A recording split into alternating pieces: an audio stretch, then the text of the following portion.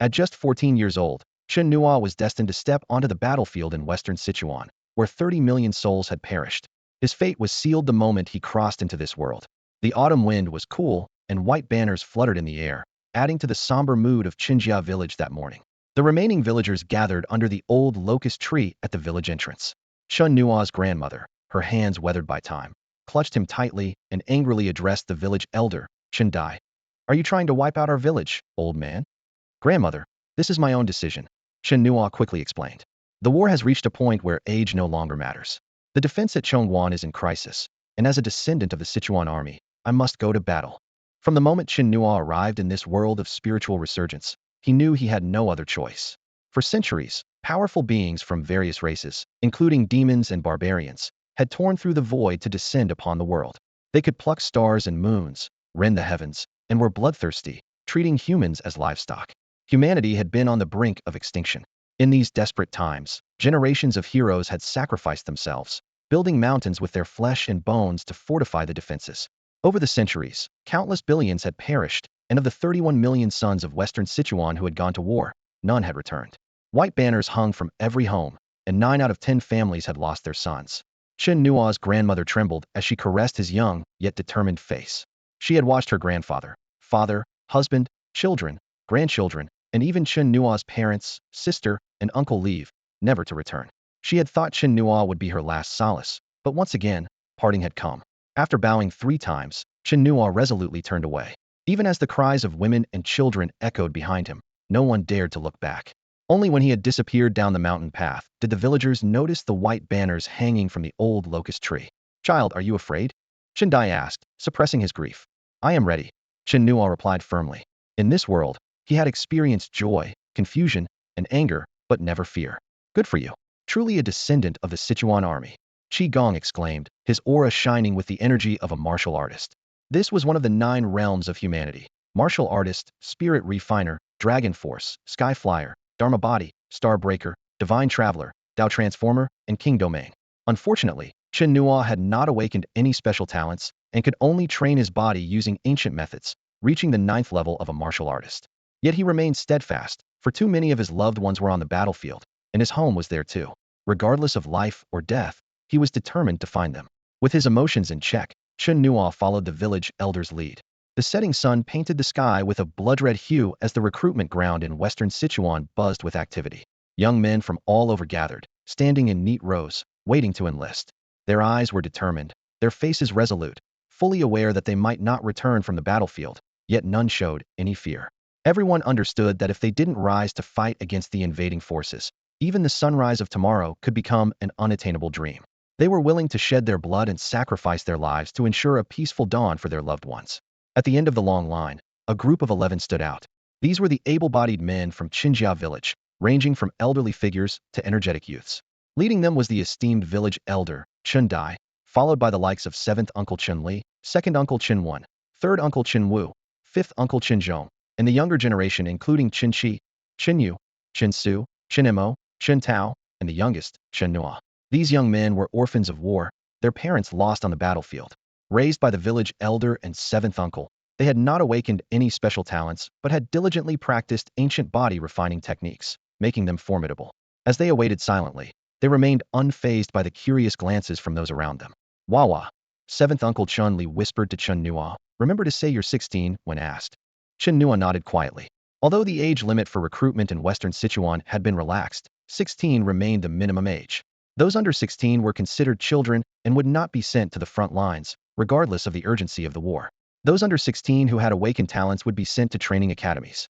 Similarly, those over 50, due to limited strength, were kept in reserve roles.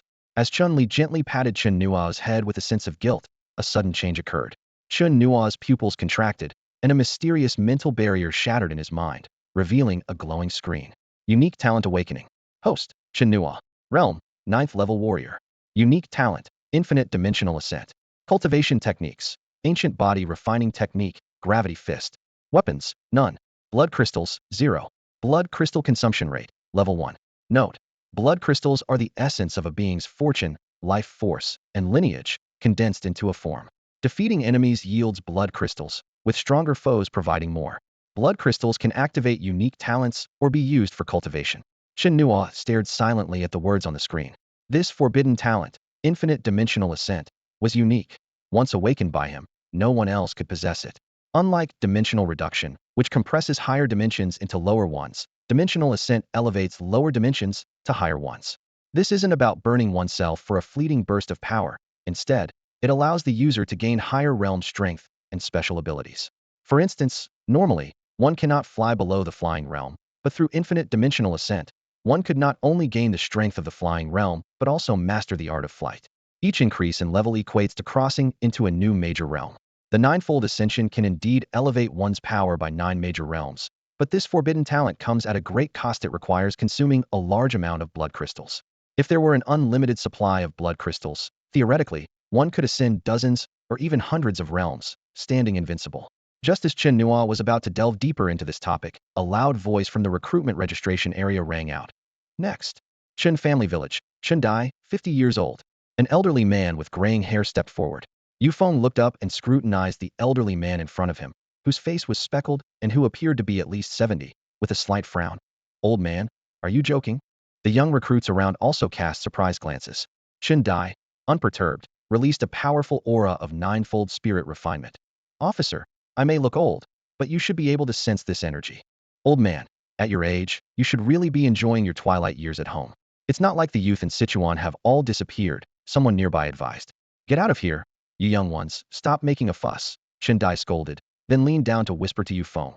I might be old, but my blood still runs hot. The young ones on the battlefield are fighting too hard. This old man might not do much, but if I can kill a few of the enemy, the youngsters won't have to kill as many. Yufeng stood up solemnly, saluted Chen Dai, and quietly noted his name. Following him, more people from Chen family village signed up. Chen Li, 50, sixfold spirit refinement. Chen Wen, 50, twofold spirit refinement. Chen Wu, 45, onefold spirit refinement. Chen Yu, 18, eightfold martial artist. This is the whole village. The surrounding people exclaimed in awe. Finally, it was the turn of Chen Nuo, wearing a gray hoodie and a black cap. Though only 14, his practice of ancient body refinement techniques had made him 1.62 meters tall and solidly built. Chen Nuo, 16, ninefold martial artist. Just as Yufeng was about to record this, a stern voice suddenly interrupted. He cannot enlist. A burly officer with a scarred face approached, exuding an aura of lethal intensity. Officer Li, the staff present stood and saluted. Li Zhan flipped through the records, his gaze finally settling on Chen Nuo. You're only 14, aren't you? I know your father Chen Xiao, your mother, sister, and even your grandfather. Officer, this child. Chen Dai started to explain, but Li Zhan waved him off. Do you still have a home? Chen Nuo suddenly chuckled. Officer, with the war reaching this point, home is long gone. Only the battlefield remains. If 31 million people can go, why can't I? Because those 31 million are fighting to build a future for you. We have no future left, officer, Chen Nuo said firmly. Though I'm only 14, I can stand tall, wield a war blade, and carry the Sichuan army's banner. The recruitment ground fell silent, and the old village chief, Chen Dai, with reddened eyes, said, Officer, this is the child's own decision. Please let him go. Officer, let him go. The crowd also voiced their support. Yufeng watched Li Zhan in silence, his eyes filled with a complex mix of emotions. Li Zhan understood all too well. He took a deep breath, looking over at the old village chief, Chen Dai, and the other villagers from Qinjia village, then scanned the crowd at the recruitment ground. He struggled to keep his emotions in check, each word he spoke cutting like a blade. From top to bottom, 9,720 people have left Qinjia village, and not a single one has returned. Now, only 11 men remain in the village, and they are all here. Li Zhan's voice trembled slightly. Among them is the seed those 9,720 people fought so hard to protect on the battlefield. His grandfather, father, mother, sister, brother, have all gone to the front. He raised his voice abruptly, questioning. I ask you all, can I send him too? Can I? A hush fell over the recruitment ground. People clenched their fists, as if old wounds were being forcibly reopened. An indescribable sorrow and silent anger filled the air. Damn those invaders. Damn the war. They screamed silently in their hearts. Even our elders and children are being forced to the battlefield. Li Zhan looked up at the sky, murmuring, the men of Chuanqi are not lacking in courage.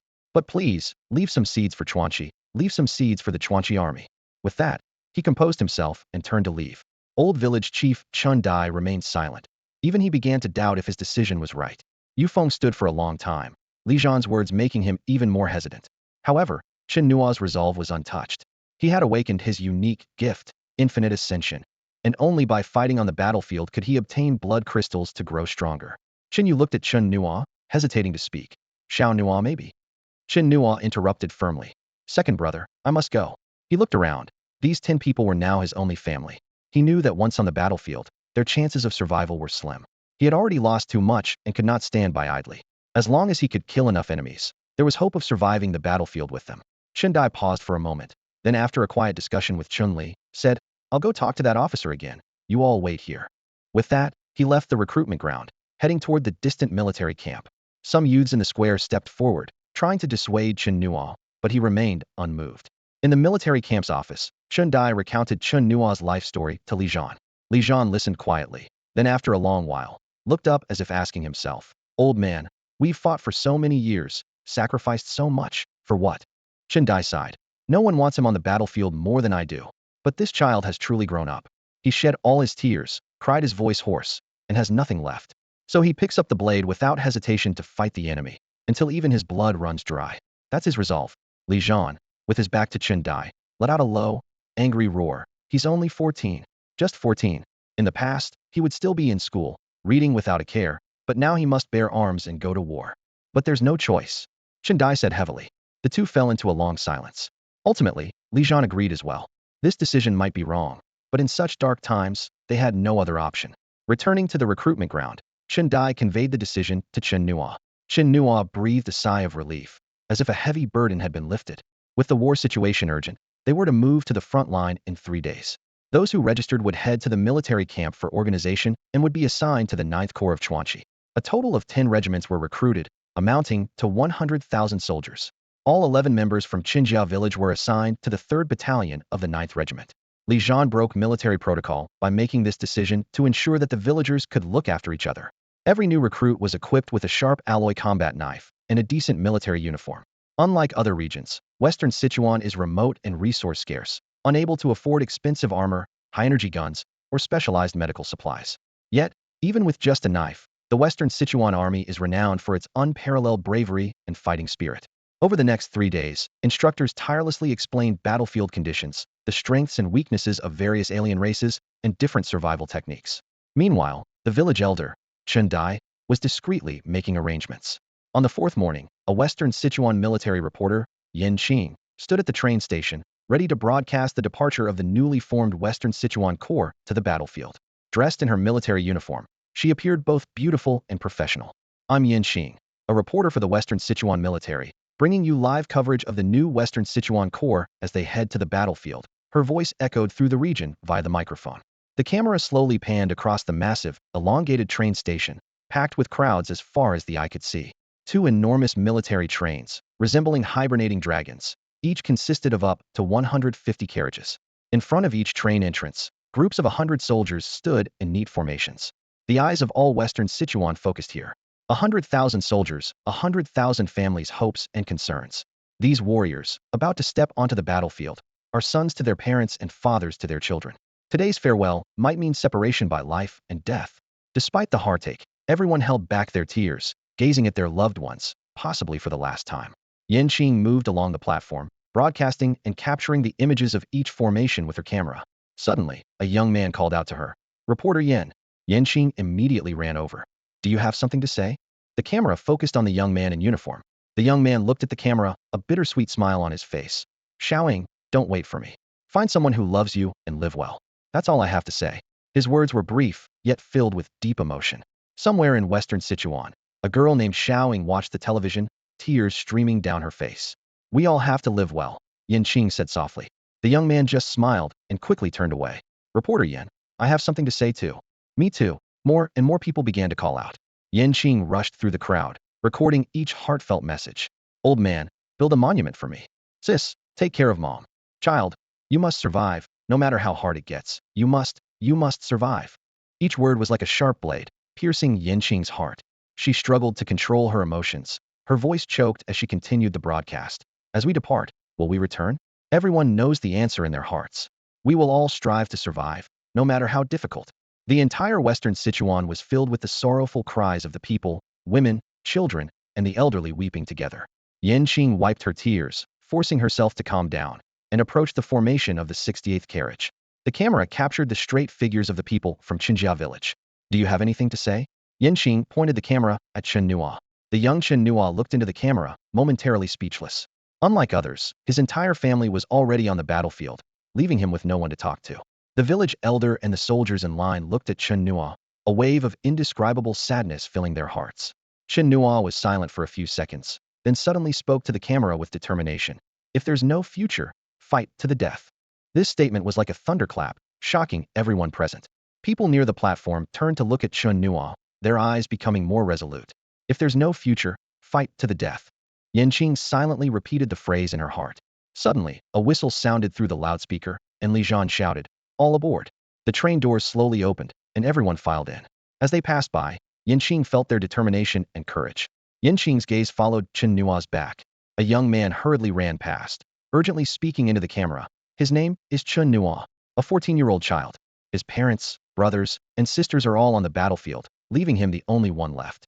He has no one to talk to. Please remember his name. Don't forget him. 14. Yanqing's heart trembled, staring intently at the military train. Though Chen Nuo's face was youthful, his height was almost the same as hers, leading her to believe he was older. Upon hearing this news, the elders of Western Sichuan watching the screens burst into tears. He's just a child. A child. Many elderly people cried out in anguish at the screens. With a dull thud, the train doors closed, and the wheels of the military train began to turn slowly. Yanqing dropped the camera, sprinting to keep up, her eyes locked on the 68th carriage, shouting with uncontrollable emotion, "Chen Nuo, you must survive." Her cries were drowned out by the rumbling of the train, as it carried 100,000 soldiers toward an unknown battlefield. Yanqing stood in place, her eyes blurred with tears, silently praying that each departing warrior would return safely. The roaring war train traversed through the mountains, its persistent whistle echoing continuously. Along the route, people paused and watched as this steel giant, filled with hope and mission, headed into the distance. Inside the 68th carriage, the atmosphere was tense yet spirited. Yu Feng, the burly captain of the 2nd Squad of the 3rd Battalion, strode up to Chen Nuo.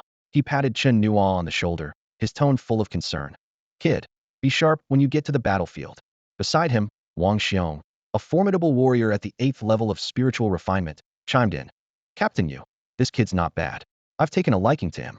He pounded his chest in assurance. "Don't worry, as long as we're standing, we won't let anything happen to him." The other soldiers echoed, smiles on their faces. "Yeah, as long as we're not down, the kid's safe." They then half-jokingly added, "But if we happen to fall in battle, you'll have to help with our bodies. We don't want to be left in the wild or become food for demons."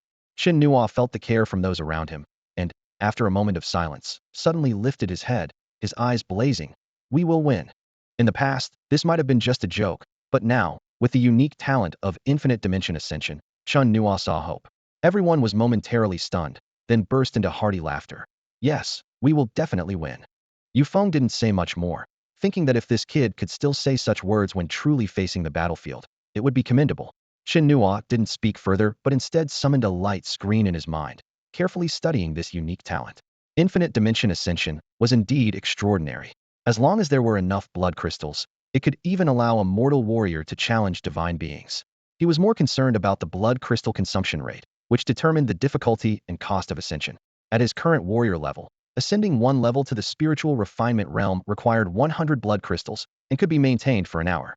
Ascending 2 levels to the Dragon Force realm required 10,000 blood crystals. As his strength increased, the blood crystal consumption would also increase accordingly. For example, if he reached the spiritual refinement realm, the consumption level would rise to level 2, meaning ascending 1 level to the Dragon Force realm would require 2,000 blood crystals. Chen Nuo was more interested in the potential of using blood crystals for cultivation. This meant he could enhance his strength by slaying demons and alien races. As long as he accumulated enough blood crystals, he could challenge powerful beings of any realm, bringing hope to humanity. Thinking of this, Chen Nuo couldn't help but remember his parents. Though they left him at birth, they fought to protect his future. Humanity had sacrificed too much. How could they give up without achieving results? Chen Nuo silently resolved to change everything with his own strength. "This time, I'm going to find them." Amid a thunderous roar, the battle train shook violently. The soldiers of the Chuanchi army instinctively looked out the window, where the world was suddenly engulfed in a brilliant blue light. A massive blue barrier stretched across the sky and earth, completely isolating the human realm from the outside world. This was the ultimate defense constructed with the combined efforts of humanity, at the cost of countless heroic souls. The spirit barrier, humanity's last bastion against the gods. As the battle train approached the barrier, a massive space teleportation array slowly unfolded. As each carriage entered the light screen, the blue light grew increasingly intense. "We're about to enter the teleportation. Adjust your breathing," Yufeng shouted, and everyone complied immediately. With intense vibrations, the light suddenly burst forth. It felt as if they were traveling through an endless time tunnel, with only countless lines of light stretching into a blinding white expanse. Staring at it too long brought on a strong sense of dizziness.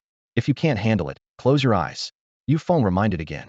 Chen Nuo thought the teleportation would end quickly, but the shaking continued for a long time, eventually forcing him to close his eyes. When the battle train emerged from the time-space tunnel, they found themselves in a completely different world, desolate, silent, and scarred. There were towering mountains split open, rivers that had ceased to flow, and deep chasms and rifts everywhere, silently telling the tale of the horrific battles that had taken place on this battlefield. Chen Nuo looked out at this ravaged land through the window, a suffocating feeling rising in his chest. The battle train raced at speeds of 700 to 800 kilometers per hour for over 8 hours, making a brief stop at a plaza. Yufeng explained to the group that they were near Wuyue City, where some troops would disembark to provide reinforcements, while their destination was Longman City. When Chen Nuo asked if the areas they passed were all under human control, Yufeng nodded, explaining that although these areas were in the rear, they could only fend off low-level demons and struggled against powerful alien races. This was why war cities were built as fortifications.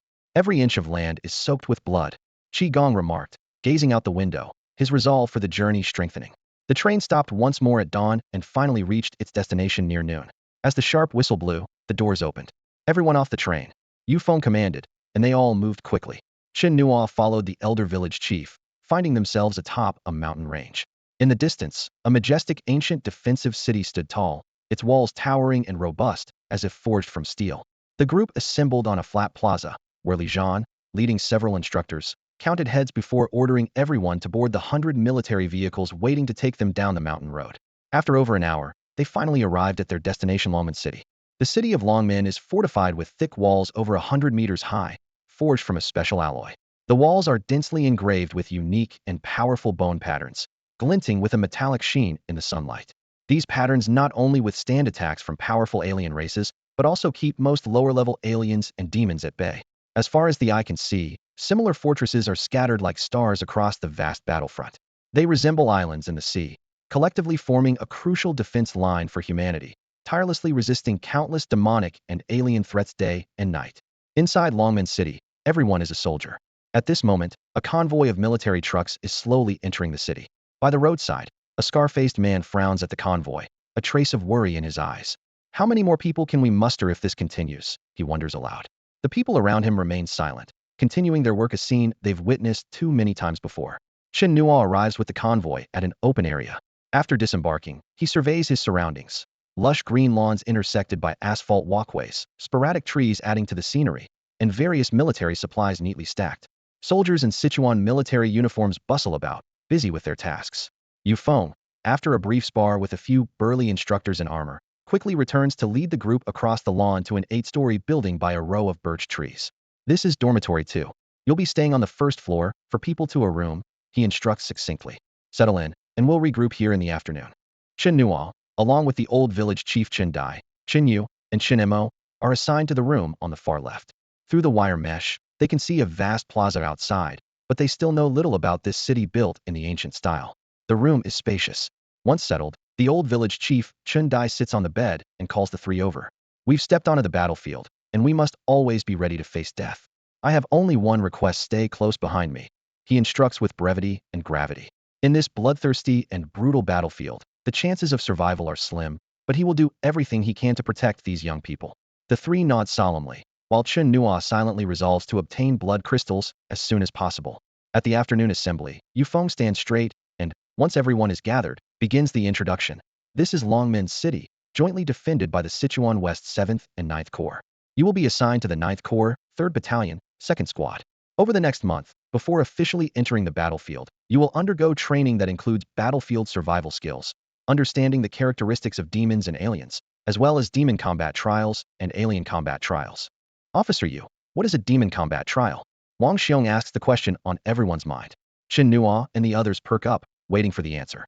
"You'll understand soon enough," Yufeng said.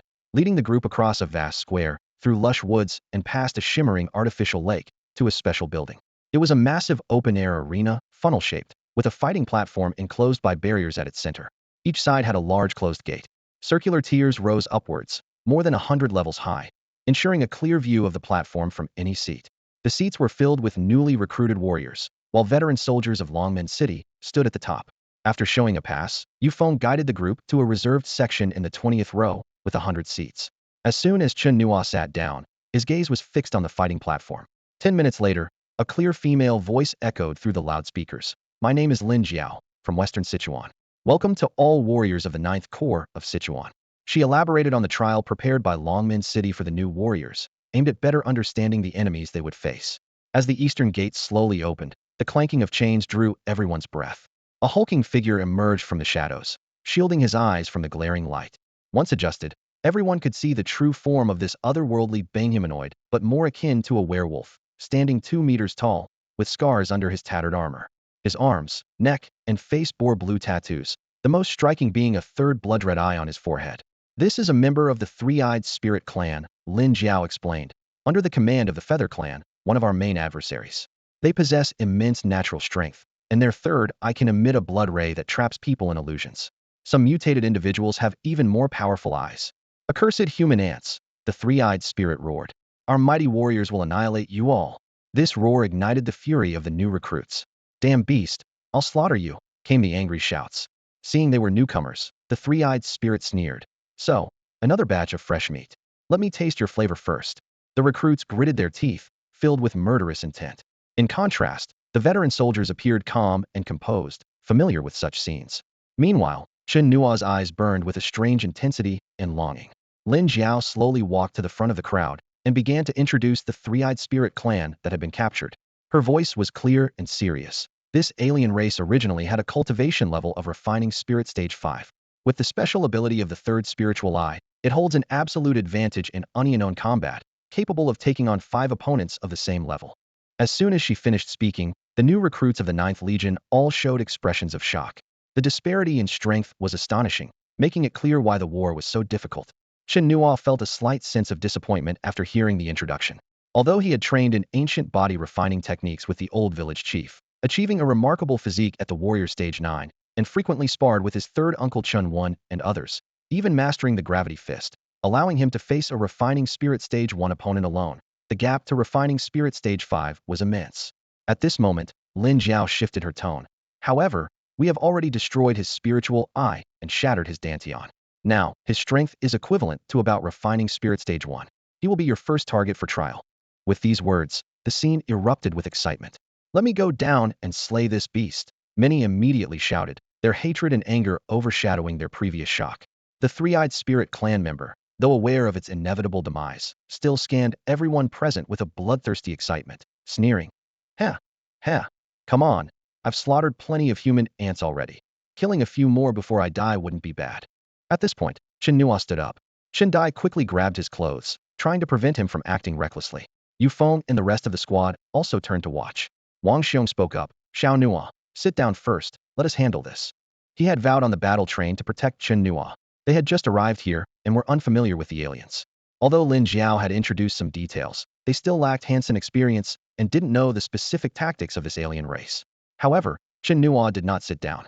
He turned to Chen Dai, speaking firmly. Grandpa Chief, this alien poses no threat to me. I want to adapt first, otherwise, I won't have time once we are on the real battlefield.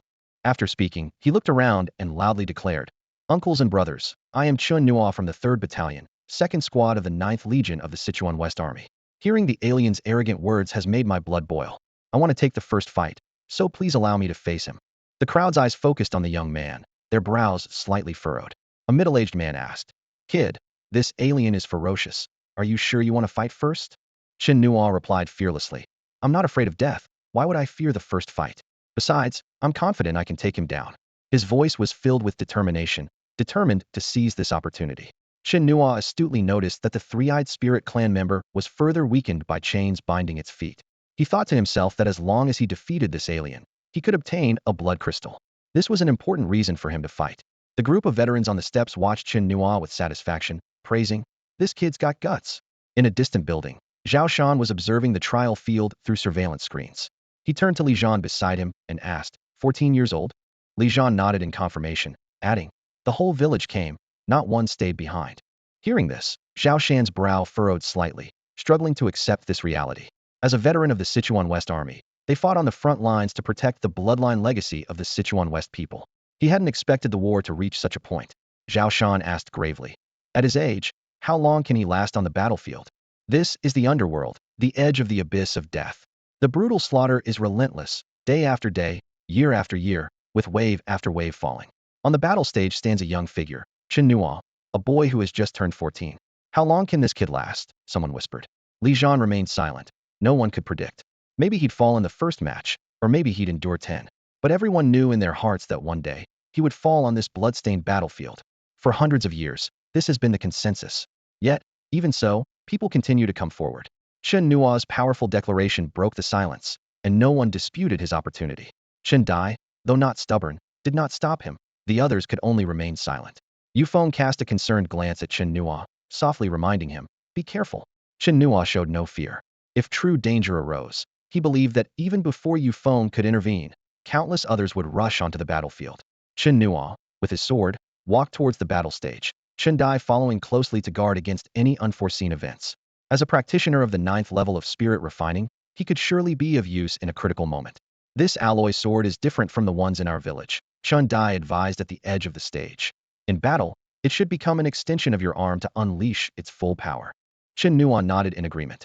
The silver-white alloy sword was 1.1 meters long, about 3 centimeters thick, and engraved with special patterns. Though somewhat heavy, Chen Nuo could wield it with ease. He strode confidently onto the battle stage. Sending a human kid to his death? A three-eyed spirit clan member sneered, exuding a fierce aura like a bloodthirsty beast. Chen Nuo calmly dragged the sword tip along the ground for support, conserving his strength. As his opponent charged forward, he swiftly sidestepped to the side, swinging his sword down. The three-eyed spirit clan member dodged just in time, countering with a punch to the sword's back. A deafening metallic clash rang out. Chen Nuo's grip trembled, blood streaming from his hand, yet he held the sword firmly and quickly retreated. Die! The three-eyed spirit clan member pursued relentlessly, his fists glowing with a crimson light, each strike carrying terrifying force. Despite the opponent's destroyed dantian and severe injuries, he exerted immense pressure on Chen Nuo. The two clashed fiercely on the battle stage. Among the onlookers, Chun Li, Chen Wen, and others watched intently. They could see the formidable strength of the alien and also witnessed Chen Nuo's astonishing fighting prowess.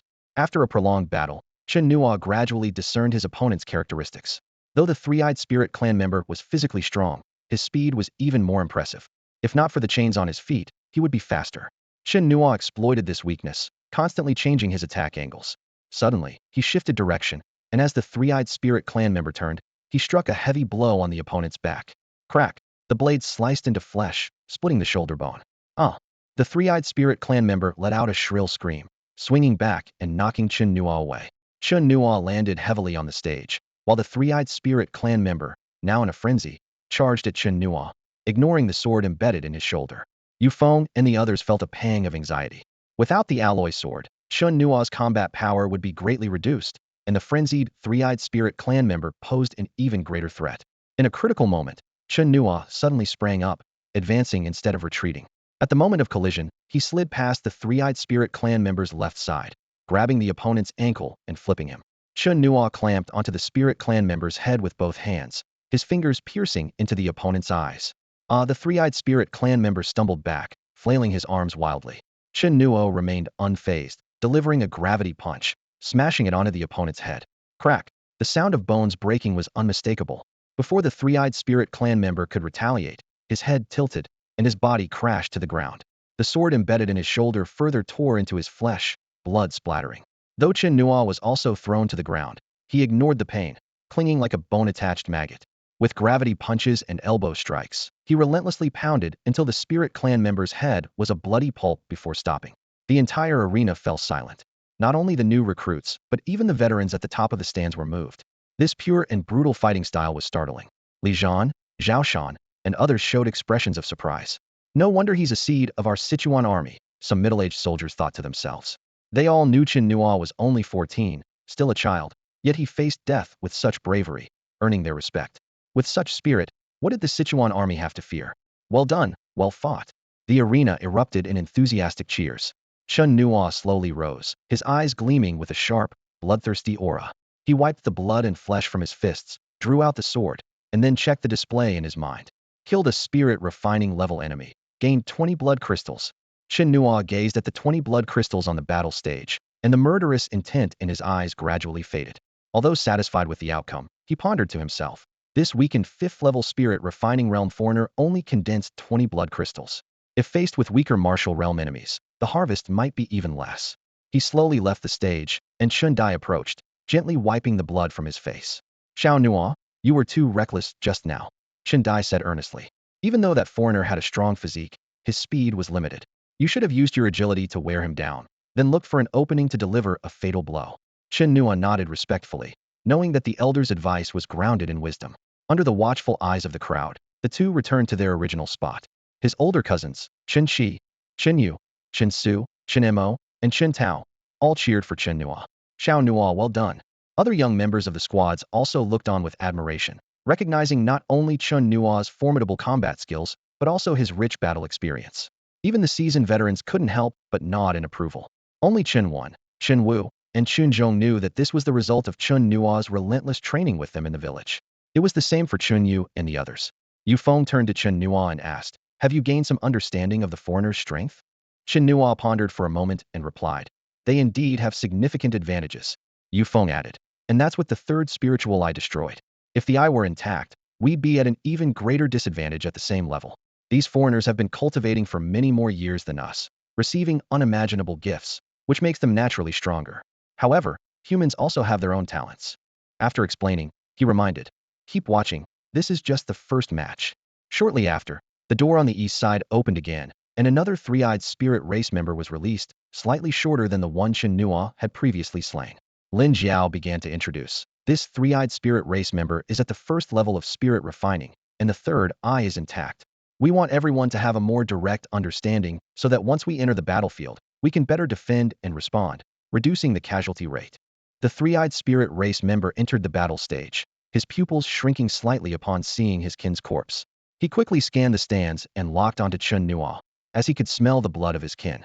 I'll take you down, beast. Su Hao from the 5th Battalion of the Sichuan West Corps, a third-level spirit refining realm man, strode onto the battle stage. Chen Dai reminded Chun Yu and the others, you kids, watch closely. They belonged to a group that hadn't awakened their talents, while most of the Sichuan West Corps had.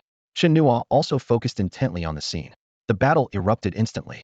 As Su Hao moved, his body emitted a flame-like aura, the manifestation of his talent, indicating that he could not only cultivate, but also channel fire spirit energy. The three-eyed spirit race member, unshackled, moved with incredible speed, leaving afterimages.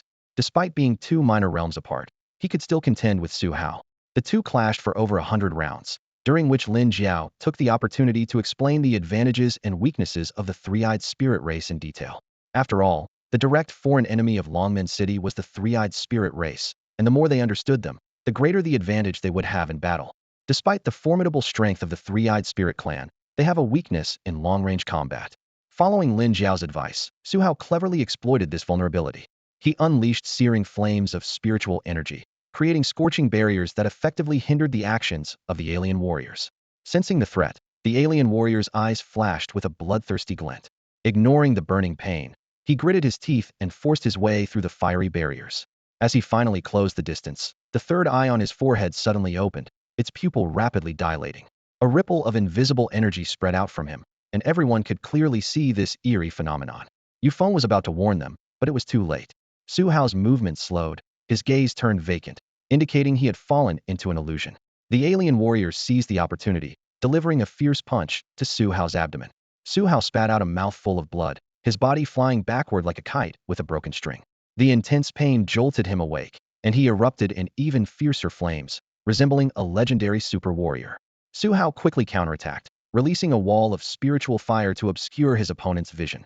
Taking advantage of this, he dashed through the firewall and delivered a powerful punch, sending the three-eyed spirit clan warrior flying. The power of his third-level spiritual refinement far surpassed the first level, completely turning the tide of the battle. The alien warrior, having lost his advantage, was soon overpowered by Su Hao. The following 7 or 8 matches gave everyone a deeper understanding of the alien warrior's capabilities. Although Chen Nuo was eager to obtain a blood crystal, he realized it was not the right moment to act. Instead, he focused on the light screen in his mind, exploring the mysteries of the blood crystal. The light screen revealed that the blood crystal was stored in a specific space and could be summoned with a thought to aid in cultivation. Chen Nuo decided to consume a blood crystal.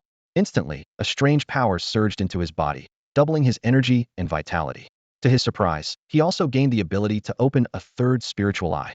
This was the bloodline inheritance of the three-eyed spirit clan, allowing him to manifest a luminous eye on his forehead and wield special abilities.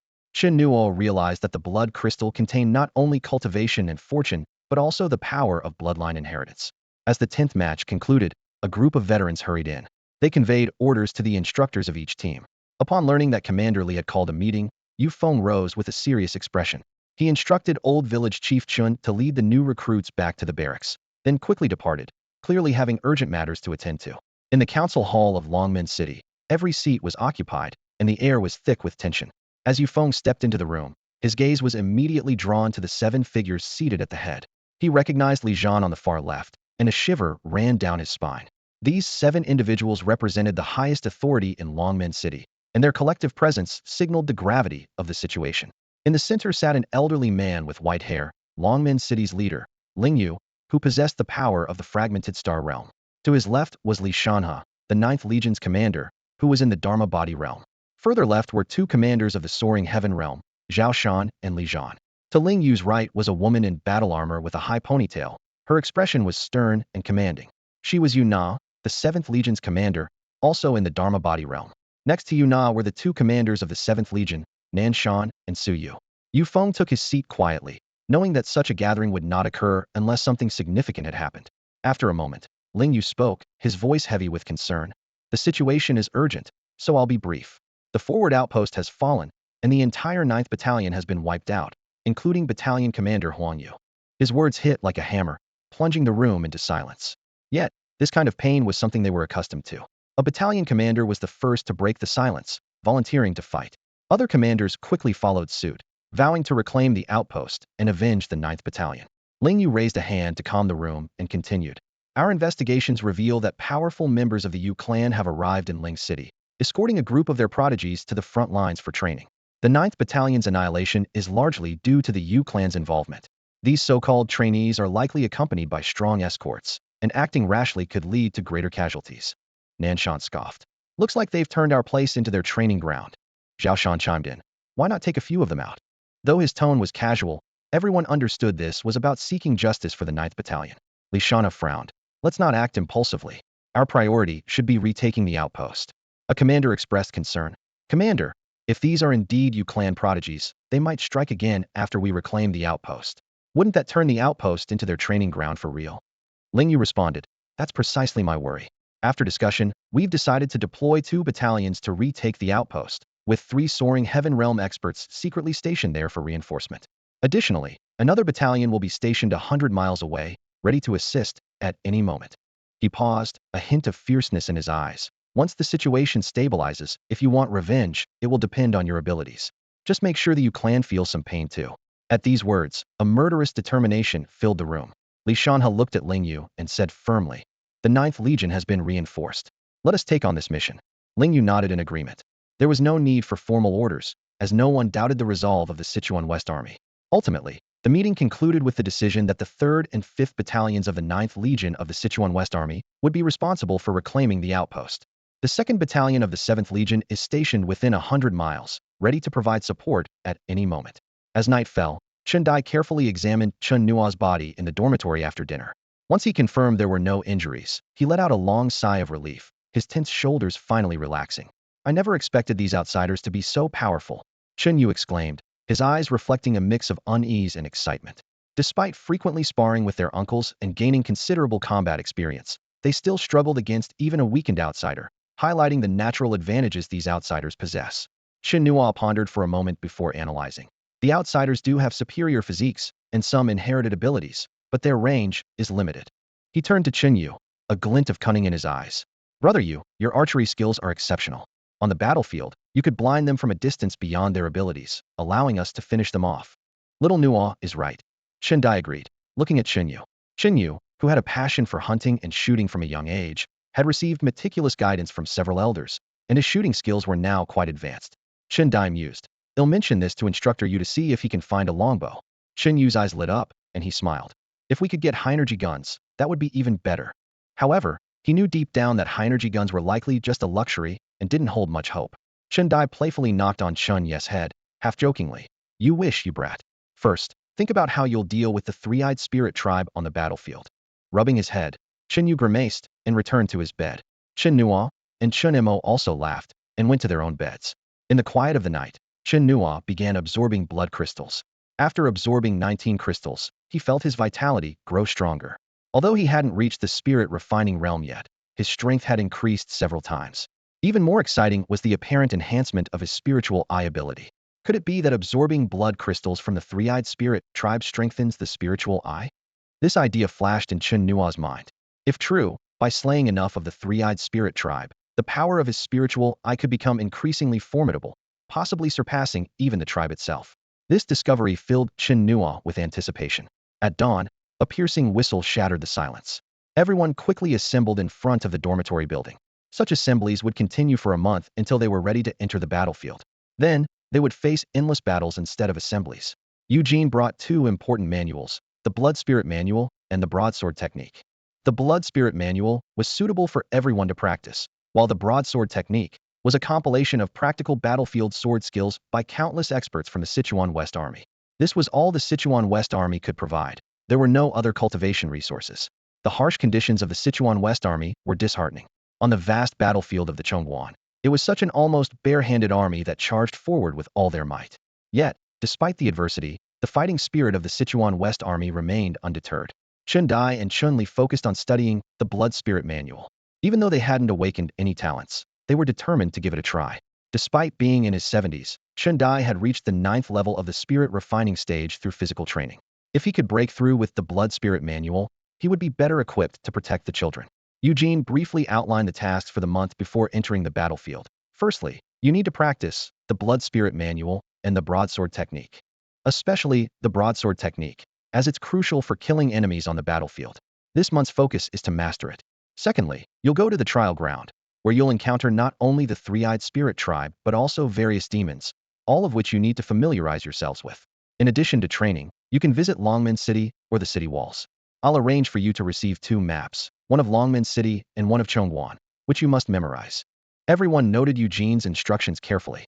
Chen Nuo studied the Broadsword Technique, finding it comprised of 36 moves, such as welcoming the guest, deflecting the blade, sweeping the blade, raising the blade, stepping forward to slash, guarding with the blade, neck slash, knee guard blade, and more. These techniques were both offensive and defensive, complementing the alloy battle blade and enhancing its lethality to a new level. Early in the morning, they all practiced sword techniques with Eugene until it was time for lunch. The old village chief and San Gong were deeply engaged in discussions about the art of the broadsword and the blood spirit scripture, while several uncles listened attentively. The 6 youths took advantage of this rare free time to explore Longman City. Longman City is laid out in an orderly fashion, with a wide main street leading directly to the city lord's hall. 12 side streets branch off from this main road, dividing the city into neat blocks. The 7th Legion is stationed on the right side of the main street, and the 9th Legion on the left. Although the entire population is militarized, the military camps are not particularly conspicuous, and their new recruit training camp is just one small part of it. Most of the city consists of residential areas, bustling with the sounds of people.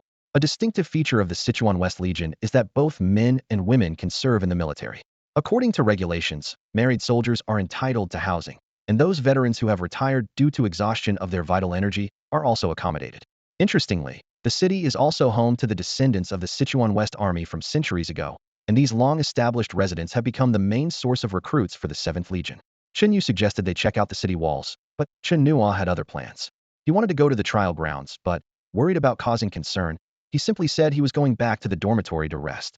The others didn't think much of it, as Chen Nuo's safety was not a concern in Longman City. After parting ways, Chen Nuo headed straight for the trial grounds, eager to obtain blood crystals and test the capabilities of his spiritual eye. However, he hadn't gone far when he saw over 1,000 soldiers from the 9th Legion marching briskly in uniform. He quickly ducked into a roadside tea shop to avoid them, observing as they passed by, many offering him friendly smiles. Where are they headed? Chen Nuo wondered aloud as he watched them disappear into the distance. To the outpost, an elderly voice answered from behind. Chenua turned to see an old man with one hand behind his back, gazing into the distance with a sigh. Who knows how many of them will return safely? Is something wrong at the outpost? Chenua asked with a frown. There seems to be some trouble, the old man replied vaguely. Once the crowd dispersed, he turned his attention to Chen Nuo and, with a toothy grin, said, "Young man, you must be from the rear areas, right?" Chen Nuo nodded, and the old man warmly invited him. "Come in and have a cup of tea." After a brief hesitation, Chen Nuo followed him inside. The old man's clothes were simple, even a bit shabby. Chen Nuo keenly noticed a scar peeking out from under his shirt, indicating he was a retired soldier. These veterans weren't afraid of battle. They had simply exhausted their vital energy and could no longer fight, thus staying in the city. Chen Nuo felt a deep respect for such veterans. Once the old man had brewed the tea, Chen Nuo poured him a cup and asked, "I still don't know your name, sir." "My name?" The old man seemed puzzled. "I can't remember it anymore. My head's been smashed up, and I guess my memory went with it." He gestured lightly to his head and gave a toothy smile. "Everyone just calls me Old Bucktooth." Chen Nuo felt a pang of sympathy at his words. "So, young man, why aren't you staying safely in the rear areas? What brings you here to risk your life?" Old Bucktooth asked, sipping his tea. "There's no one left at home. They're all on the battlefield," Chen Nuo replied with a wry smile. Old Bucktooth paused, his teacup in midair, and gave Chen Nuo a long look. "By the way, sir," Chen Nuo changed the subject, "you must know a lot about the three-eyed spirit tribe. Can you tell me about their spiritual eye and their powerful figures?" "The three-eyed spirit tribe, huh?" Old Bucktooth mused thoughtfully. The old man squinted his cloudy eyes and began to speak slowly. His voice was hoarse, yet full of wisdom, as if he were recounting an ancient legend. "This clan is of lower rank," he said. "There are a few at the fragmented star level, and a dozen at the soaring sky level. There used to be a powerful one at the divine wandering level, but he gave a meaningful smile. Our clan's expert took him down, even sent back his head." Chenua was dumbfounded. Even someone like him knew about the divine wandering level estate where the soul could traverse the heavens and earth, akin to a deity. That such a being was slain by a human expert suggested that humans had accumulated considerable strength over the centuries. The old man continued. "The three-eyed spirit clan uses their spirit eyes by harnessing the power of consciousness and bloodline, unleashing special waves that induce temporary illusions. On your own, they have the upper hand, but in the chaos of battle, this advantage diminishes." He paused and added, "Besides, there are only a few strong ones in the three-eyed spirit clan. Most of them aren't as formidable as you'd think. If we were to fight them." At this point, the old man suddenly pulled out a pair of eyeglass frames and handed them to Chen Nuo. "Wear these, and their spirit eyes won't affect you." Chen Nuo examined the frames closely, noticing the unique bone patterns carved into them. Before he could ask, the old man explained, "These frames are engraved with demon-eating bone patterns that can absorb and block the special waves emitted by spirit eyes. Wear them, and you won't be affected." "Sir, if these could be mass-produced," Chen Nuo began, but the old man interrupted with a wave of his hand. "I know what you're thinking," the old man said, "but demon-eating bones are hard to come by, and even harder to predict. I stumbled upon this one and spent a lot of time crafting it. It's the only one. The bone patterns are too unique, and I haven't figured them out enough to produce more." Chen Nuo felt a twinge of regret. If these could be mass-produced and used by the entire Sichuan West Regiment, they wouldn't have to fear the threat of the spirit eyes. "This took me a lot of time, and it's not free," the old man said, squinting, and set his condition. "Once you're on the battlefield, if you encounter a fire bowl, bring one back for me to feast on." "Don't worry, sir." Chen Nuo nodded solemnly. The two sat facing each other, sipping tea and chatting. The old man nodded in satisfaction, recounting past battle stories as they drank. An hour later, Chen Nuo took his leave. "How much longer must we fight?" the old man muttered to himself, sitting alone in the tea shop, looking forlorn. "Protecting our families to the end, even sending children and the elderly to the battlefield." Soon, Chen Nuo arrived at the training ground. Compared to his first visit, there were noticeably fewer people. He inquired about the situation from some veteran soldiers. Originally, the training ground hosted one session per day, mainly to enhance and hone the skills of key military talents. These individuals were tasked with life-or-death missions and needed real combat experience to understand the weaknesses of alien demons. As for others, the relentless life-and-death battles on the front line were the best training. Now, with the arrival of new recruits, the training ground released an alien or demon captured alive from the battlefield every 2 hours. This was to help new soldiers quickly adapt to the battlefield environment and hone their saber skills. At that moment, a 7-meter giant rock bear was released. It pounded the battle platform furiously, baring its teeth and scanning the surrounding steps. This was a demon of initial intelligence, equivalent to the first or second level of the spirit refinement stage. A veteran explained that demons are classified into ordinary, intelligent, elite, great demon, metamorphosis, lord, skybreaking, king, and demon emperor levels. The giant rock bear before them had gained intelligence, transcending the realm of beasts. Chen Nuo approached the entrance to the battle platform at the bottom of the steps, where several others stood, all new recruits like him.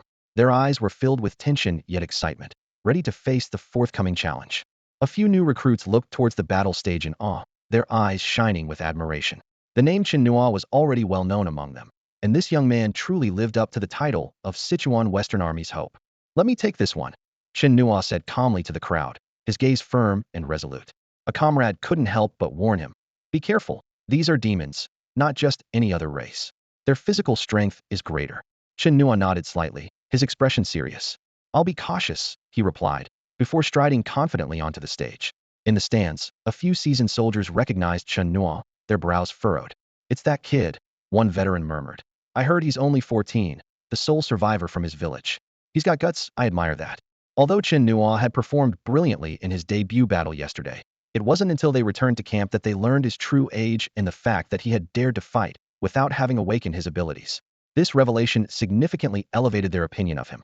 "The giant rock bear is no easy opponent," another experienced soldier said worriedly. "Its rock-like body has strength comparable to the third level of the spirit refining realm, much stronger than the enemy he faced yesterday. This kid has a tough challenge ahead." A comrade analyzed carefully.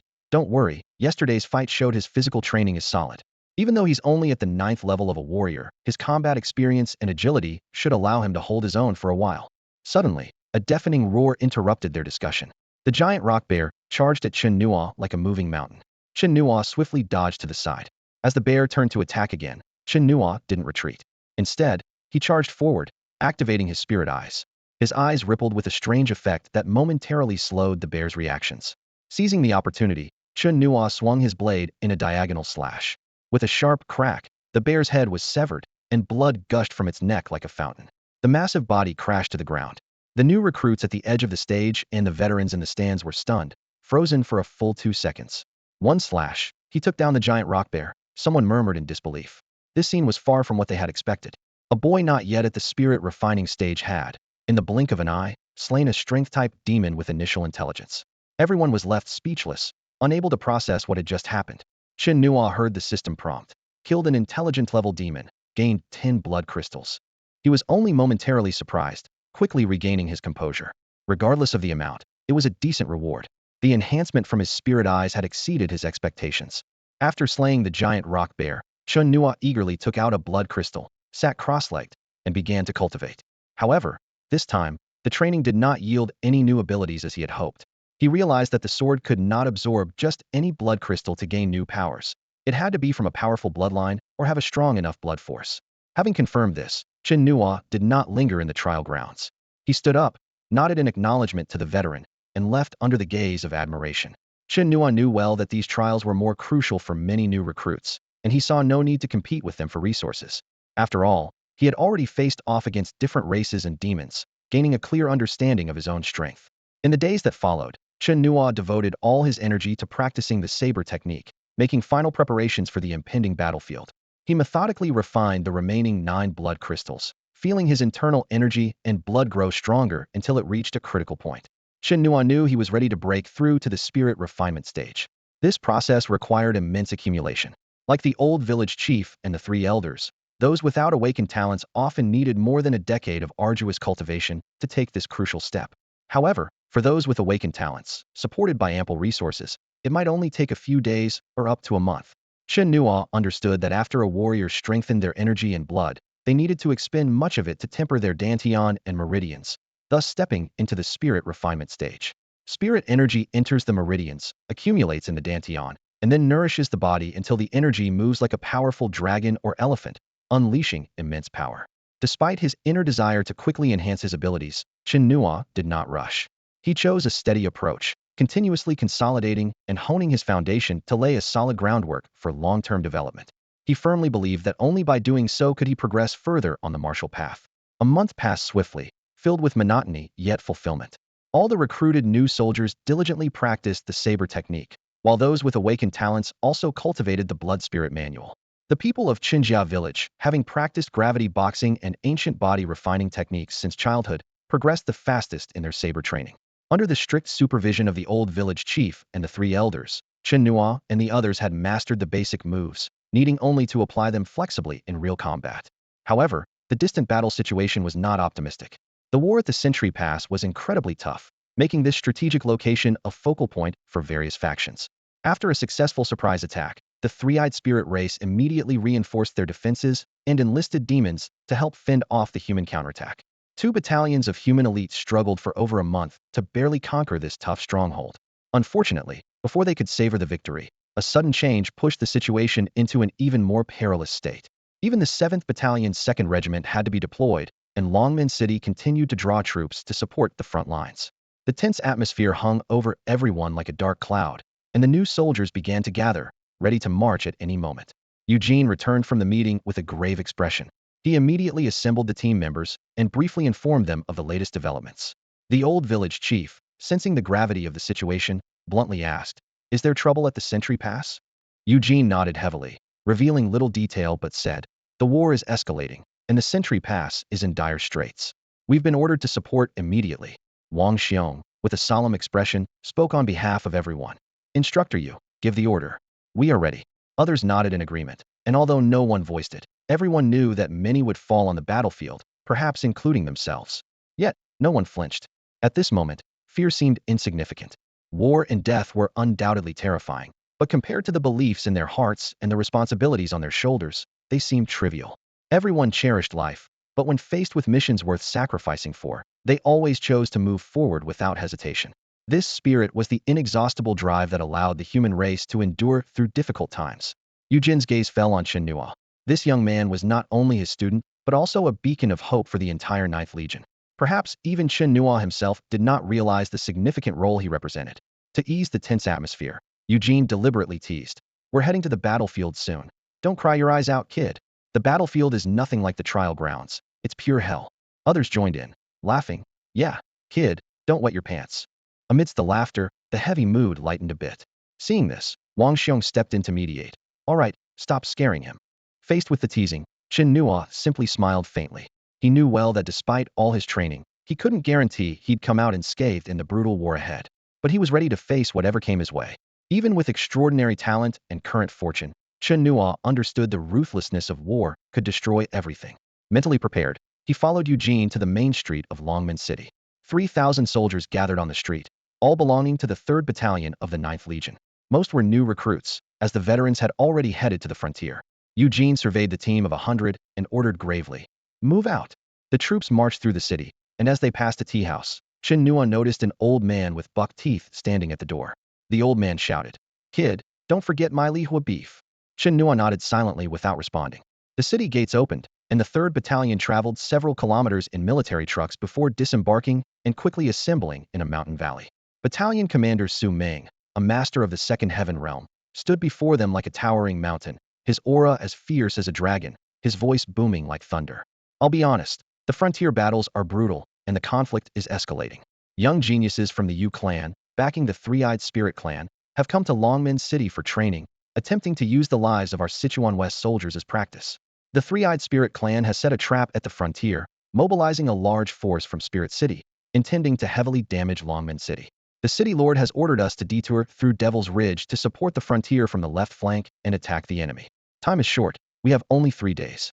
Veterans know the route and will lead, with new recruits following closely." Everyone understood that the frontier was directly to the left of Longmen City, and while Devil's Ridge was also on the left, it was significantly offset.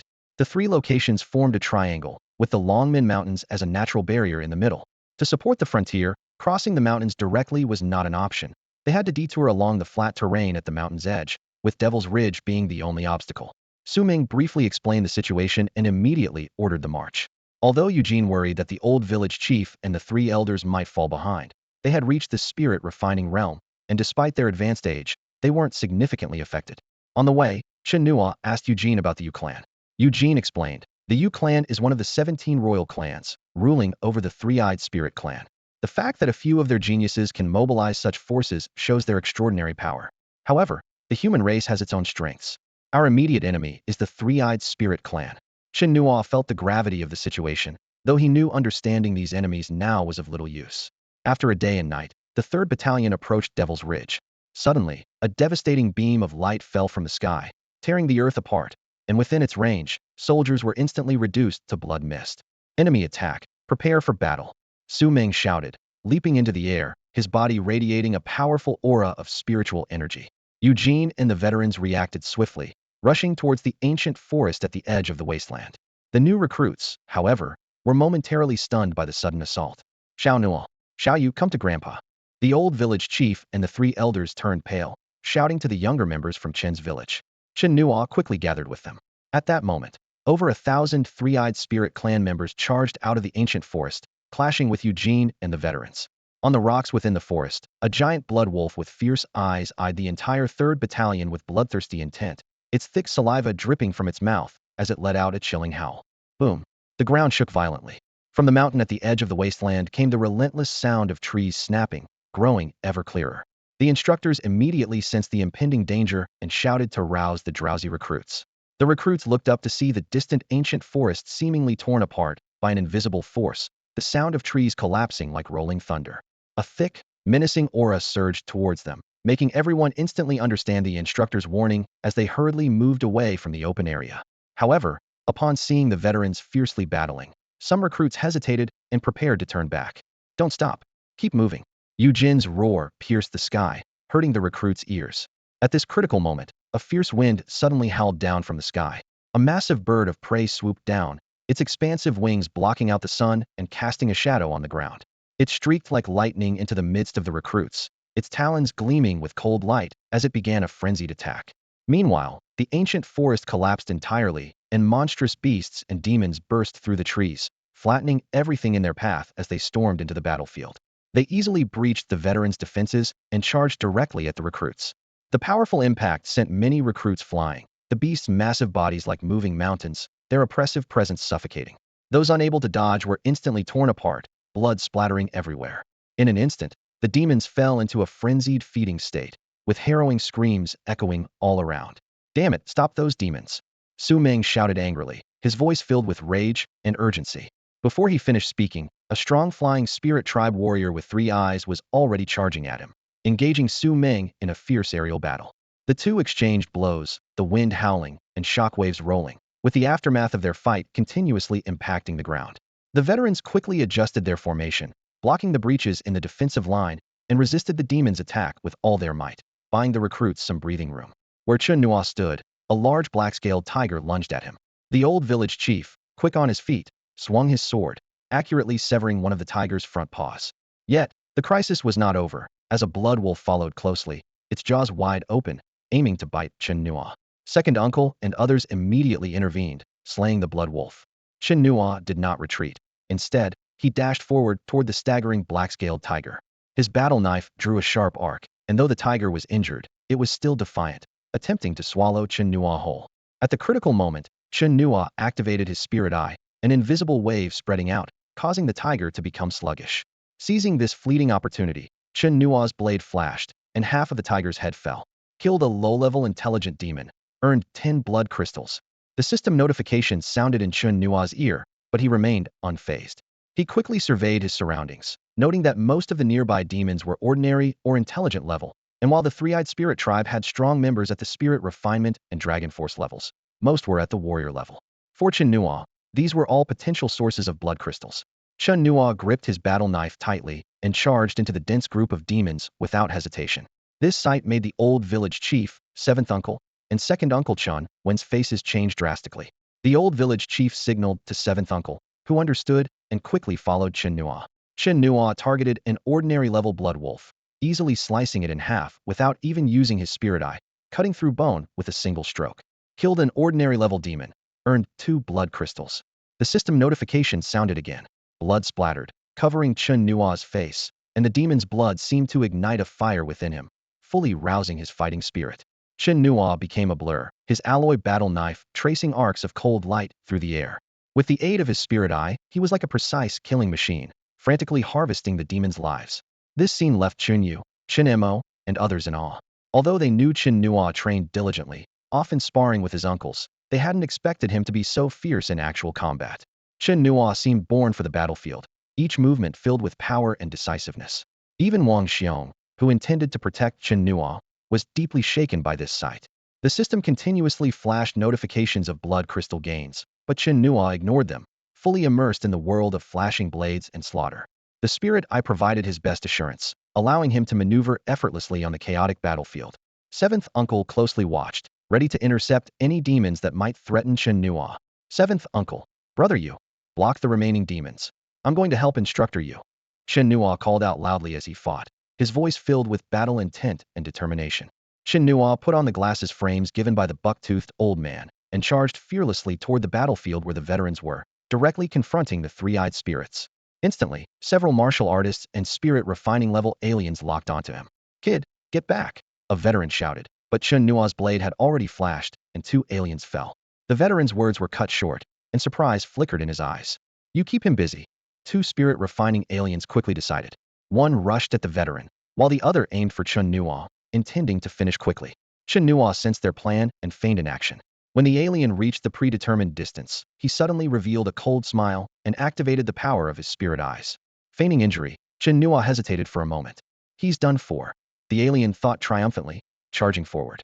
Just as Sangong was about to assist, Chen Nuo suddenly sprang up, executing a sword technique that sliced the enemy in half at the waist.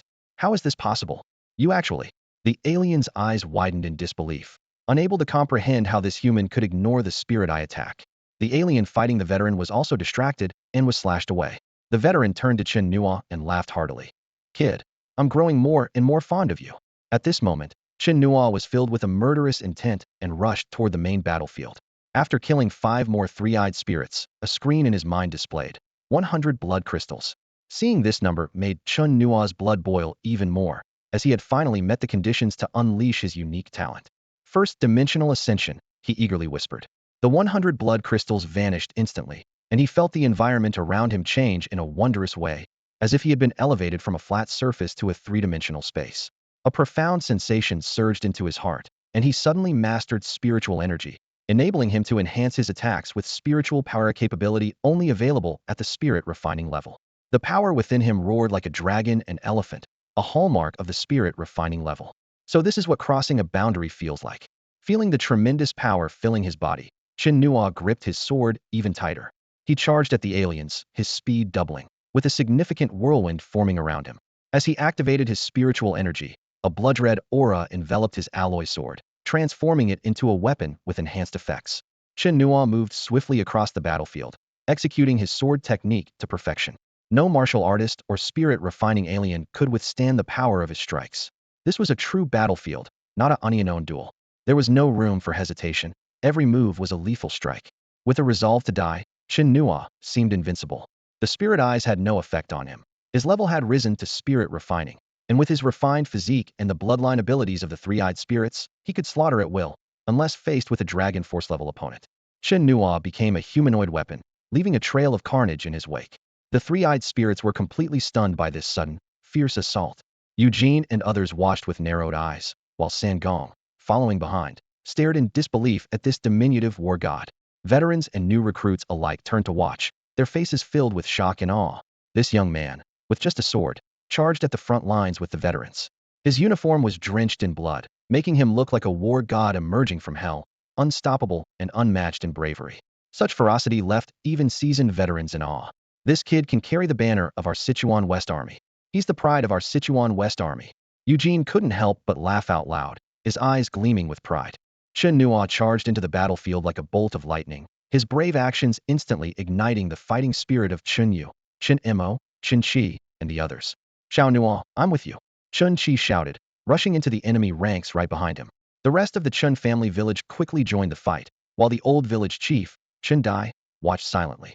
Despite his concerns, he understood that now was not the time to suppress the fervor of the young.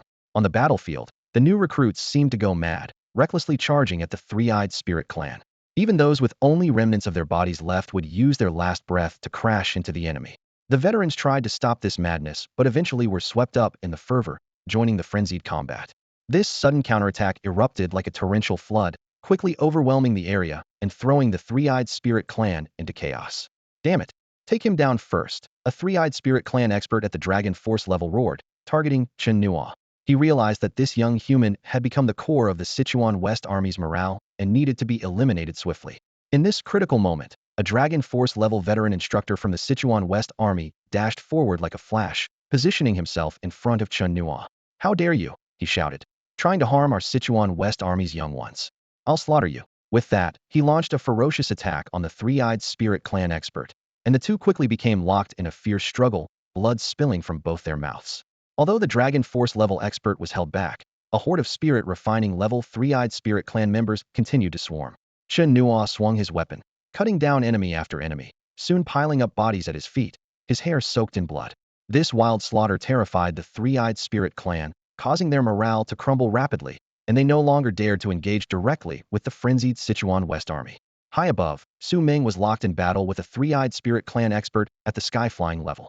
The powerful spiritual force blast sent them both flying, and Su Ming took the opportunity to fly to Yu Jin's side, loudly urging, "Get everyone to retreat from the battlefield and quickly aid the outpost. These aliens were only sent to block us." With that, he flew back into the sky to continue fighting. Yu Jin sprang into action, issuing retreat orders to the veterans and instructors while rushing to Chen Nuo's location. "Veterans at the rear, everyone else retreat from the battlefield and head to Emotion Ridge," he bellowed, grabbing Chen Nuo's shoulder to drag him away. "We have to get this guy out of here, or everyone will go crazy with him." The old village chief, Chen Dai, also reacted quickly, pulling the bloodthirsty Chen Yu, Wang Xiong, and others, leading the second squad in a full retreat toward Emotion Ridge. The instructors of the other squads likewise led their teams in retreat from different directions toward Emotion Ridge. "Stop them quickly," a three-eyed spirit clan expert shouted, trying to organize a blockade. However, the morale of the three-eyed spirit clan, pushed to the edge of the ancient forest, had completely collapsed, unable to form an effective blockade. Some veterans stayed behind to cover the retreat, buying time for the main forces to withdraw. Eugene led his team in a rapid half-hour dash, finally reaching a mountain range and temporarily escaping the enemy's pursuit. The battle was over, and the air was thick with the scent of blood. Everyone was covered in it, and the killing intent lingered. Eugene and the old village chief both turned their gaze to Chen Nuo. At this moment, Chen Nuo had reverted from an elevated state back to the 9th level of a martial artist.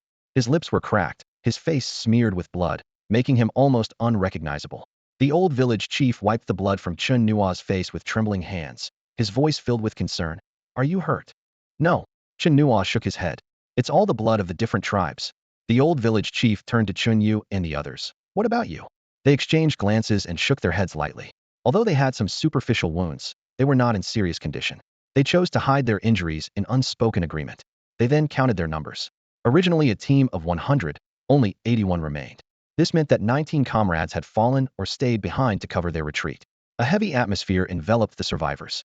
Eugene broke the silence. "This is not the time to be sad. The ambush by the different tribes means the situation at the checkpoint is even more critical. We must hurry to provide support." As a veteran of countless battles, he buried his sorrow deep inside, showing no emotion on his face. The checkpoint is the eyes of Longman City on Ling City and its foreign tribes. It must be held, someone murmured. Everyone collected themselves, their eyes once again focusing on Chen Nuo. Wang Xiong patted Chen Nuo's shoulder, his tone approving. "Kid, you did well. Looks like I don't need to protect you anymore. It's your turn to protect us." Chen Nuo looked around at everyone, determination shining in his eyes. "I will," he vowed silently. No matter how brutal the war became, he would give his all not for anything else, but to protect the simple legacy they shared. The group saw the resolve in Chen Nuo's eyes. A shared understanding emerged among them. Even if the second squad were to be wiped out, they must protect this seed of hope. In this battle, Chen Nuo alone had slain over 50 three-eyed spirit tribesmen and 11 demons. Among these enemies were formidable opponents of the 5th and 6th levels of spiritual refinement. The group had witnessed Chen Nuo's mastery of spiritual energy, initially believing he had broken through to a higher realm, but it seemed he remained at the 9th level of a martial artist. Eugene didn't ask further, simply stating, "Instructor Yu, should we wait for the other squads?" asked third Uncle Chenua. Eugene shook his head. "No need to wait for them. Once we cross the Devil's Ridge, we'll naturally regroup. Besides, entering separately reduces the risk of another ambush."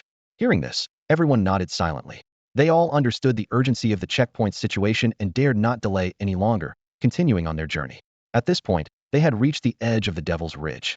To cross this towering mountain range would take at least a full day. Chen Nuo glanced at the screen in his mind. The blood crystal count showed 578. These blood crystals could aid his cultivation and sustain his elevated state for up to 5 hours. He realized that only on such a brutal battlefield could he quickly accumulate so many blood crystals. To achieve a second elevated state, and leap 2 major realms to reach the dragon power realm required 10,000 blood crystals.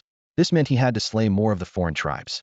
Alternatively, he could first cultivate to the spiritual refinement realm and then elevate again, but this path also required 2,000 blood crystals. As Chen Nuo pondered, the old village chief suddenly asked, Xiao Nuo, what happened earlier? Although Eugene hadn't pressed for details, the old village chief couldn't help but inquire, worried that Chen Nuo was overextending himself.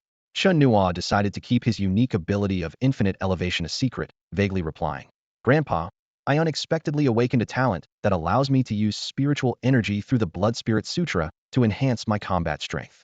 You awakened a talent? The old village chief's face lit up with excitement. Third Uncle Chun-Li also gathered around, thrilled. Xiao Nuo, you really awakened a talent? Chen Nuo and the others crowded around, their faces beaming with joy. For others, this might not be a big deal, but for them, it meant hope. Chen Nuo awakening his talent meant he had the potential to grow stronger, not only to protect himself, but also to preserve the legacy of Qinjia village. As for themselves, deep down, each of them knew they might not hold on much longer. Shadows darted swiftly across Maqian Ridge. The landscape was barren, with exposed rocks, withered trees, and the ground scarred by battle. Broken blades half buried in the earth glinted coldly, while bones and tattered cloth lay scattered, untouched. This desolate land silently spoke of the fierce battles that once raged here. As they hurried along, Chenua asked curiously, Instructor Yu, was there a large-scale war here? Eugene nodded solemnly. Over 100 years ago, the Sichuan West Army gathered 100,000 elite soldiers for a brutal battle here. The enemy included not only the powerful three-eyed spirits and feathered tribe, but also a demon lord. Chenua gasped. A demon lord, a monarch-level entity, was as powerful as a Dao transformation realm expert, a whole level above the spirit wandering realm, capable of shattering the heavens and earth. The difficulty of fighting such a formidable adversary was unimaginable. What was the outcome? Chen Su asked urgently. Eugene glanced at the remnants on the ground, his voice heavy. The demon lord was slain here. But only the lord of Ling US City survived that battle. The team members halted, looking around the ancient battlefield. Out of 100,000 elite soldiers, only one survived. The battle must have been unimaginably horrific. They had just experienced the brutality of war themselves, but it paled in comparison to the horror of what lay before them. Don't linger, Eugene warned sternly. After the demon lord fell, its immense demonic power turned this place into a cursed domain. Creatures tainted by this demonic aura become monstrous, and prolonged exposure will erode our minds. The demons here are bloodthirsty. Crossing Matian Ridge is no easy task. He turned to the village elder, Qi Gong, Wang Xiong, and other spirit refining realm experts. The next stretch is the most dangerous. You guard the flanks while I lead the way. Everyone took their positions, and Chen Nuo remained on high alert as they continued. The environment grew increasingly desolate and silent, with a more intense aura of malice. Even after a century, the demonic energy from the blood of the monarch-level demon had not dissipated, a testament to its terrifying power. An hour later, Eugene suddenly halted before a valley. Before he could warn the others, a beast's roar erupted. Roar! A four-armed, 7 to 8 meter tall ferocious ape leaped from behind a rock at the side of the valley, charging at the team. Eugene reacted instantly, a narrow blade of light flashing as he sliced the ape in half. His power at the Dragon Force realm was evident, his overwhelming energy cutting through the mountain behind them. The village elder and other spirit refining experts sensed the anomaly in the valley and immediately shouted, Go around. Chen Nuo, Chen Yu, and the others quickly altered their route to bypass the valley. Just then, another earth-shaking beast roar sounded. Roar! A 10-meter tall four-armed ferocious ape stood atop a massive boulder, enveloped in a blood mist, its crimson eyes locked onto the group. The surge of demonic energy made Eugene's face change drastically. Elite mid-level demon. Before he finished speaking, more ferocious apes charged from all directions. Some were ordinary, others were intelligent, all corrupted by the demonic aura, looking vicious and terrifying. The team drew their weapons, ready for battle. A fierce fight was about to erupt. The group instinctively formed a defensive formation. The old village chief and others held the front line, while the rest guarded the sides, carefully skirting the valley. They understood the mission was to reinforce, so preserving their strength was crucial. However, the number of vicious apes far exceeded their expectations. Corrupted by demonic forces, they were more bloodthirsty and savage than any demons encountered before. The rear guard was under immense pressure, and even the seasoned veteran Chen Li was sent flying by a single blow. Witnessing this, Chen Nuo's eyes flared with a fierce determination. Without hesitation, he consumed 100 blood crystals and unleashed a dimensional upgrade, elevating his realm to the spirit refinement stage. Seventh Grandpa, I'll help you, he shouted, charging towards the apes with his battle blade. becoming a blur of motion. He severed an ape's leg with a single stroke, and as it stumbled, he swiftly sliced it into 3 pieces. Yet, more apes surged forward like a relentless tide.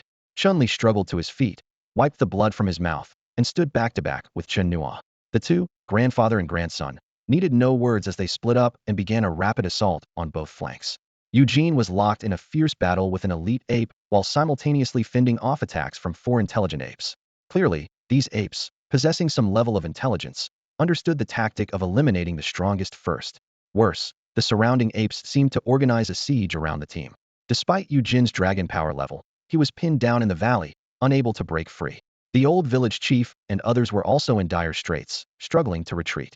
Seeing this, Chen Nuo called out to Chun-Li, "Seventh grandpa, clear a path for me." Chun-Li assumed Chen Nuo intended to break through and immediately nodded in agreement. Unexpectedly, Chen Nuo charged towards Eugene's position instead, while Chun-Li focused on clearing the apes blocking Chen Nuo's path. Moments later, the old village chief, second uncle Chen Wan, third uncle Chen Wu, Wang Xiong, and others were astonished to find Chen Nuo had fought his way to their side. Their expressions changed dramatically, filled with urgency. What is this kid thinking, advancing instead of retreating? They were all desperately seeking a way to break out, and had no time to worry about Chen Nuo. At that moment, Chen Nuo suddenly shouted, "Instructor you, lure that beast over here, and I'll help you take it down." His gaze was fixed on the elite ape, clearly the leader of the pack. Chen Nuo knew that only by eliminating this leader could Eugene be free to assist the others in retreating. His spiritual eye was the perfect weapon against this ape. Eugene frowned, uncertain of Chen Nuo's intentions. But before he could react, an intelligent ape turned its attacks on Chen Nuo. Forced to act quickly, Eugene rushed to intercept the threat to Chen Nuo. In a critical moment, the elite ape leaped forward, unleashing a deafening roar. A violent demonic aura surged forth, causing Chen Nuo's blood to churn. Yet, instead of retreating, he charged forward with even greater ferocity. Chen Nuo swung his blade, sending a narrow arc of energy straight at the elite ape.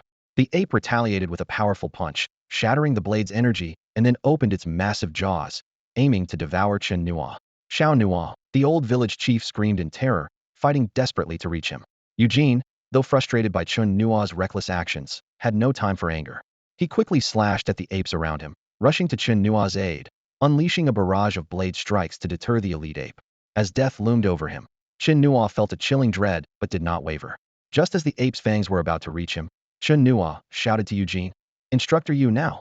As the ape's gaping maw entered the range of the spiritual eye's attack, Chen Nuo unleashed his deadly move without hesitation. A mysterious ripple spread out instantly, enveloping the ape's head. The fierce ape shuddered, its blood-red eyes freezing in an instant, as if it was bewitched, halting just before devouring Chen Nuo. Eugene, drawn by Chen Nuo's shout, sharply noticed the abnormality of the ape leader. Instinctively, he gathered the overwhelming spiritual power of the Dragon Force realm, channeling it into his battle knife, and delivered a devastating strike to the ape's back. Slash! The fierce ape was cleaved in two, its blood pouring down like a breached dam, drenching Chen Nuo in red. All the apes paused momentarily, and Wang Xiong and the others were shocked into silence. Eugene snapped back to reality, staring in disbelief at the scene before him. This ape, comparable to the 5th level of Dragon Force, much stronger than him, had been slain in a single blow? No, it was the ape leader's momentary sluggishness that had given him the opportunity. Eugene looked at the blood-soaked Chen Nuo, and his anger dissipated instantly. "You've really done it, kid. You saved everyone." He pulled Chen Nuo from the bloody waterfall and swung his knife forward, cutting down several approaching apes. "Old Master Chen, your grandson is truly our lucky star," an elated spirit refiner shouted to the old village chief. Everyone understood that the fall of this elite demon was all thanks to Chen Nuo's calmness in the face of danger. The old village chief sighed in relief, though he silently blamed himself. This boy is too reckless, never letting anyone rest easy. Qi Gong and the others quickly caught on, closing ranks with Eugene to break through the encirclement. The apes, seeing their elite leader slain, let out earth-shaking roars. Suddenly, the valley trembled violently, and a deeper roar echoed through the sky, with a fierce wind howling in. "A great demon!" Eugene shouted gravely to everyone. "Run! Run fast!" With that, he swung his knife, cutting down a nearby ape, and led the charge to retreat at full speed. A colossal ape, over 10 meters tall, emerged from the depths of the valley, its gaze locked on the fleeing group, roaring ferociously. The powerful sound waves uprooted trees and rocks around. Countless apes pursued like a swarm of locusts. Everyone ran with all their might, crossing hills and entering a gorge. Suddenly, a cold wind blew from the depths of the gorge, causing everyone to halt instinctively. The innate dread made each person warily gaze towards the gorge's depths. In the cold wind, a dark red demonic fog churned wildly, as if something terrifying was lurking in the shadows. Chen Nuo felt a chill run down his spine, and everyone gripped their battle knives, ready to face any unknown threat. At that moment, the pursuing apes reached the gorge entrance. The great demon ape, like a moving mountain, stood at the gorge's mouth, its blood-red eyes glowing, yet it hesitated to enter. Meanwhile, the demonic fog in the gorge boiled even more intensely. A shadow slowly emerged from the mist. When Chen Nuo saw it clearly, he was stunned. It was a ghost clad in the uniform of the Sichuan West Army. That's the heroic spirit of our Sichuan West Army. Wang Xiong exclaimed in joy, about to step forward, but was held back by Eugene, whose expression was gravely serious. A shadowy figure appeared, revealing a middle-aged man. Despite being a spirit, he exuded a formidable aura, indicating that he had been a powerful figure in life. Wang Xiong gazed at Eugene's grave expression, feeling a surge of caution and hesitated to act recklessly. In the demonic Ling, a malevolent aura ran rampant, and no creature could escape the fate of corruption. Whether this human spirit before them had already been corrupted was uncertain. What was more unsettling was that even the ferocious apes hesitated at the canyon's entrance, with not even the most fearsome among them daring to venture inside, highlighting the terror lurking within. Everyone held their breath, remaining perfectly still. Suddenly, a monstrous ape let out an earth-shattering roar at the shadowy figure, its sonic boom sending a gust of wind howling through the valley. The team members gripped their swords tightly, ready to face any potential threat. "Captain, give the order," the old village chief whispered to Eugene. "As long as we haven't fallen, we must keep moving forward. No matter how perilous the path ahead, we must cross it swiftly." Eugene focused intently on the spirit, slowly raising his sword. Just then, the spirit spoke. "Which regiment of the Chuanchi army do you belong to?" The unexpected question left the entire team stunned.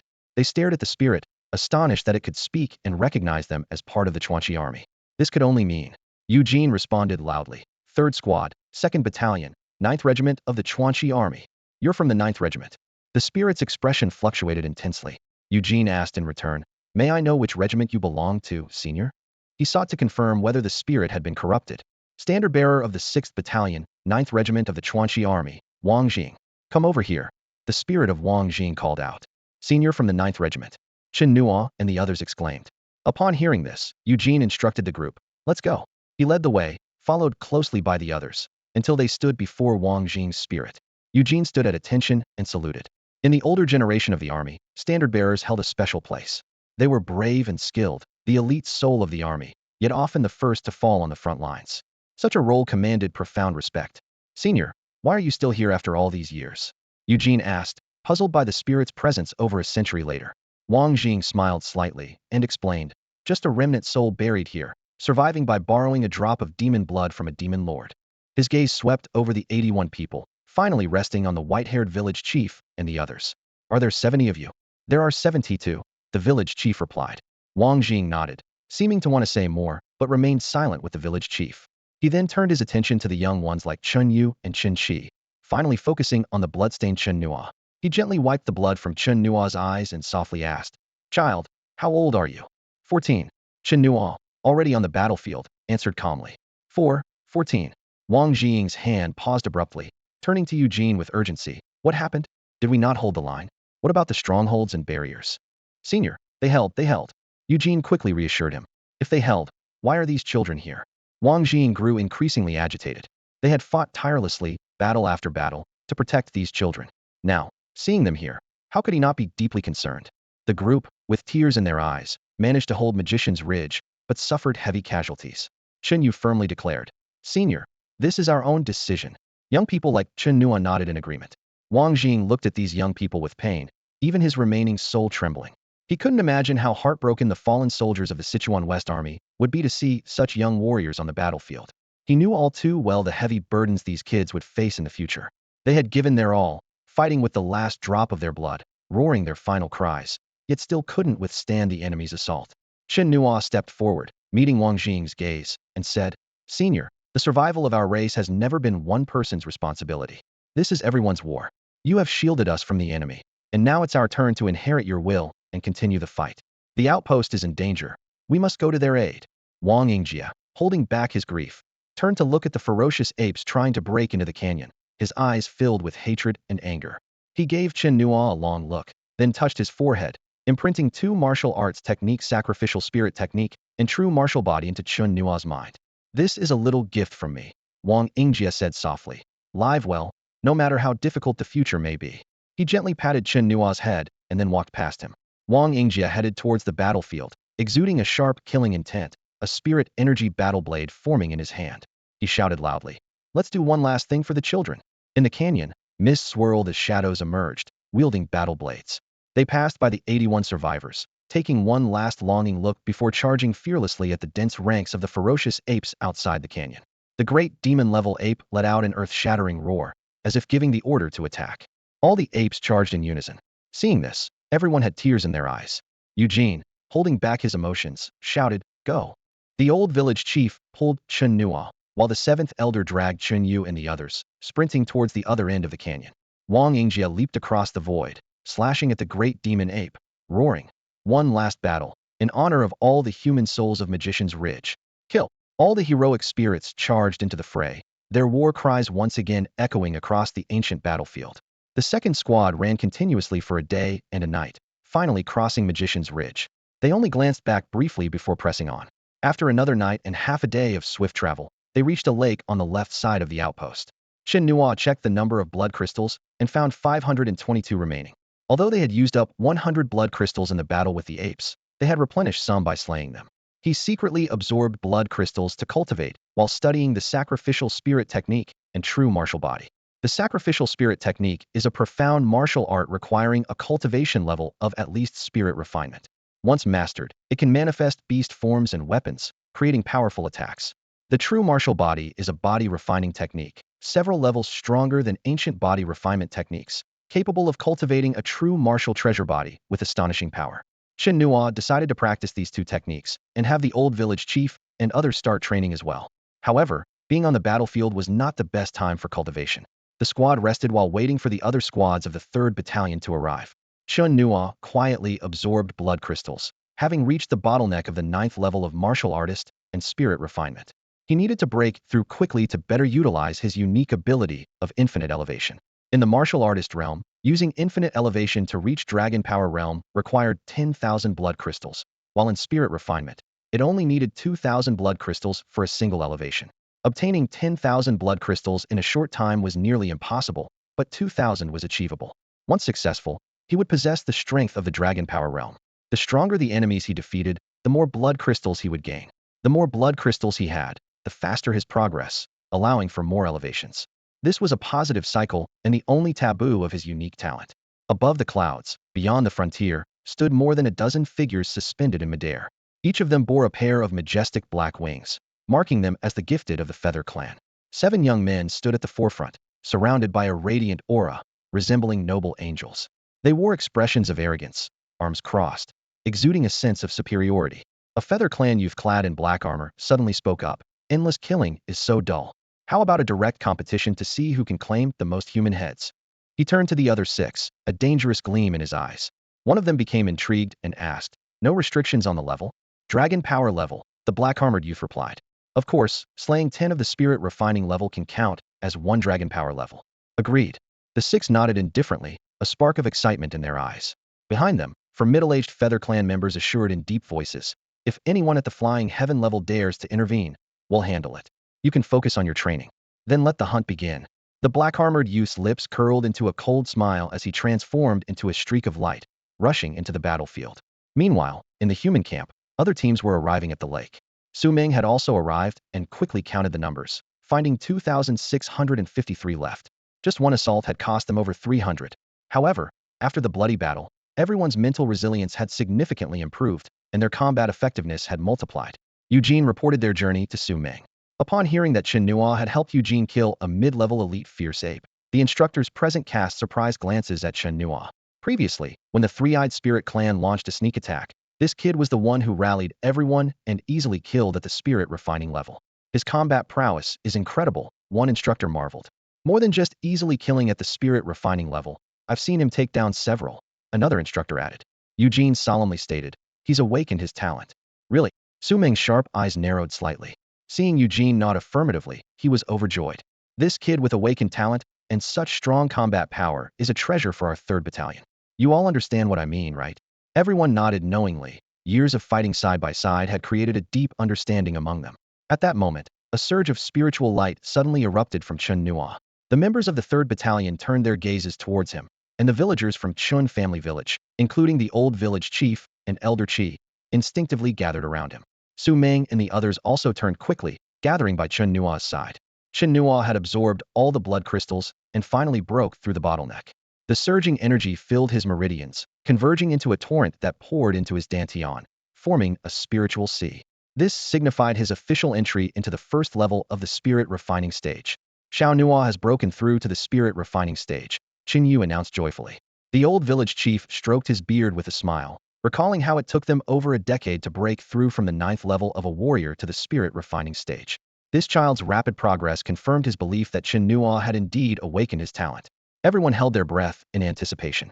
After stabilizing his realm, Chen Nuo felt the powerful energy coursing through him, regaining the formidable sensation he had before. Moreover, his spiritual vision had significantly enhanced. With spiritual power, he could now practice the spirit sacrifice technique, which would elevate his strength to a new level. Chen Nuo opened his eyes, a slight smile on his lips. How do you feel? Chen Qi, Chen Yu, and the others eagerly asked. I broke through. Chen Nuo replied with a smile. Well done. Su Ming nodded in satisfaction, but didn't say much more. Time was pressing, so he immediately ordered, let's move out. The instructors wasted no time, each leading their team across the lake, stealthily approaching the left side of the frontier. The trumpet of battle was about to sound, and everyone was tense, ready to face the impending test of life and death. The watchtower stood tall at the highest point outside the Longman Mountains, overlooking vast plains like the sharp eyes of Longman City, watching Ling City. Now, the battlefield was a scene of chaos and destruction, with the mountain crumbling and the war raging fiercely. High above, powerful beings engaged in intense combat, with dazzling, destructive energy tearing the sky like lasers, causing the earth to tremble. Chen Nuo and his companions clearly witnessed the demons and the three-eyed spirit tribe launching relentless assaults around the watchtower's side peak, engaging in bloody battles. The mission for the 3rd Battalion was clear: launch a surprise attack from the rear, encircle and annihilate the alien forces, and hold the side peak at all costs. At Su Ming's command, 2,652 soldiers surged onto the battlefield like a tidal wave. Damn it, stop them, roared a three-eyed spirit tribe warrior in the flying realm, his voice booming like thunder. Instantly, a large contingent of the three-eyed spirit tribe shifted their focus, fully committing to intercepting the sudden onslaught of the 3rd Battalion. As soon as the two sides clashed, the battlefield turned into a hellish scene. Chen Nuo donned his glasses and charged at the forefront with his blade. He was like a precise killing machine, each strike powerful and decisive, cleaving warrior-level aliens in half. Amidst the splattering blood, system notifications continuously sounded. Killed a warrior-level enemy, gained 2 blood crystals. Killed a spirit refining level enemy, gained 15 blood crystals. Killed a spirit refining level enemy, gained 20 blood crystals. Chen Nuo's ferocious display caught the enemy's attention. An enraged alien of the 5th spirit refining level led a group of warrior and spirit refining level kin to surround Chen Nuo. They even attempted to use the power of their spirit eyes, but it had no effect on him. Chen Nuo transformed into a swift blur, his blade turning aliens into dismembered remains. This astonishing display of slaughter shocked all who witnessed it, including his own squad members. I'll clear the path, Chen Nuo shouted, his voice like a sharp blade cutting through the enemy ranks. After breaking through to the spirit refining level, his speed had doubled, far surpassing the average person. The old village chief, Qi Gong, Wang Xiong, Eugene, and several Dragon Force instructors followed closely, quickly expanding the breach and joining forces with the Sichuan West Army on the roster. Su Ming, meanwhile, joined the aerial battlefield, intercepting the destructive attacks of flying realm enemies. Chen Nuo seemed tireless, a god of slaughter, each strike powerful, hacking the massive bodies of aliens into pieces. Limbs, heads, and shredded flesh flew through the air, causing other three-eyed spirit tribe members to retreat in fear.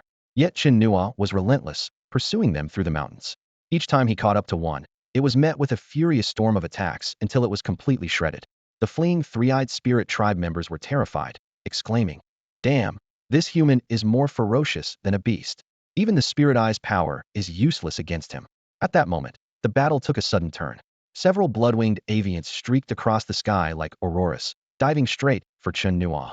Their speed was astonishing, bringing a rancid wind with them. One of them sunk its talons into Chen Nuo's shoulder in an instant, causing blood to gush out. He gasped in pain, unable to react before being carried into the sky by the blood-winged avian.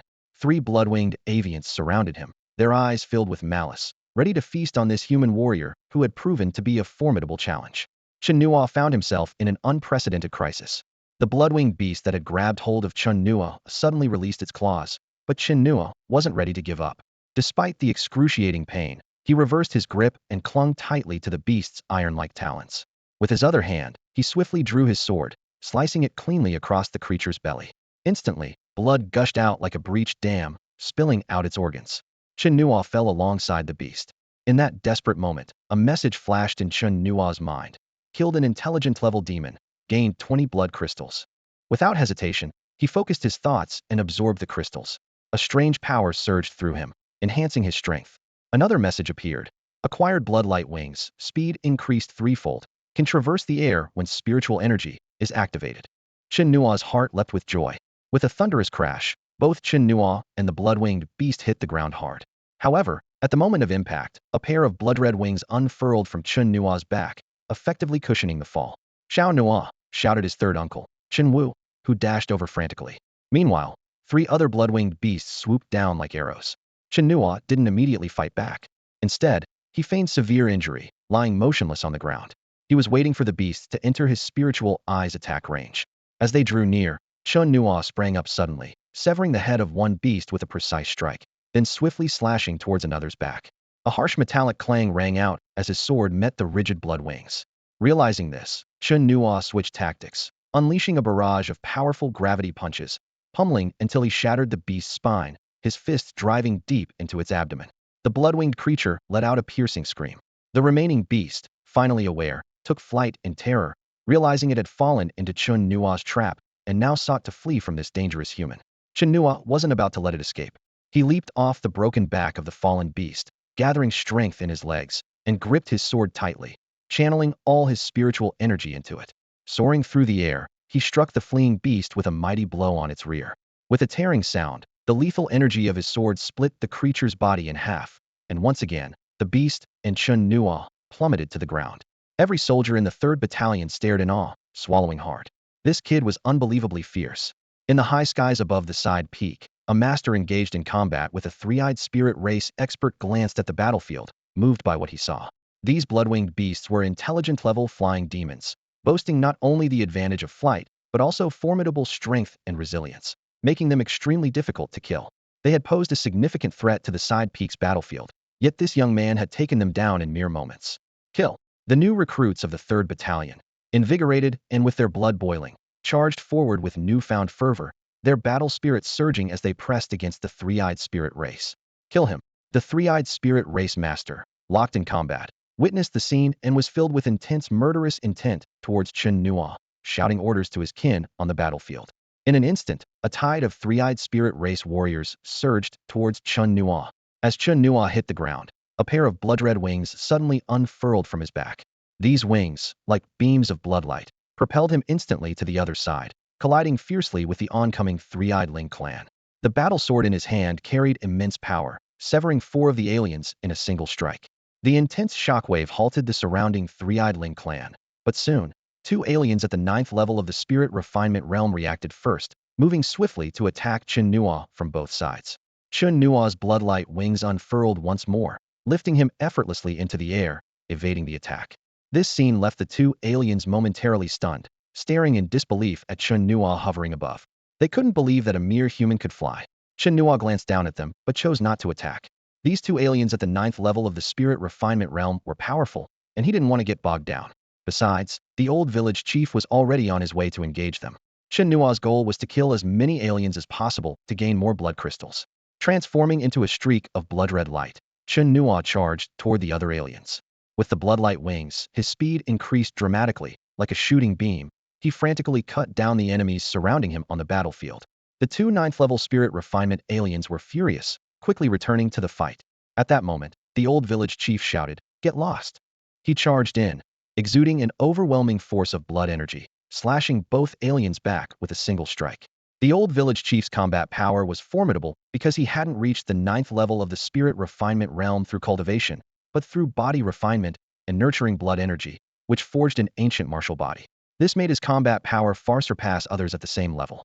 Taking advantage of the situation, Chen Nuo sliced off the leg of a spirit refinement realm alien, toppling him before swiftly moving in to decapitate him with several strikes.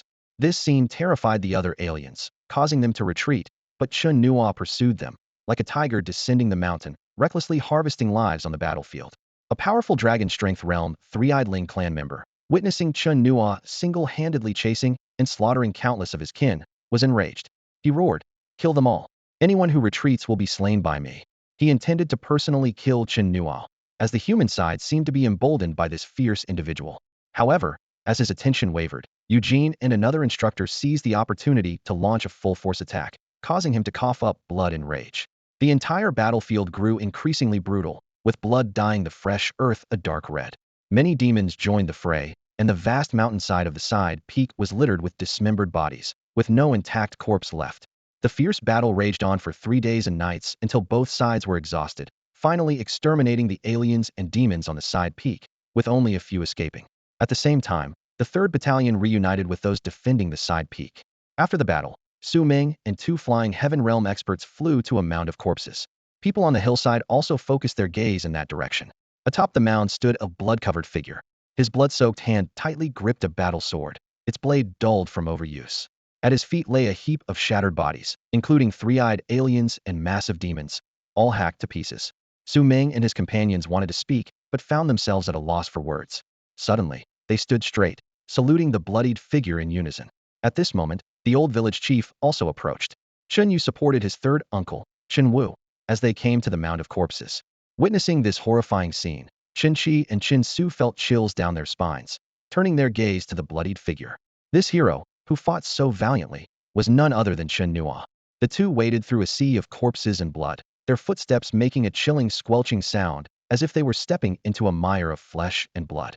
They carefully approached Chen Nuo, supporting the blood-soaked young warrior as they slowly made their way to the side peak's military camp. Suddenly, Chen Nuo spoke, his voice weak yet resolute. "Instructor Yu, can you help me collect demon blood? The cultivation of the true martial body requires a large amount of demon blood, and I can't miss this opportunity." Su Ming immediately responded, "You go ahead, leave the rest to us." Eugene nodded in agreement. Chen Qi and Chen Su continued to support Chen Nuo as they moved forward. Along the way, new and veteran soldiers alike stopped to gaze. During the 3 days and nights of brutal combat, this 14-year-old had single-handedly slain 700 to 800 enemies and over 100 demons. Across the battlefield, his figure was everywhere, relentlessly pursuing the enemy like an untiring beast. More astonishingly, his fierce fighting spirit inspired everyone, forming an unstoppable force. 14 years old, a flying realm expert beside Su Ming murmured in awe and admiration. Su Ming nodded solemnly. "I intend to mentor him." Upon reaching the side peak's military camp, Chen Qi and Chen Su gently laid Chen Nuo down. Concerned, Chen Nuo asked, "What about the others?" Chen Qi reassured him, "Don't worry, they're injured but nothing too serious." Hearing this, Chen Nuo finally breathed a sigh of relief. In reality, Chen Nuo himself was severely wounded. His shoulder had been pierced by a blood-winged bird, deep gashes marred his back, and his abdomen had been speared. However, he was numb to the pain, focused only on one thought: this was the perfect opportunity to cultivate the true martial body. He didn't rush to heal, but instead awaited the collection of demon blood. Meanwhile, he silently examined the light screen in his mind.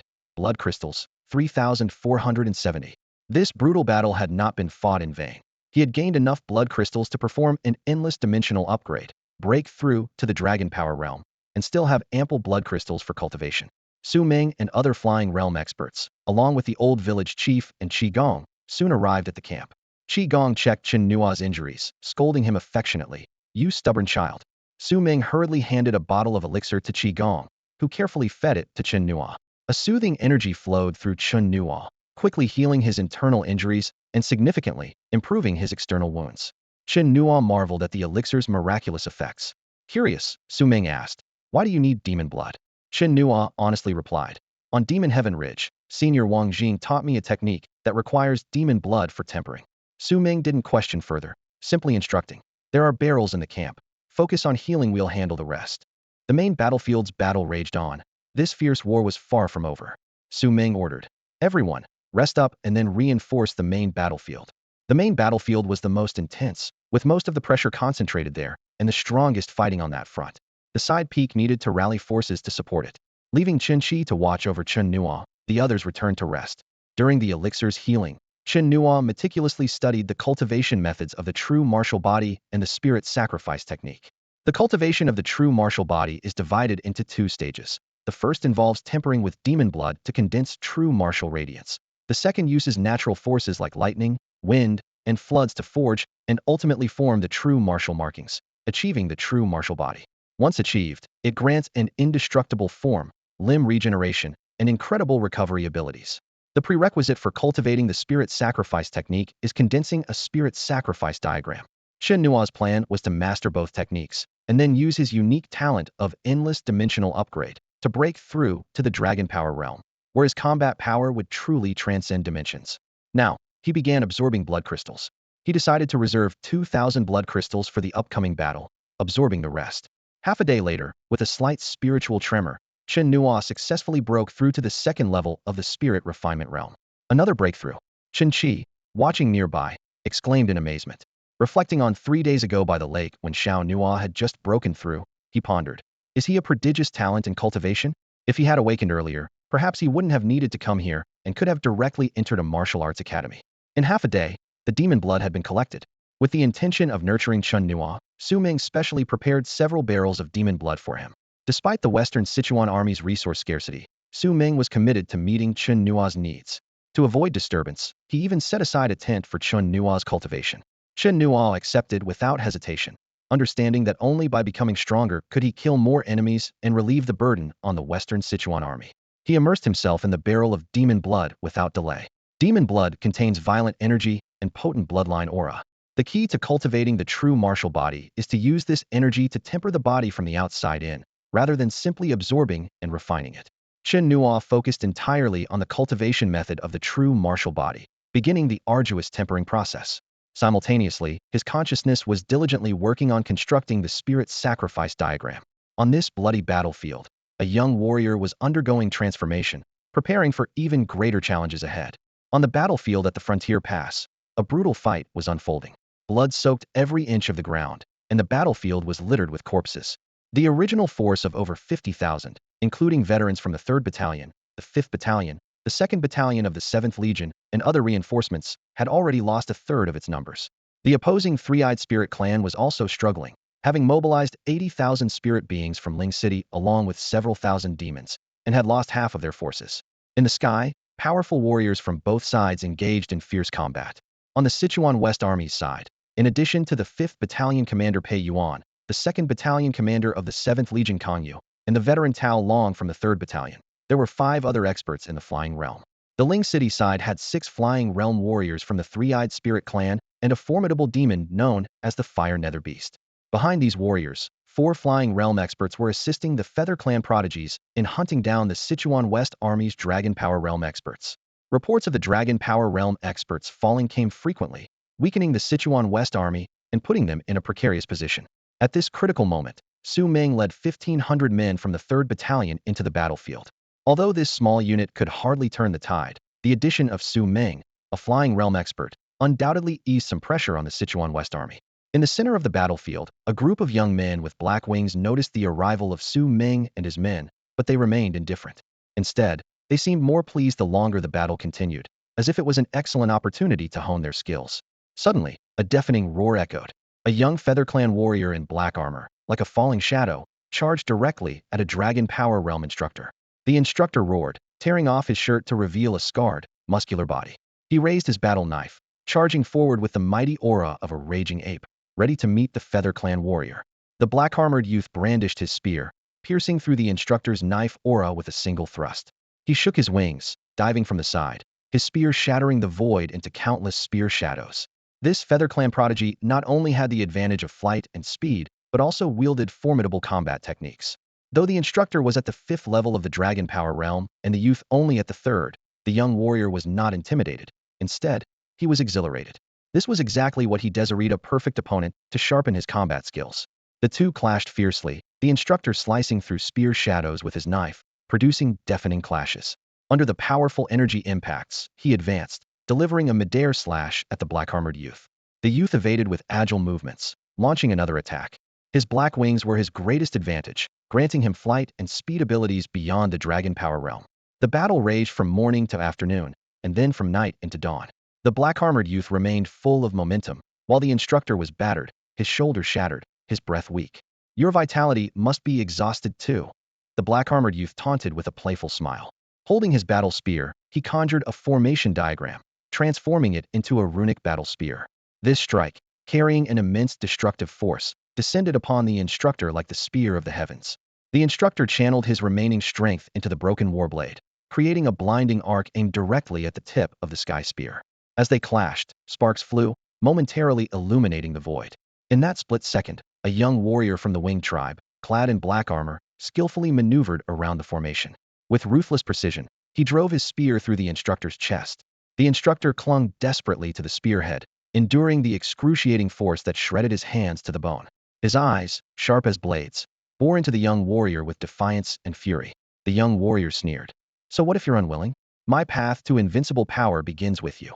With that, he thrust the spear further, the sickening sound of flesh being torn echoing as it pierced the instructor's body. The instructor suddenly laughed coldly. Invincible power? Let me teach you a lesson, you little devil.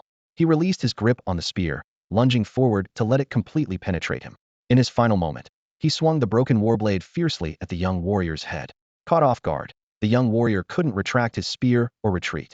Instinctively, he dodged, but the blade still struck his shoulder with a sickening crack, fracturing the bone and causing him to grunt in pain. Damn it! You damn well deserve to die. Enraged, the young warrior violently shook the spear, shattering the instructor into pieces. He glanced at his shoulder wound, furious that he was the first among 7 to be injured, and by someone he was about to crush. Damn it! Damn it! I'll kill every last one of you ants today, he roared, charging into the battlefield, slaughtering the warriors of the Sichuan army in a frenzy to vent his rage. Seeing this, Eugene shouted, courting death, and rushed forward to confront the young warrior. Die! The young warrior's murderous intent was palpable as he unleashed brutal attacks on Eugene, leaving him coughing up blood, yet Eugene stubbornly endured. At that moment, Su Ming soared into the sky, preparing to subdue the young warrior. However, a middle-aged Wing tribe warrior immediately targeted him with a disdainful gaze. This is a trial ground for the 7 young warriors. We won't interfere below the sky realm. But if you dare to act, I'll kill you. If a human genius comes, I won't interfere. But if you act, I'll cut you down first, he warned coldly. Su Ming gritted his teeth, responding icily. You only dare to send your geniuses because you know there are no human geniuses on the Sichuan battlefield. If your tribe had any courage, you'd let them face our prodigies. Cowards like you dare call yourselves geniuses. You seek death. The Wing tribe warrior's killing intent surged as he engaged in battle with Su Ming. On another side of the battlefield, the three-eyed spirit tribe general, Kuei Jun, fought fiercely while taunting Pei Yuan. Pei Yuan, it seems your men will be wiped out. He aimed to break Pei Yuan's resolve. Pei Yuan, grieving over the fallen instructors, showed no emotion as his attacks grew even more reckless. Rest assured, before my men fall, we'll kill every last one of your three-eyed spirit tribe. Let's see about that. Kuei Jun sneered in response. Meanwhile, on the side peak, a small group of three-eyed spirit tribe warriors launched another attack, but were quickly repelled. In the military tent, Chen Nuo's body glowed with a golden light like flames. After 2 days and nights, he had finally refined the true martial radiance, marking his entry into the first stage of the true martial body. This achievement was due to his years of body training with the old village chief, which built a strong physical foundation. Without it, reaching this level in 2 days would be impossible. Chen Nuo's physique had reached an astonishing level, especially in defense. With the true martial radiance, his defensive power increased tenfold. Additionally, he advanced to the 3rd stage of spirit refinement, successfully forming the sacrificial spirit diagram. Although he couldn't yet wield powerful destructive force, once he reached the Dragon Force realm, this ability would shine. Moreover, Chen Nuo mastered 2 powerful techniques, the Spirit Eye and the Bloodlight Wings. The latter, despite requiring significant spiritual energy to maintain, provided explosive speed and flight capability, enhancing his strength significantly. With the Infinite Ascension, he was confident in sweeping through even Dragon Force realm opponents. Boom! A thunderous explosion shattered the sky over the battlefield. Eugene, covered in blood, was blasted away by a powerful force, crashing heavily into the shattered earth. His body was cracked, and his battle sword was broken in 2, yet he gritted his teeth and stubbornly struggled to his feet, determined to suppress his injuries and fight on. The black-armored young man, eyes glinting with a cruel light, was not in a hurry to deliver a killing blow. Instead, he wanted to utterly crush Eugene, making these humans wail in agony to vent his own anger from being wounded. Su Ming, witnessing Eugene's dire state, was furious, his eyes bloodshot. Eugene was his old comrade, having faced countless life-and-death situations together. Now, seeing him bleed for the training of a few alien prodigies ignited a burning rage within Su Ming. However, he was unable to break free and provide assistance. Below the battlefield, of the 1,500 reinforcements, several hundred had already perished. Chen Zhong was besieged by two aliens with third-level spiritual cultivation, his body covered in wounds, crashing into the fresh earth. An alien seized the chance to unleash the power of the spiritual eye. Another swung a blade from the side, aiming for Chen Zhong's head. Uncle Wu, Chen Yu cried out in despair, rushing forward in a desperate attempt to save him, but it was too late. In that critical moment, a flash of blood-red light streaked through. With two decisive sounds, the heads of the two third-level aliens flew off, blood spraying like a fountain onto Chen Zhong. Both Chen Zhong and Chen Yu were stunned, turning their gaze to the source of the deadly light. Meanwhile, Eugene was once again sent flying, blood gushing from his shoulder like a broken dam. The black-armored young man, having grown bored, flapped his wings and thrust a spear downward. Eugene struggled to rise, but a strong hand grasped his shoulder and pulled him back. A figure in blood-stained military attire darted past Eugene, stepping into the fray. The newcomer swung his blade, sending a narrow blade of energy slicing toward the black-armored youth. Caught off guard, the youth hastily deflected the blow, instinctively retreating to hover in the air, looking down. Eugene focused his gaze and recognized the newcomer Chen Nuo, the boy from Chen village. Soldiers from the 3rd Battalion also recognized him, and even Su Ming, who had been observing the battle, saw this and was wide-eyed. The black-armored youth locked onto Chen Nuo, assessing his cultivation, and suddenly sneered dismissively. He had expected a formidable opponent, yet he found a mere ant in the spiritual realm. Su Ming's expression turned anxious upon noticing Chen Nuo's presence, a subtle change that the middle-aged leader of the Feather Tribe keenly observed. He sneered, "You value him highly, don't you? If he dies." Eugene's condition hadn't made Su Ming lose composure, but Chen Nuo's appearance did, revealing its significance upon brief reflection. "Kill him," the Feather Tribe leader ordered for the first time. "That's exactly what I intend to do." The black-armored youth's murderous intent flared as he dove down with his spear. "Chen Nuo," Eugene shouted urgently, but Chen Nuo was already charging forward with his blade raised. One figure dove from the sky, while another charged forward with incredible speed, meeting at the point of confrontation in an instant. At that moment, Chen Nuo erupted with a golden aura like flames, instantly advancing to the dragon power realm by consuming 2,000 blood crystals. His internal spiritual power surged like a torrent of dragon and elephant, his vitality bursting with the force of a dragon elephant, causing the golden aura to flare even brighter, making the black-armored youth's pupils contract. The black-armored youth gathered his terrifying spiritual power, ready to strike Chen Nuo, when suddenly a burst of blood-red light shot skyward. Chen Nuo mysteriously appeared behind him, his blade slicing down like lightning. With a sharp crack and a chilling scream, one of the youth's black wings fell. The black-armored youth turned around in disbelief. How could anyone be faster than him? He spun his spear in his hand, swiftly changing direction to strike. Simultaneously, Chen Nuo descended like a thunderbolt, his blade infused with the terrifying power of the dragon power realm, slashing fiercely at the spear. With a loud boom, the powerful force caused the black-armored youth's hand to crack and bleed, the spear flying from his grasp and embedding itself into the battlefield. The violent shockwave drove the black-armored youth into the ground, shaking the entire mountain. The entire battlefield was stunned. Neither the Sichuan West Army nor the three-eyed spirit tribe and demons could believe it. This black-armored youth was a Feather Clan genius, and the battlefield existed for people like him. Yet now he had lost a wing. The other 6 geniuses were frozen in shock. The middle-aged Feather Clan member in the sky was dumbfounded, and Su Ming was incredulous, not to mention Eugene, who had witnessed the black-armored youth's formidable strength firsthand. The black-armored youth struggled to rise, but Chen Nuo was relentless, following with a second strike. In haste, the youth activated a spiritual seal, transforming it into a massive seal to block. With a boom, the warblade struck the seal, and the youth's body sank. Chen Nuo seized the opportunity, swinging his fist down with a powerful punch. The same dragon power realm strength poured out, causing the youth's vitality to churn, forcing him to flee rapidly. However, this played right into Chen Nuo's hands. With a swift sword technique, he sliced off the youth's other black wing with a slash. The youth howled in agony, fleeing at top speed. "Help me!" For the first time in his life, the black-armored youth cried for help. The middle-aged Feather Clan member battling Su Ming was furious, wanting to assist, but was held back by Su Ming's relentless assault.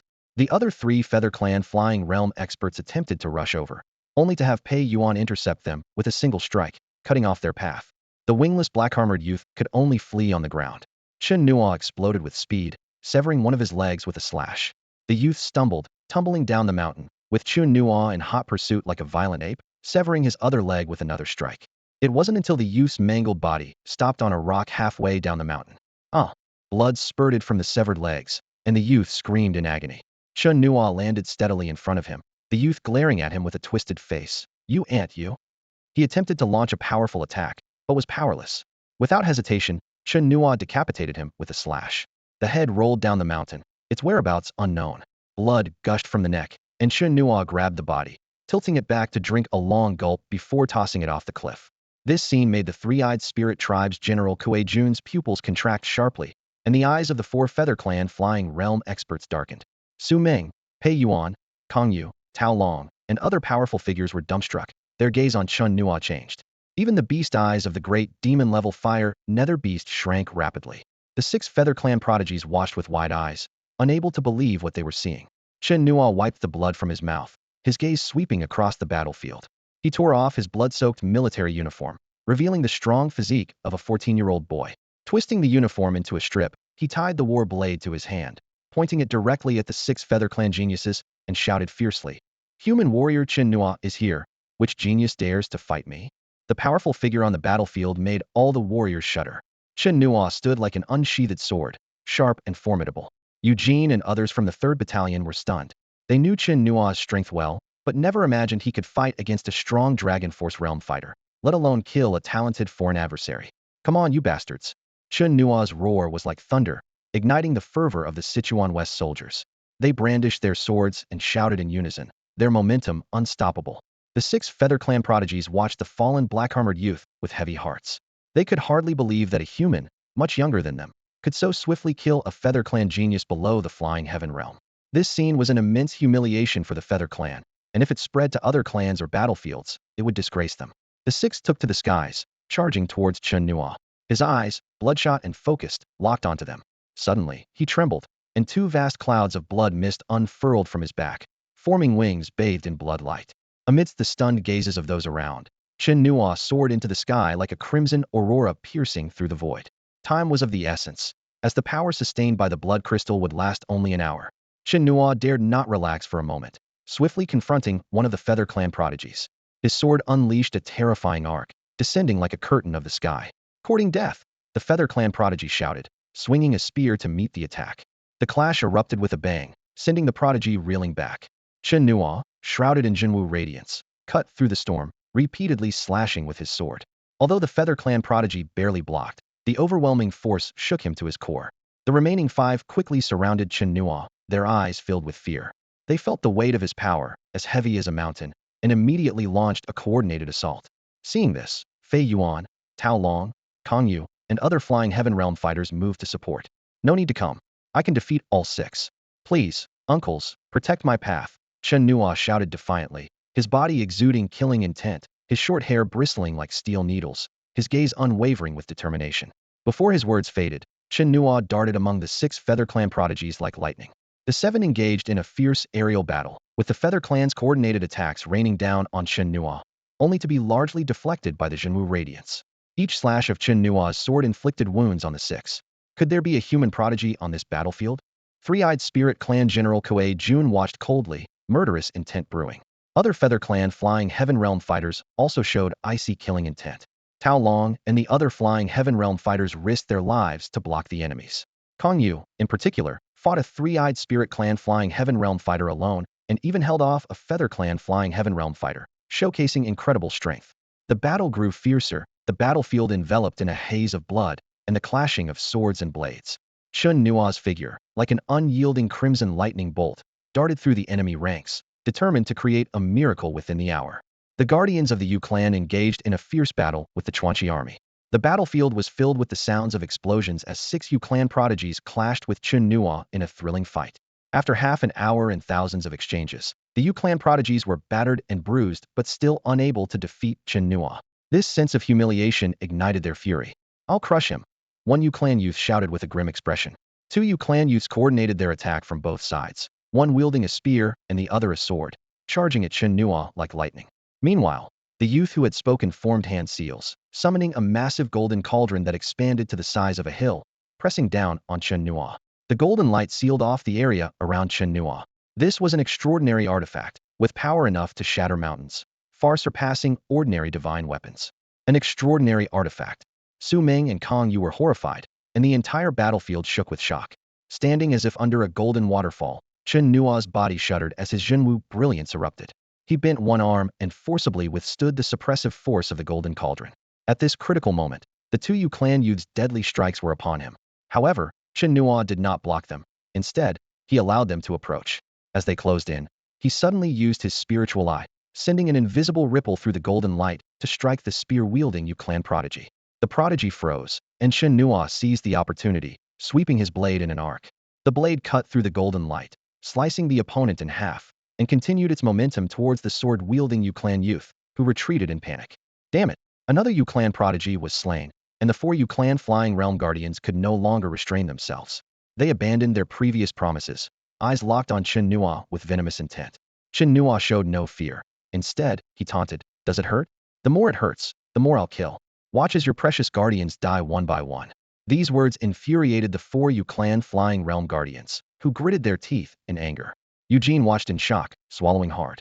These Yu clan prodigies, despite being in the Dragon Force realm, were incredibly gifted in battle, their flying speed several times that of ordinary people, with many techniques. He struggled against just one, yet Chen Nuo could fight 6 at once and still slay powerful enemies, a feat that seemed beyond human capability. Even the three-eyed spiritual clan on the battlefield were astonished. They had come to hunt humans, yet a single human youth had slain 3 of them despite being heavily surrounded. Such combat prowess and ferocity were terrifying. How did this kid suddenly become so formidable? Wang Xiong, Chen Yu, and other members of the Chun family village were shocked, and others found it hard to believe. However, Chen Nuo's feat of fighting 6 prodigies alone greatly inspired the human side, boosting their morale and driving them to fight fiercely. This can't be happening. The remaining 3 Yu clan youths were incredulous. They swiftly filled the gap in their formation, determined to kill Chen Nuo while he was suppressed. The Yu clan youth with the golden cauldron went all out, pouring all his spiritual power into the cauldron. The immense suppressive force pushed Chen Nuo from the sky towards the ground. Boom! Chen Nuo's feet slammed into the mountain, causing it to tremble violently. Rise! Chen Nuo's eyes widened, and using the mountain's force, he delivered a powerful punch to the golden cauldron. The cauldron vibrated and was forced to rise. Though his arm was bleeding, Chen Nuo was unfazed. He seized the moment, using his bloodlight wings to become a crimson blur, dodging away. The golden cauldron crashed into the mountain, leveling a peak. "Scatter!" a Yu clan prodigy shouted urgently. But Chen Nuo had already appeared behind him. The youth spun around, spear thrusting forward, but as he turned, Chen Nuo's spiritual eye disrupted him, causing the spear to tremble. "There's something strange about his eyes," someone shouted in warning. But it was too late. Chen Nuo's blade sliced across the opponent's neck, sending his head flying, blood spraying. He then swung his blade at the sword-wielding Yu clan prodigy. The prodigy's eyes hardened as he gripped his sword tightly, clashing with Chen Nuo. With a loud clang, Chen Nuo's blade snapped in two. Chen Nuo's pupils contracted. Although the sword-wielding youth's hand was bloody and his sword dropped, he still managed a cruel smile. They believed that without his blade, Chen Nuo's killing power would be greatly reduced, increasing their chances of victory. "Shut up!" Chen Nuo cursed, his entire body becoming a weapon as he slammed into the Yu clan youth. With a crack, the youth's ribs shattered, piercing through his liver. The intense battle left all the geniuses present utterly astonished. When the talented youth from the Feather Clan maneuvered a massive golden cauldron to smash down on Chen Nuo displayed remarkable combat instincts. Seizing the moment his battle knife broke, he plunged downward without hesitation, driving the broken blade precisely into his opponent's forehead, the sound of cracking bone clearly audible. "Ah!" The anguished scream of the Feather Clan youth echoed across the battlefield as his body fell helplessly. This scene ignited the passion of the onlooking instructors, who cheered in approval. With time running short, Chen Nuo couldn't afford to finish him off. He decisively discarded the broken blade and soared into the air. As the golden cauldron came hurtling toward him, he deftly evaded using his bloodlight wings, while his hands swiftly sketched a mysterious sacrificial spirit diagram. Raising his blood-stained, cracked palm, the diagram voraciously absorbed the spiritual energy of the world, rapidly expanding, its lines glowing brighter. A formidable giant white tiger emerged from the sacrificial spirit diagram, a manifestation of divine power. The middle-aged Feather Clan member battling Su Ming turned pale and urgently shouted, "Retreat quickly!" Even the demons and the greater fire nether beasts were momentarily stunned by the tiger's might. Several Feather Clan geniuses felt the immense pressure and were about to retreat, but the one with an extraordinary weapon chose to confront it head-on, propelling the golden cauldron skyward to strike the spirit diagram. With a wave of Chen Nuo's hand, the white tiger roared out of the diagram, transforming into a torrent of destruction, hurling the Feather Clan geniuses clad in defensive armor and spells into the air. Seizing the opportunity, Chen Nuo unleashed another sacrificial spirit diagram, from which a spear covered in runes shot forth. The four middle-aged Feather Clan members were furious. How dare you? Su Meng and others bravely blocked the ferocious attacks. Meanwhile, the spear pierced through three of the airborne Feather Clan geniuses, the killing light continuously penetrating their bodies. Screams and the desperate wails of the four guardians echoed to the heavens as three Feather Clan geniuses fell in pools of blood. The battlefield fell silent, save for the guardians' enraged shouts resonating in the sky.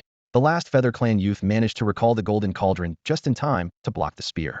Chen Nuo, pushing his limits to cast another sacrificial spirit technique, suddenly coughed up a stream of blood. The bloodlight wings were already consuming vast energy, and forcing the sacrificial spirit technique left him at his limit. Yet, staring at the last Feather Clan genius, he gritted his teeth, burning his final reserves to activate the true martial light, charging like a human-shaped weapon into the golden cauldron. On impact, Chen Nuo's shoulder tore apart, but the golden cauldron also crashed heavily onto the Feather Clan youth, shaking his organs loose. Both plummeted from the sky, Chen Nuo's aura falling back to the spirit-refining realm. The Feather Clan youth, despite wishing to deliver a fatal blow, was too gravely injured to act, and could only watch Chen Nuo with endless resentment. It was then that everyone realized Chen Nuo had burned his bloodline to achieve this astonishing victory. The strong man from the three-eyed spirit tribe immediately understood Chen Nuo's intention upon witnessing the scene, and his heart trembled. To make such a ruthless decision at such a young age was truly astonishing. Ultimate Ascension. This shout jolted Eugene and the members of the 3rd Battalion awake. They finally realized that Chen Nuo's sudden surge in power was due to his decision to fight at the cost of his own life. The thought of this young man willing to sacrifice himself to defeat 6 Feather Tribe geniuses brought tears to the eyes of the elders. Die! Su Meng's roar was like thunder. His eyes were bloodshot, and he had lost all reason. Chen Nuo was the future leader of the Sichuan West Army they had carefully nurtured. If he were to be lost in this battle, Su Meng feared he would be utterly devastated. He attacked the Feather Tribe's middle-aged strongman with reckless abandon. Eugene swiftly flew into the air to catch Chen Nuo. Meanwhile, 2 other Dragon Force Realm instructors charged at the severely injured Feather Tribe youth, mercilessly striking him down. Chen Nuo's body hit the shattered ground heavily. He coughed up blood, his hands were bleeding, his shoulders were mangled, and his body was riddled with cracks. The intense pain slightly contorted his face, yet he did not utter a single groan. The fall in his realm left him feeling unprecedentedly weak. Are you insane? Do you know the fate you're risking? Eugene let out a heart-wrenching roar, his eyes filled with blood. It didn't matter if they died, but Chen Nuo must not come to harm. Seeing the hysterical Eugene, Chen Nuo was momentarily stunned. Then he grinned. Instructor you. Don't worry, I won't die.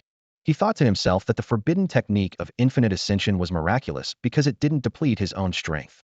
As long as he had enough blood crystals, he could even leap dozens or hundreds of major realms to become invincible. Chen Nuo willed himself to check the number of blood crystals. A prompt sounded.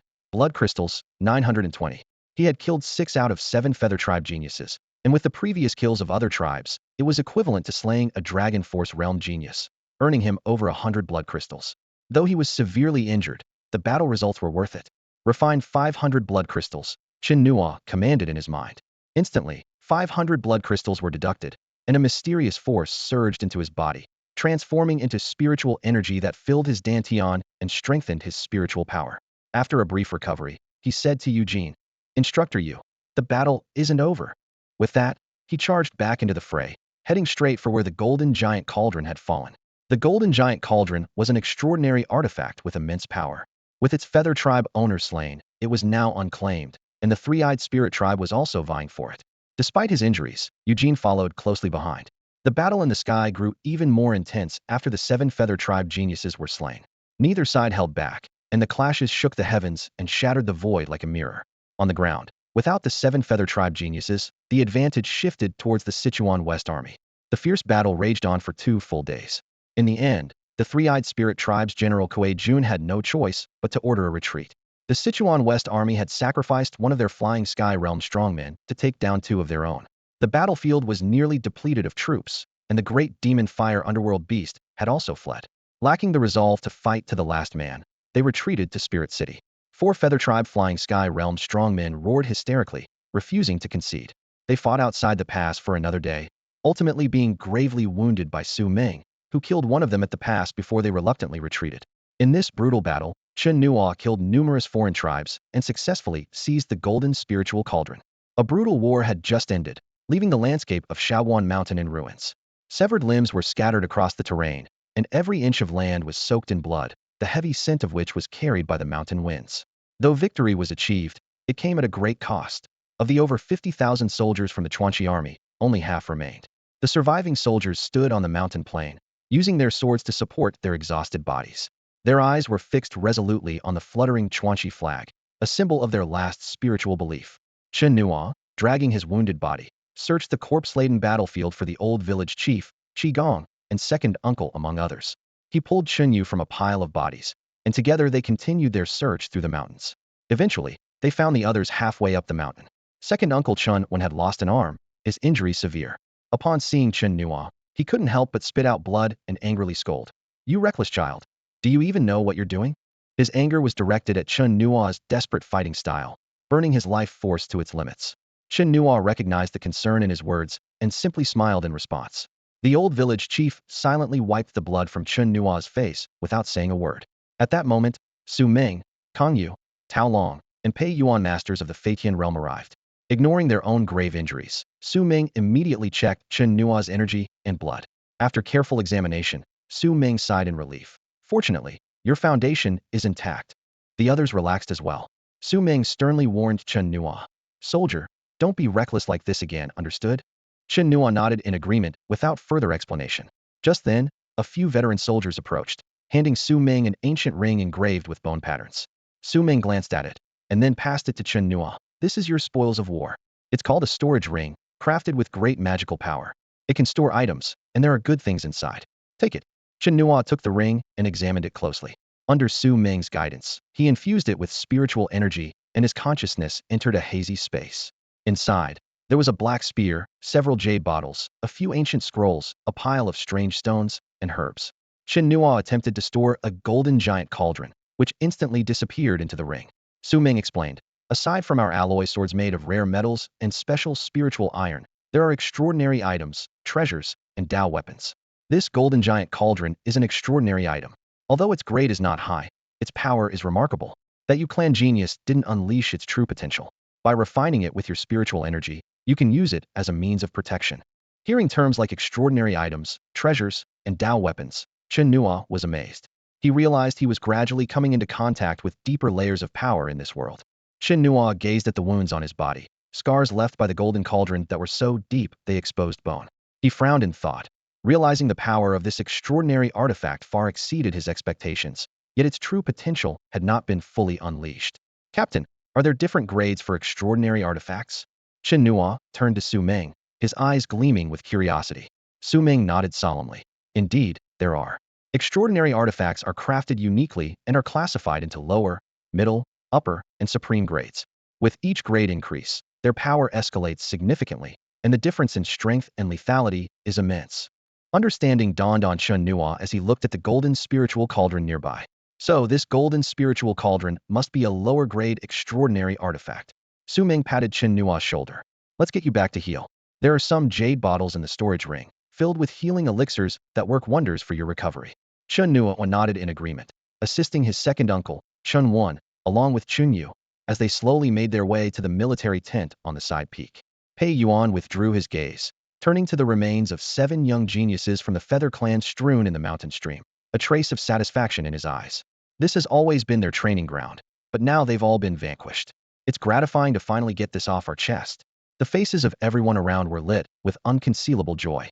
For a long time, this battlefield had rarely seen the presence of human geniuses, as the Sichuan West Army's life-risking combat methods were not conducive to nurturing talent. Now, their children had managed to defeat 7 Feather Clan geniuses in one fell swoop, bringing a sense of pride and relief. This child has incredible potential, and his combat prowess is just beginning to emerge. He needs to be nurtured well, Tao Long remarked. Kang Yu, however, wore a serious expression. It's not just about nurturing him well, but giving it our all. To defeat 7 Dragon Power Realm geniuses at the Spirit Refining Realm is a terrifying achievement. More importantly, he's one of our own from the Sichuan West Army. This matter must be reported to Longman City. Su Ming frowned, scanning the group. Although they came for training, losing all 7 here is a significant blow to the Feather Clan's pride. They won't let this slide easily. We must also report the situation to Longman City. Everyone understood the potential risks involved and nodded in agreement. Meanwhile, in Ling City, within the ancient hall ruled by the three-eyed spirit clan, City Lord Dian wore elaborate priestly robes, a bone-toothed crown, and held a black scepter, exuding an oppressive aura. Even the mighty General Kuei Jun, at the Flying Sky Realm, couldn't help but bow low, trembling. After hearing Kuei Jun's report, Dian Yu's eerie voice resonated, burning their blood energy to defeat 7 young Feather Clan members? For our clan, this could be beneficial. At least this incident will make the Feather Clan take this battlefield more seriously.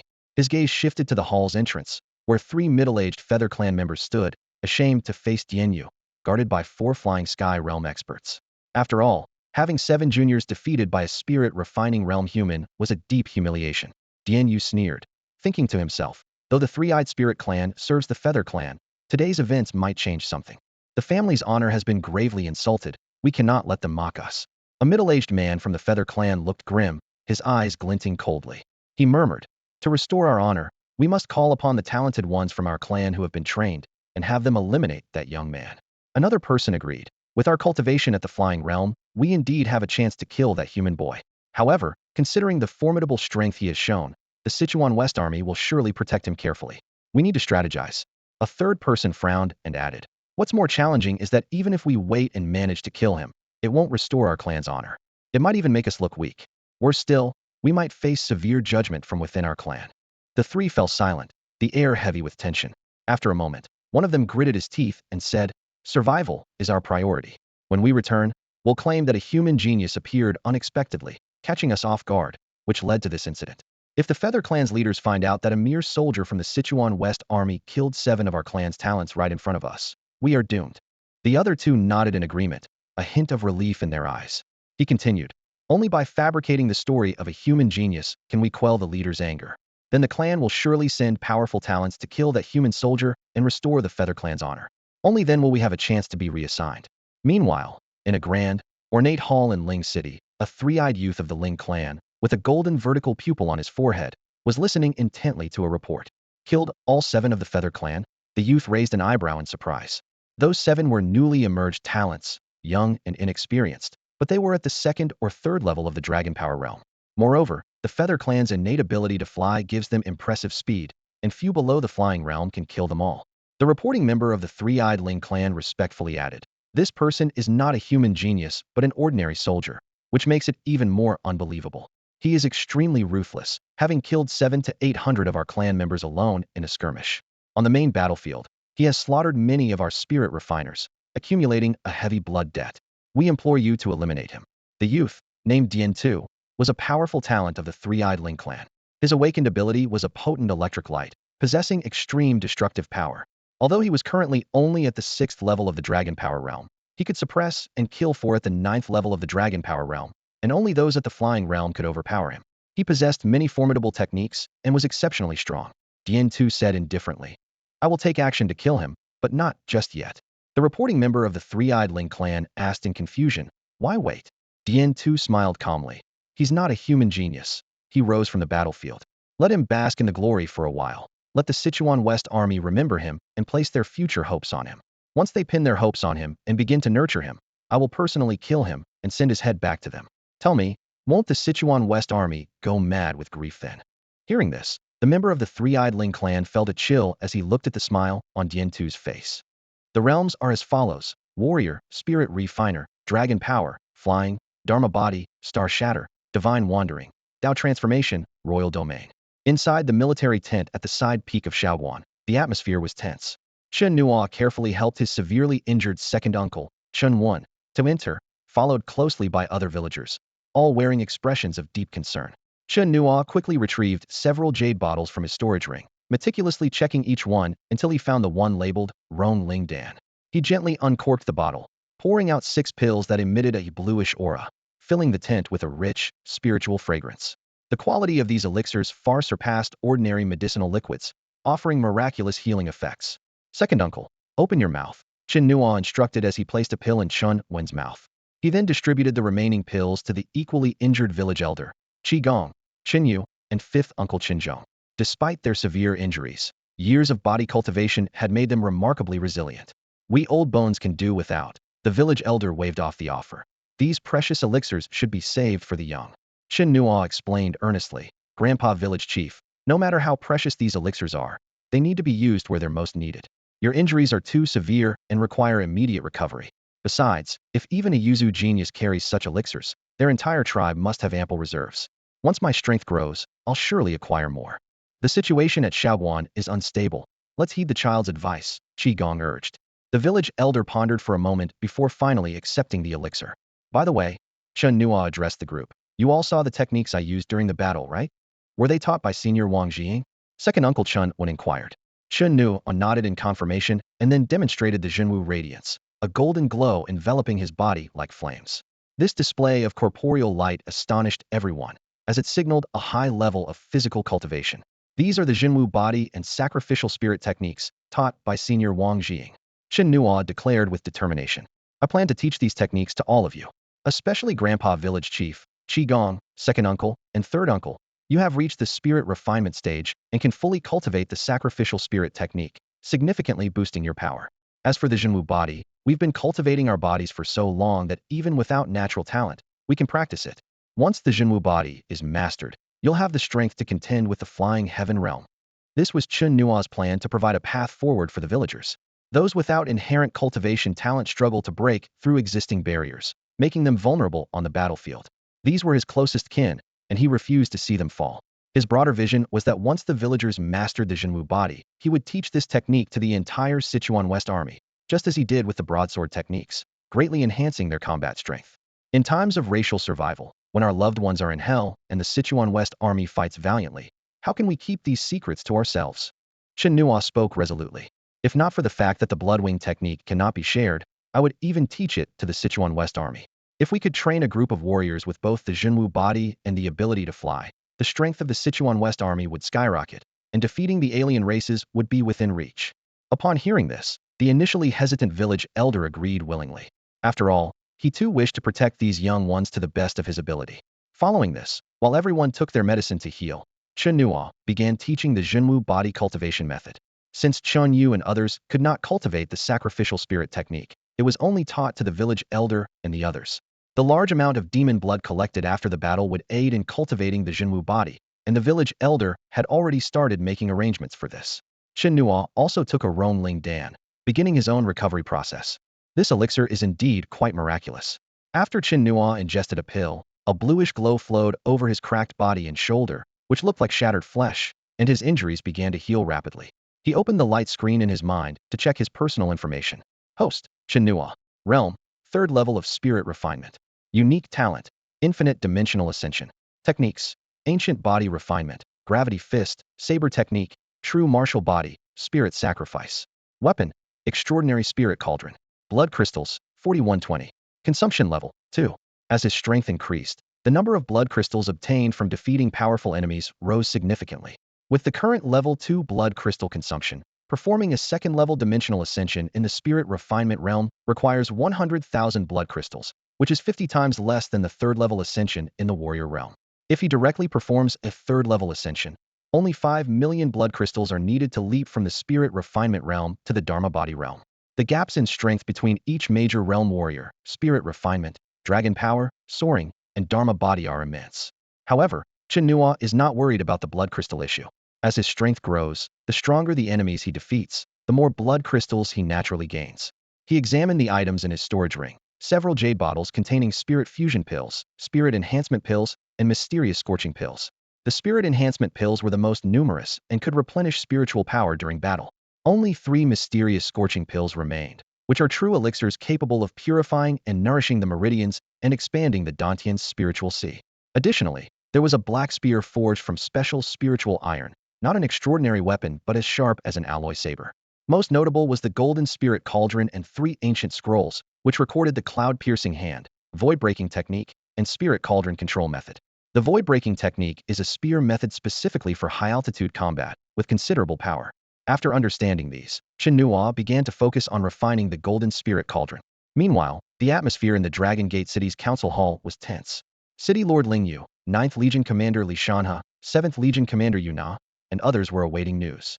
Su Ming entered quickly, and the expressions of those present slightly eased. City Lord, Commanders, the battle at the outpost has ended, and the three-eyed spirit tribe has retreated to Spirit City, Su Ming reported. What are the casualties? Ling Yu asked. Half of our forces were lost. However, the enemy suffered even greater losses, with 2/3 of their forces slain, including 3 soaring realm experts. The news left everyone with heavy hearts. Although they had severely damaged the enemy forces, the price paid by the Sichuan Western Army was substantial. What about those prodigies from the Feather Tribe? Nanshan asked, his voice filled with a murderous intent. Everyone understood his implication. Even City Lord Ling Yu considered taking action to eliminate these threats, but was concerned it might escalate into a larger conflict. All 7 of those little fiends were cut down by the formation. Su Ming's response drew the attention of everyone in the room. Who did it? Li Shanhua asked with a furrowed brow, his voice filled with surprise. Su Ming's face lit up with excitement as he slowly revealed, that kid from Qinjia village. As soon as he said this, the council room erupted in astonishment. Chen Nuo, Li Zhan exclaimed in disbelief. Lord Lingyue, the city master, incredulously asked, that 14-year-old kid?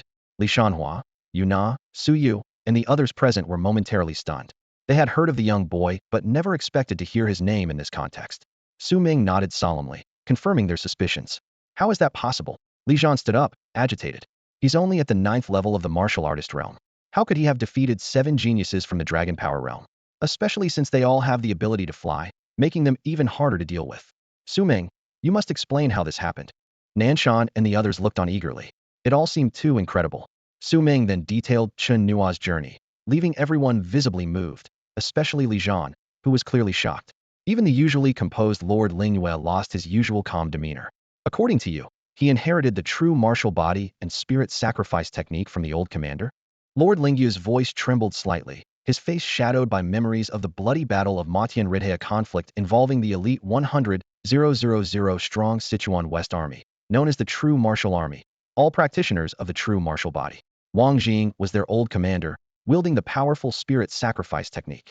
To kill the demon lord, countless soldiers gave their lives, like ants attacking an elephant, achieving victory at the cost of immense sacrifice. The heart-wrenching pain of that battle still haunted him. Li Zhan fell silent, his eyes reflecting a complex mix of emotions. He was pleased by Chen Nuo's awakened talents and breakthroughs, as it increased the boy's chances of survival on the battlefield. Yet, hearing about his exhaustion and wounds in battle pained him deeply. A 14-year-old boy having to fight for survival in such brutal warfare was heart-wrenching. Learning that he single-handedly defeated 7 geniuses made Li Zhan both proud of this Sichuan West Army heir and worried that excessive use of his life force might ruin him. The seasoned generals were plunged into a long silence. Yu Na broke it by asking, burning life force? Has his foundation been damaged? Su Ming shook his head. We've checked. There's no major harm. He then turned to Lord Lingyue. City Master, this boy is a seed of our Sichuan West Army. His combat skills and talent are exceptional and worth cultivating. I understand your point, Lord Lingyue said, walking to the council room's entrance and gazing into the distance. We will do our utmost to cultivate him. However, our Sichuan West Army is impoverished and cannot offer him much. This child's future will be difficult, bearing a 1,000-fold burden and responsibility. The environment here is harsh. Even human geniuses struggle to thrive. Here, there is only war, where talent and ordinary soldiers alike may fall at any time. We will support him with all we have. Li Shanhua pledged earnestly. He is part of the 9th Legion, and a talent of the Sichuan West Army. The others nodded in agreement. I will personally oversee the boy's situation, Lord Lingyue concluded. As for the outpost, Ling City is unlikely to launch a large-scale attack in the short term. During this time, we must reorganize the outpost defenses. On the battlefield of Shaoguan, soldiers from various camps began the arduous task of clearing the area. They carefully searched for the bodies of their fallen comrades, erecting memorial stones for each brave soul as a mark of respect. At the same time, they collected the blood of demons, a valuable cultivation resource for the Sichuan West Army. Additionally, they meticulously searched the bodies of the otherworldly beings from the refining spirit and dragon power realms, hoping to find some rare cultivation resources. Although the quantities were limited, these resources were crucial for enhancing the strength of the Sichuan West Army. In this war-torn land, the villagers of Qinjia village were diligently cultivating the Zhenwu body. Chen Nuo had just completed the ritual of the Golden Spirit Cauldron and skillfully mastered its control. Eagerly, he swallowed a Xianzhua pill and began a new round of cultivation. The pill's effect was unexpectedly potent. Just one pill elevated him from the 3rd level to the 4th level of the refining spirit stage, a result more significant than refining thousands of blood crystals. Cultivation during the refining spirit stage mainly focused on expanding the spiritual sea within the Dantian, laying a solid foundation for future progression to the dragon power realm. Concurrently, the refined spiritual power continuously tempered Chen Nuo's physique, enhancing his physical strength. In just over 2 days, the wounds on his shoulder had scabbed over and healed, and injuries elsewhere were completely recovered. What delighted Chen Nuo even more was the breakthrough progress in his cultivation of the Jinwu body. Now, he only needed to harness the power of heaven and earth to complete the second phase of tempering and achieve the Jinwu treasure body. Bloodlight wings and spiritual eyes, as innate abilities, required no deliberate cultivation. Their power would naturally increase with his growing strength. Chen Nuo focused his main efforts on cultivating the spirit sacrifice technique, saber technique, cloud-piercing hand, and void-breaking technique, particularly the spirit sacrifice technique. Although powerful, it was currently limited by his insufficient spiritual power and could not be fully utilized. Chen Nuo firmly believed that once his spiritual power was strong enough, the spirit sacrifice technique would become a formidable combat skill. After all, it was this technique that had helped him slay 3 talented Feather Clan members in previous battles. Chen Nuo secretly planned that once he advanced in level through limitless enhancement, the spirit sacrifice technique would become his reliable trump card. For now, his primary goal was to quickly cultivate the Jinwu body. On the battlefield of Chongguan, where bloody battles raged constantly, a strong physique, power, and recovery ability were crucial for warriors to continue fighting. In the evening, Chen Nuo stepped out of the military tent and stood on a high piece of rubble, his gaze sweeping over the war-torn landscape before settling on the distant plains. His heart was filled with longing and worry for his family. Are you still alive? Are you still fighting? I will find you. His parents and siblings, whom he had never met since birth, along with the uncles who had once blessed him, were the people he cared about the most. After standing for a long time, Chen Nuo turned and left. However, he did not return to the military tent, but quietly left the side peak, heading towards the mountain plain on the left. This vast, ancient mountain range connected with the plains, extending all the way to Ling, was the route they had taken when they came to aid. Many demons gathered in the mountains, including great demons like the fire underworld beast from the depths. However, Chen Nuo's purpose this time was not to venture deep into the mountains, but to find a waterfall and use its power to temper the Jinwu body. He also intended to slay more demons to acquire more blood crystals.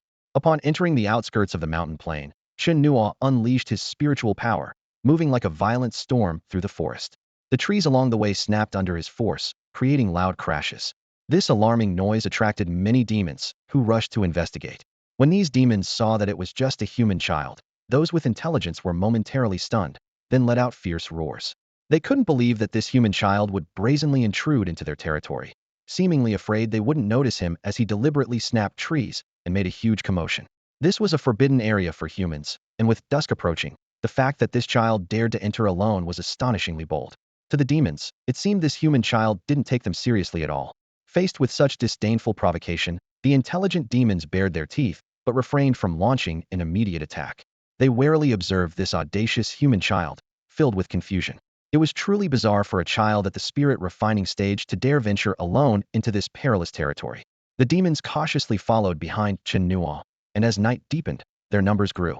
However, even after a prolonged period of tracking, they found no sign of any allies or reinforcements. This abnormal situation left the demons even more puzzled. Finally, an intelligent blue wolf could no longer hold back and was the first to attack. It charged at Chen Nuo, enveloped in terrifying demonic power. Seeing this, the other demons quickly joined the fray. A cold smile appeared at the corner of Chen Nuo's mouth. This was exactly what he had hoped for. With a flick of his bloodlight wings, he transformed into a streak of scarlet light, colliding heat-in with the blue wolf in midair. As their eyes met, Chen Nuo used his spirit eye and delivered a powerful gravity punch to the wolf's head. With a crunching sound, the wolf's head was shattered, and its body was thrown heavily into the oncoming tide of demons. Chen Nuo then unleashed his true martial light, moving like a phantom among the demons. He tore apart a fierce monkey with his bare hands, punched through a vicious snake before tearing it in half, and used its corpse as a weapon against the surrounding demons. Each strike was accompanied by the sound of shattering bones and splattering blood, creating a scene of utter carnage. Faced with such ferocious attacks, even the intelligent great demons turned to flee. Chen Nuo summoned a golden giant cauldron and pursued them relentlessly, smashing demons into bloody mist one by one. The entire forest trembled violently under the terrifying pursuit. It wasn't until he reached a massive waterfall that Chen Nuo paused. The thunderous roar of water was deafening, with the nearly 300-meter-high waterfall cascading down like a river of stars, illuminating the night with its spray. Chen Nuo put away the golden spirit cauldron and stepped into the pool. The icy water washed away the bloodstains on his body, leaving a crimson trail behind him. He took off his clothes, took a deep breath, and used the true martial light to protect himself as he walked straight towards a giant rock beneath the waterfall. The torrent crashed down from above, pounding fiercely on Chen Nuo. Even with the protection of the true martial light, he was forced to the ground by the crushing impact, letting out a pained grunt. Yet, this was exactly what he needed. The immense force of nature provided the perfect opportunity for cultivating the true martial body. A tremendous impact, as powerful as a dragon and elephant, struck Chen Nuo with immense force. The sound of bones breaking was audible, and even with the protection of the true martial light, his skin turned a deep shade of blue and purple. At this critical moment, he was pleasantly surprised to discover that the true martial body, with its unique circulation of vital energy and blood, could not only withstand the overwhelming force of the water, but also absorb and convert the surrounding spiritual energy and impact power. Seizing this discovery, Chen Nuo let out a thunderous roar. He was repeatedly knocked down by the towering waterfall, but struggled to stand up each time, blood continuously flowing from his mouth, and the intense pain contorting his face. To ensure a steady supply of spiritual energy, he quickly swallowed an enhancing spirit pill and a mysterious scorching pill. 15 minutes later, a phenomenon occurred. The true martial light surrounding his body not only remained, but increased, and astonishingly, countless blood-red lines spread across his body like a spider's web. These were not ordinary blood vessels, but special patterns formed by the true martial body under the waterfall's tempering, condensing the spiritual energy and water force of the heavens and earth. These bloodlines formed the foundation for the true martial patterns, which would make his true martial body even more formidable as they increased. Chen Nuo exited the waterfall, sat cross-legged, and focused on refining the mysterious scorching pill to replenish his consumed spiritual energy. Once his strength and body were restored, he re-entered the waterfall to continue tempering. However, this time, the number of bloodlines formed after 15 minutes was far fewer than before. Could it be that after the body adapts, the tempering effect diminishes? Chen Nuo wondered. He tried again, but had to exit after just 3 minutes. After donning his military attire, he realized he could no longer generate new bloodlines, clearly needing a stronger force of heaven and earth to continue breaking through. Fortunately, this training session was fruitful. After taking 2 enhancing spirit pills, his fractured bones healed at an astounding rate, thanks to the powerful restorative ability of the bloodlines. Moreover, his physical strength and power increased several times. If he could eventually condense the true martial patterns, his strength would reach even greater heights. Seeing the blood crystal count reach 6350, Chen Nuo was not satisfied. He spread his blood-red wings and soared deeper into the area. Passing by an abyss, he noticed many demons fleeing in that direction. Inside the abyss, a thunder leopard, its body shimmering with white arcs of electricity, sensed the disturbance outside. Just as it was wondering, a golden giant python, over 20 meters long, slithered in, bowing its head in submission to report the news of a human youth wreaking havoc outside. A human child? The thunder leopard's beastly eyes glinted with bloodthirst. Just in time for a feast. Bring him to me. The golden python was about to turn when a thunderous boom echoed from outside. A figure descended from the sky, crushing a fierce wolf underfoot, sending its head flying into the abyss. When the thunder leopard and the golden python saw the newcomer's face, they were taken aback. Chen Nuo stared at the 2 elite-level monsters before him, a golden giant python and a lightning leopard. The lightning leopard was especially terrifying, wrapped in dazzling arcs of electricity that cut through the night, emitting a dangerous aura that even Chen Nuo could feel. The 2 monsters quickly sensed the aura of Chen Nuo's spirit-refining realm and the surging vitality within him. Their beastly eyes ignited with greedy flames, seeing this seemingly weak yet vigorous human as a delicious feast. Chen Nuo thought to himself, activate infinite dimension ascension. Instantly, 2,000 blood crystals were consumed, initiating the first level of ascension, which would last for an hour. Under the astonished gaze of the 2 monsters, Chen Nuo's aura surged to the dragon force realm. A fierce energy swept out, making his short hair dance wildly. The lightning leopard reacted first, letting out a thundering roar. Simultaneously, the golden giant python launched an attack, its massive, golden-scaled body coiling upward, releasing a golden beam straight at Chen Nuo. Unfazed, Chen Nuo swiftly summoned his golden spirit cauldron. A torrent of spiritual power combined with the force of a dragon and elephant poured into it, causing the cauldron to expand into a giant, colliding with the golden beam and ultimately smashing onto the python's head. The python's head shattered on impact, scattering golden scales and flesh. Severely injured, the python instinctively retracted its body, but Chen Nuo, like a streak of blood-red light, was already upon it. His gravity punch, infused with immense spiritual power, struck the python's vulnerable spot, denting its golden scales. Then, with a bare hand, he pulled out the python's gallbladder. The golden giant python seemed to lose its backbone, its massive body collapsing to the ground. Its fierce, bloodthirsty eyes watched helplessly as the human youth swallowed its gallbladder. At that moment, a bolt of lightning struck down at Chen Nuo like divine retribution. He quickly retrieved the golden spirit cauldron, spread his bloodlight wings, and soared into the sky with the python's remains. The lightning obliterated the python's body in an instant. A system notification sounded. Killed an elite-level monster. Gained 240 blood crystals. Chen Nuo wasted no time, diving towards the lightning leopard. This monster was equally swift, leaping like a flash of light. The electric patterns on its body grew more intense, gathering in its mouth before unleashing a devastating stream of electric light. Chen Nuo dodged with his wings, remaining vigilant. The lightning leopard's power was comparable to the 6th or 7th level of the Dragon Force realm, and its electric stream was destructive enough to be fatal with a single mistake. Wherever the electric stream passed, trees were instantly reduced to ashes. Chen Nuo decisively directed the golden spirit cauldron above his head. Now, having ascended to the Dragon Force realm, he could partially unleash the cauldron's extraordinary power. Infused with spiritual energy, the cauldron transformed into a colossal vessel, descending from above. A golden beam poured down like a waterfall. The lightning leopard sensed the threat from the extraordinary artifact and fled as a streak of light. However, it was a moment too slow, and its rump was hit by the golden beam, causing it to stumble backward. Seizing this fleeting opportunity, Chen Nuo activated his bloodlight wings and executed the cloud-piercing hand technique. His palm conjured a powerful imprint in midair, striking the lightning leopard. The monster was sent rolling across the ground, its electric aura resembling a rolling thunderball, shattering the ground and leaving a deep trench in its wake. The lightning leopard paused, its body erupting with silver-white arcs of electricity, forcing Chen Nuo to retreat. Seeing this, Chen Nuo quickly recalled the golden spirit cauldron. However, the lightning leopard took advantage of this moment to dash into the abyss at high speed. It understood that although the human child's flesh was tender, its teeth couldn't bite through, and it even broke a tooth. Chen Nuo, with a golden spiritual cauldron above his head, spread his wings and struck, diving like a scarlet lightning bolt into the abyss. In the abyss, the lightning leopard stopped before an area filled with lightning.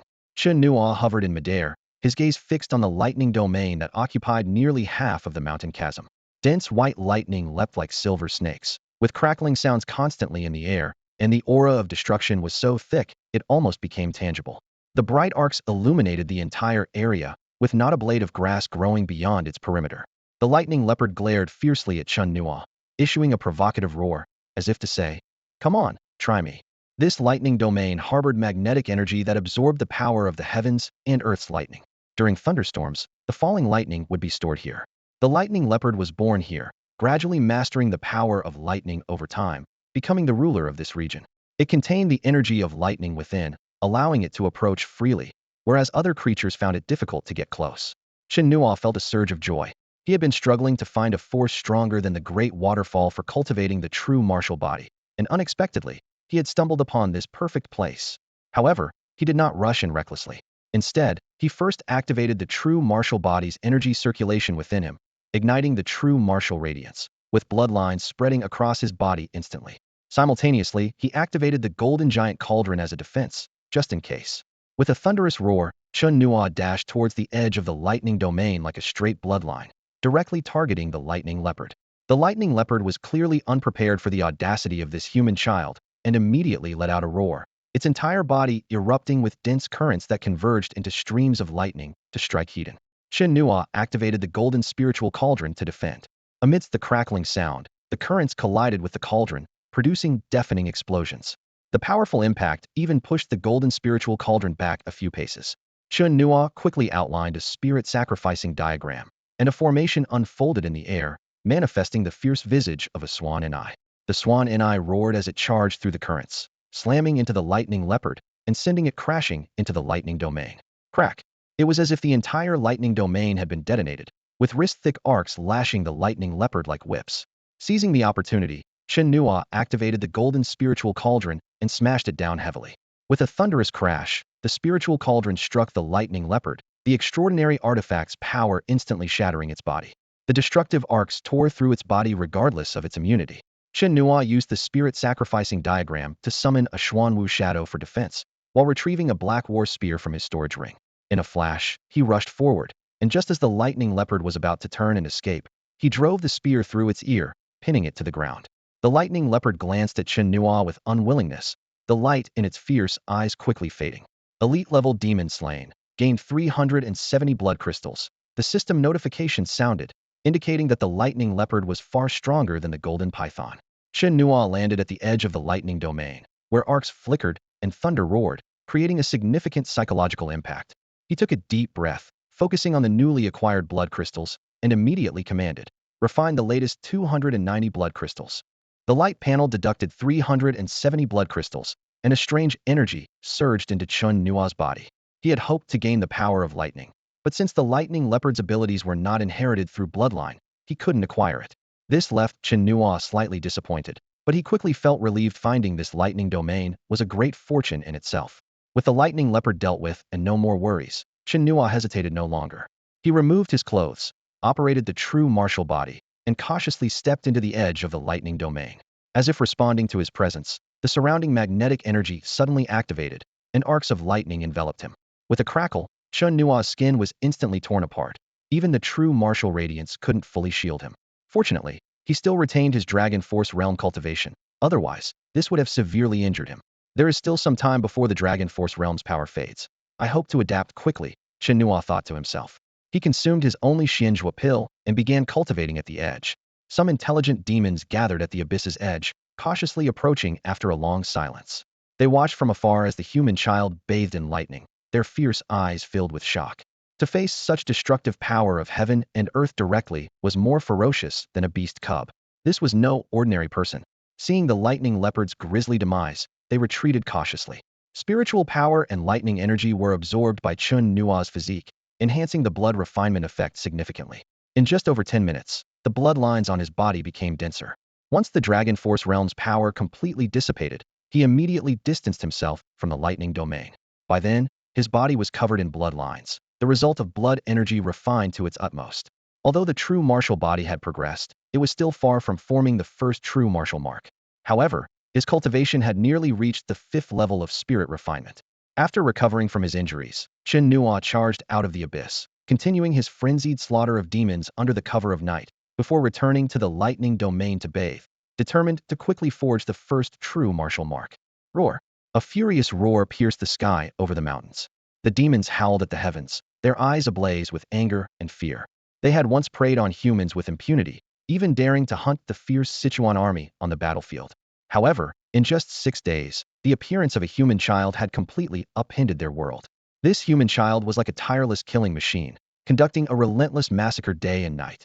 Wherever he went, neither demons nor ordinary beasts could escape being crushed into pulp. The forest reeked of decaying flesh, and the once thriving ecosystem had become a desolate wasteland. The depths of the lightning leopard's territory had become a place of dread for the demons. In the domain of lightning, a figure as fearsome as a demon was wreaking havoc. This demon was none other than the human child, Chen Nuo.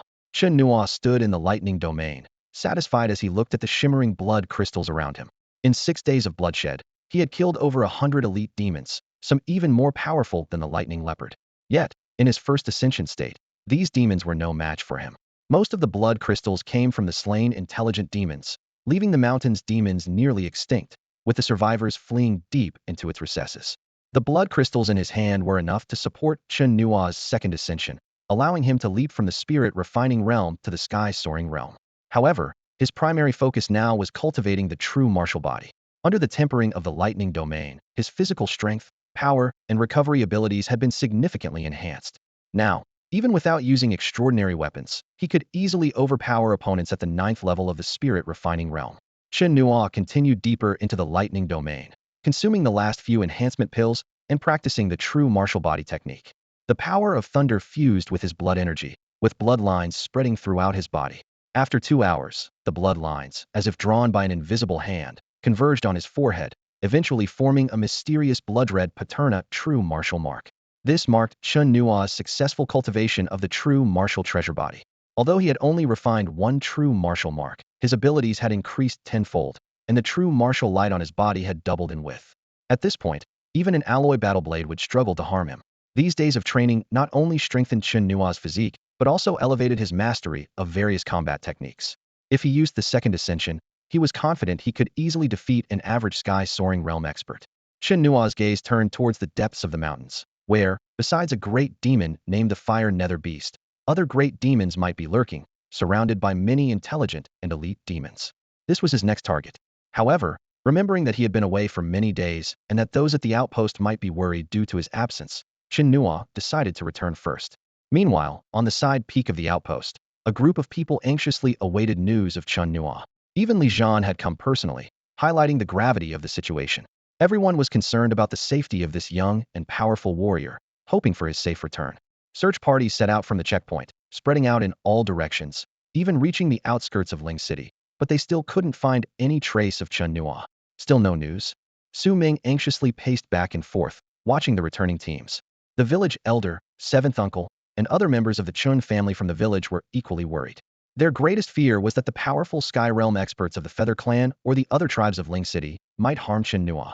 Li Zhan looked serious, his gaze fixed on the direction of Ling City. Meanwhile, a search team advancing into the Chao Mountain Plain was moving cautiously. This vast area was home to numerous demons and monsters, escapees from various battles, including some powerful ones. The checkpoint was not only meant to monitor Ling City, but also to guard against the dangers of this treacherous terrain. To the team's surprise, they found the area eerily quiet, not even a shadow of a wild beast in sight. "Captain," someone suddenly shouted. The team quickly gathered around, discovering a pile of decaying demon corpses, the stench of blood long gone, leaving a strong, foul odor. "It looks like they were smashed by some great force," the captain observed carefully. "Let's continue our search." As they ventured deeper, the number of broken demon bodies increased, with limbs scattered throughout ravines, valleys, and gorges, creating a shocking scene. The captain immediately sent someone back to the checkpoint to report. "Captain, there's something unusual in the mountain plain," the returning soldier reported urgently. "Did you find him?" Su Ming and the others turned their eyes to the messenger. "We haven't found him yet, but we discovered a large number of demon corpses in the mountain plain, all seemingly smashed by some force. A vast area is eerily silent, and the deeper we go, the more dead demons we find. It's extremely strange. A large number of demons killed? Could that boy have gone to the mountain plain?" Su Ming frowned, though he found the idea unrealistic. "I'll go take a look," Li Zhan said briefly before dashing towards the mountain plain. Meanwhile, Chen Nuo had left the mountain plain and spotted the figures of the Chuanxi army by a lakeside. He descended in a flash, recognizing Chen Tao, Chen Yu, and his third uncle, Chen Wu. "Uncle," he called out. The team members turned cautiously, but their faces lit up with joy upon recognizing Chen Nuo, rushing to greet him. "Where have you been? Do you know how long we've been searching for you?" Chen Wu scolded, while checking Chen Nuo for injuries. "I went outside to train," Chen Nuo explained. "I didn't expect everyone to worry so much." Chen Wu was unusually anxious, quickly urging everyone to return to the checkpoint. Even though they had found Chen Nuo, the worry on their faces didn't fade, prompting him to quietly ask Chen Yu, "What happened at the checkpoint?" "News from the other side of Ling City," Chen Yu said worriedly. "A few geniuses have threatened to come out and kill you. Their strength is said to surpass even the 7 geniuses of the Feather Clan, and only a Sky Realm expert can oppose them. Instructor Li personally came to find you, fearing you might encounter these foreign geniuses. They want to kill me?" Chen Nuo paused slightly. Chen Yu nodded. Due to Chen Nuo's outstanding performance on the battlefield, he had caught the attention of the Three-Eyed Spirit Clan. It was highly likely that their geniuses would come out to kill Chen Nuo, which was everyone's main concern. They were all trying to protect him, even considering temporarily withdrawing him to Longman City for safety. But then he suddenly disappeared. "Don't worry too much, with Instructor Li in charge," Chen Yu reassured him. "I'm not worried," Chen Nuo replied with a playful smile. "Let them come." With the unique talent of limitless dimensional elevation, his strength had transformed. Previously, he could defeat 7 Feather Clan geniuses, and now, even if faced with a Sky Realm expert, he was confident he could take them down.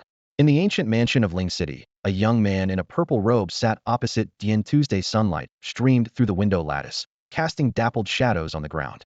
"When do you plan to take down the one at Shaowan?" the young man in purple asked, his eyes glinting with curiosity. "I heard that Li Zhan has arrived at Shaowan. He must be really anxious." Hearing this, Dian Tu's lips curved into a faint, indifferent smile. He slowly stood up, his gaze drifting to the sky outside the window, his tone carrying a hint of disdain. "If not for wanting to dampen the morale of the Sichuan West Army, I wouldn't bother dealing with someone who doesn't even qualify as a human genius."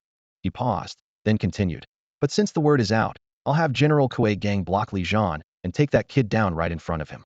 A hint of ambition flashed in Dian Tu's eyes. "This place is ultimately just a small locale. Once this is over, I will head to Donchuanxi. I hear the human prodigies and the 17 royal prodigies are battling for the heart of Nirvana there. I want to witness it firsthand."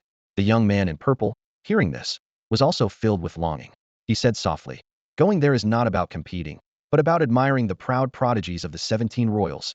observing their supreme combat prowess and their dazzling brilliance. Suddenly, the young man in purple remembered something and frowned. By the way, I heard some news on the way here. The Yu clan, to save face, plans to send a genius to take someone down. It's not a light matter. If we take out that kid, it might be hard to explain to the Yu clan, right? Dian Tu fell into contemplation upon hearing this, then asked, do you know who they'll send? That's not confirmed. The young man in purple shook his head. Many are clamoring to come. But, the Yu clan's prodigies never focus on places like this. The truly powerful geniuses probably wouldn't bother, so it won't be a big deal. He further explained, genius, prodigy, there's a world of difference despite being just a word apart. Those 7 Yu clan geniuses before weren't true prodigies, merely young ones in the clan worth nurturing, sent here for training. If it were a true genius from the Yu clan, even he wouldn't dare to compete. After pondering for a moment, Dian Tu finally made up his mind. If that's the case, let's take that kid down first. Meanwhile, Li Zhan had personally ventured deep into the mountain plains. As he observed the scenes unfolding there, surprise flickered in his eyes. The great demon, the fire nether beast, had also emerged, enraged by the slaughter of the outer demons. However, no battle ensued between them. Pei Yuan hurriedly arrived, informing Li Zhan that Chen Nuo had returned to Shaoguan. Only then did Li Zhan turn back, secretly pondering. What kind of monster is that human child? I must find an opportunity to eliminate him. The fire nether beast, witnessing the massacre of many elite-level beings, was also shocked. It had initially assumed it was the work of the Sichuan West Army's flying realm, but upon inquiry, learned it was a human child. It immediately linked this to the one who had slain the 7 Yu clan geniuses, regretting not discovering it sooner. Had it acted earlier, it might have seized the chance to kill him. Now that Li Zhan had arrived, the opportunity was evidently lost. Disheartened, it retreated back to the depths. Inside Shaoguan, seeing Chen Nuo return safely, Su Ming and the others were relieved. Su Ming asked in bewilderment, where have you been these past few days? Chen Nuo replied candidly, I went to the mountain plains to cultivate the true martial body. The mountain plains? Tao Long exclaimed, his eyes wide as he scrutinized Chen Nuo. You have some nerve, going to such a place to train. Do you have a death wish? Hearing this, everyone was taken aback. Su Ming, somewhat irritated, spoke sternly. Even if you're cultivating the true martial body, you shouldn't go to such dangerous places alone. Chen Nuo stood outside the military tent, momentarily speechless in the face of everyone's concerns. He knew that, to that place, he was the real threat. Su Ming and the others, out of a sense of protection, suggested retreating to Longman City to lay low. They feared that Chen Nuo, new to the battlefield, might be too weak to withstand the might of the three-eyed spirit tribe. Just then, Li Zhan returned. After a quick glance at the unharmed Chen Nuo, he tersely said, follow me, before turning away. Chen Nuo hurried after him. The two of them arrived at an observation platform on a nearby peak. As Chen Nuo began to apologize, Li Zhan cut him off with a direct question. Did you kill all those demons at the mountain plains, including the elite ones? Chen Nuo nodded in acknowledgement. Li Zhan was momentarily overwhelmed with shock. In his investigation, he had found over 20 elite-level demon corpses, and that was surely just the tip of the iceberg. It was unbelievable that a youth at the spirit refining stage could slaughter elite demons comparable to the Dragon Force stage. Suppressing his surprise, Li Zhan asked Chen Nuo for his thoughts on the Spirit City prodigies' threats to kill him. Unexpectedly, Chen Nuo rejected the suggestion to return to Longman City, insisting on staying at the outpost. He needed more blood crystals to cultivate the true martial body. Li Zhan did not oppose Chen Nuo's decision and tacitly agreed.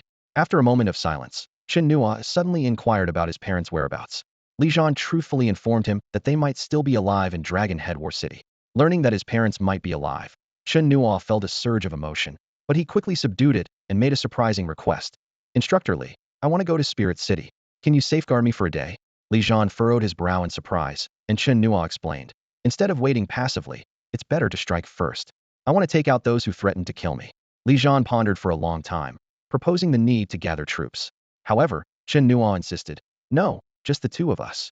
This suggestion astonished Li Zhan even more. Although he was at the 9th level of the Flying Heaven stage, taking Chen Nuo to challenge the talents of the three-eyed spirit tribe was extremely risky. Chen Nuo asserted confidently. Taking them out will be easy. My only worry is interference from the city's powerful figures. A swift attack and retreat would be more effective with fewer people. Li Zhan curiously asked, how confident are you? 100%. Chen Nuo replied without hesitation. Instructor Li, do you dare to accompany me? Li Zhan fell into silence, unsure how to respond to such a bold proposal. Lingcheng, an ancient war city standing majestically on the land, is located 400 miles away from Shaoguan. It is home to the three-eyed spirit tribe, who live a peaceful and orderly life. However, this tranquility is about to be shattered. Li Zhan and Chen Nuo arrived outside the city, with Chen Nuo hovering high above the city gates. Humans are attacking. The three-eyed spirit tribe soldiers stationed on the city walls immediately became alert and quickly sent someone to notify the powerful fighters within the city. Those near the gate looked up at the sky in astonishment, wondering if all the strong figures of Longman's city had mobilized, giving the humans the audacity to attack Lingqing so boldly. Unfazed by the mobilization of the three-eyed spirit tribe's experts, Chen Nuo surveyed the city, his gaze sweeping over numerous figures in ancient attire. He then shouted loudly, "Listen up, you scum of Lingqing. I am Chen Nuo, a warrior from the 3rd Battalion of the 9th Legion of the Sichuan West Army, who has slain 1,000 of the three-eyed spirit tribe and 7 feather tribe weaklings. I heard some of you threatened to come out and kill me, so here I am, at your city gate, waiting." His arrogant and provocative words thundered over Lingqing, turning the astonishment of the three-eyed spirit tribe into raging anger. On the city walls, soldiers who recognized Chen Nuo were filled with murderous intent. An expert at the Flying Heaven realm couldn't contain himself and moved to attack, only to be forcefully suppressed by Li Zhan. "It's you, Li Zhan," the Flying Heaven realm expert roared in fury. Undeterred, Chen Nuo continued to amplify his voice with spiritual power. "Where are those who boasted about killing me? Are they too afraid to come out and hiding like cowards? If they don't dare, let some Flying Heaven realm experts come to kill me." The three-eyed spirit tribe in the city were infuriated, their eyes wide with anger. "Damn it, I can't listen to this anymore. This human ant is too arrogant. We must take his head off. Where are our geniuses? Why aren't they coming out to kill this wretch?" Someone shouted angrily. Some ran to inform the powerful fighters, while others gathered towards the city gate. Although several Flying Heaven realm experts were filled with killing intent, they restrained themselves, fearing Li Zhan and waiting for the geniuses to take action. In front of the Grand Hall, priest Dianyu leaned on his staff, gazing at the sky outside the city. General Kuei Gang, Kuei Jun, and others stood solemnly beside him. A Flying Heaven realm expert, eyes filled with cold killing intent, said, "I was just looking for a chance to kill him, and now he comes to us. I'll go." "Don't rush," Dianyu cautioned. "Li Zhan is also here, and we don't know his purpose, nor if there are others following him." The Flying Heaven realm expert paused at these words, murmuring, "Li Zhan is a protector? No wonder he's so arrogant." Kuei Gang looked at Dianyu and said gravely, "No matter the purpose, since they're here in Lingqing, let me meet them first." Dianyu nodded in agreement. Li Zhan was nearing the Dharma body realm, and an ordinary Flying Heaven realm expert might be killed. However, Kuei Gang, being a Flying Heaven realm 9th tier expert, was fully capable of handling it. With approval, Kuei Gang immediately flew towards the city outskirts. Meanwhile, on the streets, Dian Tu and a young man in purple were stunned upon hearing that Chen Nuo was boldly appearing at Lingqing's gate. Is he coming to court death? Dian Tu wondered, but quickly realized that since the opponent was coming to them, it saved them a lot of effort. They immediately headed towards the city gate. The three-eyed spirit tribe crowd behind them shouted, "Young Master Dian Tu, please kill that guy and take his head. Let's go. I want to see the moment young Master Dian Tu personally takes that guy's head off." More of the spirit tribe followed, rushing towards the city gate, and the entire Lingqing was in an uproar due to this unexpected challenge. In front of the city gate, the enemy forces gathered like a tide, cautiously guarding against an attack from the Sichuan West Army. Dian Tu and the youth in purple robes made their way through the crowd to the gate. Meanwhile, several prodigies arrived, causing a stir among the crowd. A young man clad in crimson armor coldly reminded them, "If he escapes today, our three-eyed spirit clan will become a laughingstock." Before he finished speaking, a fiery red-haired girl laughed lightly and asked, "Do you really think he can escape?" Suddenly, a deafening explosion shook the ground. Kuei Gang leaped forward like a bolt of lightning, his gaze sweeping over the prodigies from various clans. He said in a deep voice, "Leave Li Zhan to me. I have only one request for you all: bring me his head, so I can personally deliver it to Longman City." The prodigies nodded in agreement and shot out of the city like arrows. Chen Nuo quickly locked onto 6 individuals. One girl stood out, clad in tight leather armor. Her figure was striking, with fiery red hair flowing like flames, and a face as beautiful as a blooming red rose. Her presence was even stronger than that of the 7 prodigies from the Feather Clan. Chen Nuo's gaze then turned to Dian Tu, more specifically, to the golden vertical pupil on his forehead. The aura emanating from this individual was more dangerous than the other 4, surpassing the 7 prodigies from the Feather Clan. Li Zhan also observed these individuals intently, his brow furrowed. They were experts at the 4th or 5th level of the Dragon Force realm. With his rich experience, Li Zhan knew that these prodigies were far from ordinary. Their spiritual eyes had mutated abilities, containing terrifying power, capable of challenging even the 8th or 9th level of the Dragon Force realm, requiring a Flying Heaven realm to suppress. The 6 scrutinized Chen Nuo and reached a startling conclusion. He was at the spirit refining realm. Nevertheless, they noticed Chen Nuo's robust vitality, indicating a well-tempered physique with formidable physical strength. What was more striking was the pair of blood-red wings on his back, similar to those of the Feather Clan, likely his greatest asset. Someone couldn't help but wonder. Although the 7 from the Feather Clan were mediocre, they were still at the Dragon Force realm and had a flying advantage. How could they all have been slain? Kuei Gang stood in the air, confronting Li Zhan while guarding against any moves he might make towards Dian Tu and the others. Behind him stood over a dozen flying Heaven Realm experts like Iron Towers, vigilant against any other schemes from the Sichuan West Army. Li Zhan glanced coldly at the prodigies, his voice full of disdain. If you want his life, show your skills. If none of you can do it, you can try it yourself. Kuei Gang stood with his hands behind his back, a playful smile on his lips. The flying Heaven Realm experts behind him also wore stern expressions. Though they were unsure of Li Zhan's plans, they believed that once they reached Spirit City, their clan's prodigies could kill him, and Li Zhan wouldn't be able to protect him. Someone shouted loudly, "Don't keep Commander Li waiting too long." Li Zhan's gaze turned sharp as a knife, but Dian Tu and the others showed no fear. This was Spirit City. Even if a Dharma Body Realm expert came, they had nothing to fear. The fiery red-haired girl stepped forward with her battle sword, unleashing a powerful aura of the 4th level of the Dragon Force realm, enveloping Chen Nuo like a storm in a probing attack.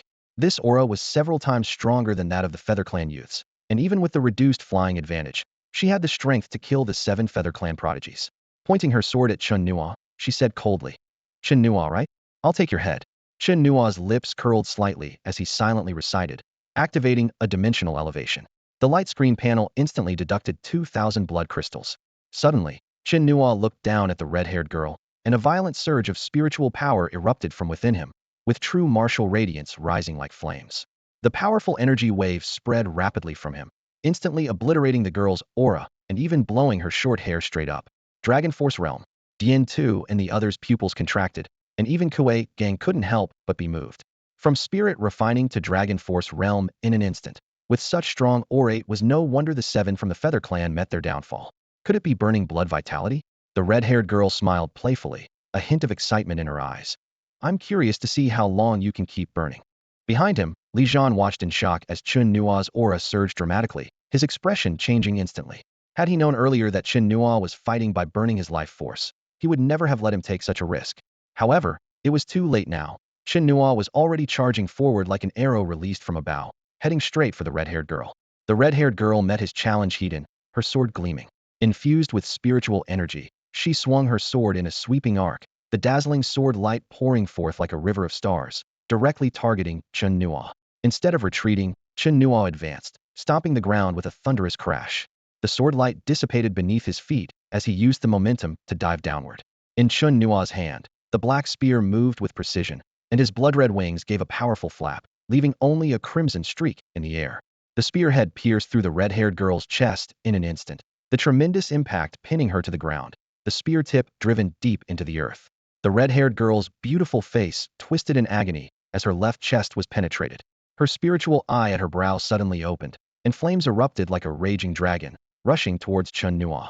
Almost simultaneously, Dian Tu, the youth in purple, and the youth in dark armor, along with another, charged at Chen Nuo like arrows released from a bow.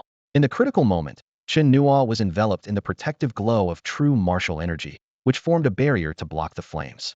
He punched through the sea of fire, delivering a heavy blow to the red-haired girl's brow. With a loud bang, her beautiful head exploded like a watermelon, deeply embedded in the ground. Her graceful body twitched uncontrollably on the ground. This scene shocked everyone, including members of the three-eyed spirit clan like Kuei Gang, as if a bucket of ice water had been poured over them. Their prodigy, their dream goddess, had fallen in an instant. The battle changed in the blink of an eye.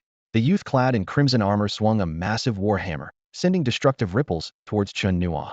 The youth in purple's spirit spear roared like a dragon, crashing towards him. Dian Tu and another genius coordinated seamlessly, golden light gathering at their chest like a sword aimed at Chen Nuo's head. The high ground and both sides were blocked, and retreating meant facing the full force of all 4 opponents. The combat experience of these individuals clearly surpassed that of the 7 Feather Clan members, and their strength was incomparable. Chen Nuo decisively abandoned the black spear, quickly taking the ring from the girl's finger. At the same time, he summoned an extraordinary golden spirit cauldron, infusing it with surging spiritual power. The cauldron transformed into a giant vessel, descending like Mount Tai, targeting the youth in crimson armor. With a loud boom, the war hammer shattered, and the youth in crimson armor was sent flying by the powerful impact.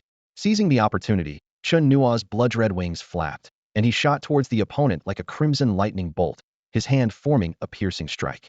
Seeing Chen Nuo summon an extraordinary artifact and shift his attack focus, Dian 2, the youth in purple, and the other genius quickly adjusted their tactics, swiftly encircling to trap this formidable opponent completely.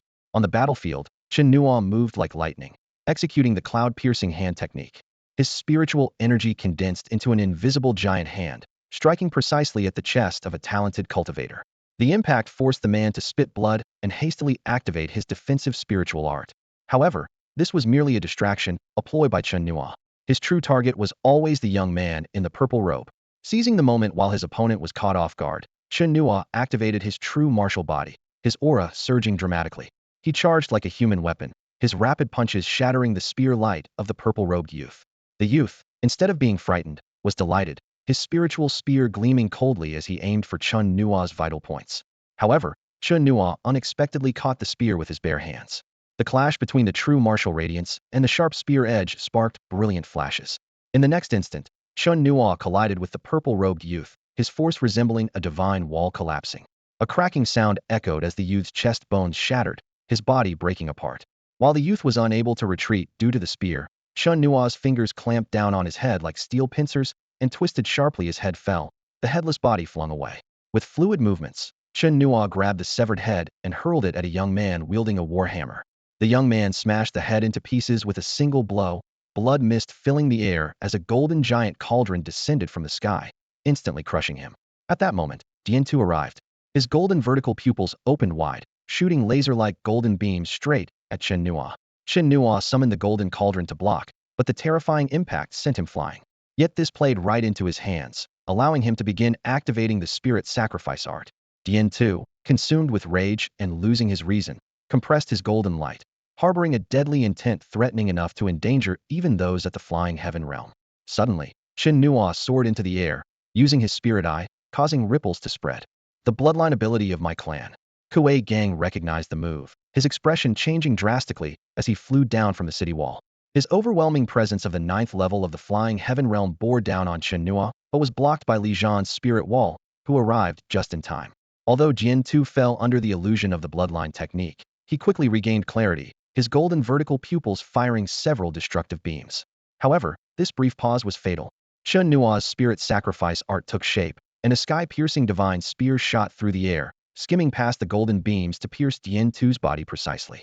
Chen Nuo unfurled his blood-red wings, weaving through the interwoven golden light, reaching his target in an instant. Another talented cultivator saw the danger and rushed to assist, but Chen Nuo was faster. With a wave of his hand, he took Dian 2's head, seized his storage ring, and kicked the corpse towards the city wall. Simultaneously, the golden spiritual cauldron under his control descended with a thunderous crash on the head of the aiding cultivator, enveloping him in golden suppressive light. From the sacrificial spirit diagram, a battle spear pierced through the air, transformed into a sharp stream under the enhancement of the void-breaking technique, and instantly impaled the genius suppressed by the spirit cauldron, pinning him fiercely to the city wall. Chen Nuo's eyes were cold and sharp. Before the foreign races in Spirit City could react, he disappeared into the distance. Boom! Kuei Gang lashed out in fury, shattering the wall of spiritual power with a crash. A massive killing intent erupted from within him, and thunderous roars echoed through the sky. Die! Li Zhan was about to engage when he saw Chen Nuo infuse all his spiritual power into his blood-red wings, speeding past Li Zhan like a shadow, leaving only a message. Instructorly, he's gone. As Chen Nuo fled at high speed, he provocatively shouted, "What a so-called genius! Didn't even get warmed up before dying. These foreign scum are nothing, easily defeated." Li Zhan paused for a moment, then unleashed a fierce strike on Spirit City before turning to follow Chen Nuo. "Stay here." Kuei Gang, in a frenzy, led 7 experts of the flying heaven realm, soaring into the sky in mad pursuit. At this moment, the three-eyed spirit tribe in Spirit City finally awoke from their stupor, staring blankly at the 5 corpses on the ground, their eyes nearly bulging out. It wasn't that they were slow to react. It was just that Chen Nuo's actions were too swift and ruthless, annihilating 5 geniuses in the blink of an eye. These geniuses didn't even have time to fully deploy their skills before being slaughtered. What was even more shocking was that he dared to twist off 2 heads right in front of numerous flying heaven realm experts. How is this possible? A mere human child at the spirit refining realm could actually. They couldn't accept the horrific scene before them, their minds collapsing. In front of the grand hall, Tuyu gripped his scepter tightly, his dark pupils emitting a chilling coldness. The strong practitioners of the Dharma body realm in the city all rushed to the city walls. Across the wasteland, Chen Nuo sped forward with Li Zhan close behind, and Kuei Gang and his group in relentless pursuit. Chen Nuo calculated silently, planning to use the second dimensional ascendancy once they were far from Spirit City to eliminate these flying heaven realm experts and severely weaken Spirit City's power. However, at that moment, 6 flying heaven realm experts Pei Yuan, Su Ming, Tao Long, Kong Yu, and others suddenly approached from the opposite direction. Li Zhan immediately halted and stood shoulder to shoulder with the 6, shielding Chen Nuo. Kuei Gang's group also stopped midair, their murderous aura chilling the void. Tao Long and the others noticed the head Chen Nuo was holding and asked in shock, "Leader, did he really do it?" Li Zhan kept his eyes fixed on Kuei Gang, replying in a deep voice, "Yes, the 5 left in Spirit City were all slain by him." Hearing this, Su Ming and the others were left speechless. This kid is truly fierce. Tao Long and Su Ming were strategically placed by Li Zhan to counteract the experts from lynching. Initially, Li Zhan didn't expect Chen Nuo to kill anyone. He merely wanted Chen Nuo to engage with these prodigious talents to hone his skills and identify his weaknesses. Unexpectedly, in full view of Lingsheng, Chen Nuo swiftly eliminated 5 of these talents.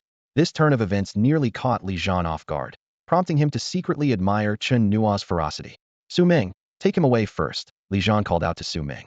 Su Ming immediately turned around, approached Chen Nuo with a satisfied grin on his face, and said, "Let's head back. Li and the others will handle it."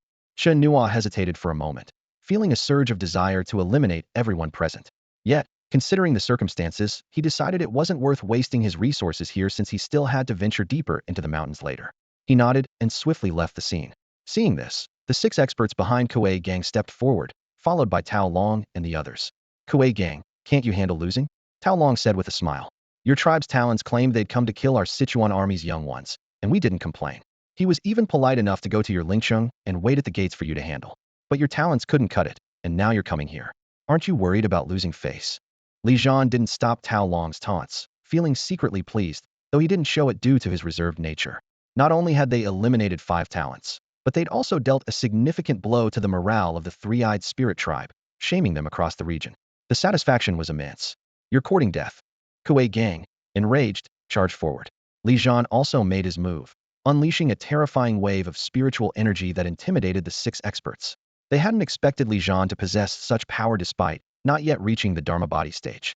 Without Kuei Gang, a formidable 9-level flyer, they wouldn't dare confront him. Kuei Gang engaged Li Zhan, while the 6 experts attacked Tao Long and his group. Suddenly, an earth-shattering battle erupted on the plains, shaking the heavens and the earth. The entire outpost went into battle readiness, with everyone's eyes fixed on the plains. The village elder, Qi Gong, Eugene, Wang Xiong, and others watched tensely from afar. Suddenly, 2 streaks of light approached rapidly, revealing Chen Nuo and Su Ming. Su Ming stood high above the outpost, suddenly bursting into laughter. Under the gaze of all the outpost warriors, he laughed for a full minute, leaving everyone bewildered and exchanging puzzled looks. Even Chen Nuo was surprised. "Brothers," Su Ming shouted, taking the head of Dian Tu from Chen Nuo and holding it high. "Do you see this? This is Dian Tu, the talent from Lingqing, beheaded by Chen Nuo." All 5 of their talents were slain at the city gates. Upon hearing this, everyone at the outpost felt a surge of excitement. Previously, they had been worried sick about Chen Nuo facing those arrogant talents from Lingqing.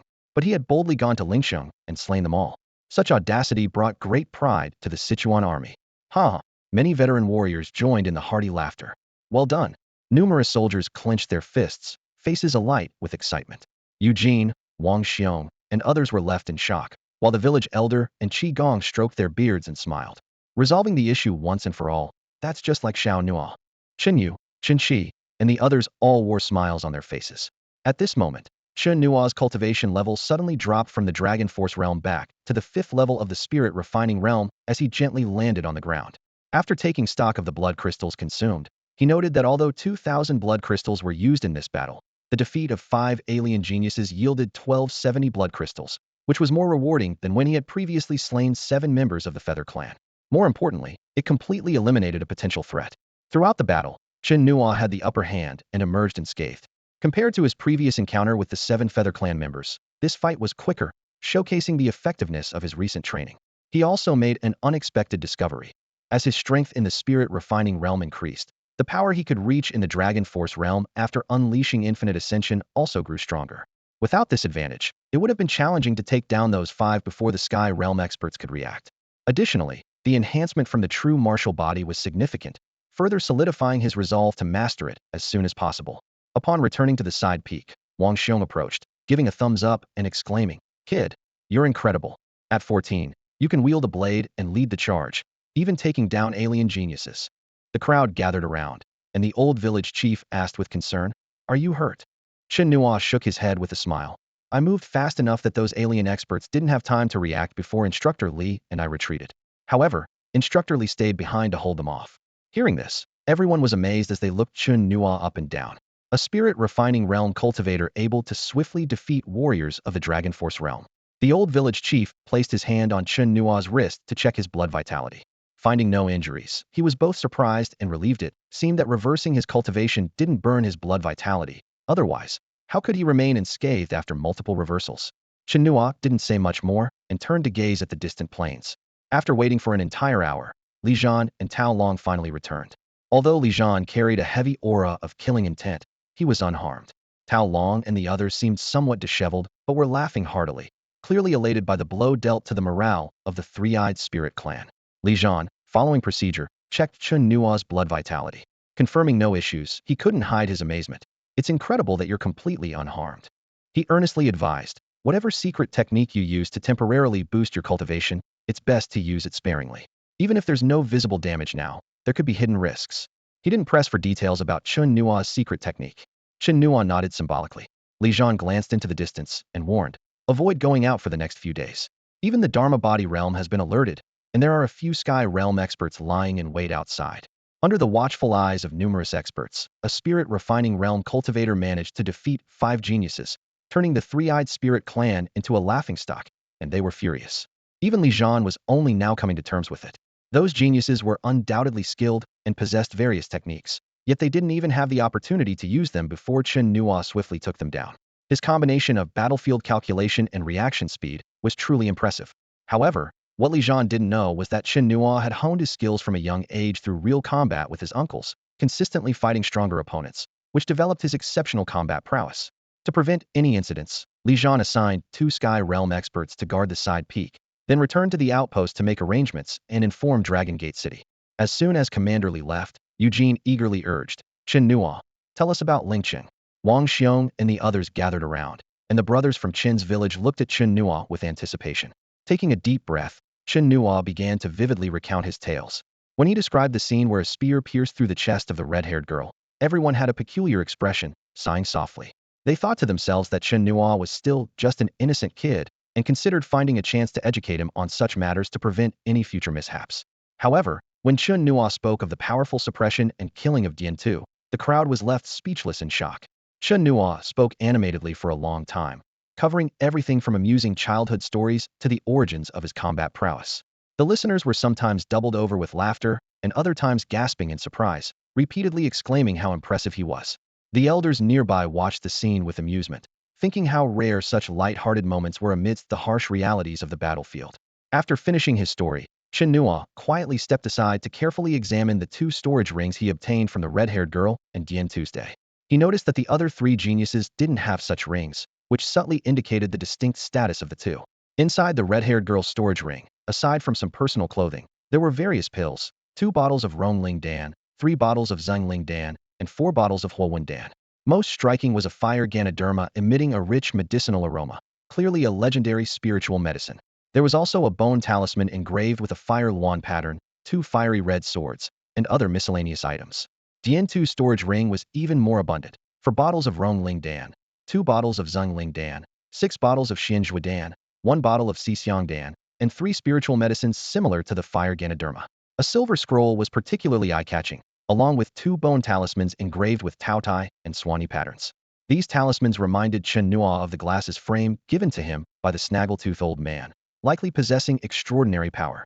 Unaware of the purpose of the bone talismans, Chen Nuo thought he should find someone to ask. The silver scroll recorded a powerful magical technique called For Symbols Light, which required the Xixiang Dan for cultivation. Although the scroll didn't detail the function of the Xixiang Dan, it was evidently crucial for practicing the 4 Symbols Light. Taking stock of his spoils, Chen Nuo felt secretly delighted. The Rongling Dan could be used for healing, and the substantial number of Xianzhua Dan attested to Diantu's wealth. The spiritual medicines could be brewed into a tonic to enhance cultivation, thereby reducing his reliance on blood crystals. Chen Nuo planned to study the four symbols light first, but before that, he deemed it necessary to understand the uses of those mysterious bone talismans. In the following days, powerful cultivators from Lingxing patrolled outside like hawks, scanning every corner with sharp eyes. Chen Nuo wisely chose to stay inside, waiting for the right moment. Perhaps due to some mysterious call, these powerful cultivators gradually left, retreating like a tide. During this time, Chen Nuo learned the secrets of the bone tokens from Captain Su Ming. These treasures, engraved with mysterious patterns, could unleash incredible power when activated by spiritual energy. The bone tokens of the Fire Luan, Taowu, and Swanee were the most outstanding among them, capable of withstanding the fierce attacks of these powerful cultivators. Su Ming was astonished to find that Chen Nuo had obtained 3 such precious tokens, and even more shocked that the 5 geniuses had been killed by Chen Nuo before they had a chance to use them. In fact, Diantu had a chance to use the bone tokens. These 2 tokens were originally his trump card for exploring Dongchuan Sea. Confident in his own strength, he believed he could easily defeat Chen Nuo, but he hadn't anticipated the swiftness of Chen Nuo's counterattack. As for the red-haired girl, she didn't even have the opportunity to use her token. Chen Nuo targeted her with his first strike, and with 2 fluid moves, he killed her instantly. Aware of the value of these treasures, Chen Nuo decided to leave one of the bone tokens with the old village chief for emergencies. He also generously shared other precious resources: 2 bottles of spirit-enhancing pills, 3 bottles of spirit fusion pills, 1 bottle of Xianzhua pill, and the spiritual herb Fire Lingji. These valuable pills and herbs were the village chief's hope for reaching the dragon power realm. After all, for those without natural talent for cultivation, relying solely on physical training wouldn't break through the bottleneck. Only with these pills was there a slim chance. As their guardian, the old village chief was responsible for taking care of everyone. These resources would be most effective in his hands, especially the spirit fusion pills, which could be life-saving in critical moments. Although Chen Nuo had now achieved the true martial body, and his recovery ability had greatly improved, reducing his reliance on spirit fusion pills, his second uncle and brothers like Chen Yu still needed these precious resources. Regarding the Xianzhua pill, Chen Nuo gave the village chief 1 dose for reaching the dragon power realm, keeping the rest for his own cultivation. As his cultivation level increased, the resources needed grew as well. Recently, he increasingly felt the difficulty of cultivation. Even consuming blood crystals and Xianzhua pills didn't yield obvious breakthroughs. Although he had over 100,000 blood crystals, Chen Nuo wasn't in a hurry to use them. Unless he could ensure a breakthrough to the dragon power realm, he wouldn't easily use these resources. He needed to prepare thoroughly for his upcoming journey into the depths of the mountain plains. For the past few days, Chen Nuo had been focused on studying the 4 symbols pill and 4 symbols light within the military tent. He decided to try this new cultivation method. Following the operation method of the 4 symbols light, Chen Nuo began to mobilize his energy while taking out a 4 symbols pill and swallowing it. As the pill went down his throat, powerful streams of strange energy surged through his body, impacting all his acupoints. A magical scene unfolded. A Xuanwu phantom gathered beneath him, slowly lifting his body into the air. Above his head, a flame ignited, and a vermilion bird phantom emerged from the fire. At the same time, the azure dragon and white tiger phantoms circled around him. This scene confirmed Chen Nuo's hypothesis. The 4 symbols pill was indeed the foundation for cultivating the 4 symbols light. Having confirmed this, Chen Nuo continued to practice the cultivation method while forming complex seals. The cultivation of the 4 symbols light involved 2 parts: the operation of internal energy and the formation of seals. The internal energy was guided by the 4 symbols power released by the 4 symbols pill, capable of transforming ordinary spiritual energy into powerful 4 symbols power. The seals could further transform this power into the formidable 4 symbols light. Although the seals were complex, after days of diligent practice, Chen Nuo had basically mastered them. When he successfully formed the seals, a powerful energy burst forth from above his head, beneath him, and from his body, transforming into dazzling 4 symbols light. The phantoms of the 4 sacred beasts roared in the light, exuding a strong, scorching, and aggressive aura that instantly filled the entire military tent. The aura was so strong that even the warriors of the Sichuan West Army on the side peak sensed it. The old village chief came upon hearing the news and felt reassured seeing Captain Su Ming already guarding outside. Meanwhile, in the distant Longman city, a shocking piece of news arrived at the outpost. That little guy had not only slain 7 geniuses of the Feather Clan, but also killed the 5 geniuses carefully nurtured by Lingxing. This news exploded like a bomb, causing a huge stir in Longman City. "Are you talking about the one from Qinjia village?" An old man with buck teeth asked with a cheerful grin in the tea house, sparking a lively discussion among those around. "Absolutely. an excited veteran replied. That kid is truly something. He directly charged up to the gates of Ling City and took out those 5 guys, all at the 4th level or higher of the Dragon Power realm, right in front of the foreigners. Only 14 years old, another person interjected in surprise. He just broke through to the spirit refining realm and can already achieve that. Indeed impressive, the veteran nodded in agreement. Captain Tao Long said that Kuigong and a dozen others at the flying realm were on the city walls, yet they didn't even have a chance to react. Just imagine how fast he must be. The news spread like wildfire throughout Longman City. The 7th and 9th Corps, along with the city's original inhabitants, were all abuzz about the events in Ling City. This feat not only astonished everyone, but also brought pride to the Sichuan West Army in Longman City. In the council hall, City Lord Ling Yu rarely showed a smile, while Li Shanhai laughed heartily. Even the usually stern and serious Commander Yuna of the 7th Corps had a rare gentle expression. As for protecting Chen Nuo, they were no longer worried, as City Lord Ling Yu had already made arrangements. Meanwhile, the atmosphere inside Ling City was tense. Kuei Gong, Kuei Jun, and others looked grim. This seemingly simple battle had caused the three-eyed spirit clan to lose face. Right under their noses, a human youth at the spirit refining realm had stormed their doorstep and slain 5 of their prodigies. Such humiliation was enough to make the three-eyed spirit clan a laughingstock among the races. Dian Yu suppressed his anger and calmly analyzed. The Feather Clan has sent people too. Let them handle it. This slip-up can't be blamed on everyone. Even I didn't take Chen Nuo seriously. He paused, a flash of murderous intent in his eyes. But now, he must be eliminated. Not just because of his potential, but more importantly, it seems the Sichuan West Army intends to groom him as a successor. Sir, Kuei Jun asked cautiously, can the people sent by the Feather Clan really deal with Chen Nuo? Dian Yu smirked coldly. If they're not foolish, they won't send anyone incompetent. This mistake is a setback for us, but not necessarily for those 3 Feather Clan members at the Flying Realm. To completely rid themselves of blame, they must bring someone useful. Meanwhile, in the distant border outpost, an even larger storm was brewing. Chen Nuo secluded himself for 4 days, tirelessly practicing the 4 symbols light technique. His hard work finally paid off as the dual offensive and defensive magical ability began to show results. Although it couldn't rival the spirit sacrifice technique, it significantly enhanced his combat power. Even more gratifying was that the medicinal power of the 4 symbols pill not only helped him master the new technique, but also propelled him from the 5th to the 6th level of cultivation. When Chen Nuo emerged from the military tent, Captain Su Meng observed the young man with surprise. In just a few days, Chen Nuo's aura had noticeably strengthened, a testament to his exceptional talent worthy of being called a genius. Captain, have those foreign experts who were lurking around left? Chen Nuo asked curiously, his eyes scanning the surroundings. Su Meng replied cautiously. They left yesterday, and there's been no movement today. But we can't let our guard down. If there are any hiding well, they could catch us off guard. Chen Nuo nodded in understanding, but looked at Su Meng with a peculiar expression. Captain, you have your own duties and don't need to protect me. They wouldn't dare to break in here. I'm more worried about you running off, Su Meng said helplessly. Chen Nuo just smiled and said nothing more.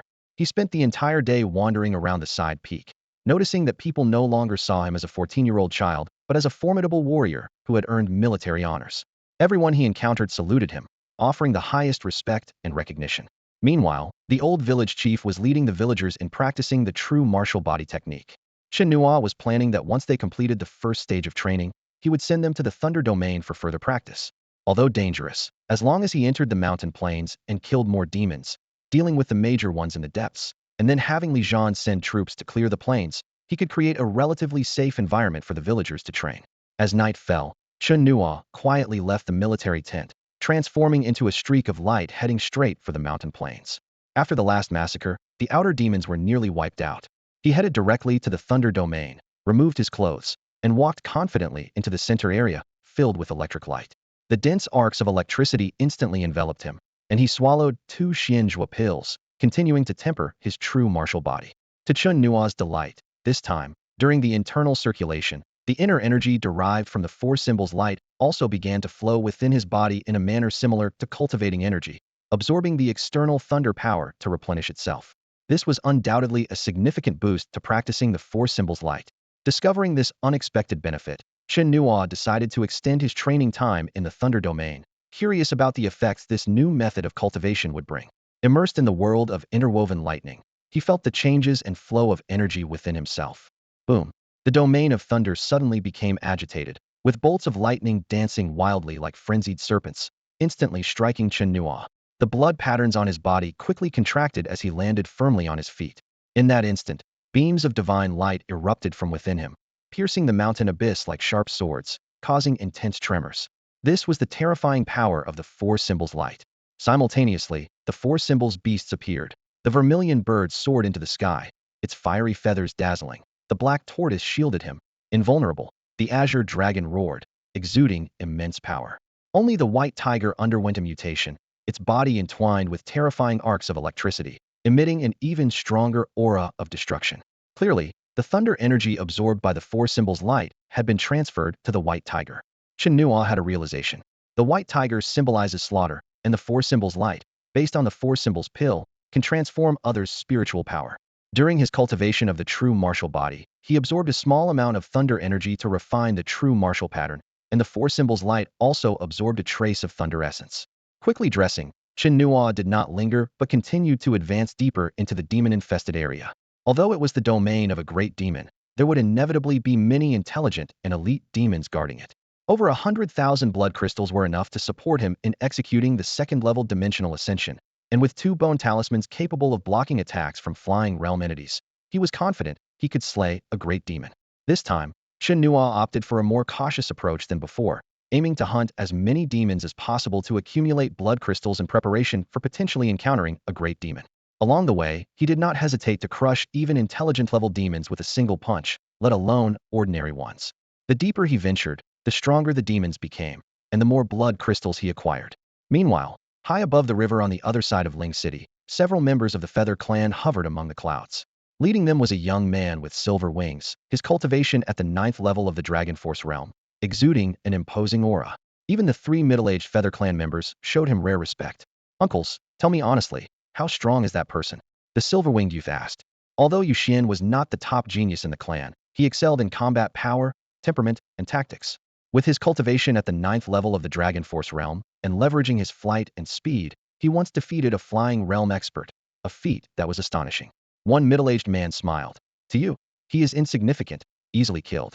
Despite Yu Xian's request for honesty, the 3 remained cautious, not daring to reveal the truth.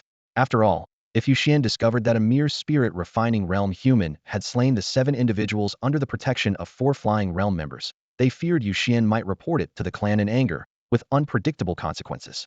"Humph." Yu Xian snorted coldly, sensing something unusual. "Seems like this trip was pointless. I should have let those incompetents handle this mess." The clan had sent him here, worried about the appearance of a human genius. Armed with extraordinary artifacts, he intended to thoroughly clear this place. But from his uncle's words, he guessed the truth. It was likely an unremarkable individual who used some special means to kill those 7 fools, and these 3 exaggerated to shirk responsibility.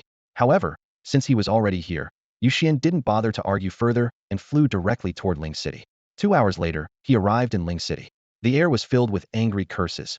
Damn humans. Will flatten Longman City sooner or later. The battle before the gates of Ling City had deeply wounded the pride of the city's non-human inhabitants. A young prodigy from the Yu clan was killed right under the watchful eyes of Master Kagan and over a dozen powerful flying realm warriors.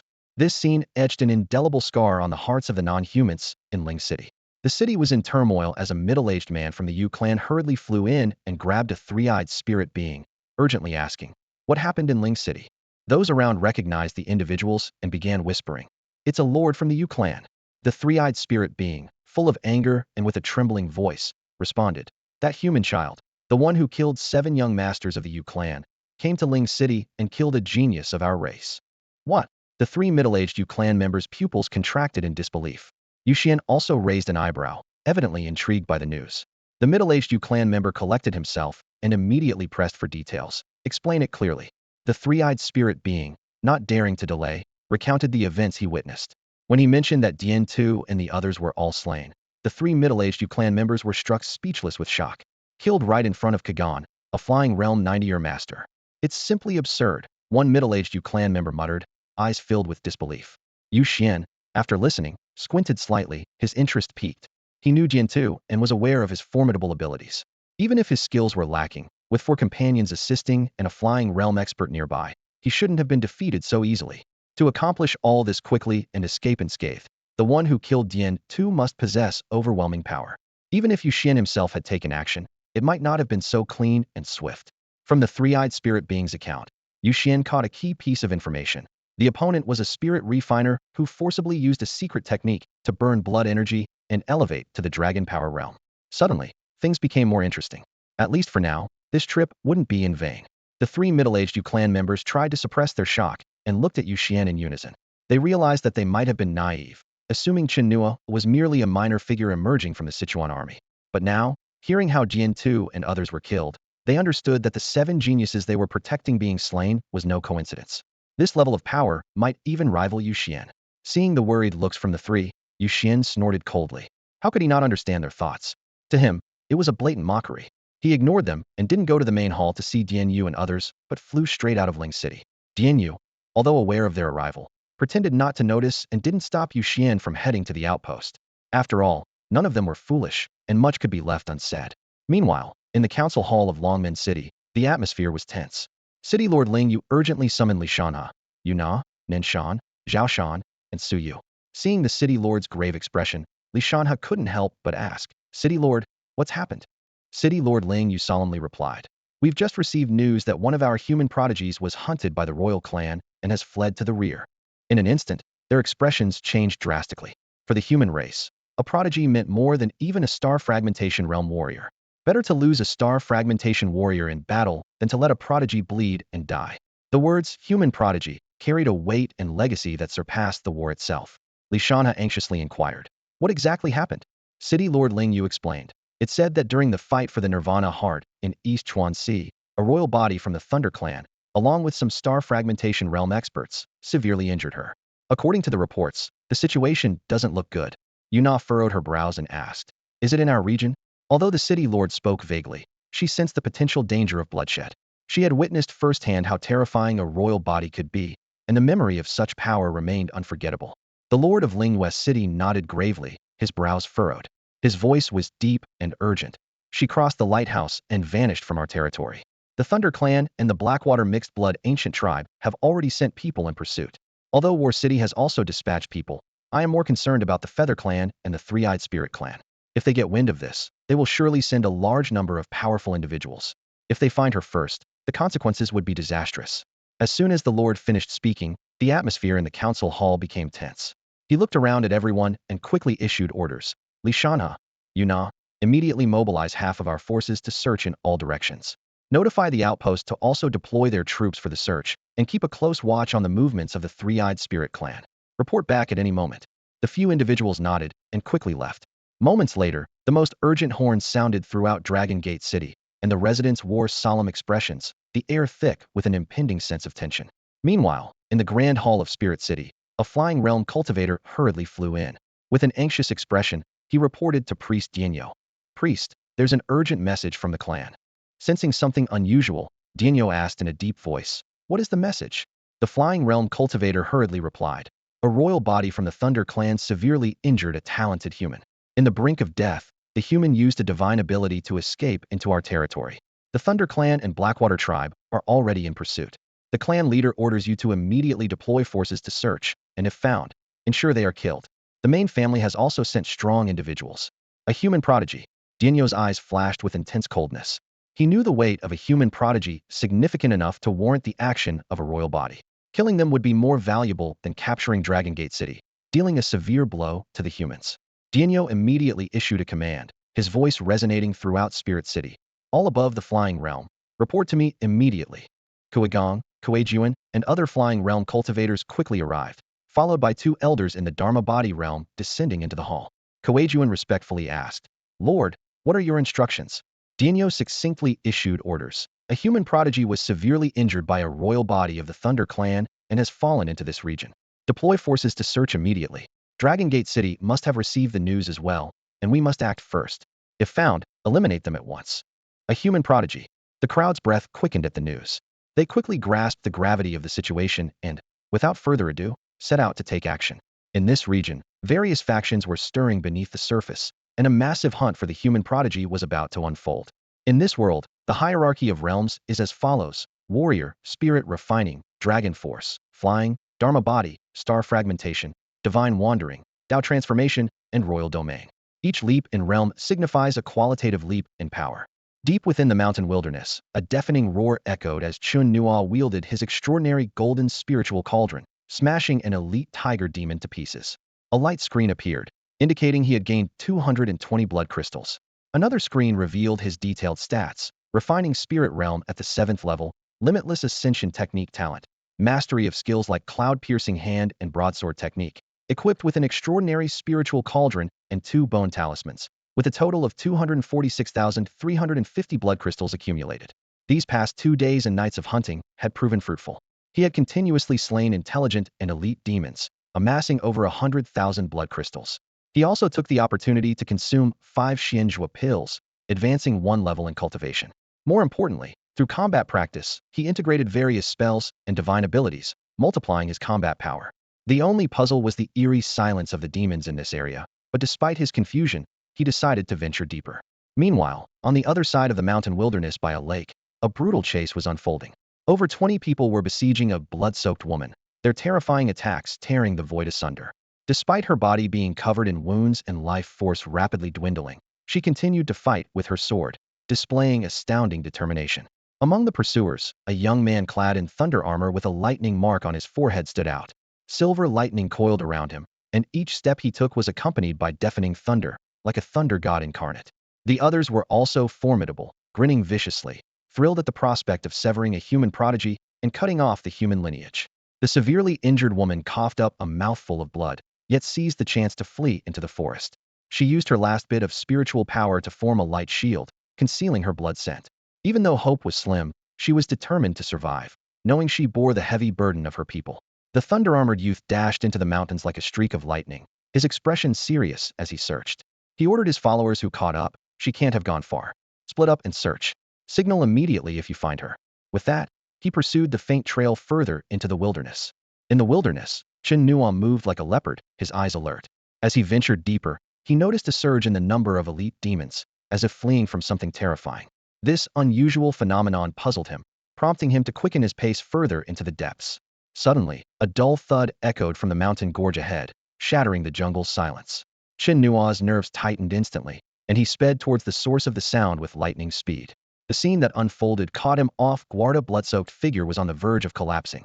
Instinctively, Chen Nuo prepared to strike a fatal blow with his cloud-piercing hand. However, just at that critical moment, the bloodied figure looked up and saw Chen Nuo's Sichuan military uniform. "I'm human," she croaked, her voice hoarse, before collapsing with a crash. The protective light around her dissipated immediately, as if her life force had nearly extinguished. Startled by her words, Chen Nuo withdrew his attack and instead activated his true martial pattern defense. He rushed forward, only to find the fallen person was a bloody mess, her face obscured by blood. "Who are you?" Chen Nuo asked with a frown, his tone a mix of caution and concern.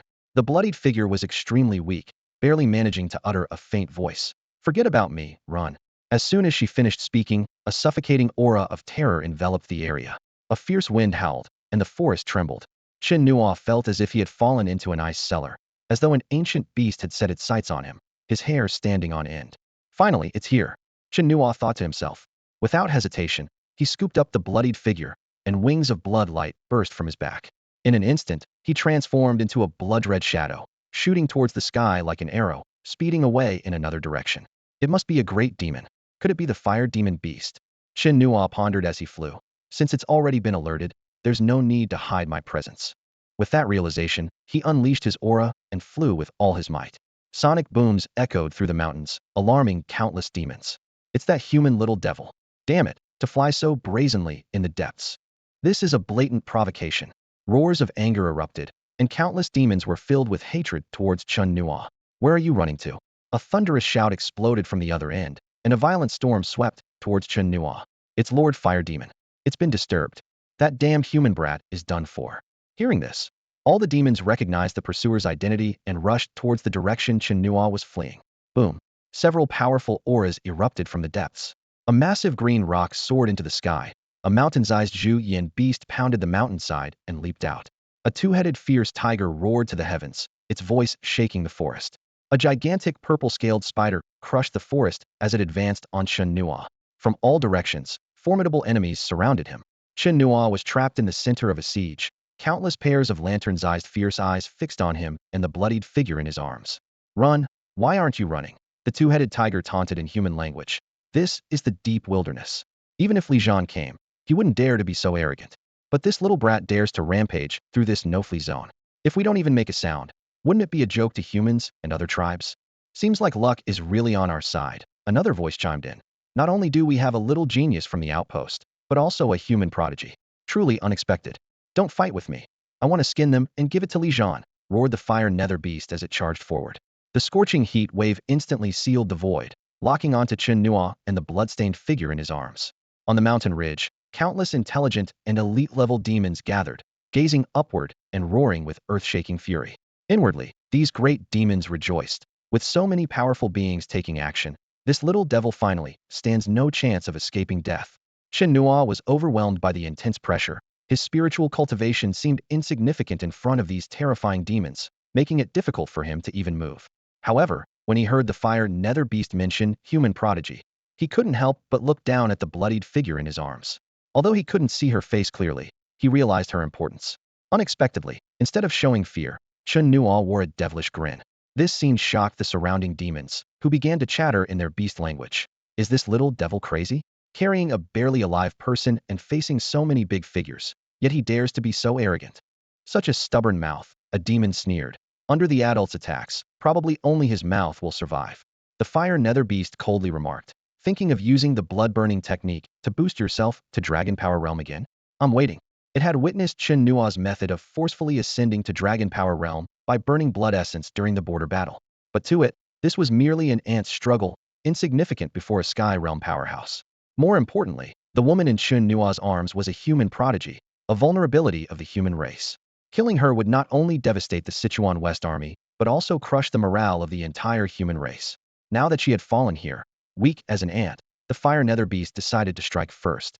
Suddenly, the sky darkened, and thunder roared in the clear sky. Amid the rumbling thunder, there was a heavy sound of footsteps.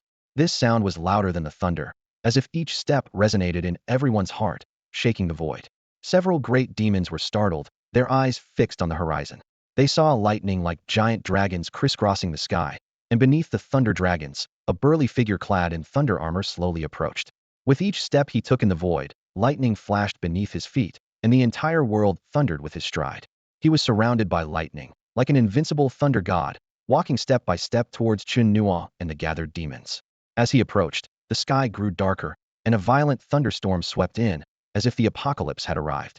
At this moment, the woman in Chen Nuo's arms moved slightly. Gathering her last bit of strength, she whispered in Chen Nuo's ear, "They're coming. You, run." Her voice was filled with despair, helplessness, and unwillingness. The pupils of several great demons contracted sharply, their gaze fixed on that distant, imposing figure. Though he was still far away, they instinctively trembled. Because he was the Thunder Clan. Above Longman City, a section of the sky was suddenly torn apart, producing a deafening ripping sound. To the astonishment of onlookers, two figures slowly emerged from the rift. Ling, the city lord, stood solemnly in front of the council hall, waiting with a serious expression. The two figures traversed the void and appeared instantly before Ling. One was a burly middle-aged man clad in an ancient battle robe, exuding an aura of authority without anger. The other was a beautiful young woman in a white chiffon blouse, her brow furrowed with urgency. Ling immediately recognized the middle-aged man and exclaimed, "General Hong Li, I didn't expect you to come personally." He was inwardly startled, as this man was one of the three great generals under Ning Chenua, the commander of the human city, and a formidable warrior on the brink of entering the divine travel realm. The young woman, though youthful, possessed an extraordinary aura, with her cultivation having reached the 5th level of the flying heaven realm, clearly a rare human talent. With a stern expression and a tone filled with resolve, Hong Li declared, "City Lord Ling, the situation is dire. I had to come." His presence was unfathomable, like an abyss. Ling furrowed his brow and tentatively asked, "Is the young prodigy of the human race the one under Ning's command?" Hong Li nodded in confirmation. The young woman interjected anxiously, "Grandpa Ling, Sister Ning Yao was ambushed by the royal body of the Thunder King clan and a star fragmentation realm expert. She's gravely injured and near death. They're still pursuing her, and if we don't find her soon, even if she escapes her pursuers, she won't last much longer." Upon hearing this, Ling Yue's expression grew even more grave. He quickly made a decision. Although half of Longman City's forces have already been dispatched, we must send more. The crisis in Longman City pales in comparison to her situation, not only because she is Ning Jinyue's only daughter, but also because she hails from the Hall of Heroes. I'll deploy additional forces immediately. Hong Li nodded gratefully. "Thank you." With that, He and the young woman swiftly left Longman City to begin their search. The news quickly spread throughout Longman City, prompting many citizens to organize and join the search efforts. Meanwhile, the Feather Clan dispatched a star fragmentation realm expert, leading 7 or 8 flying heaven realm masters into the search area. The forces of Spirit City were also fully mobilized, with all flying heaven realm experts joining the effort, including the personal involvement of Dianyu. Deep within the mountains, a bolt of lightning stretched across the sky like a fissure, its blinding light evoking fear. All demons were terrified. Even elite-level great demons trembled. The likes of the fire underworld beast and other great demons were utterly silent, not daring to make a sound. A young man in lightning armor, resembling a thunder god, walked through the air, stopping several thousand meters away. Destructive arcs of electricity surrounded him, striking the void around him with a heart-stopping crackle. His eyes, filled with electric light, were intimidating, and the aura of extreme destruction emanating from him filled Chen Nuo with dread. Chen Nuo was inwardly alarmed. This young man's power was immense, comparable to that of Instructor Li Zhan, and perhaps even superior in terms of thunder power. Several great demons simultaneously thought, it truly is the Thunder King clan. However, the lightning-armored figure ignored them all, not even glancing at Chen Nuo. His gaze was fixed on the blood-soaked figure, coldly declaring, Ning Yao, your fate ends here. The bloodied woman Ning Yao was continuously dripping blood, staining Chen Nuo's clothes. Although she heard the thunderous words, she lacked even the strength to open her eyes. At this moment, she felt despair, yet also a profound calmness. Reflecting on her brief life, it seemed like an endless series of battles. 10, 100, ceaselessly. She was exhausted, had cried, roared, and yet had to rise and continue fighting. But now, she could finally rest. The moment had finally arrived, as she had anticipated and prepared for it. Suddenly, figures descended from all directions of the sky, forming an impenetrable circle. Even the formidable creatures like the fire nether beast were trapped within. The newcomers were intimidating. Some were enveloped in lightning, others cloaked in black scales, and some appeared to be forged from molten lava. The fire nether beast recognized them immediately as the young elite from the Thunder King clan, the Blackwater Half-Blood Ancient clan, and the Lava Ancient clan. Each had reached the flying realm, exuding unparalleled power, undoubtedly geniuses in their own right. It was no wonder ordinary cultivators wouldn't dare to hunt down a prodigy. Lords, the fire nether beast quickly declared, we are here to slay this person too. The two-headed fierce tiger hurriedly agreed. Yes, yes, we've been battling the humans. There's no need for you to dirty your hands. We will bring you their head. Huh? Chen Nuo interrupted with a cold laugh. You want to kill her? Did you ask me first? The 20 or so figures glanced at Chen Nuo, amusement flickering in their eyes, saying nothing, as if watching a farce unfold. Insect, the fire nether beast's fierce eyes widened, preparing a lethal attack. You dare to be arrogant in front of the Thunder King clan's young master, thinking this is just a checkpoint. Chen Nuo ignored the threat, focused on securing the bloodied figure on his back, and used clothing from his storage ring to bind the fiery-haired girl tightly. The dying person struggled to see who was in front of them, catching only a glimpse of an ear before darkness consumed them. Thunder King clan? Chen Nuo surveyed the surroundings, confirming his opponents were all in the flying realm, with the armored figure in lightning being the strongest. You must all be geniuses. Though I can't kill many demons today, taking you down seems worthwhile. He knew there was no turning back, only to fight. The fact that so many flying realm powerhouses were chasing this woman, named Ning Yao, meant she was extraordinary. As a fellow human warrior, she deserved his utmost effort.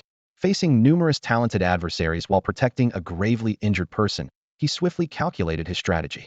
The key lay in infinite elevation. His words left everyone present stunned.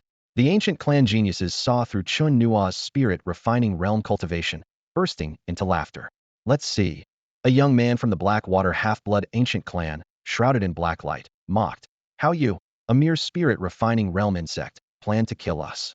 Only the armored figure in lightning remained serious, his killing intent intensifying. He advanced step by step, determined to eliminate all obstacles.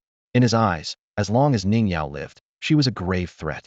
At this moment, the fire nether beast also moved, blocking any escape route for Chen Nuo, eager to earn merit in this siege. With a thunderous roar in his heart, Chen Nuo instantly consumed 100,000 blood crystals to activate the dual ascension technique. As the system notification sounded, a mysterious aura surged from within him, elevating his realm to the flying heaven stage. A vast power erupted like a boundless ocean, shattering the forces that restrained him and dispelling the chill from his body. A violent storm scattered the dark clouds, clashing with the thunder. At this moment, the power contained within Chen Nuo reached an unprecedented and terrifying level. His physical body connected with the heavens and earth, levitating as he flew through the air, exuding an aura of dominance that was beyond the reach of the dragon power realm. In the spiritual sea of his Dantian, a seed as massive as a star quietly took root, serving as his conduit to the heavens and earth, a unique ability of the flying heaven stage. Chen Nuo's aura surpassed that of the fire nether beast, and even approached that of Lei Hong, the Thunder Clan's royalty. This scene left all observers in shock. The mocking figures froze their smiles instantly. The fierce eyes of the fire nether beast widened, while the blue rock, Zhu Yin bloodline beast, two-headed fierce tiger, and purple-scaled spider were all stupefied. The demons below gaped, their beastly eyes bulging, unable to believe the incredible sight before them. Even Lei Hong couldn't help but pause, thunder flickering in his eyes, finding it unimaginable for someone to leap from the spirit refinement stage directly to the flying heaven stage. The fire nether beast was the first to react, spewing a sea of flames as it charged at Chen Nuo. Other beasts also attacked. The blue rock slashed with its wings like swords, releasing a destructive cyan beam. The two-headed fierce tiger shot two beams of corrosive light, piercing the sky. Amidst the encirclement, Chen Nuo remained unfazed. He activated the four symbols light, emitting dazzling beams to repel the surrounding genius beasts. Simultaneously, his hands rapidly formed seals, summoning the four symbols divine beasts. The vermilion bird screeched, wings flapping towards the fire nether beast. The black tortoise expanded its protective barrier. The azure dragon soared through clouds, confronting the blue rock. The white tiger circled him, enveloped in lightning. With Ning Yao on his back, Chen Nuo unfurled his blood-red wings, shooting like lightning straight at the fire nether beast. In his heart, he thought, "I'll start with you, beast." The fire nether beast spat a sea of flames, shattering the vermilion bird's illusion with a slap. However, the white tiger transformed into a torrential current, piercing through the flames, and struck the fire nether beast. Roar! The fire nether beast howled in agony as the current, like a flood, scoured its flesh and bones, leaving them hollow. Blood mist mixed with electric arcs exploded from its back, creating a terrifying scene. Boom! A surge of electrical light pierced through the fire nether beast's body, tearing through the void in the distance. The beast's remains were flung away by the immense force, rolling through the air before crashing heavily into the forest, lifeless. The power of this strike was astonishing, leaving the observing demons in shock. A system notification chimed. Killed an enemy at the flying heaven level. Gained 3,200 blood crystals. Chen Nuo ignored it, focusing intently on the crisis at hand. The celestial azure rock attacked first, shattering the azure dragon shadow and swiftly swooping down. Simultaneously, the giant beast with Zhu Yin bloodline leapt with incredible force, soaring into the air, its mountain-like fist crashing down towards Chen Nuo. The sharp legs of the purple-scaled spider, like scythes of death, also aimed for him. From 1,000 meters away, the figure clad in thunder armor, Lei Hong, charged forward with a storm of murderous intent. Faced with threats from all sides, Chen Nuo quickly deployed the azure dragon, vermilion bird, and white tiger shadows of the four symbols light, countering the celestial azure rock and purple-scaled spider to temporarily hold off their attacks. As for the distant thunder armor youth, Lei Hong, Chen Nuo chose to ignore him for now, as this played into his strategy. Chen Nuo summoned his extraordinary weapon, transforming it into a massive cauldron to meet the Zhu Yin bloodline beast, simultaneously activating the black tortoise shadow for defense and unleashing the full power of his true martial body. The beast's fist slammed into the golden cauldron with a resounding clang, sending Chen Nuo rolling into the forest along with it. This was exactly what Chen Nuo had hoped for. Using the brief cover provided by the trees, he quickly wrapped Ning Yao in spiritual power, hiding her beneath the bushes of an ancient tree, and placed the shrunken golden spiritual cauldron on her. He left a trace of spiritual energy and a fire lawn bone talisman on the cauldron. This setup was risky, but necessary. If anyone attempted to strike, the golden cauldron could withstand a blow, and the fire lawn bone talisman could intercept again, buying Chen Nuo time to return. Chen Nuo continued to roll away, increasing the distance. Worried about his potential escape, over 20 ancient royal geniuses closed in. Suddenly, Chen Nuo burst forth, wings transforming into a streak of blood-red light, heading straight for the distant purple-scaled spider. The four symbols light struck its body, but the spider's scales were too tough to break. Its sharp legs pierced through space, targeting Chen Nuo. At that moment, Lei Hong unleashed a destructive thunder pillar, akin to a tree trunk entwined with vines, piercing the void towards Chen Nuo.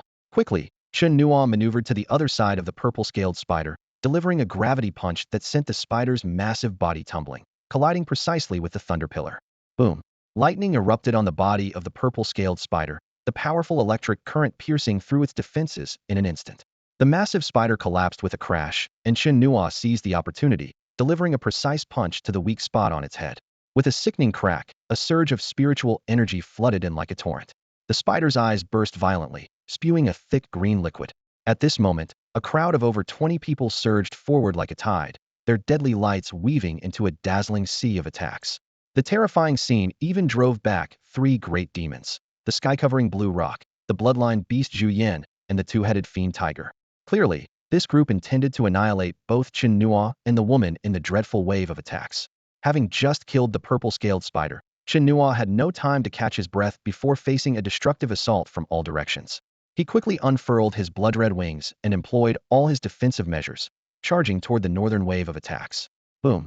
Splat splat! The fierce onslaught rained down on Chen Nuo like a torrential storm. His military uniform was shredded to pieces, revealing his strong physique.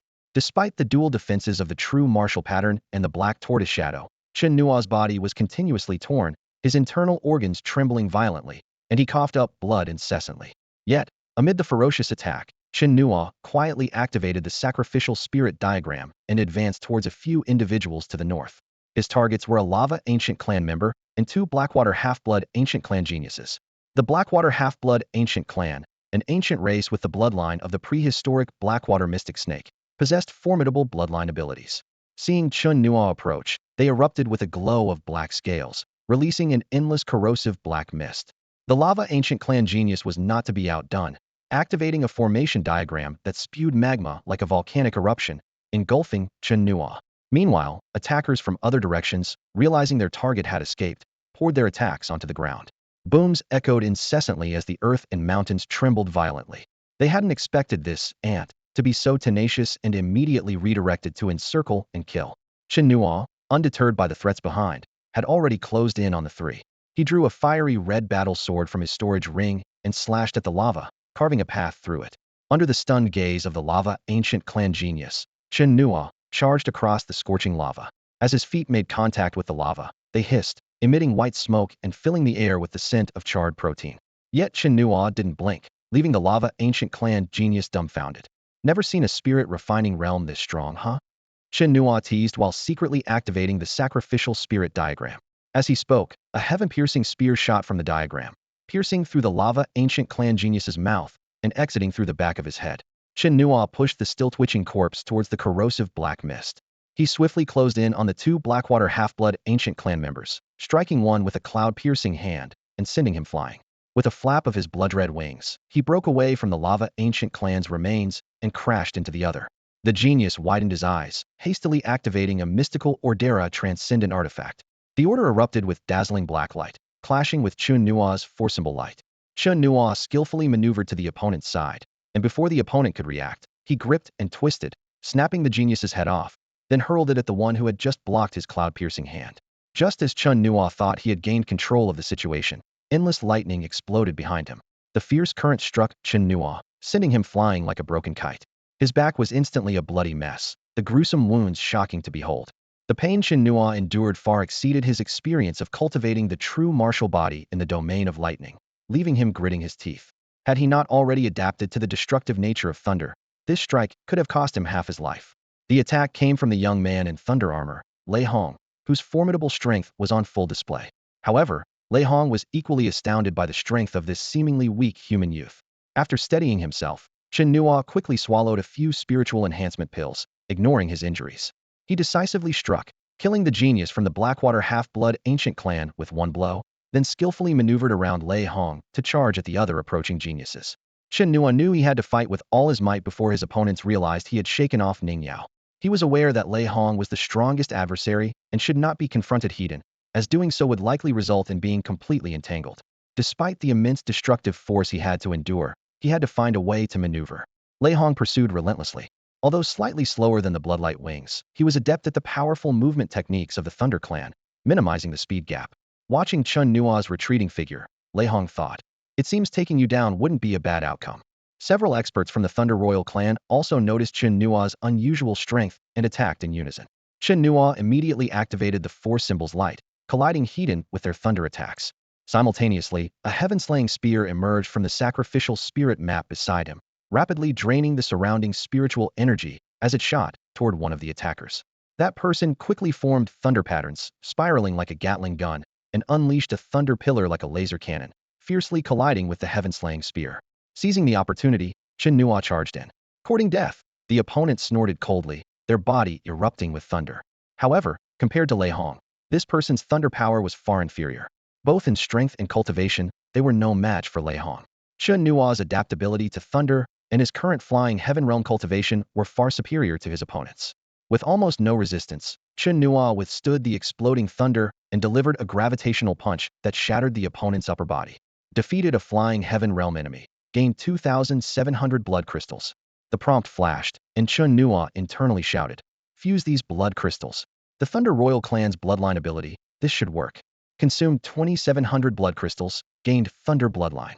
A peculiar power swiftly spread throughout Chen Nuo's body, soon manifesting externally as a vast, destructive thunder. This thunder power was on par with the lightning surrounding Lei Hong. With a wave of his hand, Chen Nuo unleashed lightning in all directions, repelling the enemies attempting to surround him.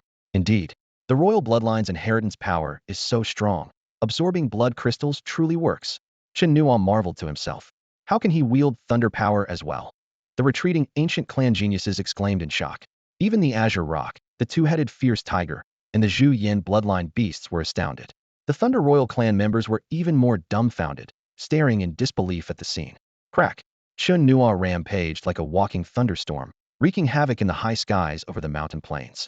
His combat prowess far surpassed his opponents, allowing him to overpower and kill one genius after another, even when surrounded. The sky was shattered by flashes of lightning, sending debris and energy scattering in all directions. A group of geniuses and numerous powerful beasts engaged in relentless combat with Chen Nuo. The fierce battle lasted for a full hour, during which Chen Nuo slew 9 geniuses, as well as a two-headed fierce tiger and a beast with the bloodline of the Zhu Yin. Several powerful beasts that arrived as reinforcements also met their end, their bodies scattered across the battlefield, staining the ground with blood. Although Chen Nuo held the upper hand, he was not unscathed. His body was battered and bloody, with a chunk missing from his face, causing blood to flow incessantly. Fortunately, his true martial pattern blocked a fatal blow, sparing him from a dire fate. Nevertheless, his internal bones were fractured, and he coughed up blood continuously. As the hour drew to a close, Chen Nuo shouted internally, "Continue the infinite ascension." He consumed another 100,000 blood crystals, barely maintaining his cultivation level. On the battlefield, the sky-covering Azure Rock was already terrified. Its azure wing was shattered, and it had narrowly escaped death several times under Chen Nuo's terrifying lightning. It couldn't fathom how this seemingly spirit-refining realm human was so formidable. The remaining geniuses were also in a sorry state, some coughing up blood as they glared viciously at Chen Nuo. They initially thought he was burning his life force and soul for such strength, yet after such prolonged combat, he showed no signs of weakening. Even Lei Hong, a genius from the Thunder King lineage at the 7th level of the sky-soaring realm, joined the fight. Normally, 1 or 2 at the 9th level of the sky-soaring realm should end the battle swiftly. However, not only did they fail to subdue Chen Nuo, he had already slain 9 of them. His combat strength was approaching that of a prodigy. Lei Hong's thunderous eyes glowed intensely, boiling with fury and murderous intent. He had hidden Ning Yao in the nearby forest, waiting for a chance to strike. A genius from the Blackwater half-blood ancient clan suddenly noticed something behind Chen Nuo. Others had sensed it earlier, but were too embroiled in battle to address it.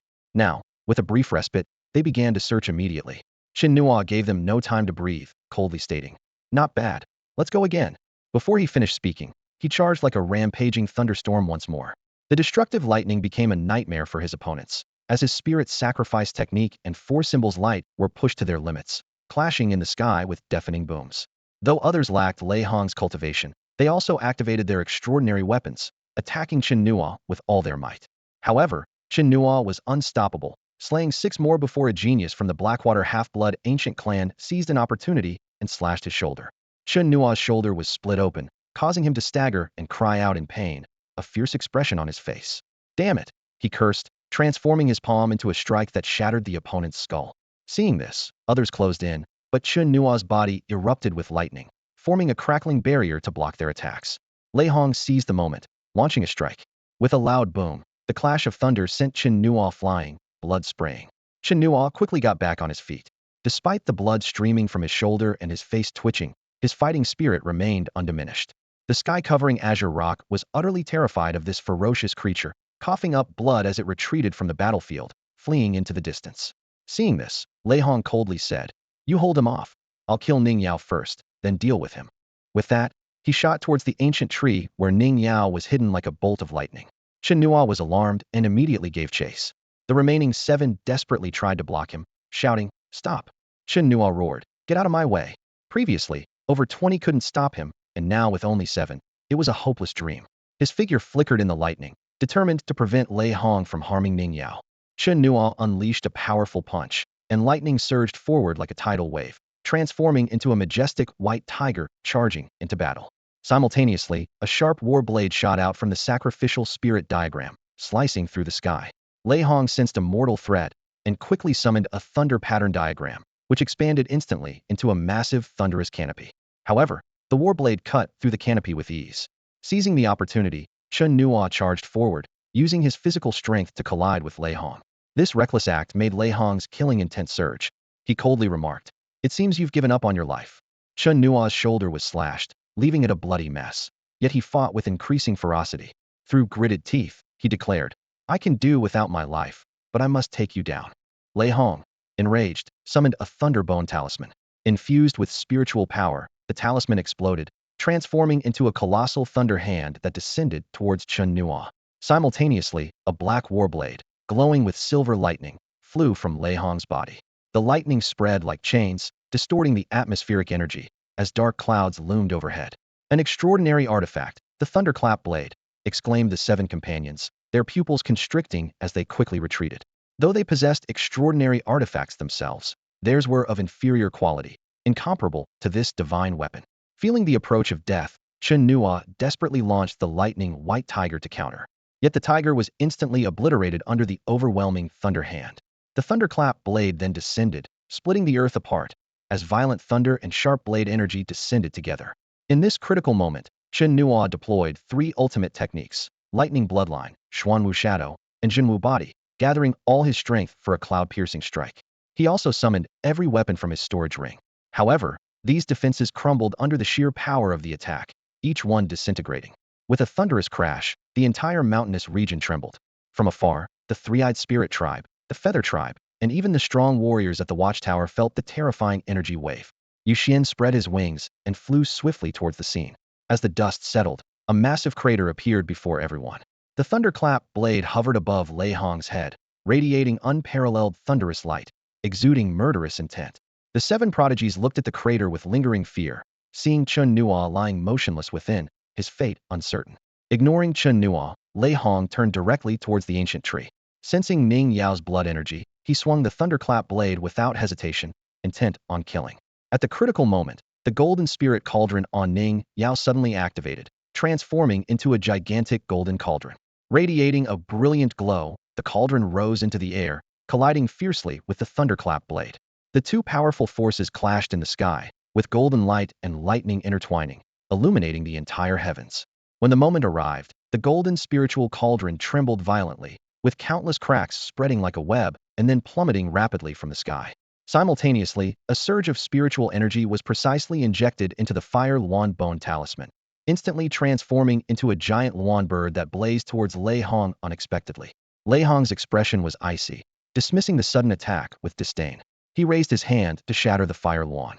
At this critical juncture, Chen Nuo, who seemed to be on the brink of death, suddenly transformed into a flash of blood and appeared behind Lei Hong at lightning speed.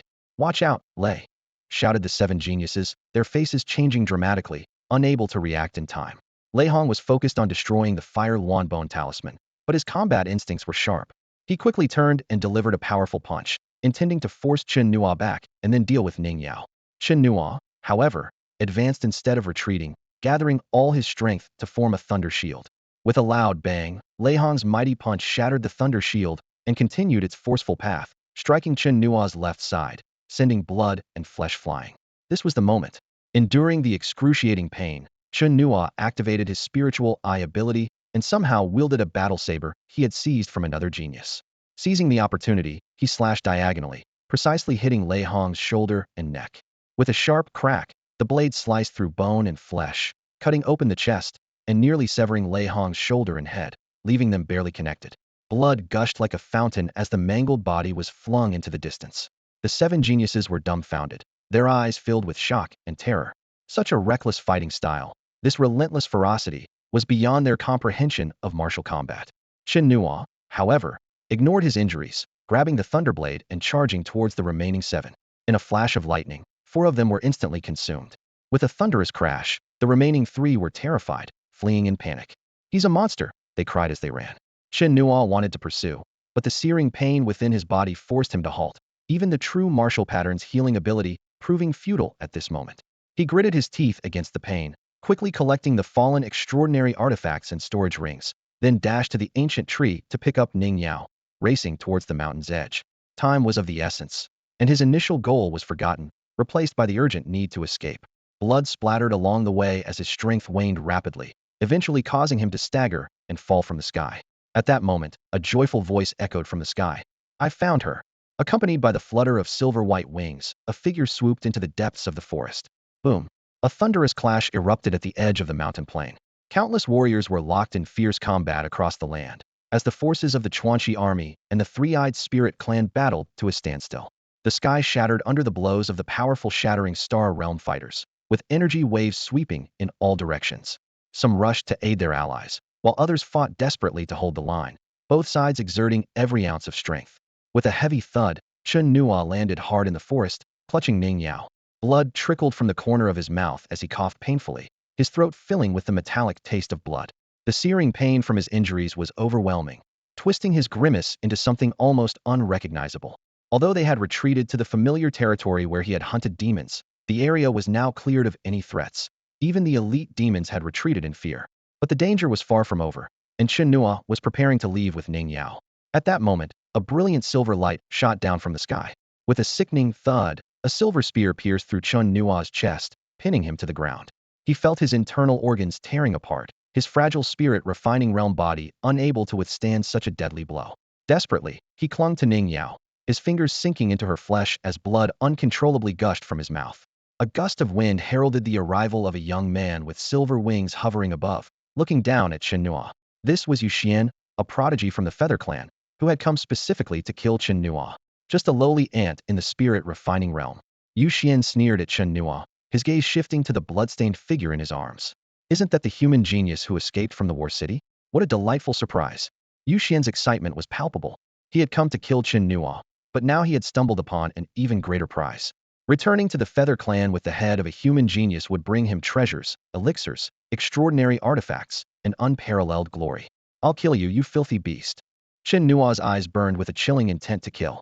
"What can a half-dead ant do to me?"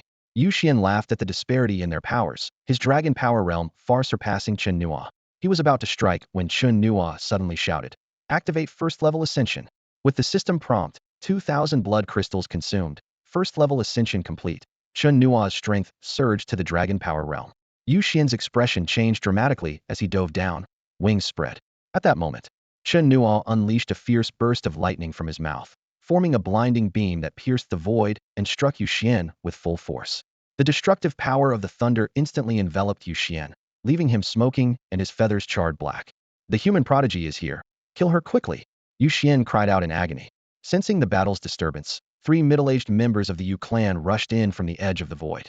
Before they could fully comprehend the situation, Chen Nuo had already flipped his palm to unleash the final Swan Ni Bone Talisman. As spiritual power infused it, the talisman exploded, transforming into a ferocious Swan Ni phantom, charged with terrifying lightning, and hurtled towards the trio.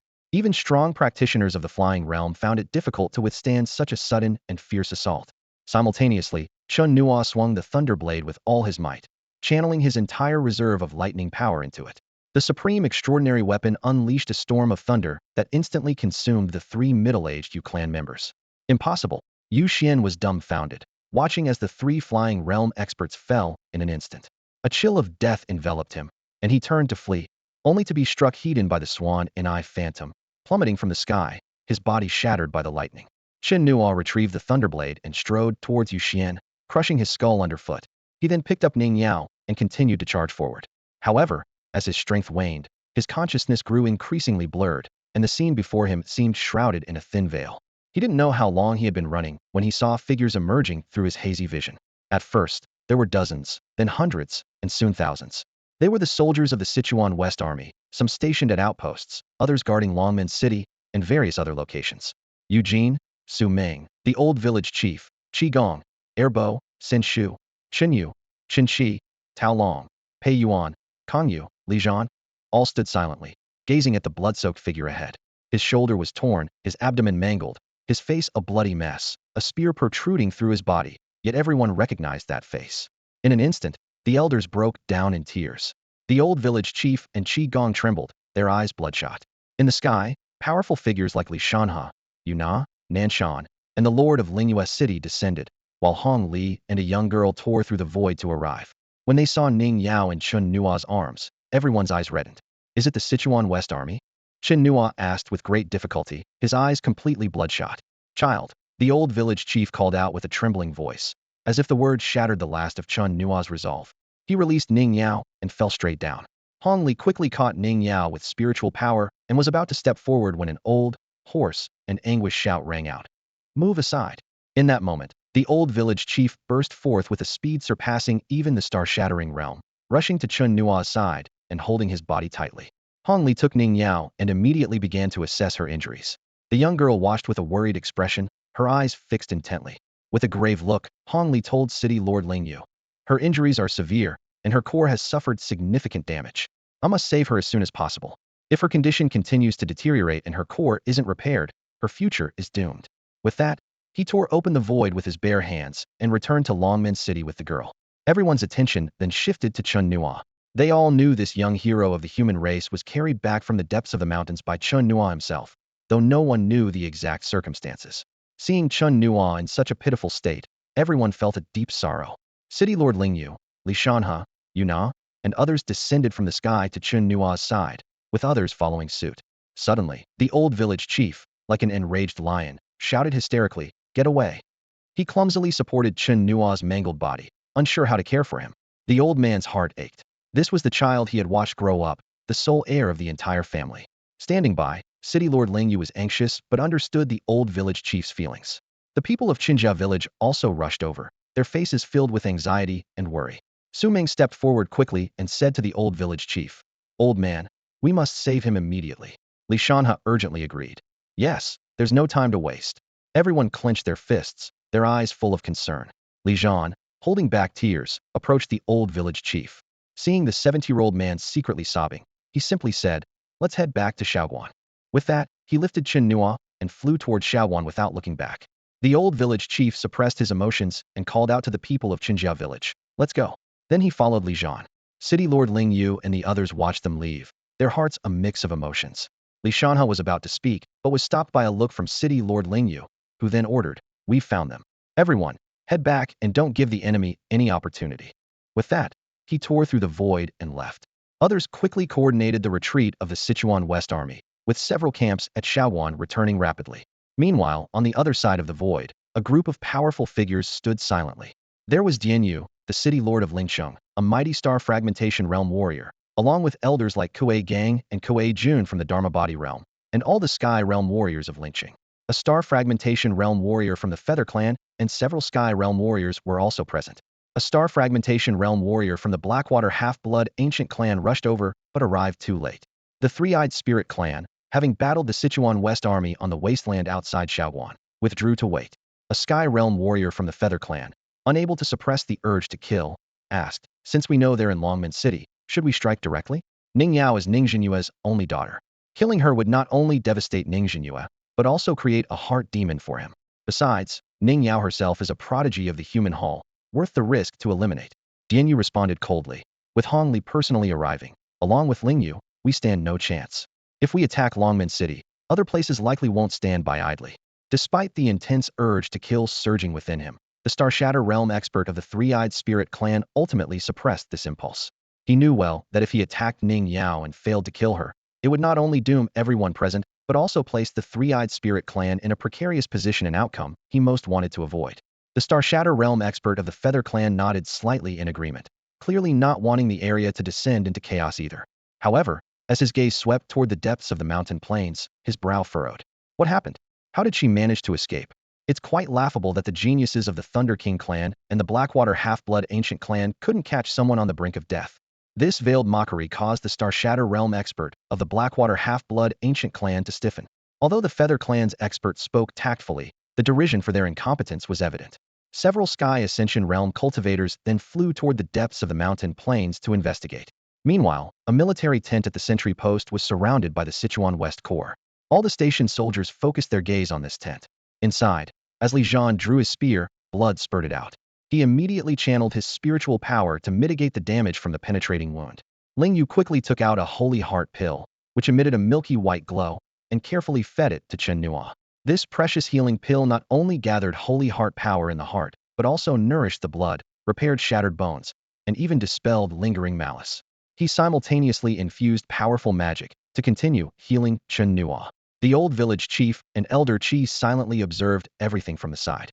After a long period of treatment, Chen Nuo's breathing finally stabilized, and his vitality was no longer waning. The bloodlines in his body began to coagulate and repair the damage, while the true martial mark on his forehead was also at work. This scene left Ling Yu and Li Shanhua astonished. In such a short time, Chen Nuo had cultivated his true martial body to the second stage, an almost unbelievable speed of cultivation. Even the most gifted true martial army soldiers would need 2 to 3 years to reach such a level. After completing the first stage, Xiao Nuo went to the mountain plains to temper his body with the power of heaven and earth. When we found him, he had already entered the second stage, explained Chen Yu. Upon hearing this, Mayor Ling Yu's expression darkened. There's a lightning domain in the mountain plains. He must have trained there. The pain there. He sighed. Given the conditions of the Sichuan West Army, it's really hard on this child. Everyone fell silent upon hearing this. After Li Zhan withdrew his hand, he said to the old village chief, the injury is under control, and there's no danger to his life. His recovery ability is strong. With some rest, he will wake up. The old village chief finally breathed a sigh of relief. Li Zhan stood up and turned to Mayor Ling Yu. He is a seed of the Sichuan West Army. No matter how difficult, we must do our utmost to nurture him. Though the conversation was veiled, everyone present understood the underlying meaning, yet remained silent. Let's not dwell on this for now. Mayor Ling Yu shifted the topic. Shanhua, take some people to the depths to find out what happened. I'll return to Dragon Gate City to oversee it. Yes, Li Shanhua replied. After confirming that Chen Nuo was temporarily out of danger, Mayor Ling Yu left with his entourage. He intended to take Chen Nuo back to Dragon Gate City, but considering his current condition, he had to leave him at the sentry post to recuperate. Li Zhan continued to guard the sentry post, while Li Shanhua, along with Su Ming and 4 other Sky Ascension Realm cultivators, headed straight for the depths of the mountain plains. Deep within the mountainous terrain, the remnants of a colossal battle caught the attention of powerful beings such as the Fatian realm of the Feather Clan and the Kuei army of the Three-Eyed Spirit Clan. Initially heading deeper into the area, they were compelled to halt and investigate the scene of this small battlefield. The battleground was marked by ancient trees shattered by lightning, with wisps of smoke still rising. The dense energy of thunder lingered in the air, instilling a sense of dread.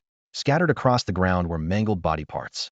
After a thorough examination of the tattered clothing and fragments of feathers, the Fatian realm experts identified these remains as those of their fellow Feather Clan members. Yu Xian is dead, a startled exclamation pierced the silence.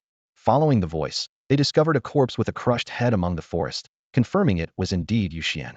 Kuei army was deeply shaken, realizing that the dismembered limbs belonged to the 3 Fatian realm guards from earlier. Chen Nuo, are you referring to that human child from Shaoguan? A Fatian realm member asked with a frown. Rumors of the Feather Clan's 7 prodigies being slain in formation and the Three-Eyed Spirit Clan's 5 talents being killed had already spread throughout Ling City, making this name well known. Kuei army nodded in confirmation, yet puzzled, he remarked, although he has the means to burn blood energy to enhance his powers, he's merely at the dragon power realm. How could he possibly kill someone in the Fatian realm? The difference in power is immense. At that moment, a Fatian realm member found a crucial Kluia fragment of a Swanee bone talisman. This was a treasure given to Dian Tu by Dian Yu. Kuei army explained. The bone talisman contains thunder power, matching the thunder traces on the battlefield. Without further delay, they continued deeper. Upon reaching the heart of the battlefield, the scene left all the Fatian realm experts in shock, nearly petrified. Before them lay a scorched expanse spanning several miles, with ancient trees and creatures completely obliterated. Enormous craters intersected the landscape, with cracks spreading like a spider's web. The shattered void was slowly healing, while fierce winds still raged. Even more shocking were the scattered corpses, the hollowed shell of a fire nether beast, a 2-headed ferocious tiger cleaved in 2, a purple-scaled spider with a burst head, and a giant beast with the Zhu Yin bloodline lying motionless. These were all dominant monsters from the mountainous region, allied with Ling City. Among them were headless bodies and mangled remains of prodigies from the Blackwater Half-Blood Ancient Clan, the Lava Ancient Clan, and the Thunder King Clan. The gazes of the assembled cultivators at the flying heaven realm all turned in unison toward the distance. There, a body leaned awkwardly against an ancient tree, its head and part of a shoulder neatly severed. Their hearts pounded as they instantly recognized the deceased Lei Hong. Lei Hong was renowned among the Thunder Clan, a prodigious talent of exceptional strength, always found in the company of the elite and the royal body. He had gained fame after reversing the odds and killing a human powerhouse nearly at the Dharma body realm during the battle at Dongchuan Sea. Now, this formidable flying heaven realm 7th tier expert lay dead, shocking everyone present. So, he was the one chasing Ning Yao, murmured Kuei Jun, but why did he die here? Could Ning Yao really be that powerful? Even if she was near death from attacks by the royal body and fragmented star realm, could she still kill such a strong talent? The other flying heaven realm cultivators quickly began searching the area and soon discovered another dozen or so bodies of talents. Their hearts raced with countless speculations. Either the previous information was wrong, and Ning Yao wasn't severely injured, or, impossible, Kuei Jun almost shouted. He's just a kid at the spirit refining realm. If it really was him, wouldn't that make him even more terrifying than the elite? Everyone fell into deep thought. Beyond the spirit refining realm were the Dragon Force realm, the flying heaven realm, and then the 7th tier of the flying heaven realm, full 2 major realms apart. Even if one burned their blood energy to reach the Dragon Force realm, they would still be like ants before these talents.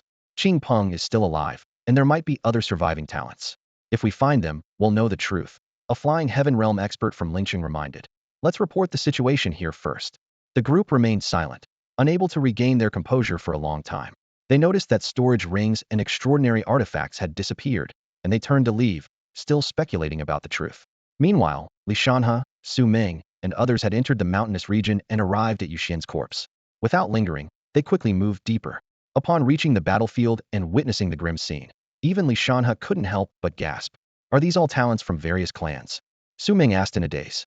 From the Thunder Clan, Li Shanhe replied succinctly, causing a chill to run through everyone. They saw the corpse of a fire underworld beast with its insides hollowed out, imagining the terrifying attack it must have suffered. The group couldn't recover for a long time until Su Ming proposed a bold guess. Could that kid have done this? The others immediately dismissed the idea. Impossible. Didn't you see how many great demons and flying heaven realm talents are here? Li Shanhe carefully examined the scene, discovering fragments of a fire luan bone talisman, a golden spiritual cauldron, and some unique blood energy. His brow furrowed with a hint of suspicion, but he couldn't be sure. We'll know once the kid wakes up, Li Shanhe said, deciding to set the question aside for the time being. They found that all the extraordinary artifacts and storage rings on the corpses were gone, unsure if Lingqing's people took them or if they fell into the hands of the mysterious strongman. Let's head back, Li Shanhe ordered, then added. With the great demons of the mountainous region slain, once the situation stabilizes, we can clear out the demons here and then push towards Lingqing. Standing at the entrance of the council hall, Lord Lingwei gazed intently into the distance, his hands clasped behind his back. After a long silence, Li Shanhua hurriedly returned, his footsteps breaking the stillness. What's the situation in Shanyuan? Lord Lingwei asked, withdrawing his gaze and speaking in a deep voice. Li Shanhua hesitated slightly, his expression complex, as he replied.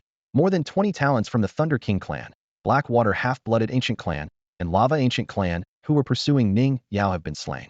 Several great demons weren't spared either. Lord Lingyue's eyes narrowed in surprise as he looked at Li Shanhua.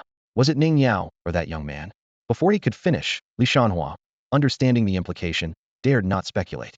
Tell me in detail, Lord Lingyue said, his deep blue eyes filled with contemplation. Li Shanhua recounted the investigation in detail. As he described the events, Lord Lingyue's expression grew increasingly grave. If it had been someone else, the situation might not have been so complicated.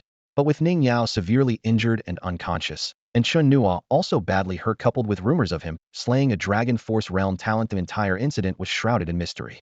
Although Lord Lingyue hadn't connected the dots to suspect that Chen Nuo was the one who killed those talents, the fact that he managed to carry Ning Yao out from such depths indicated his extraordinary abilities.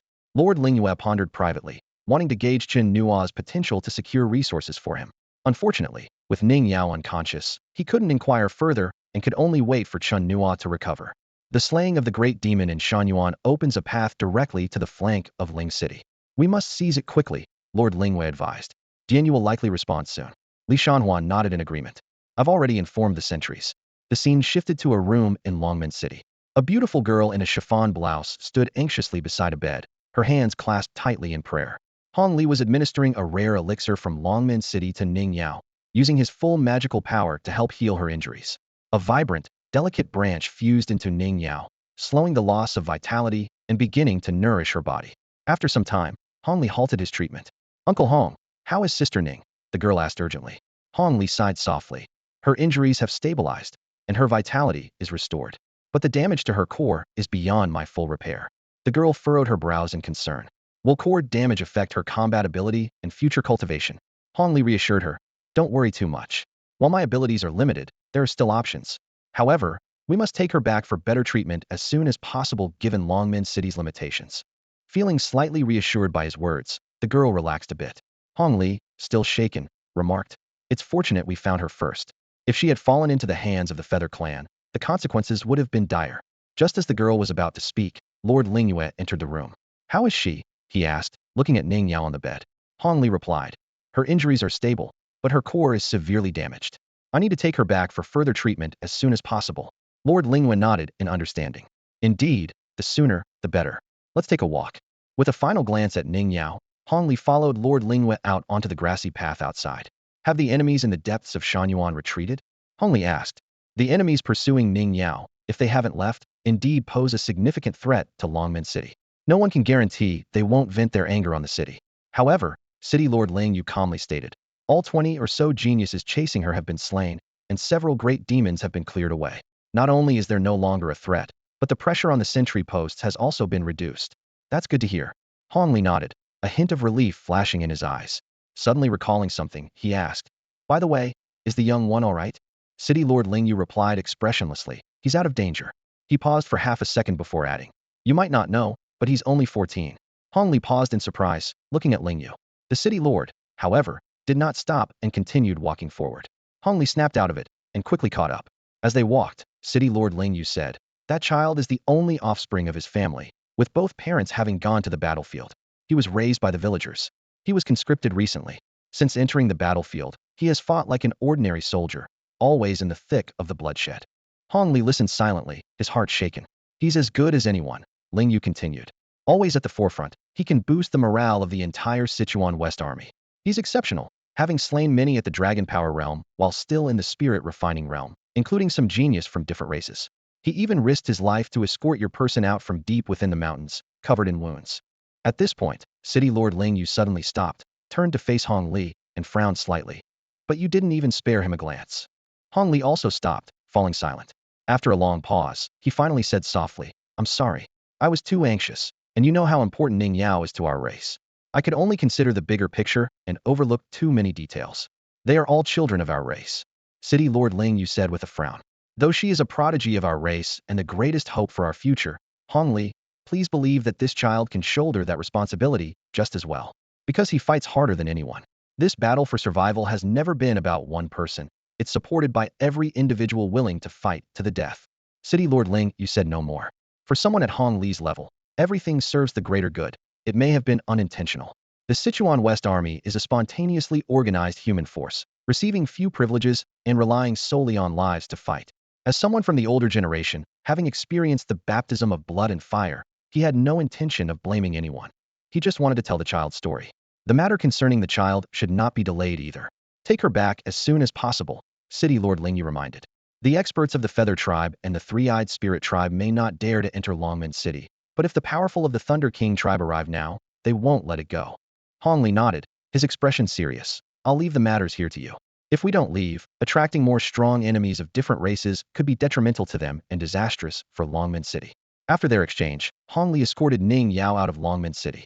Meanwhile, in Ling City, the powerful of the Feather Tribe had not left. They had sent people to investigate the situation in the mountains. Regardless of the outcome, they needed to clarify things before returning to their tribe to report. Dian Tu had also sent people to investigate. At this moment, he realized the hidden dangers present in the mountains. Located on Ling City's right flank, the mountains had no walls due to their vast stretches, only stationed troops. Previously, several great demons guarded the area, along with numerous elite-level demons, forming a natural barrier. The Sichuan West Army, attempting to pass through the mountains to attack Ling City, would first become prey to these demons. Now, with the great demons slain and the demons scattered, they had become disorganized. If the Sichuan West Army seized the opportunity to take the mountains, it would pose a significant threat to Ling City. Kuei Gang, take 5,000 of our people to guard the mountains, Dian Yu ordered. Also, Have people closely monitor the movements of the sentry posts. If they send troops into the mountains, report immediately. Rest assured, my lord, I have secretly arranged for a Dharma body realm elder to guard the place. Kuei Gang replied respectfully with a bow. Just then, several flying heaven realm experts responsible for reconnaissance flew back to Ling City and headed straight for the main hall. Everyone's attention immediately shifted to them, waiting for the news they brought. Dian Yu gazed outside the hall, where the Kuei army remained stationed. A group of powerful Yu clan members had arrived, including a formidable star-shattering realm warrior. The investigation team entered the hall, their expressions still unsettled. Have you figured it out? Kuei Jun asked one of the flying heaven realm members from Ling City. The investigators took a deep breath, their efforts to steady themselves drawing surprise from Dian Yu and the two-star shattering realm warriors. The flying heaven realm member turned to Dian Yu, his voice trembling slightly. Sir, the investigation is complete. The people deep in the mountains were all slain by the human child, Chen Nuo. In an instant, the hall fell silent. The facial muscles of Dian Yu and the two-star shattering realm warriors twitched involuntarily. Kuei Jun, Kuei Gang, and the other powerful figures were stunned as if struck by lightning, their eyes wide and breath nearly halted. Say that again? Dian Yu pressed. The flying heaven realm member replied firmly. We questioned Xing Peng and the three prodigies who escaped. The news has spread. It was indeed Chen Nuo's doing. Upon reconfirmation, everyone seemed petrified, as if time had stopped. It took them a long while to snap out of their daze. Dian Yu's hand, gripping his staff, trembled slightly, his aged eyes flickering with intense emotions as he shook his head, lost in thought. Chen Nuo, how could he possibly? Kuei Jun growled first, disbelief thick in his voice. He's only at the spirit refining realm. Even if he could burn his vitality to reach the dragon power realm, he was facing flying heaven realm warriors, numerous ones, including prodigies from the royal family. How could he possibly defeat them? I can't believe it. Kuei Jun shook his head in disbelief, his mind in turmoil. The possibility defied his imagination, seeming utterly absurd. No matter how strong a spirit refining realm warrior was, how could they possibly kill a prodigy like Lei Hong, who was on the brink of the Dharma body realm? Even other prodigies might not achieve that. Are you sure you heard correctly? The star-shattering realm warrior from the Yu clan asked again. It wasn't surprising that Kuei Jun and the others were so shocked. Even he felt a chill down his spine. The investigation team members shook their heads once more. If this is true, then this child, Chen Nuo, is truly formidable, the star-shattering realm warrior said, twitching at the corner of his mouth as he turned to Dian Yu. The gap in levels is one thing, but there are many disparities. Priest Dian Yu should also understand. Whether royal or ancient clan prodigies, they are meticulously trained, mastering many powerful clan techniques, treasures, and divine abilities that are unimaginable and unattainable for the human race. Not to mention their bloodline power, life-saving methods, extraordinary artifacts, and rich combat experience. And that human child, probably just entering the battlefield, faces insurmountable challenges. Yet, against all odds. The more the star-shattering realm warrior analyzed, the more startled and puzzled he became. How did this human child overcome these hurdles to defeat those prodigies one by one? What kind of monster is he? Dian Yu's deep, aged eyes also revealed an uncontrollable shock. Indeed, could that child have mastered even a fraction of the techniques those royal prodigies possessed? The thought shook his very core, let alone Kuei Jun and the others. Upon regaining their composure, everyone in the great hall remained in shock, unable to steady themselves for a long time. Their minds were in turmoil, their expressions filled with disbelief. The young man's extraordinary natural talent left them feeling a chill down their spines. Dian Yu's shock quickly turned into a fierce killing intent, causing the temperature in the hall to plummet to freezing. Two strong experts of the fragmented star realm nodded silently. Understanding the significance of a prodigy nurturing such a talent requires unimaginable effort and resources, even for a royal family. A naturally gifted prodigy is incredibly rare, scarcely appearing in countless ages. Chen Nuo is only at the spirit refining realm and has already reached this level. The experts like Kuei Gang finally realized. If he reaches the flying heaven realm or the Dharma body realm, the consequences would be unimaginable. One of the fragmented star realm experts spoke up immediately. I need to return to the Feather Clan right away. Before finishing his sentence, he and the other Feather Clan experts departed. If we want to eliminate him, even the fragmented star realm might not suffice. Kuei Gang, return to your clan quickly, Dian Yu ordered. Kuei Gang nodded and left, while Dian Yu fell into deep thought, determined not to miss another like Ning Yao, especially not this Chen Nuo. When the news reached Ling City, the entire Ling clan was thrown into extreme shock. They had not yet recovered from the humiliation of a human child defeating their clan's genius, and now they heard of this human youth who had slain multiple flying heaven realm geniuses deep in the mountain plains, including the Thunder King clan's genius Lei Hong and several great demons. This was not an ordinary unknown duel, but a spirit-refining realm individual challenging multiple flying heaven realm experts, a mere warrior taking on royal clan geniuses. Ling City was first struck silent, then erupted into chaos, as countless people sought to verify this unbelievable news. 3 days later, in the military tent at the frontier post, the old village chief and Qigong had been by Chen Nuo's side the whole time. Thanks to the effects of the Sacred Heart Pill and true martial mark, Chen Nuo's external wounds and penetrating injuries had healed, his vitality was gradually restored, and his internal injuries showed significant improvement. Grandpa Village Chief. Qigong. Chen Nuo opened his eyes and tried to sit up, feeling his body heavy. Qigong quickly helped him up. Although his injuries had healed, the lingering pain from the shattered abdomen and Yu Xian's sneak attack still furrowed his brow. How many days have I slept? Chen Nuo asked. 3 days. The old village chief replied with a hint of reproach. You just can't sit still, can you? Why did you venture so deep? I went to train my body, didn't expect to run into. Chen Nuo suddenly remembered the woman named Ning Yao. By the way, what happened to that prodigy? He was rescued. Should be fine, the old village chief answered. At this moment, Li Zhan, Su Ming, and others entered the tent. After Li Zhan confirmed that Chen Nuo's injuries had healed, he earnestly advised him to take care of his health and not compromise his foundation. Qigong also sternly warned him not to wander off again. Qigong, in my current state, where could I possibly go? Chen Nuo said with a wry smile.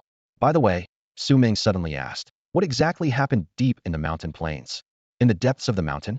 Chen Nuo furrowed his brow, momentarily unable to grasp the deeper meaning behind Su Ming's words. It's about the battle there, involving Ning Yao, the prodigy, Su Ming whispered as a reminder. At that moment, Li Zhan and the others held their breath, waiting for Chen Nuo's explanation. Oh, that battle. Chen Nuo said calmly, beginning his story.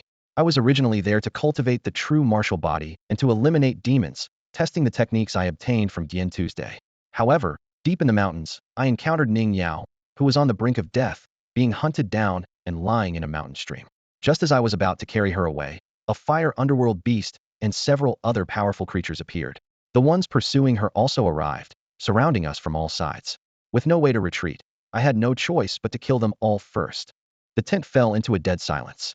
Su Ming, Pei Yuan, and the others stared at Chen Nuo with wide eyes. The phrase, I had no choice but to kill them, hit them like a thunderclap, leaving their minds blank. Even Li Zhan's incredulous expression seemed frozen.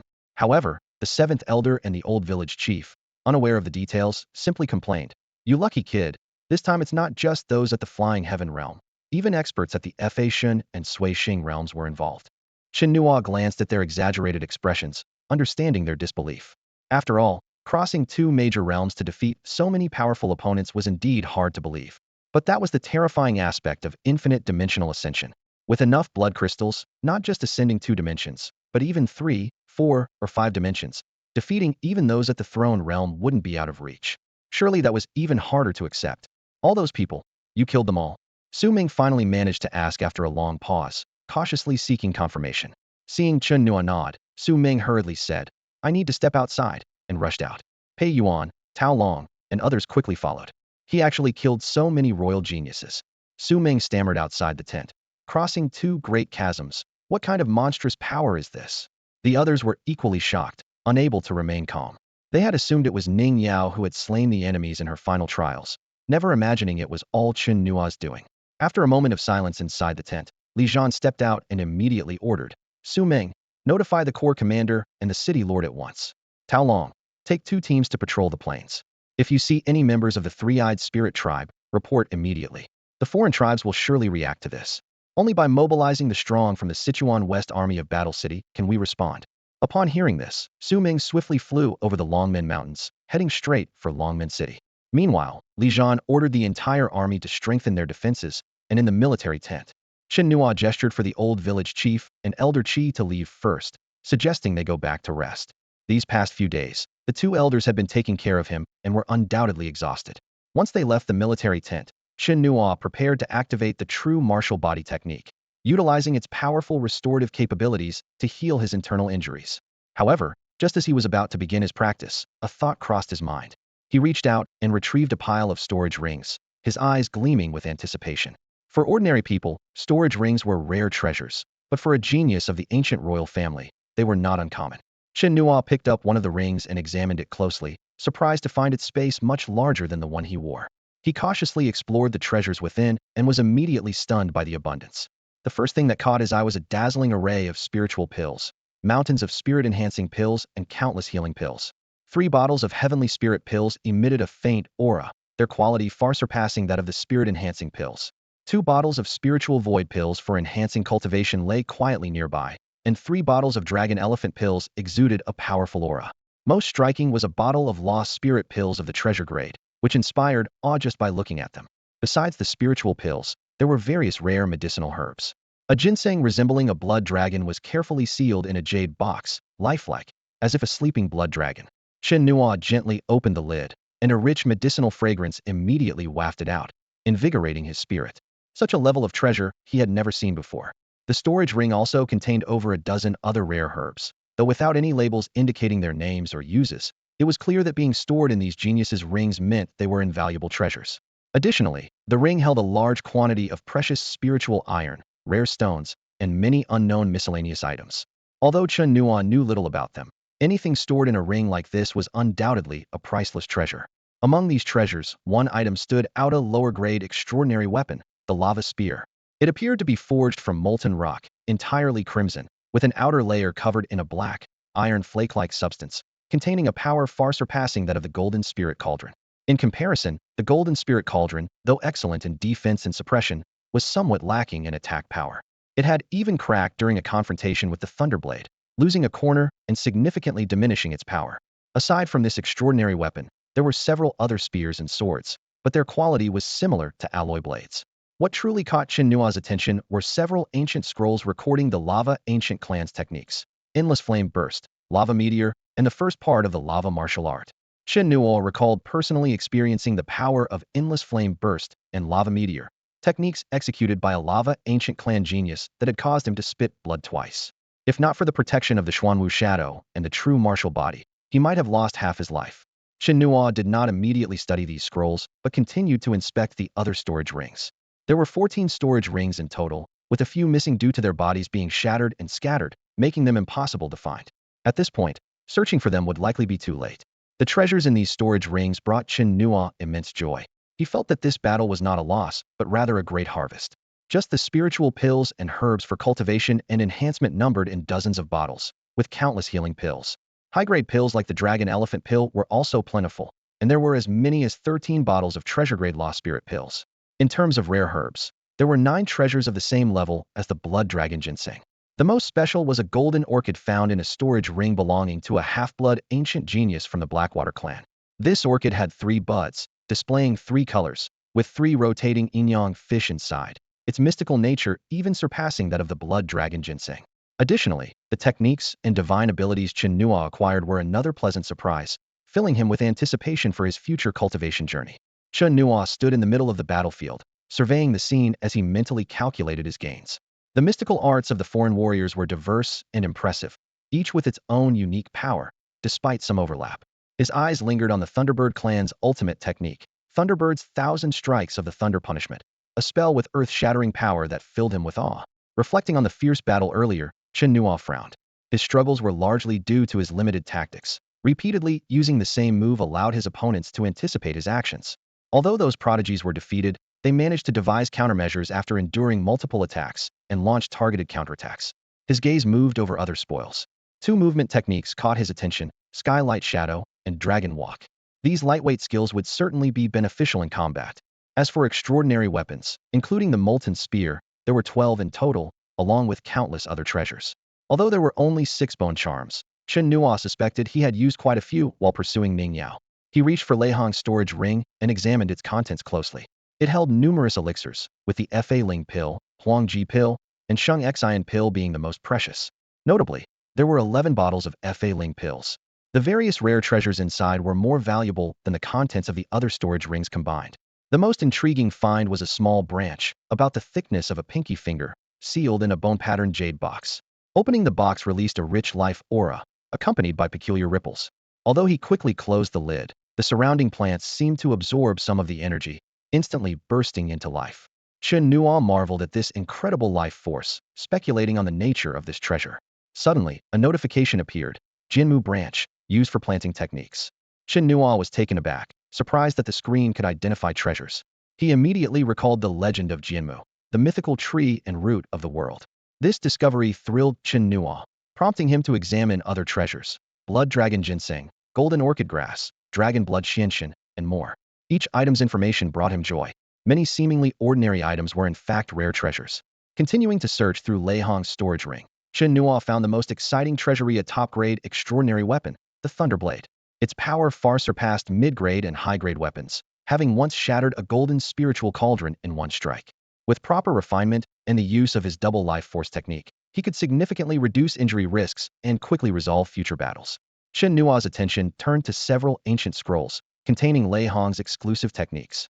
Among them was another movement technique and several lightning spells, two of which were particularly terrifying: 8 Directions Silent Sky and Dharma Thunder Sovereign. The latter was exceptionally powerful, capable of controlling the thunder force of the heavens to manifest a thunder god, a technique meant for those at the Dharma body realm. Chen Nuo guessed Lei Hong was preparing for a breakthrough but hadn't used it in battle. Now, these valuable skills were his, an unexpected delight. The movement technique, Ancient Thunder Rock Body, was only a single scroll, but Chen Nuo had experienced its power firsthand, making him value it highly. Suddenly acquiring so many resources without consuming blood crystals was an immense joy for Chen Nuo. He glanced at his blood crystal count: 15,780. After previously spending 200,000 blood crystals and having over 40,000 left, he had gained 70,000 to 80,000 from defeating those 20-plus prodigies, with some from unexpected demon kills. Although using infinite life force consumed more blood crystals, it allowed Chen Nuo to defeat stronger enemies, accelerating his blood crystal accumulation. After organizing all his treasures, Chen Nuo removed his own storage ring and replaced it with Lei Hong's larger one, storing all his valuables inside. He planned to give the other storage rings away. With everything in order, he began practicing the true martial body technique to heal his internal injuries. An astonishing piece of news exploded like a thunderclap within the city lord's mansion in Longman City. "What?" exclaimed Ling Yu, the city lord, in disbelief after hearing Su Meng's report. Li Shanhe and Yuna were also deeply shocked, their eyes reflecting their astonishment. Those geniuses weren't slain by Ning Yao. Li Shanhe frowned, recalling the devastation he had witnessed firsthand in the depths of the mountain plains. To say that young Chen Nuo was responsible for such a battle seemed utterly unbelievable. It wasn't that he underestimated him, but the notion was simply too incredible. He said it himself, Su Meng declared with a firm tone, his words carrying a sense of certainty. Li Shanhe opened his mouth, considering whether Chen Nuo might be lying, but swallowed his words. At least, he believed the young man had no reason to fabricate such an enormous lie. Su Meng continued, Commander Li's concern is that if the Three-Eyed Spirit Clan or the Feather Clan learn about this, they might send experts at the Fragmented Star Realm or higher to eliminate him. He requests that you, City Lord, go to the War City and recall the experts of our Sichuan West Army for support. Ling Yu's brow furrowed deeply, instantly realizing the gravity of the situation. Yet, he still found it hard to believe and couldn't fathom how Chen Nuo had accomplished such a feat. Su Meng added, that kid likely isn't lying and has no reason to. The regiment leader found some fragments during his inspection, which were from the extraordinary weapon Chen Nuo obtained by slaying Dian Tuesday. He has a secret method that can elevate him by a major realm, which might be related. Li Shanhe also spoke. I've heard about this secret method, similar to the technique of burning blood energy. However, he doesn't seem to have depleted much of his blood energy. If what he says is true, then he is a natural prodigy, and his significance for humanity and the Sichuan West Army would be entirely different. Yuna turned to Ling Yu, her expression serious. My lord, it's necessary to request the presence of the strong ones from the front lines, preferably of that caliber. If possible, you can explain the situation to the Council of Elders. A gleam flashed in Ling Yu's eyes. I'll first send someone to the front lines to request the return of the Sichuan West Army's experts. As for the Council of Elders, they might not pay attention until everything is clarified. Regardless of whether he relied on skill or talent, if he truly defeated those geniuses single-handedly, it gives me the confidence to secure more resources for him, to groom him as a future leader of the Sichuan West Army. A fiery determination shone in the city lord's eyes. If the Sichuan West Army could produce a commander, our situation might improve significantly. Hearing the word commander, Li Shanhe and the others were deeply moved. Although the Sichuan West Army had 12 regiments, there was no singular commander. Producing one would be not only a great honor for all of Sichuan West, but also for them personally. Li Shanhe immediately set off for the sentry post. Ling Yu quickly dispatched someone to the front lines and planned to closely monitor the situation at the sentry post. Should the Feather Clan or the Three-Eyed Spirit Clan make any moves, he would provide immediate support. A day later, the exploits of Chen Nuo in the depths of the mountain plains spread like wildfire throughout the sentry post. Everyone was plunged into a deathly silence, unable to recover from the shock. Although they knew the young man was quite capable, having previously slain all the Dragon Power Realm geniuses in Longman City, the prodigies of the royal and ancient clans were masters of the Flying Sky Realm, their combat prowess unquestionable. Moreover, several great demons had been slaughtered, all by him alone. Such feats were beyond belief, even in jest. Many were so shaken by the news that they sought confirmation from their captains and commanders. The answers they received only intensified their shock. Meanwhile, Chen Nuo remained oblivious to the external commotion. He was focused on cultivating the true martial body, and his internal injuries were healing well. At the current rate, he should be fully recovered in a few days. This was partly due to his relatively low cultivation level. If it were higher, his recovery would be faster. Chen Nuo felt the flow of the true martial force within him and nodded in satisfaction. Achieving mastery in the true martial body not only greatly enhanced his combat power, but also significantly improved his recovery ability. He secretly calculated in his mind that once his injuries were completely healed, he would integrate all the techniques and magical abilities he had mastered, skillfully incorporating them into his tactical system. He stood up, stretched his muscles, and decided to step out of the tent for some fresh air. As soon as he left, he saw Li Zhan vigilantly standing guard not far away. Further in the distance, Legion Commander Li Shanhai was approaching with a gratified smile on his face. "You've recovered well," Li Shanhai said as he walked up. Chen Nuo stood at attention and saluted respectfully. "Commander." Li Shanhai scrutinized Chen Nuo, growing more pleased the longer he looked. He initially intended to inquire about the events deep in the mountains, but deliberately changed the subject. Seeing through his intentions, Chen Nuo directly addressed the matter. "You're here to ask about what happened in the mountains, right?"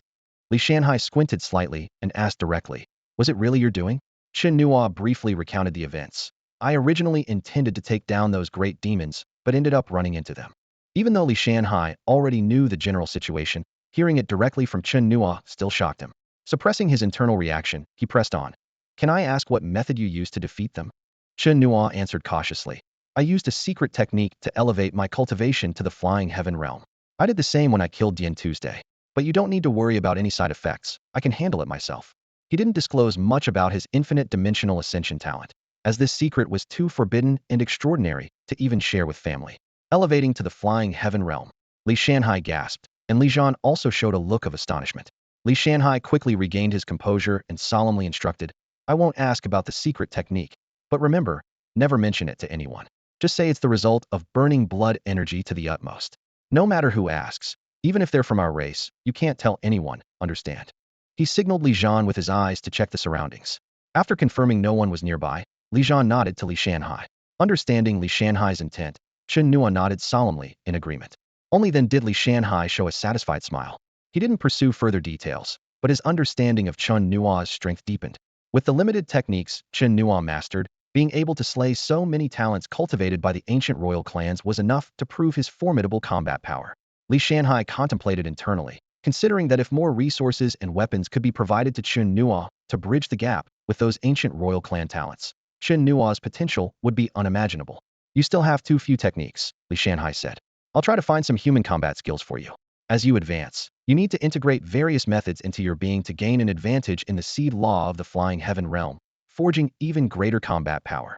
Chen Nuo was intrigued by this and humbly asked, "Commander, can you explain the Dragon Force realm, flying heaven realm, and Dharma body realm to me?" Li Shanhai nodded and began to explain in detail. The spirit refining realm involves opening up a spirit sea within the Dantian, continuously absorbing spiritual energy to expand it. Once you reach a limit, the spiritual energy in the spirit sea will liquefy, creating a dragon force tide. At this point, the spiritual power you wield undergoes a monumental transformation. The dragon force tide circulates through your body's meridians and acupoints, constantly cleansing and refining them, creating an intimidating presence of dragon and elephant power. The spiritual power you wield also becomes like a torrential dragon-elephant flow, immensely powerful. In the realm of flight, a pivotal step on the path of cultivation signifies the true awakening of magical power. Chen Nuo focused his mind, listening intently to Li Shanha's explanation. Li Shanha held his hands as if cradling an invisible energy, speaking softly. "Imagine the tide of dragon power as a vast ocean, boundless and immense. In this sea of magical power, you must plant the seed of magic in your Dantian, using your cultivation and intent as the seed, supplemented by mystical objects as the foundation." Chen Nuo envisioned the scene he had seen before, a star-like seed resting peacefully in the spiritual sea of his Dantian. He suddenly understood and murmured, "So that's the seed of magic." Li Shanha nodded slightly and continued to explain. "Once the seed is planted, it acts as a bridge, closely connecting your consciousness, body, and the heavens and earth. From then on, you can harness a trace of the power of the heavens, fly through the air, traverse the void, and no longer be bound by earthly constraints. Chen Nuo pondered and asked, Commander, can many seeds be planted? At this point, Li Zhan interjected. The seed of magic is closely related to the body of magic. The first seed is vital, as your life depends on it. Before advancing to the body of magic, you have the opportunity to plant more seeds. However, how many you can plant depends on the limits of your Dantian's capacity. Li Shanha added. That's why the prodigies and those with royal physiques spare no expense, making every effort to forge a strong Dantian to accommodate more seeds. Because when you reach the body of magic, the seeds will shatter and integrate with your consciousness, combat skills, spells, and divine abilities, forming the body of magic. The body of magic is the divine ability you cultivate, with unfathomable power. The more seeds you have, the more bodies of magic you can activate, naturally increasing your strength. As he spoke, Li Shanha's expression became stern, and his entire aura suddenly changed. A majestic, golden-armored deity appeared behind him, enveloping his entire being. This deity wielded a golden war knife, with eyes emitting a piercing golden light, exuding a fearsome and intimidating power. Even though Li Shanha made every effort to control the range and suppress the overflow of his aura, Chen Nuo still felt a shock to his spirit. He was surprised to find that this deity resembled the legendary manifestation but was only 3 meters tall. Seeing this, Li Shanha's lips curled slightly, and he continued, When you reach this realm of cultivation, I will find the best mystical object for you to plant your first seed of magic. This is crucial for your future life body of magic. He secretly calculated in his mind that these preparations must be made in advance. After all, on the path of cultivation, planning ahead often yields twice the result with half the effort. This is my intrinsic Dharma body, Li Shanha declared as a colossal figure slowly unfolded in the sky, soaring towards the clouds. It can extend up to 300 meters, and if perfected, it can reach even greater heights and strength. You'll understand when you reach this level. Chen Nuo watched the spectacular scene and immediately realized that Li Shanha had intentionally reduced the size of the Dharma body for demonstration purposes. Once the Dharma body retracted, Li Shanha seriously advised, Li Zhan will guide you in cultivation matters. But remember, the path of cultivation is a step-by-step process. You must advance gradually and steadily, without rushing for quick results. Chen Nuo nodded solemnly. Moreover, Li Shanha continued, in recognition of your distinguished military service, I'm preparing to promote you to the position of captain under Su Meng's command. You can choose your subordinates or have them assigned to you. This unexpected reward made Li Zhan's eyes slightly narrow, as he understood that Li Shanha was paving the way for nurturing a future leader. Thank you, Commander. I choose to select my own team. Chen Nuo readily agreed. All right, I'm heading back to Longman City for a bit. Keep an eye on him. Li Shanha instructed Li Zhan before flying off. Chen Nuo turned to Li Zhan and directly asked, Instructor Li, are you about to enter the Dharma body stage? In a year or two, Li Zhan replied honestly. Why do you ask? Chen Nuo didn't answer directly. Instead, he took out over 20 jade bottles and handed them to Li Zhan. These are Dharma spirit pills, acquired from the storage rings of those prodigies. They're meant for advancing to the Dharma body stage, which I don't need yet. Li Zhan understood that these prodigies were likely slain by Chen Nuo. The Dharma spirit pills are crucial for breaking through to the Dharma body stage after perfecting the flying heaven stage. With these, his breakthrough time could be reduced to within 3 months. However, Li Zhan shook his head and declined. You keep them for now. I don't need them yet. Instructor Li, Chen Nuo insisted sincerely. You need a large number of Dharma spirit pills to break through to the Dharma body stage. Resources in the Sichuan West Army are already scarce, and we must find ways to secure more for you. Besides, these pills are abundant on the bodies of talented enemies. We can always obtain more if needed. I can enhance myself with blood crystals, but if you can advance quickly, it would not only add another strong protector to Longman City, but also guard our path. Hearing the words, guard our path, Li Zhan was finally moved and accepted half of the Dharma spirit pills. However, Chen Nuo insisted on giving him all of them. I'll go choose my team now, Chen Nuo said as he turned to leave, thinking about protecting the village elder and the others. Watching Chen Nuo's departing figure, Li Zhan allowed a rare smile. He then summoned the 9th Legion's 5th Battalion Commander Pei Yuan, 3rd Battalion Commander Su Meng, and veteran Tao Long, informing them of Li Shanhua's appointment of Chen Nuo as captain. Although not explicitly stated, everyone understood the deeper significance. As the news spread, the people of Qinjia village were overjoyed at Chen Nuo's promotion to captain. Chen Tao smiled with satisfaction. Xiao Nuo is probably the youngest captain in the Chuanqi army. This shows he has great potential. He might even become a corps commander one day, which would be a great honor for all of us. Hearing this, Chen Yu's face lit up with joy. The old village chief asked seriously, Which squad did the Corps commander assign you to? I can choose my own team members, Chen Nuo replied simply. Choose your own. The old village chief exchanged a knowing glance with seventh uncle, immediately understanding Chen Nuo's intention. Chen Nuo then shared his thoughts. After accepting the Corps commander's appointment, I want to try training the entire squad in the Chenua body technique. If it proves effective, we can promote it throughout the Chuanchi army. During the battle deep in the mountains, I survived my severe injuries largely due to the Chenua body. While mastering it fully only allows one to contend with the Fakian realm, it is indeed an effective way to enhance combat power. He continued to elaborate on his plan. I intend to integrate ancient body refining techniques, gravity fist, cloud-piercing hand, void-breaking art, and the Pu Dao technique to create a comprehensive battlefield combat skill system. The old village chief and seventh uncle fell into deep thought. After a moment, the old village chief reminded, not everyone is suited to train in the Chenua body. It requires a solid foundation in body refining. Seventh uncle countered, we're on the battlefield now, and continuous combat is a form of body refining. Even if it's not entirely suitable, reaching the first stage can still enhance the physique and is beneficial with no downsides. You have a point. The old village chief nodded in agreement, and then turned to Chen Nuo. How do you plan to select your team members? A squad needs over 100 people, and you're still short of many besides your 10. Chen Nuo hesitated, as he was still unfamiliar with the personnel situation, having been on the battlefield for only a short time. Just then, Su Ming strode into the tent. Captain. Everyone immediately saluted. Su Ming handed Chen Nuo a list with a smile. I've prepared this for you. Chen Nuo took it and saw that it contained detailed information on 90 team members, including personal details and cultivation levels, with Wang Xiong among them. All were aged between 20 and 30, had reached the Lianling realm, and had a foundation in body refining, with notable talent. This was a carefully chosen group by Su Ming for Chen Nuo, though Chen Nuo was unaware of the effort behind it. Thank you, Captain. Chen Nuo expressed his gratitude sincerely. Su Ming patted his shoulder and laughed heartily. Captain, these people are now under your command. Rest assured, Captain, I will train them to become the finest human warriors, Chen Nuo solemnly promised. If you encounter any difficulties, let me know, Su Ming said, then turned to the old village chief. Old sir, please offer your support with the squad. The old village chief nodded in agreement. The next day, the entire team gathered, and the news of Chen Nuo's promotion to captain spread throughout the outpost. That kid became a captain. Too bad I wasn't chosen. Soldiers from the 2nd, 3rd, and 5th battalions lamented.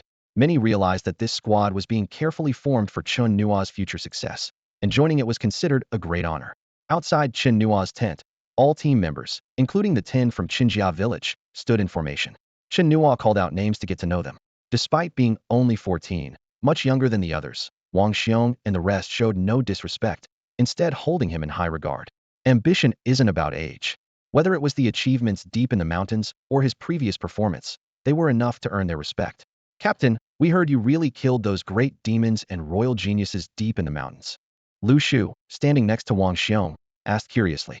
He was a Lianling 3rd-tier warrior who had also undergone body refining. Chen Nuo replied with a smile. I did kill them, but I almost lost my life in the process. Hiss, the group gasped, unable to imagine such a battle scene. Chen Nuo spoke seriously. Keeping half my life was thanks to a strong physique. So, the first requirement upon joining our squad is body refining. This battle made me realize that strong physique defense, hardness, and blood energy can significantly boost combat power.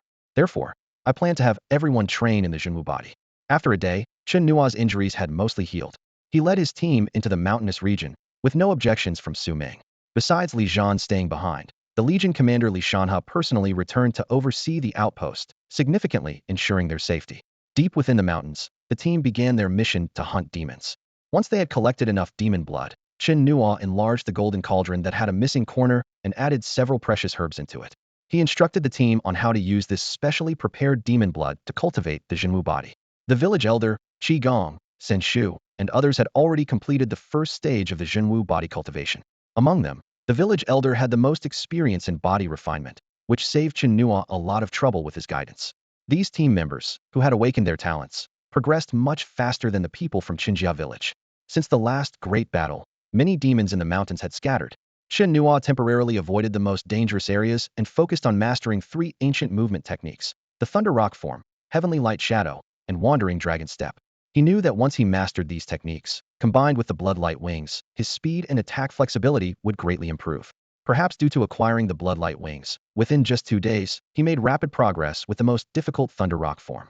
Although the Heavenly Light Shadow and Wandering Dragon Step were not as advanced, Chen Nuo did not give up. Using the Thunder Rock form as a breakthrough, he made significant progress, at least doubling or tripling his speed and combat agility compared to before. Next, Chen Nuo focused on various magical powers, especially lightning techniques.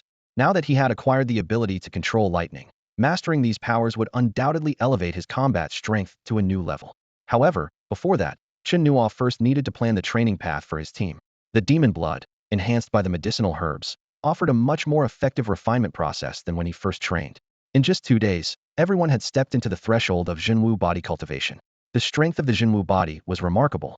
Just at the entry level, without yet manifesting the Jinwu aura, the team's physical strength had already doubled. Wang Xiong flexed his muscles, feeling an unprecedented sense of vitality. He turned to the village elder, curiously asking, "Old man, have you already manifested the Jinwu aura? Could you defeat an opponent at the first level of the Dragon Power realm?" The village elder stroked his beard with a smile, neither confirming nor denying.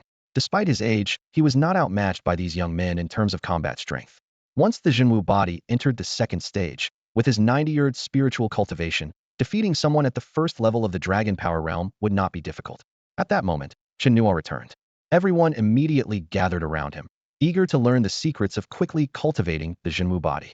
Chenua explained, "The first stage of cultivation is not difficult. It requires enough demon blood. However, the second stage requires refinement through the power of nature. I have found several suitable places for refinement in the mountains. If you want to follow my training method, I can take you to see them. Since you've reached the second stage, Grandpa Village Elder and the others can give it a try first." With that, Chenua led the group to a nearby large waterfall. The water cascaded down from hundreds of meters high, creating a deafening roar. The team, seeing this magnificent sight, seemed to anticipate something, casting curious glances at Chen Nuo. Wang Xiong swallowed hard and murmured, "Are we supposed to refine the Jinwu body underneath that?" The team looked up at the white waterfall pouring down from hundreds of meters high, listening to its earth-shattering impact, and couldn't help but feel a twitch at the corner of their eyes as they imagined standing below to endure the force. Chen Nuo nodded calmly and said, "This is just the first step. Although the force of the waterfall is relatively weak, its training effects are undeniable." Chen Nuo explained to everyone in detail, "Once you adapt to this power, you will develop unique bloodlines. When these lines cover your entire body, they will form a true martial pattern." After saying this, he stepped into the waterfall without hesitation to demonstrate. The water pounded against his body like a 1,000-pound weight, yet he remained unfazed, calmly explaining the training process and sharing his experiences under immense pressure. The onlookers were dumbfounded, feeling a chill run down their spines. The sheer impact seemed enough to shatter internal organs, yet here they were expected to train hard under it, marveling at Chen Nuo's sheer willpower. After finishing his demonstration, Chen Nuo led the group to the lightning domain of the abyss. From afar, they saw dazzling flashes in the darkness, like lightning in the night sky. The crisp, crackling sounds were incessant, causing everyone to hold their breath. As they ventured deeper, they stopped before a pile of rocks. The scene before them left them speechless. A vast area where lightning danced like silver snakes, striking the void like whips of destruction. The arcs of electricity illuminated the surroundings as bright as day. Everyone felt chills running through their bodies, frozen in place. Chen Yu struggled to turn his head towards Chen Nuo, words failing him. Wang Xiong also turned, stammering, Is this how you temper your true martial body?" Although eager to achieve the true martial body himself, the sight before him seemed less like training and more like courting death. Wang Xiong suddenly realized, no wonder this guy's combat power is so terrifying, the pain and effort he's endured. High above, Li Shanha frowned, unable to find words to express his discomfort. Even Lei Zhan, a fearless soldier from the Sichuan West Army, felt intimidated, yet a 14-year-old had already endured such hardships. Seeing their fear, Chen Nuo explained, "To refine yourself here, you must first cultivate bloodlines or a true martial pattern under the waterfall to withstand the power here. However, this place contains the purest force of heaven and earth. If you can overcome your fear and accept the refinement, you can absorb some of the lightning power to merge with your true martial pattern. By then, your blood energy will contain lightning power, greatly enhancing your combat capabilities. Your physical strength, recovery rate, speed, and resistance to lightning and other elemental forces will far surpass ordinary refinement." Chen Nuo continued, "Of course, when you reach this stage, I will help mitigate the power of the lightning domain here to ensure it doesn't cause any fundamental harm." He indeed possessed the ability to control lightning, reducing its power to a level they could withstand. Noticing their strange expressions, Chen Nuo asked, "What's wrong?" Wang Xiong forced a smile. "Nothing, nothing." The others merely forced a grin. They realized they had only seen Chen Nuo's strength without understanding the sacrifices behind it. Without experiencing it themselves, They couldn't fathom the unbearable pain. For Chen Nuo, this might have become routine, but to the others, it was a remarkable and admirable feat. Finally, Chen Nuo turned to the old village chief. Village chief, please guide them in cultivating the true martial body. He needed to quickly advance himself, both in magical arts and striving to break through to the Dragon Force realm. The old village chief nodded solemnly in agreement. Everyone was eagerly anticipating the moment when the true martial light would emerge. The villagers of Qinjia had entered the second phase and were expected to lead by example. However, the powerful impact of the waterfall was daunting. Chen Yu, Chen Tao, and others were the first to step into the waterfall. Instantly, their agonized cries echoed all around. They couldn't endure for long and soon emerged, coughing up blood, which left the other team members terrified. Fortunately, the training proved effective, as many bloodlines appeared on their bodies, and their physical strength, power, and defense showed significant improvement. After repeated attempts, they gradually adapted and were able to extend their training time, which restored everyone's confidence. Meanwhile, Chen Nuo ventured deep into the mountainous terrain. At night, he hunted demons and consumed elixirs to boost his cultivation. During the day, he focused on mastering various mystical arts, especially those aligned with lightning abilities, such as Thunderbird Thousand Break, Thunder Punishment Xingtian, 8 Directions Annihilation, and Dharma Image Thunderlord. Thunderbird Thousand Break allowed him to harness the surrounding lightning to forge powerful, destructive Thunderbirds for wide-range attacks. At its peak, he could either conjure 1,000 Thunderbirds at once or merge them into one, unleashing tremendous power. 8 Directions Annihilation's training was similar to the Four Symbols Light, but it concentrated the strongest heavenly thunder force, forming endless annihilation lightning that radiated outward from the center, destroying surrounding enemies. Chen Nuo had experienced this art's power firsthand in battle and knew that without his timely use of the Spirit Eye, he might not have survived. Thunder Punishment Xingtian required channeling one's spiritual energy to draw and convert the world's spiritual energy into thunder rifts, rivaling the destructive natural lightning. The prerequisite for this art was having lightning abilities, which was not an issue for Chen Nuo. The most formidable, Dharma Image Thunderlord, was akin to a Dharma body but could unleash powerful techniques hidden within, such as commanding the heavenly thunder. Chen Nuo didn't rush into practicing it. Instead, he first focused on understanding it to prepare for future advancements in his Dharma body state. As for other mystical arts like Endless Flame Burst, he planned to practice them gradually over time. While Chen Nuo was deeply engrossed in his training, far beyond the lighthouse, in an ancient-style pavilion in the Battle King city, a girl in a chiffon shirt stood guard outside a wooden house. Outside, Hong Li and several figures stood respectfully, their eyes fixed on the imposing figure seated by the bed inside.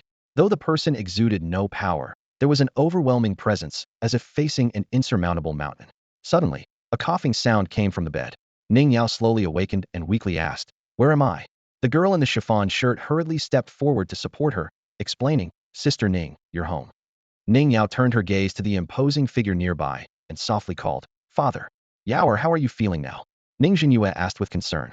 Ning Yao checked her condition carefully and breathed a sigh of relief, saying, "My foundational essence is restored. Everything else seems fine." Suddenly recalling something, she anxiously asked, "What about that person?" Though her memory was hazy, she vaguely remembered being surrounded by several great demons and Lei Hong, with no chance of survival. So, how had she returned home? The question lingered in her mind, awaiting answers. "Who?" Ning Chenua asked gravely. Ning Yao closed her eyes, trying to recall. "When I was being chased by Lei Hong and others, I escaped into a mountainous area. As I was losing consciousness, I remember a soldier in human military uniform carrying me to safety. A few powerful demons blocked the way, and then Lei Hong's group surrounded us. Before I passed out, the only thing I remember is that the soldier had only one ear." She frowned. "But I don't even know his name." The young girl looked surprised. "Sister Ning, wasn't it you who killed Lei Hong?" Ning Yao shook her head to deny it. Standing outside, Hong Li exchanged a glance with Ning Chenua, frowning. They had been too busy stabilizing Ning Yao's core foundation to ask about many things. "Uncle Hong Li," Ning Yao called softly as Hong Li walked in. "That boy should be fine," Hong Li replied. "Was it you who saved me?" Ning Yao sensed that Hong Li had been to that area. Hong Li didn't answer directly and instead asked, "Xiao Yao, are you saying those who were chasing you and the demons weren't killed by you?" He recalled asking Ling Yu about the situation before leaving. All pursuers had been slain. He had assumed it was Ning Yao's doing, but now it seemed otherwise. "It wasn't you who saved me?" Ning Yao asked, puzzled. Hong Li abruptly turned to Ning Chenua, his expression intense. "When we arrived, that boy was holding a severely injured Xiao Yao. He was badly hurt himself. I thought it was from the aftermath of the battle." His voice trailed off. Several people walked in from outside, one of them asking, "What's impossible?" The young girl suddenly widened her eyes. "Uncle Hong, Are you saying that the boy not only saved Sister Ning, but also killed all the pursuers? Hong Li shook his head repeatedly, explaining to Ning Jinhua, that boy is only at the refining spirit stage. Ling, you said he's just 14, and he had just entered the battlefield. But those who were chasing Xiaoyao were more than 20 flying realm geniuses. Elite members of the Thunder King clan, the Blackwater Half-Blood Ancient clan, the Lava Ancient clan, and a few powerful demons. How is this possible? Maybe it was other passing human experts, someone suggested, but the explanation seemed unlikely. After all, no one would believe a refining spirit stage boy could kill so many flying realm geniuses and demons. Maybe it is true, the young girl said firmly. She recalled having seen Chen Nuo. Although he was covered in blood and his face was unrecognizable, some truths were undeniable. She looked at Hong Li. Uncle Hong must have seen his injuries. His shoulder was split open, his abdomen and back were battered, and even his cheeks were scarred. Those are clearly the marks of intense battle. The analysis of the uncles echoed through the hall. He is in the Lianling realm, and those pursuing Ning Jia are all Feitian realm experts. If he were truly injured by a Feitian realm attack, even a casual strike would be enough to easily kill him. How could he have survived? Hong Li fell silent, furrowing his brow. The analysis made sense, and considering all the signs, it seemed very likely. The others present couldn't hide their shock. If a mere Lianling realm cultivator had battled so many opponents at just 14 years old, he must indeed be an extraordinary prodigy. Ning Yao listened quietly to the discussions, lost in thought. She was relieved that the person had survived, yet deeply curious about these unusual facts. Ning Jinhua, a natural leader, was visibly affected but kept his composure. He immediately instructed a confidant nearby. Investigate this matter. Also dispatch 500 high-energy guns to Longman City, and in my name, gift him a blood god set. The Legion commanders showed signs of hesitation, but Ning Jinhua had already made the decision. Let the Hall of Heroes handle it. Meanwhile, in a serene courtyard of the Feather Clan, two young men with distinct auras sat facing each other. One had black wings and wore a black robe, with a fierce swan eye pattern etched on the left side of his face, exuding a sinister air.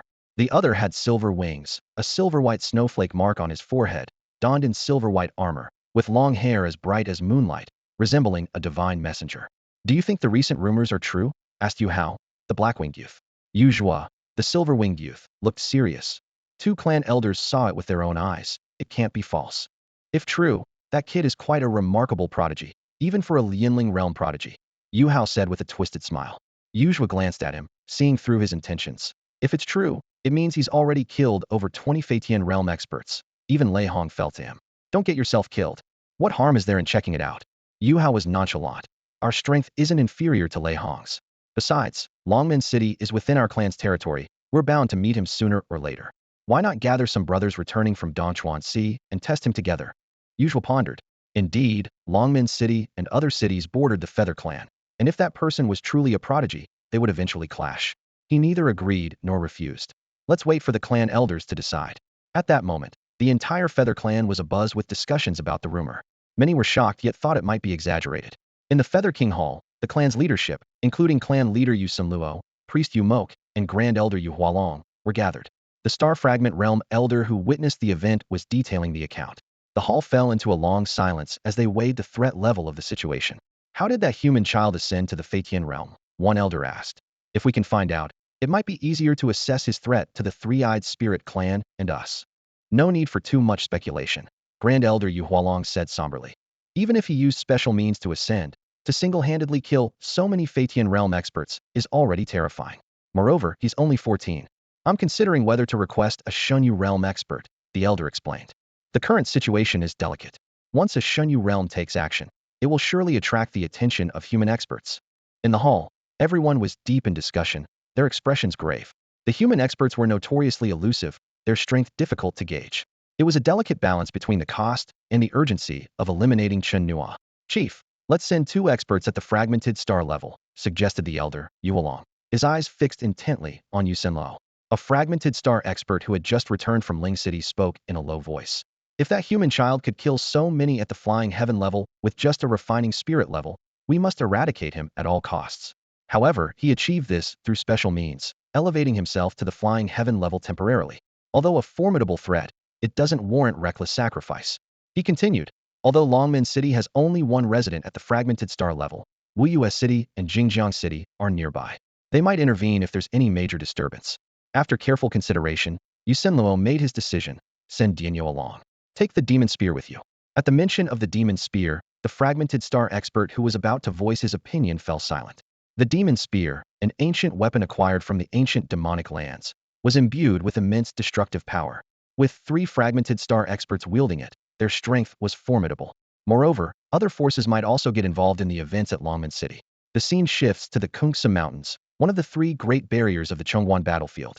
Whoosh! A meteor-like sword light streaked across 10 miles, instantly slicing a young human at the edge of the mountains in 2. Following this, 3 streaks of light shot skyward, accompanied by 3 crisp, clang sounds as they returned to their sheaths. A young man in green, carrying an ancient sword case, stood in the air, coldly gazing down at the remains below. Forcing me to use 3 flying swords, you died a worthy death, he remarked indifferently. 3 swords to kill a human genius at the 5th level of the flying heaven. Your sword spirit must have improved. Congratulations, Jian Hao. Came a voice of praise from the distant clouds. Jian Hao turned to see a young man in a black-scaled robe approaching through the air. It was Heishui Xinkong, a super genius of the Heishui half-blood ancient clan. Want to have a go? Jian Hao squinted as he asked. Heishui Xinkong laughed. No need to be so fiery. I've come to bring you a worthy target for your skills. The target you speak of can't be much. Jian Hao raised an eyebrow. This person is suspected to be a human prodigy. Suspected? What do you mean? Jian Hao inquired. Have you heard of Ning Yao? Xinkong asked. Jian Hao nodded, having already heard the news from the Eastern Sea. She was rescued, Xinkong revealed, just as Jian Hao scoffed. That only proves the incompetence of the Thunder King clan. Xinkong quickly added. The latest news is that near Longman City, a human child at the refining spirit level killed over 20 geniuses, including Lei Hong, who were pursuing Ning Yao and rescued her. Upon hearing this, Jian Hao looked at Xinkong as if he were an idiot. Do you find this joke amusing? My clan lost several members, with only 1 returning. Xuankong's brief words darkened Jian Hao's expression. Is this true? That area is typically devoid of human geniuses, let alone prodigies. A prodigy yet to mature has emerged, Xinkong said meaningfully, eyeing the ancient sword case on Jian Hao's back. Let's see how many swords it takes you to kill him. Eliminating an unripe human prodigy? Jian Hao's somber face suddenly lit up. What a good idea. I'm very interested. In the depths of the mountains, a valley lay still. Boom. Destructive lightning tore through the sky, instantly reducing the solid rocks to dust. At the center of the valley, Chen Nuo sat cross-legged, a terrifying force akin to dragons and elephants bursting from within him, sweeping the surroundings like a raging river. The violent storm of destruction swept through, toppling countless trees, enveloping the entire valley in an aura of devastation that sent shivers down the spine. Over the past few days, Chen Nuo had been relentlessly slaying demons, combining this with consuming Ling Su Dan and Dragon Elephant Dan, finally breaking through to the Dragon Power realm. He sensed the spiritual sea in his Dantian, finding it not only more expansive, but also more stable. More importantly, a vast tide of dragon and elephant energy surged within him. With each circulation, this torrent roared through his body, like thousands of mighty rivers, a feeling of power and fulfillment unlike anything he had experienced before. Next, I need to refine my Dantian, Chen Nuo pondered. The dragon elephant tide represented liquefied spiritual power, which needed to be continuously strengthened to cover the spiritual sea within the Dantian, broadening and tempering the meridians and acupoints. Once it reached its limit, he would be able to plant more Dharma seeds when he reached the flying heaven realm. Recalling the advice of Regiment Commander Li Shanhua, Chen Nuo was more determined than ever. He had to push the limits of his Dantian's capacity to narrow the gap with others after reaching the Dharma body realm. For the other races, they had resources and methods far beyond the ordinary. As a member of the Sichuan West Army, his greatest asset was his life, relying on resources he could seize to gradually accumulate and continually push past his limits. With a thought, his personal information screen appeared. Host, Chen Nuo. Realm, Dragon Power Realm, Level 1. Unique Talent, Infinite Ascension. Techniques, Cloud Piercing Hand, Broadsword Technique, True Martial Body, among others. Weapons, Thunderblade Supreme Extraordinary Weapon, Lava Spear, and 11 other low-grade extraordinary weapons. Bone Charms, 1 Thunder Rock Bone Charm, 2 Swanee Bone Charms Thunder and Lightning Royalty, 1 Blackwater Bone Charm, 2 Volcano Ape Bone Charms. Blood Crystals, 345,202. Blood Crystal Consumption Level, Level 3. What excited Chen Nuo the most was the change in blood crystal consumption. Now, having advanced to the Dragon Power realm, it only required 30,000 blood crystals to ascend to the Flying Heaven realm, 900,000 for the second level, and 27 million for the third. This meant that the stronger he became, the more apparent the advantages of infinite ascension, rather than becoming increasingly difficult. If he employed the second level of ascension, he could directly step into the Dharma body realm. Compared to the 5 million blood crystals needed during the spirit refining realm, He now only required 900,000. Although many demons had fled the mountains due to the slaying of great demons like the fire nether beast, he still managed to gather a significant number of blood crystals. Chen Nuo has now accumulated 340,000 blood crystals, not far from his goal of 900,000. He calculated that once he broke through to the Dharmakaya stage, he could unleash the Dharma aspect Thunder Lord. In addition to his mastery of the ancient Thunder Rock body, Wandering Dragon Steps, and Skydawn Shadow, he had also begun to understand Bafeng Silence, Thunder Punishment Xingtian, and Thousand Breaks of the Thunderbird. The Dharma aspect Thunder Lord had long been a focus of his contemplation.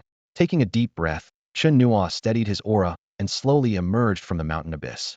Li Shanhe was already waiting outside. Seeing Chen Nuo emerge, he immediately approached. "Commander." Chen Nuo greeted respectfully. Li Shanhe scrutinized Chen Nuo carefully and nodded with satisfaction. "Your aura is solid and well-grounded." "Not bad." Chen Nuo frowned and asked, "Why is the commander here?" Although he suspected it was for his protection, this only increased his concern. The Ninth Legion had many responsibilities, and both Longman City and the border needed guarding. Using a Dharmakaya stage expert for his sake might give the enemy an opportunity. Li Shanhe chuckled and shook his head. "You're not in a hurry, are you?" Then his expression turned serious. "News of the last incident has spread. The Feather Clan sent at least a fragmented star stage expert to eliminate you. The Three-Eyed Spirit Clan also dispatched 3 Dharmakaya stage experts, including the 2 from Spirit City. They're already giving us a headache." He paused before continuing. "I've heard that many genius aliens have also entered the border, all aiming to take you down. The city lord is at his wit's end." Li Shanhe's tone carried a hint of helplessness. "We have no initiative. Although we've built war cities for defense, the enemy comes and goes as they please." Chen Nuo fell into silence, his brow furrowed. "What? Are you scared now?" Li Shanhe teased. Chen Nuo raised his head, looking at Li Shanhe with determination. "Commander, do you trust me?" Seeing Chen Nuo's serious expression, Li Shanhe nodded. "I do." "What?" "I want to take this opportunity to fight a major battle," Chen Nuo said, turning his gaze towards Spirit City. "To reclaim Spirit City." Li Shanhe's eyes narrowed, and after a moment, he sighed. "You still don't understand the situation at the critical juncture. Tell me about it." Chen Nuo waited patiently for an explanation. Li Shanhe looked into the distance and spoke heavily.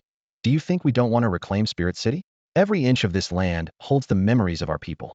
But the Three-Eyed Spirit Clan is just a small fry. Behind them stands the powerful Feather Clan. This ancient clan's strength and heritage are formidable. They've built countless war cities, firmly controlling their occupied territories and steadily squeezing our living space." He continued, "After capturing one Spirit City, there's always another. We would exhaust ourselves, and if they counterattack, not only would we fail to hold Spirit City, but even Longman City could be at risk of being overrun. This kind of war is about heritage, and compared to theirs, our people's heritage is insignificant. We can only defend, using the lives of generation after generation of Sichuanshi soldiers to resist. Now the old guard of Sichuanshi are almost all gone." Li Shanhe's expression darkened. "Even if we defeat the Three-Eyed Spirit Clan, there's still the Feather Clan. If we defeat the Feather Clan, there's the Royal Clan. There are too many enemies. It's despairing, yet we have no choice but to face this harsh reality." After a moment of contemplation, Chen Nuo asked, "If Longman City remains unharmed, can we hold Spirit City after capturing it?" Li Shanhe shook his head. "It's impossible to remain unharmed."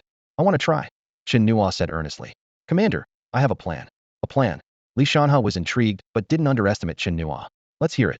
Chen Nuo began to outline his idea. "You mentioned that the Feather Clan and the Three-Eyed Spirit Clan sent experts to eliminate me. While we can't determine their exact levels, the experts returning from the frontline war cities should be able to hold them off, right?" Li Shanhe nodded. "The city lord has already made arrangements. I'm confident the arriving experts can handle it. They're aware of the importance of protecting you." "That's good." Chen Nuo nodded, having thought it through carefully. He continued, "As long as those fragmented star stage experts are held back, I'll take on Spirit City alone. Whether they're at the Flying Heaven stage, Dharmakaya stage, or the geniuses who've entered, leave them all to me." Li Shanhe was stunned, momentarily unable to comprehend what Chen Nuo was saying. His expression was filled with astonishment, as if he had heard an unbelievable proposition. Chen Nuo continued without pause. "Only in this way can Longman City preserve its strength and prepare to confront the Yu tribe." Anger flashed across Li Shanhe's face, his voice tinged with suppressed fury. "Do you know what you're saying? Do you understand what you mean to the Chuancher army? All of us are willing to do whatever it takes to protect you, even if it means sacrificing our lives. And you want to risk your life for a city? We don't need such a victory." Chen Nuo took a deep breath and spoke calmly. "Commander, please don't be angry yet. Hear me out." Li Shanhe struggled to contain his anger, remaining silent, though his expression still showed his displeasure. Chen Nuo began to elaborate on his plan in detail. "First, I am confident that I can capture a city on my own while ensuring my safety, which is why I dare propose this to you. Second, I have my own reasons for attacking Ling City. Moreover, with the strong fighters from the Yu tribe and the three-eyed spirit tribe already here, the Yu tribe likely won't focus on this place anymore. This is our best chance to act. I will not act recklessly. I will be thoroughly prepared. He then laid out 3 conditions. First, ensure that no experts above the star fragmentation realm intervene in the battle. Second, I need to discreetly travel to Wuyue City to prepare for this war. Lastly, the 7th and 9th Corps from Longman City and Shaoguan must send at least 1/3 of their forces through the mountain plains to cut off Ling City's retreat, preventing information from leaking and stopping any escape by the alien tribes. Chen Nuo admitted, actually, regardless of whether you agree or not, I will take action. I'm just concerned that Longman City might be caught off guard and fall into a passive position, so I'm informing you in advance to prepare you. Li Shanha found it hard to believe Chen Nuo's confidence, but he knew that Chen Nuo wouldn't make baseless claims. Suddenly, Chen Nuo's tone became resolute. Commander, we need victory to honor the spirits of the millions of Chuanxia soldiers who have fallen. Many of our elders back home are already old, and I want them to hear the song of victory from Chuanxia in their twilight years. I don't just want to capture a city. I want to advance all the way to the front lines at Chongguan. These words were both audacious and heroic, a testament to his unwavering determination. Chen Nuo was gradually earning the right to speak in such a manner. The demons in the mountain plains had already scattered, and Chen Nuo couldn't gather blood crystals in large quantities. He also didn't want to face Ling City Heathen at the moment to avoid alerting the strong fighters there. Therefore, he planned to quietly travel to the town near Wuyue City to kill and gather over 900,000 blood crystals, which would support his advancement to the Dharma Body realm. Only at this level could he contend with other Dharma Body realm fighters. Chen Nuo's goal in attacking Ling City alone was to massacre the city. By doing so, he could accumulate more blood crystals and even consider attacking the three-eyed spirit tribe to earn 27 million blood crystals. This way, he could perform limitless dimensional upgrades to reach the star fragmentation realm. With his combat power, he could surely push forward smoothly. Li Shanha was unaware of these underlying motivations, so his anger at Chen Nuo's risky behavior was understandable. Li Shanha, trying to suppress his anxious emotions, asked, "Is your confidence coming from your secret techniques?" "That's only part of it," Chen Nuo replied. By attacking Ling City alone, he could fight without restraint, constantly replenishing his blood crystals for sustained combat. More importantly, he had mastered many magical techniques and possessed extraordinary weapons like the Thunderblade. His true martial body had developed numerous true martial patterns, significantly enhancing his overall combat power. Additionally, he had prepared a large amount of miraculous medicines, spirit pills, and treasure pills to assist in this battle. Without these preparations, he wouldn't dare to attempt such a feat so easily. Li Shanha readily agreed to Chen Nuo's request to go to Wuyue City. He was well aware of the dangers in Longman City, with countless people having come through the gates to hunt down Chen Nuo, making Wuyue City a safer choice. Going to Wuyue City shouldn't be a problem. I'll write you a letter of introduction, which will help you get away until things calm down, Li Shanha said, frowning slightly. As for the other matters you mentioned, I'll report them truthfully to the city lord. I doubt they'll approve of your ideas. Chen Nuo grinned, a hint of cunning in his eyes. Just make sure the city lord is prepared and ready to deploy. Seeing Chen Nuo still able to smile, Li Shanha couldn't help but give him a light tap on the head. Can't keep you in line, can I? I'm taking my team with me to Wuyue City. Chen Nuo added. Suit yourself, Li Shanha replied, then swiftly took to the skies. Chen Nuo watched Li Shanha leave, then turned towards the Thunder Domain. He thought to himself, taking on a war city alone, this kid loves to brag. But then, a sudden realization hit him.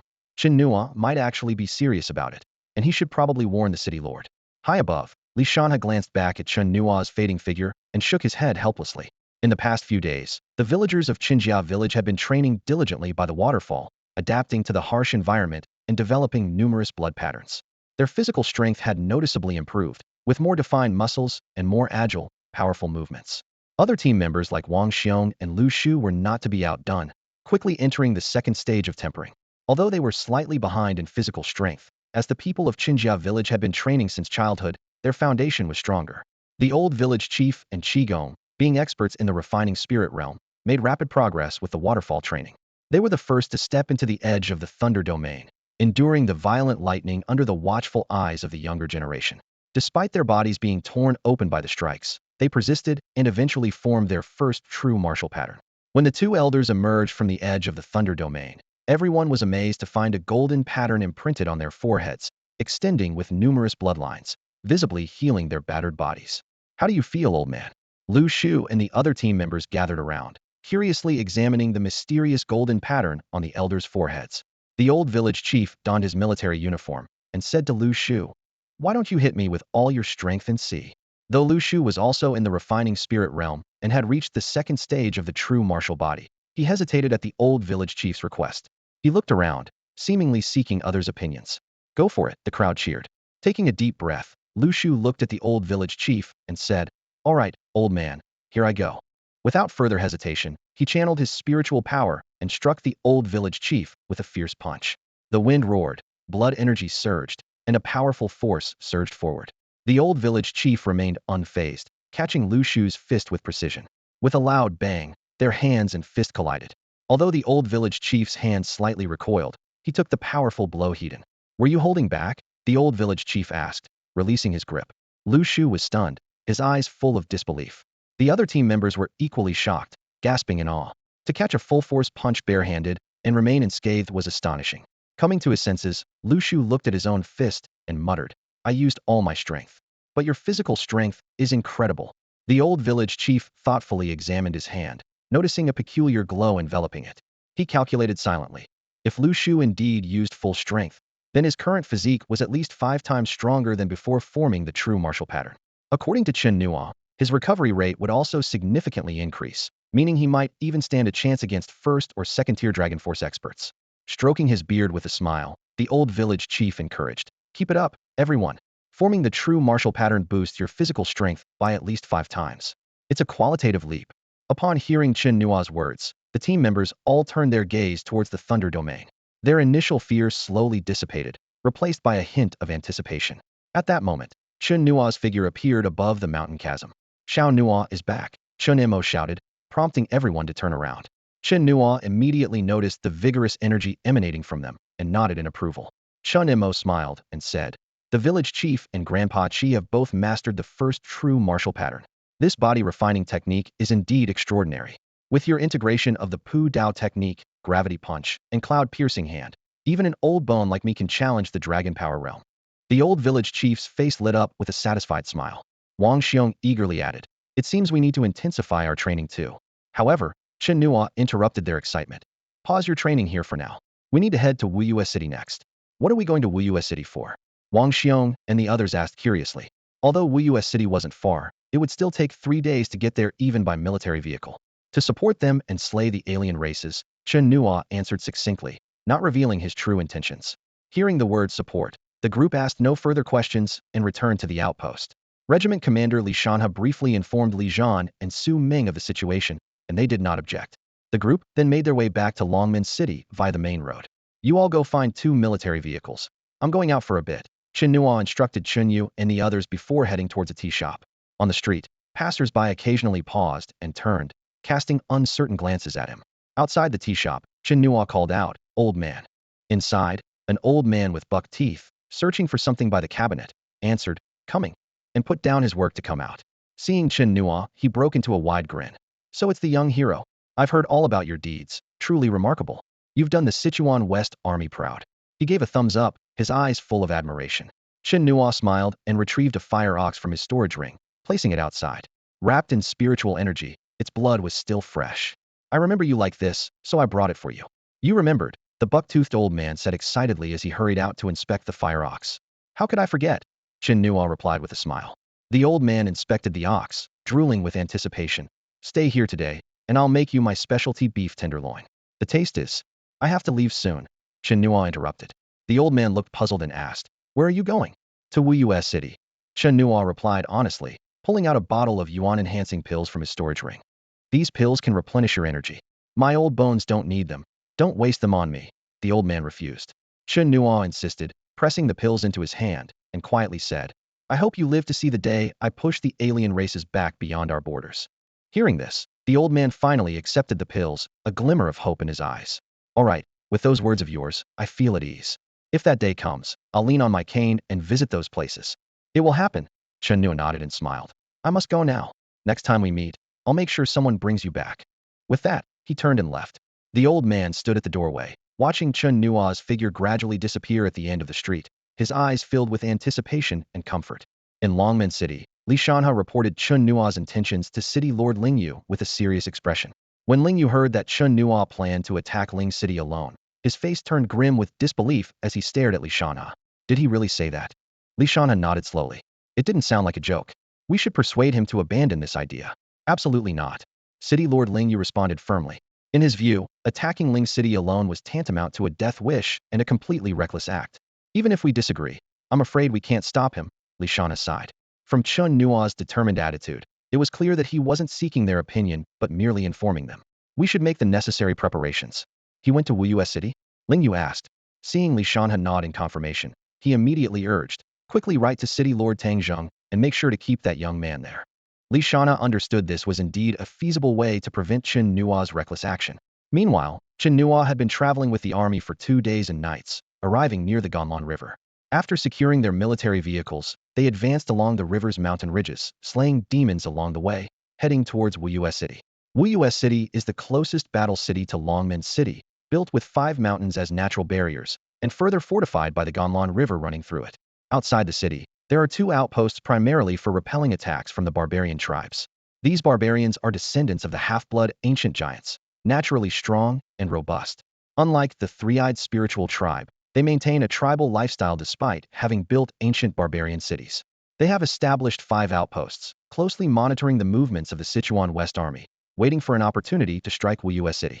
Our warriors, kill the humans and take Wu City, shouted the barbarian warriors, standing 2 to 3 meters tall, as they launched a fierce assault on the Sunset Lake outpost. The 3rd Regiment's 5th Battalion of the Sichuan West Army, stationed there, consisted of 2,270 soldiers. Faced with the overwhelming barbarian forces, the Sichuan West Army soldiers showed no fear, raising their blades to fight. The barbarians wielded heavy battle axes over a meter long, capable of breaking swords with a single strike, and the impact left many Sichuan West soldiers' arms numb and their organs shaken. Yet, the Sichuan West soldiers remained brave and undaunted, continuing to fight hand-to-hand even with broken swords, targeting the barbarians' legs to bring them down and then cutting their throats. The number of barbarians in this attack was unprecedented, at least 2,000 strong, far exceeding previous encounters. Realizing the dire situation, Battalion Commander Xiaoqing immediately instructed a messenger, quickly go to the Ganlan River outpost and report that I and over 2,000 brothers at Sunset Lake are holding the line. If you see barbarians crossing Sunset Lake, it means we have all perished. Request immediate reinforcement from the city's strong fighters and early defensive preparations. With that, he charged into the battlefield. Although the numbers were evenly matched, the battle was heavily unbalanced. The Sichuan West Army, skilled in combat, found it difficult to gain the upper hand against the powerful physiques of the barbarians. On average, it took 2 to 3 Sichuan West soldiers sacrificing themselves to kill a single barbarian, and their casualties continued to rise, a price far too steep. And they also have ancient barbarians at the Flying Heaven stage. Ordinary attacks won't harm them at all. The fierce battle between the Chuanchi army and the ancient barbarians had been raging for 2 hours, with the battlefield littered with corpses and rivers of blood. The lives of 700 to 800 Chuanchi soldiers had been lost in this brutal fight. Xiaoqing glanced around, his eyes filled with a resolute glow, and shouted, "Brothers, today we fight to the death. Let's make it count." Before his voice faded, Xiaoqing swung his long blade, sending a sharp arc slicing through the air towards a Flying Heaven stage barbarian. The barbarian dismissed it with contempt, smashing the blade light with a punch. At that moment, another Flying Heaven stage barbarian seized the opportunity and punched the air in front of Xiaoqing. The violent force turned into a tornado, sending Xiaoqing flying. "Xiaoqing, your time has come," the 2 Flying Heaven stage barbarians sneered, their eyes filled with bloodlust.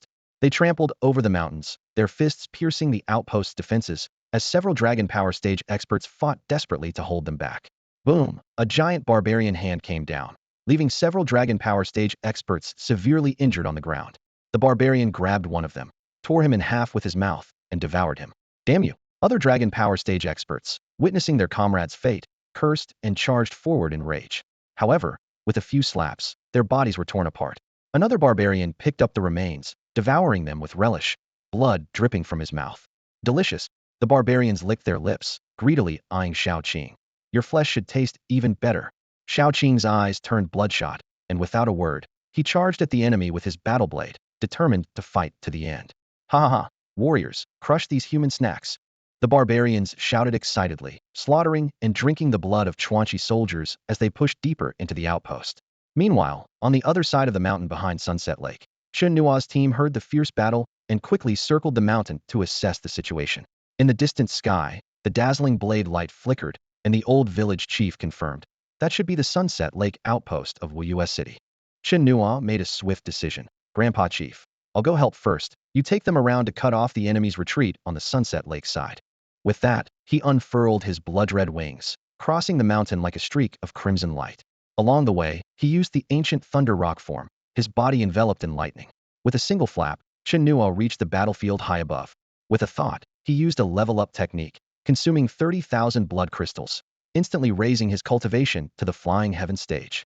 Boom! The two barbarians who had just knocked Xiaoqing away immediately locked onto Chen Nuo. Their eyes gleamed with greed. Another human, with even stronger vitality. They reached out barehanded towards Chen Nuo. Chen Nuo quickly formed seals, unleashing a spirit map, sending two war spears flying out to pierce the barbarians' palms precisely. The barbarians recoiled in pain, withdrawing their hands. Before they could react, Chen Nuo had already flashed behind them, conjuring an enormous battle blade, severing their legs in one strike. The towering 4 to 5 meter barbarians fell heavily onto the mountains. Xiaoqing spat out a mouthful of blood, barely managing to rise into the air, scanning the battlefield. The barbarians also looked up, eyeing the figure in the sky. Despite the distance, they could still recognize the Chuanchi army uniform. The warriors at Sunset Lake Outpost were filled with excitement, shouting, "It's the powerful forces of our Chuanchi army coming to our aid." On the battlefield, two ancient barbarians roared in agony as their legs were severed, blood gushing out. "Damn humans! Damn it!" they bellowed, hatred and unwillingness burning in their eyes. Chen Nuo wielded the sacrificial spirit diagram, summoning divine power. In an instant, a heaven-piercing spear appeared, gleaming with a cold light, and struck like lightning at the back of one barbarian's head. With a crisp crack, the skull shattered, and the barbarian let out a harrowing scream. "Ah!" The spear pierced through the barbarian's gaping mouth and continued its path, tearing through his body. Blood sprayed from his eyes, ears, nose, and torn mouth, tracing crimson arcs in the air. The other legless barbarian refused to give up, hurling his battle axe at Chen Nuo. Suddenly, Xiaoqing appeared, slicing the axe in two, the clash of metal echoing through the air. Other barbarian warriors, not to be outdone, hurled axes at Chen Nuo, their whistles slicing through the sky. Chen Nuo's blood-red wings flared, sharp as blades. The seemingly formidable ancient barbarians were as fragile as paper before him. One by one, they were cut in half, their bodies falling onto the hills, intestines spilling, blood soaking the earth. One barbarian, severed in two, was not immediately dead, terror barely concealed in his savage eyes. Chen Nuo ignored him, paying no heed to the flashing notifications in the light screen. He dove like a blood-red lightning bolt, his battle knife glinting coldly. Blood-red wings and heavenly light shadow techniques interweaved, sketching a crisscrossing pattern of bloodlines on the battlefield. Barbarian heads flew like autumn leaves, blood splattering through the air. "Retreat, retreat quickly." The barbarian leaders finally realized the dire situation, screaming desperately as they attempted to withdraw. At that moment, 100-strong squad swiftly arrived, appearing on the other side of Sunset Lake. Among them were the old village chief, Qi Gong, Wang Xiong, and others. They activated their true martial bodies, wielding battle blades, and executed martial skills like the simple blade technique to perfection. This squad cut into the barbarians' retreat like a sharp knife, forcibly blocking their path. The Chuanchi army soldiers, with astonishing bravery, faced the barbarians' formidable physiques, engaging in a frenzied slaughter. Soon, barbarian corpses piled up like mountains, forming a barrier of flesh and blood. The barbarians, cut off from retreat, gathered behind the barrier, trapped in a hopeless situation. As Xiaoqing and the Sunset Lake warriors prepared to launch a counterattack, Chen Nuo plummeted from the sky. As he landed, destructive lightning exploded. The electric light lashed out like a whip, the crackling sound incessant. The nearest barbarians were instantly shattered into pieces, while those slightly further away were blown back by the powerful shockwave. The entire battlefield descended into chaos, dust rising, and screams echoing continuously. The impact site exploded instantly, revealing a massive crater before everyone's eyes. Xiaoqing and the other warriors couldn't help but stop in their tracks, staring in shock at the scene before them.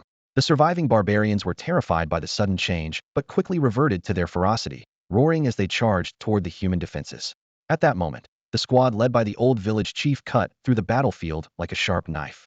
They moved swiftly, delivering deadly blows, beheading or crippling the barbarians with each strike, swiftly stripping the enemy of their combat strength. Xiaoqing snapped back to reality, a look of determination in his eyes. He leaped forward like a bolt of lightning, plunging into the battlefield. His weapon became a scythe of death, reaping the lives of the barbarians. Kill. With Xiaoqing's entry, the morale of the other warriors surged. No longer holding the line, They roared and charged into the enemy ranks, engaging in a brutal melee. The battle raged on for over an hour. When the last barbarian fell, the lakeside was strewn with corpses and rivers of blood. Xiao Qing stood atop a pile of bodies, coughing up blood, clearly severely injured. He surveyed the surroundings, his gaze sweeping over the barbarians who had their legs severed and were wailing in agony on the ground. The other warriors were in no better shape, covered in blood and using their swords to support their exhausted bodies. They panted as they looked around the battlefield, their eyes finally resting on the 100-man squad on the other side of the lake. The fighting prowess of this squad was astounding, not only blocking all the barbarians' escape routes, but also leaving a thick wall of corpses on the battlefield, showcasing their might. Xiao Qing's gaze lingered on the squad for a moment before shifting to Chen Nuo in the center of the battlefield. He remembered that Chen Nuo had been at the Flying Heaven realm earlier, but now he seemed to be only at the Dragon Force realm. This discovery puzzled Xiao Qing, but he didn't underestimate him. After all, someone who could easily crush two ancient barbarians was no ordinary person. The battle had cost the outpost half its forces, but compared to the expected annihilation, it was a relief. Without the timely aid of this mysterious squad, they would have already fallen to the barbarians' blades. Xiao Qing, enduring the pain, dragged his weary body to Chen Nuo. He saluted him solemnly, and then spoke. I am Xiao Qing, of the 5th Battalion, 3rd Corps, Sichuan West Army stationed at Wuyue City. May I ask which corps you belong to? I have never seen you before. Chen Nuo met Xiao Qing's eyes and replied, We are from the 9th Corps of Longman City. My name is Chen Nuo, and I am the captain of this squad. Longman City's 9th Corps. Xiao Qing was slightly taken aback, his confusion deepening. How did Longman City end up here? Chen Nuo noticed Xiao Qing's puzzlement, but didn't elaborate. He took a yuan-boosting pill from his pocket and handed it to Xiao Qing, saying, Heal yourself first. Recognizing the precious pill, Xiao Qing hesitated briefly but accepted it. Considering the possibility of another barbarian attack, he quickly consumed the pill. At this moment, the old village chief and others approached. Chen Nuo glanced around and inquired, No casualties? The old village chief shook his head. A few were injured, but they've already healed. The squad members were amazed at the resilience of their true martial bodies in the second stage, which not only healed their injuries quickly, but also elevated their combat power to new heights. Chen Nuo surveyed the area and issued a new order. Cut off the heads of these barbarians and hang them in the most visible spot by the lake. Qi Gong expressed concern. Won't this provoke the barbarians? A cold glint flashed in Chen Nuo's eyes as he firmly responded. I intend to provoke them. Everyone was momentarily stunned, and Xiao Qing furrowed his brow. Noticing their reactions, Chen Nuo explained. Captain Xiao, a blood debt must be repaid in blood. These barbarians are no different from demons, feeding on humans and leaving a trail of blood debts. Shouldn't we, the human race, be enraged? Are we afraid of provoking them? If they dare to come, I dare to kill them, and I'll keep killing. Hearing this, Xiao Qing looked up and sighed deeply, the flames of hatred in his eyes burning even brighter. Indeed, he gritted his teeth. It is the human race that should be provoked. It is the human race that should be furious. You're right. A blood debt requires blood repayment. If they dare to come, my life is ready to face them. Xiao Qing's face was filled with a murderous resolve, all concerns cast aside. They were already prepared to die defending the frontier, so what was there to fear in another battle? Chen Nuo saw the determination in Xiao Qing's eyes, nodded, and said, Leave the rest to us. As Chen Nuo finished speaking, his gaze swept across the battlefield where his men were finishing off the remaining enemies. Qi Gong and the others followed his instructions meticulously, leaving no enemy with any sign of life. With a thought, a display appeared before Chen Nuo, showing the number of blood crystals, 383,050. After a series of battles with demons and the intense fight just now, he had collected 70 to 80,000 blood crystals. Although he had just consumed 30,000 blood crystals, Chen Nuo knew that to acquire more, he needed to attract a significant number of the barbarian tribe. At present, the barbarians were unaware of his true identity and would not rashly send powerful beings against him. On this mission to Wuyue City, Legion Commander Li Shanhe had assured him that even if the barbarians sent powerful beings, Wuyue City would not stand by idly. Meanwhile, at the Ganlan River outpost, Su Dong, the captain of the 11th Battalion of the 3rd Legion, was gravely receiving an urgent message from Sunset Lake. He immediately dispatched someone to report the situation to Wuyue City and ordered 2 squads to quickly reinforce Sunset Lake. However, just a few hours later, another shocking message came from the Sunset Lake outpost. A squad from Longman City had assisted Xiao Qing in successfully defending the outpost, annihilating over 2,000 barbarians. Why are people from Longman City here? Su Dong wondered, his brow furrowed with confusion. Even if it was for reinforcement, Wuyue City did not notify us. He immediately asked the messenger, What's going on? Who is the leader of that squad? The leader is named Chen Nuo, from the 9th Legion of Longman City. the messenger replied. Their squad only has 100 people, but their combat strength is formidable, especially their physical prowess, which can almost match the barbarians. Captain Chen Nuo is particularly impressive. Despite being at the dragon power level, he easily slew 2 ancient barbarians. A dragon power level warrior killing 2 ancient barbarians. Su Dong was astonished, his brow furrowing even more. You can go back now. I will send someone to Wuyue City to inquire about Chen Nuo and report the situation at Sunset Lake to the higher-ups. At that moment, on the mountainside on the other side of Sunset Lake, a group of barbarians was overlooking the gruesome scene by the lake. Rows of stakes were adorned with the heads of barbarians, the bloody spectacle covering a large area, clearly visible even from a distance, exuding a chilling aura. These damn humans. The group of barbarians, seething with anger, quickly returned to the outpost to report to an ancient barbarian named Manu. Lord Manu, all our tribesmen who attacked the Sunset Lake outpost have been killed. The humans have hung their heads by the lakeside. What? Manu exclaimed in fury, his eyes widening as he demanded. You mean all of them are dead? Even Manchu and the others. They're all dead, the reporting barbarian confirmed.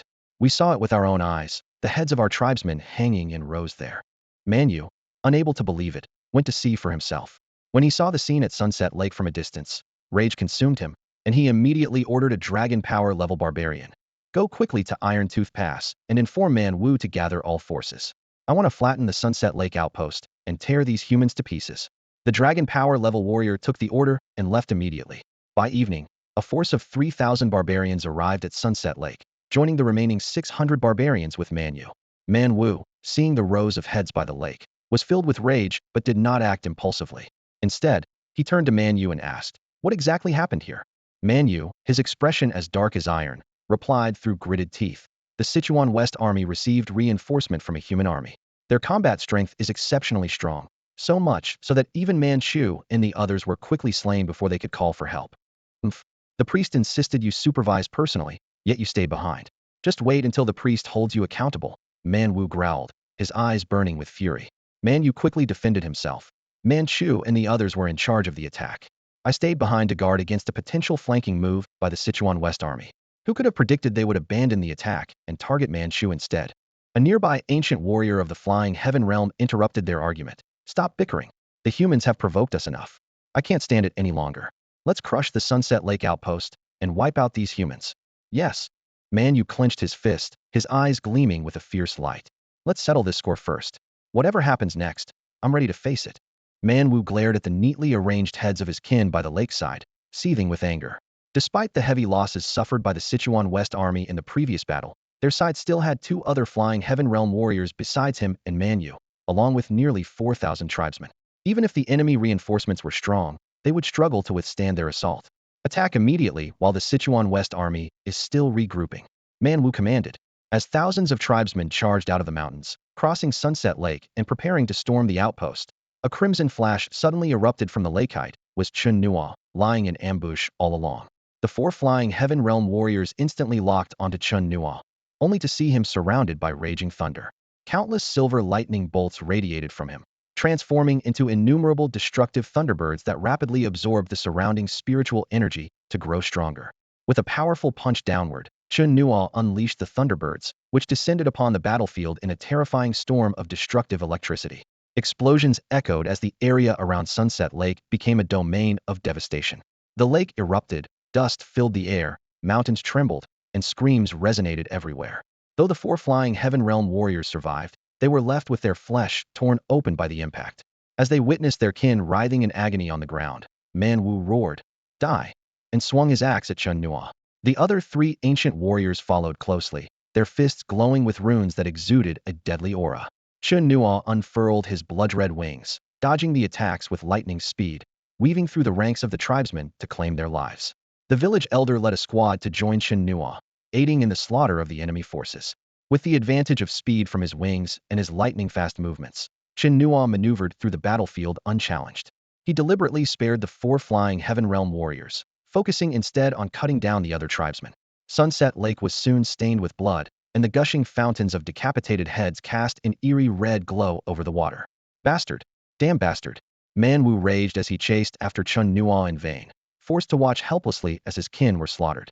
Even those who fled into the mountains were not spared.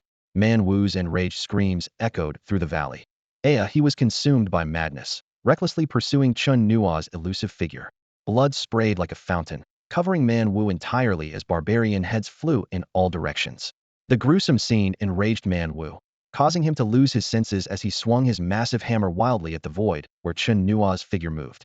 Man Yu and two other ancient barbarians at the Flying Sky realm also succumbed to madness, their eyes filled with hatred and fury. Man Yu roared ferociously, "Damn bastard!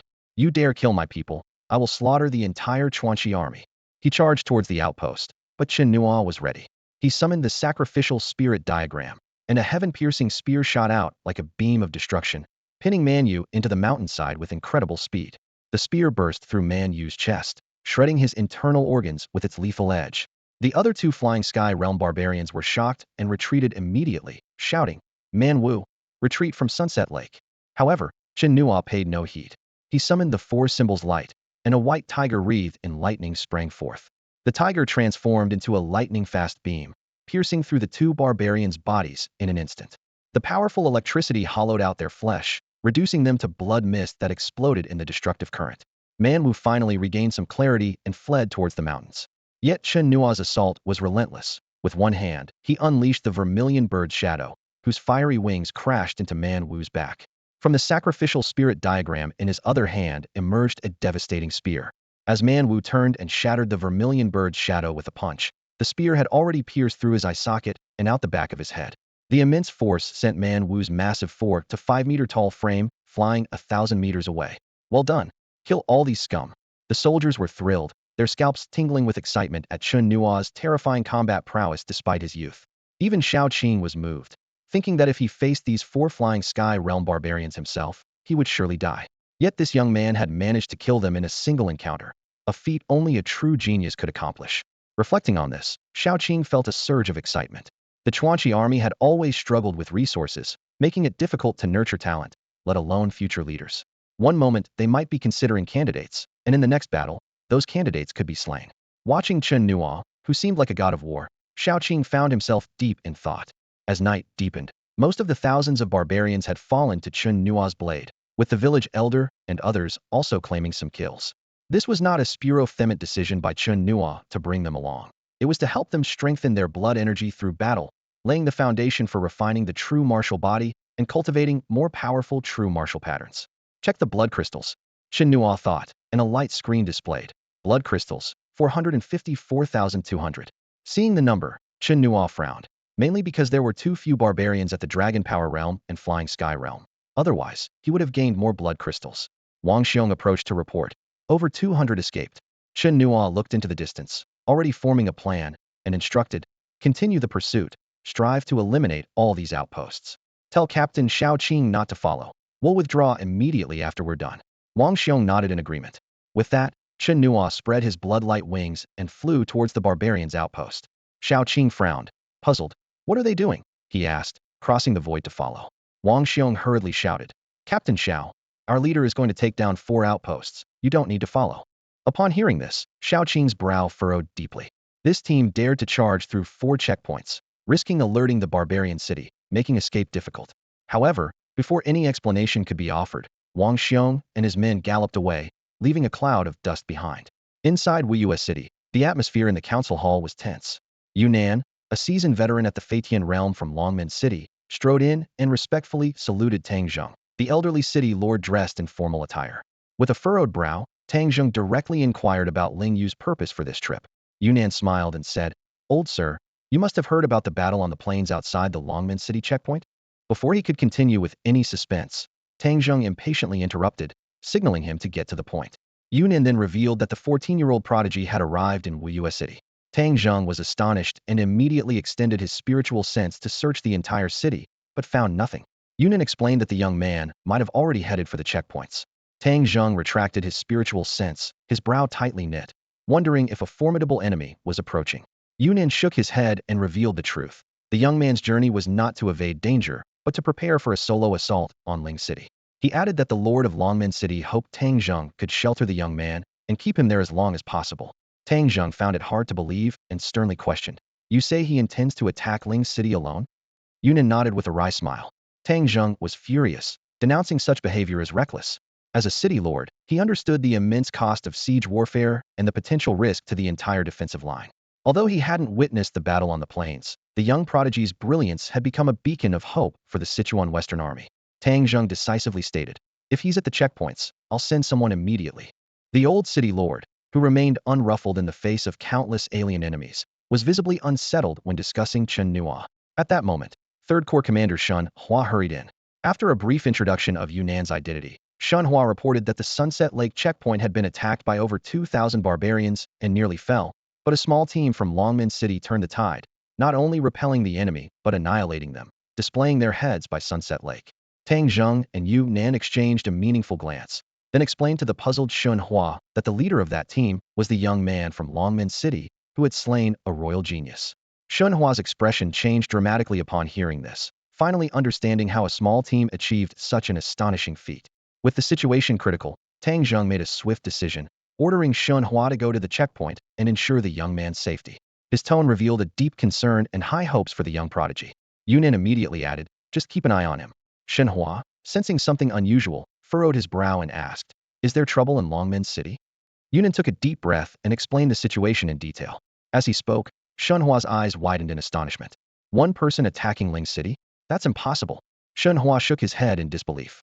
Even if several fragmented Star Realm experts attacked with war cities, it would be difficult. This is sheer arrogance, pure fantasy. However, from Yunnan's tone, Chen Nuo sensed there was more to the story.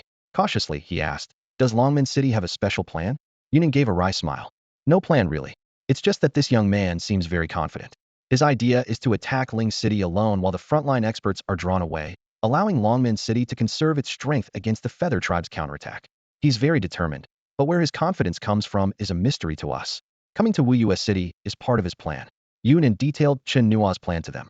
Even though Tang Zheng and Chen Nuo were both strategic thinkers, they found themselves perplexed. After pondering for a moment, Chen Nuo decided to go to the outpost himself. He quickly took care of military duties and arrived at the Sunset Lake outpost by dawn. As soon as he landed, Chen Nuo was struck by the sight at the lake's idea row of stumps with barbarian heads hanging from them. In the morning light, the scene was particularly unsettling, causing Chen Nuo to pause. Xiao Qing approached and saluted. "Commander, what brings you here?" "Where's Chen Nuo?" Chen Nuo asked directly. Xiao Qing promptly replied. "He set off last night to clear the barbarians' 4 outposts." Chen Nuo's expression turned serious. The barbarians' 4 outposts were Sunset Peak, Iron Fang Pass, Lushan Pass, and Starwatch Pass. If Chen Nuo had reached Starwatch Pass, it would alert the strongmen of Barbarian City, making escape difficult. With this in mind, Chen Nuo immediately set off across the void. Meanwhile, Chen Nuo was leading his team straight to Lushan Pass. They encountered little resistance at Sunset Peak and Iron Fang Pass, pushing forward rapidly. Upon reaching Lushan Pass, Chen Nuo decisively killed a flying realm ancient barbarian and then led his team to slaughter all the barbarians at the outpost. After cleaning up, they moved swiftly under the cover of darkness towards Starwatch Pass. Starwatch Pass was the closest to Barbarian City and the most crucial stronghold. It was guarded by a Flying Realm 7 and 2 Flying Realm 5 ancient barbarians, with 8,000 elite troops stationed there, poised to support any frontline pass or defend Barbarian City. At dawn, the team led by the village elder had already circled behind Starwatch Pass, cutting off the enemy's retreat. Chen Nuo seized the moment, swiftly killing 3 ancient barbarian experts. Leaderless, the 8,000 barbarians plunged into chaos. Chen Nuo seized the opportunity to unleash Thunderbird 1000 Break and 4 Symbols Light, indiscriminately attacking the enemy. Under this fierce assault, Starwatch Pass crumbled, the mountains left with gaping holes. The destructive thunder echoed through the dawn, deafeningly loud. Initially, the experts in Barbarian City thought it was just thunder, but soon felt the intense vibrations. Realizing the situation, they rushed to support Starwatch Pass. Retreat. Chen Nuo decisively ordered his team to withdraw from Starwatch Pass. His plan was to repeatedly attack the 4 passes, provoking the barbarians. When they sent reinforcements to these outposts, he would attack again, aiming to instill fear in them. By the time a dozen Flying Realm experts arrived, Starwatch Pass was in ruins. Nearly all 8,000 barbarians were annihilated, and the freshly turned earth was soaked with blood, littered with remnants of flesh and limbs. Grisly heads were nailed to stumps, blood still dripping. Damn it! Seeing this, the Flying Realm ancient barbarians were furious, almost grinding their teeth to dust. Without hesitation, they pursued to Lushan Pass. Yet again, they were met with rows of stumps with barbarian heads, mirroring the scene at Starwatch Pass, chilling them to the bone. Chen Nuo soared to the clouds outside Lushan Pass, his gaze sweeping over the rows of ferocious barbarian heads on the stumps, causing his eyelids to twitch involuntarily. His eyes then fell on the group of over 100 people moving through the mountains, among whom he recognized Chen Nuo. Standing on the ridge, Chen Nuo also noticed Chen Nuo in the clouds. He could sense the terrifying power emanating from this strong figure from Wuyua City, but he was not worried about his own safety and continued to lead his team swiftly along the rugged mountain path. Suddenly, a thunderous noise erupted from the mountains. Dozens of hulking ancient barbarians charged out, intent on attacking Sunset Lake. However, upon spotting Chen Nuo, they abruptly halted, their bloodshot eyes glaring menacingly at him. One of the barbarians roared, "Chen Nuo, how dare you slaughter our people like this? We will never forgive you." Humph. Chen Nuo, incensed by the words, let out a cold snort, unleashing the supreme pressure of his Dharma stage power. The force struck like a tangible blow, causing the barbarian to spew blood immediately. Chen Nuo coldly retorted, "You can't handle this much damage? Then ask yourselves about the billions of humans you've devoured over the centuries. Ask about the human children you've cooked, the women you've roasted. Do you think they would forgive you?" The blood feud ignited Chen Nuo's killing intent to the extreme. With a mere wave of his hand, a massive hand descended from the sky to crush the group of ancient barbarians. At that moment, a furious roar echoed through the sky. "Chen Nuo, are you seeking death?" A giant over 20 meters tall strode through the void, smashing the giant hand and the surrounding space with a single punch. The violent storm of power spread wildly in the air. This newly arrived giant was covered in mysterious runes emitting a ghostly blue light, exuding an oppressive, pure, and destructive power that made all creatures in the mountains tremble. He was none other than Man Jiang, a Dharma stage powerhouse from Barbarian City. The two sides faced off for a long time before Man Jiang finally spoke. "Today, I won't fight you, but one day I will kill you." Chen Nuo snorted coldly and turned to leave. His purpose was to escort Chen Nuo, and being so close to Barbarian City, getting entangled with Man Jiang could lead to a siege by other giants, posing a significant threat. Engaging now was unnecessary. As Chen Nuo departed, a barbarian of the Flying Heaven stage, with eyes wide in anger, questioned, "Sir, why not take this chance to kill him?" Man Jiang did not reply, but instead looked at the rows of barbarian heads behind him, his lantern-like eyes filled with icy killing intent. Was this not Chen Nuo's doing? "No," the barbarian replied furiously. "It was a squad from the Sichuan West Army. They slaughtered the 4 passes and then fled. We encountered Chen Nuo during our pursuit." Man Jiang immediately understood that Chen Nuo was there to provide support. He ordered immediately, "Return to the city at once. Arrange for our warriors to guard the 4 passes. I will go to Sunset Peak to take a look." With that, he crossed the void, followed by several Flying Heaven stage barbarians returning to Barbarian City, with the rest close behind. Meanwhile, Chen Nuo and his team were racing back to the Sunset Lake outpost, not even pausing at Iron Tooth Pass. Chen Nuo, en route, was further shocked by the sight of the massacred Iron Tooth Pass. He marveled internally. "I never expected this kid to be so fast, clearing several passes overnight." Chen Nuo did not disturb the traversing team, but instead waited quietly atop Sunset Peak. He watched as the team passed through Sunset Peak and directly entered the Sunset Lake outpost, having already formed a plan in his mind. When Chen Nuo and his team returned, covered in blood, the soldiers of the 5th Battalion at Sunset Lake outpost finally breathed a sigh of relief. Seeing the exhaustion on the team members' faces, Xiaoqing frowned, worried for them. Yet, Wang Xiong, Lu Shu, and Uncle Chen Wu laughed heartily, a reaction that puzzled Xiaoqing and the others.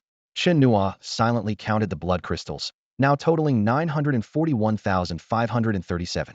A slight smile appeared on his lips, as this meant he could perform a double ascension and break through to the Dharma body realm. These blood crystals were mainly thanks to the contributions of many spirit refining and Dragon Force masters at Wanxing Pass, but he was still far from the amount needed to attack Ling City, requiring at least 2 to 3 times more. For the next 5 days, everyone will stay at the outpost to rest and improve their cultivation with the pills we seized, Chen Nuo ordered, a calculating glint in his eyes. This time would allow Barbarian City to reinforce the 4 passes, giving him another opportunity to strike. He turned to Xiaoqing and saluted seriously. "Captain Xiao, we might be imposing on you for the next few days. What exactly is your mission?" Xiaoqing asked with a frown, concerned that their actions might affect the defense deployment of Wuyua City. "Naturally, it's to kill the enemy," Chen Nuo replied briefly. "But rest assured, it won't affect your defense." At that moment, Chen Nuo suddenly appeared in front of Chen Nuo. Xiaoqing immediately stood at attention and saluted, and Chen Nuo followed suit. "I am Chen Nuo, commander of the 3rd Legion." Chen Nuo introduced himself while scrutinizing Chen Nuo with a meaningful look. "You've got guts, kid, going all the way to the gates of Barbarian City. This made Xiao Qing's pupils contract. Could they really have launched a surprise attack on Washing Pass? Chen Nuo quickly apologized. I'm sorry, Commander. I acted without prior approval. No worries. Shenhua waved his hand. You arrived just in time. Without you, Sunset Lake Outpost might have fallen. But you don't need to worry about things here anymore. Come back to the city with me. Chenua did not immediately agree, but looked towards Sunset Lake. Dragon Gate City should have reported the situation to you by now, right? Shenhua squinted. You don't seriously intend to attack Ling City alone, do you? This left Xiaoqing and the others stunned. With Chen Nuo's current Dragon Force level, this seemed like a fantasy. Chen Nuo nodded solemnly. Commander, the Sichuan Western Army needs an offensive victory. Please trust me and lend me your support. Nonsense, Shen Hua retorted angrily. Do you know what you mean to the Sichuan Western Army? Chen Nuo nodded again. From Commander Li Shana's attitude, he could see the expectations they had for him. Knowing that proposing a solo siege was hard to believe, he skillfully shifted the topic. I need to stay at Sunset Lake Outpost for now. Barbarian City might send Dharma body-level experts at any moment. Could I ask you to protect me for a while? Shenhua saw through Chen Nuo's rhetoric, but was helpless. The kid was clearly asking for help in a roundabout way, yet he expressed it so tactfully. His purpose for coming here had already been achieved, but Chen Nuo showed no intention of leaving. Shenhua had no choice but to continue guarding him, knowing the threat posed by the barbarian general stationed at Sunset Peak was significant. Fine, just don't cause any trouble, Shenhua said, waving his hand while casting his gaze towards Sunset Peak. Despite sensing the furious aura from there, he felt secretly pleased. This young man's tactics impressed him. He had long wanted to teach these barbarians a harsh lesson, but his high status prevented him from acting recklessly, fearing it might provoke a war between the two armies. Atop Sunset Peak, a towering giant looked down upon the blood-soaked battlefield by the lake, his fury almost reaching the heavens. None of the 4 past clansmen had survived. They were all beheaded, and such blatant provocation made him wish to immediately march his troops to crush the Sunset Lake outpost. The ancient barbarians behind him bristled with murderous intent, their fists clenching audibly. Sir, let's just take down the Sunset Lake outpost and avenge our people. Silence. The barbarian general barked sharply, his voice grim. Shenhua is among them, and that squad that slaughtered the 4 passes has power far from ordinary. A rash attack would only bring disgrace. Secure the 4 passes first. For several days, the situation remained eerily calm. The barbarian general reinforced his troops, adding 6,000 more barbarians to Sunset Peak, including 7 experts of the Flying Heaven realm. The other 3 passes also saw reinforcements ranging from 3 to 5,000 each. The barbarians in the city speculated about the true intentions behind Wuyue City's assault on the passes, thus tightening their defenses. Meanwhile, Chen Nuo focused on his cultivation within the military tent, consuming spiritual pills to enhance his abilities while comprehending various mystical arts. He repeatedly refined the Thunderblade until he had completely mastered it, integrating techniques like the Thunder Punishment, Heaven-Slaying Aspect, Thunder Sovereignate Directions, and the Extinction Thunderbird with his own thunder abilities. On the 4th day, Chen Nuo finally emerged from the tent. After inspecting the outpost, he instructed Shen Hua to retreat to the Ganlan River outpost. Although Shen Hua left, he did not go far, knowing the young man surely had more plans. The barbarian warriors also observed for 2 days and nights before quietly returning to the barbarian city, leaving only 7 ancient barbarians to hold the position. Late at night, Chen Nuo stood in front of the military tent, with his team members lined up neatly. Xiao Qing, who had been on guard, approached and asked, "What are you planning to do this time?" Chen Nuo didn't say much. In the darkness, he grinned, revealing a set of white teeth. "Commander Xiao, send someone to Ganjianjiang outpost to request the Legion commander to come and hold the fort. Just wait for our good news." Just as Xiao Qing was about to ask, he noticed the knowing smiles on the faces of the squad members and immediately understood their plan. Chen Nuo didn't explain further. He led the squad under the cover of night, bypassing the treacherous peaks of Luoshan Lake to stealthily infiltrate the rear of Sunset Peak. Their primary mission was to cut off the enemy's retreat, setting the stage for a surprise attack. The operation was as swift as lightning. The 7 ancient barbarians in the Flying Sky realm didn't even have a chance to react before they were all slain within a minute. Meanwhile, inside Barbarian City, a barbarian general was reporting to the tribal platform of the Barbarian King. This imposing structure was the training ground for the city lord, Man Ren, a formidable star fragmentation realm warrior. Standing at an incredible height of over 60 meters, he was like a moving mountain.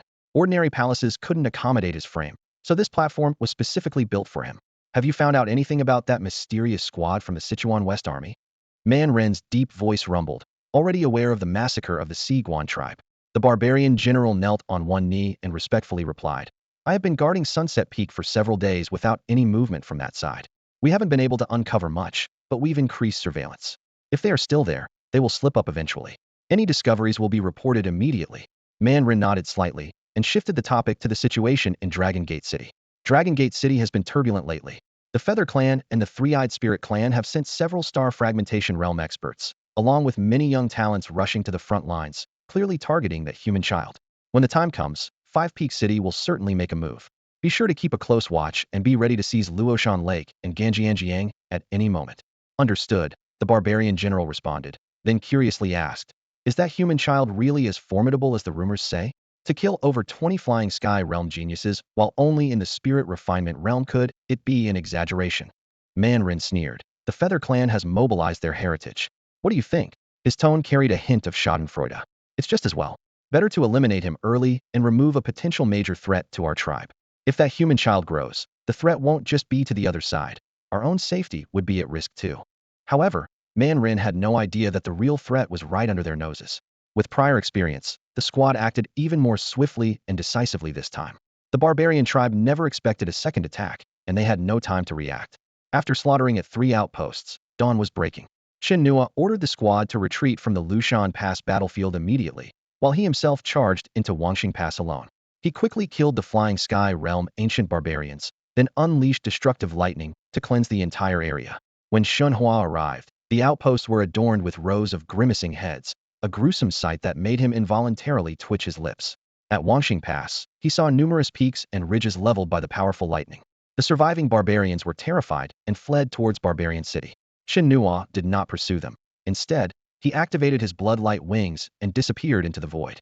Shenhua, knowing it wasn't the time for questions, followed closely behind and flew away. When a large group of ancient barbarians arrived in pursuit, they found the Siguan tribe once again slaughtered. Seeing the rows of heads, their eyes were bloodshot with rage, and their fury seemed to ignite the air. Inside the Barbarian King platform, the Barbarian General had not yet left. A ferocious-looking ancient barbarian burst in, exuding a violent aura. What happened? The Barbarian General turned to ask.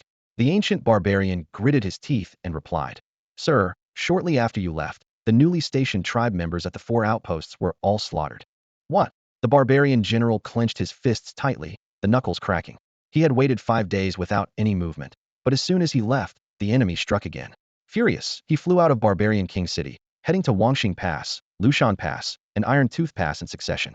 When he saw the countless barbarian heads on the stumps, he was so enraged that he spat out a mouthful of blood. This wasn't an attack on outposts. It was clearly a massacre of the barbarian tribe. They had come and gone twice without leaving a trace. Damn it, damn it, damn it. The Barbarian General roared repeatedly, his fists hammering the void. Glaring murderously in the direction of Luoshan Lake, he howled ferociously.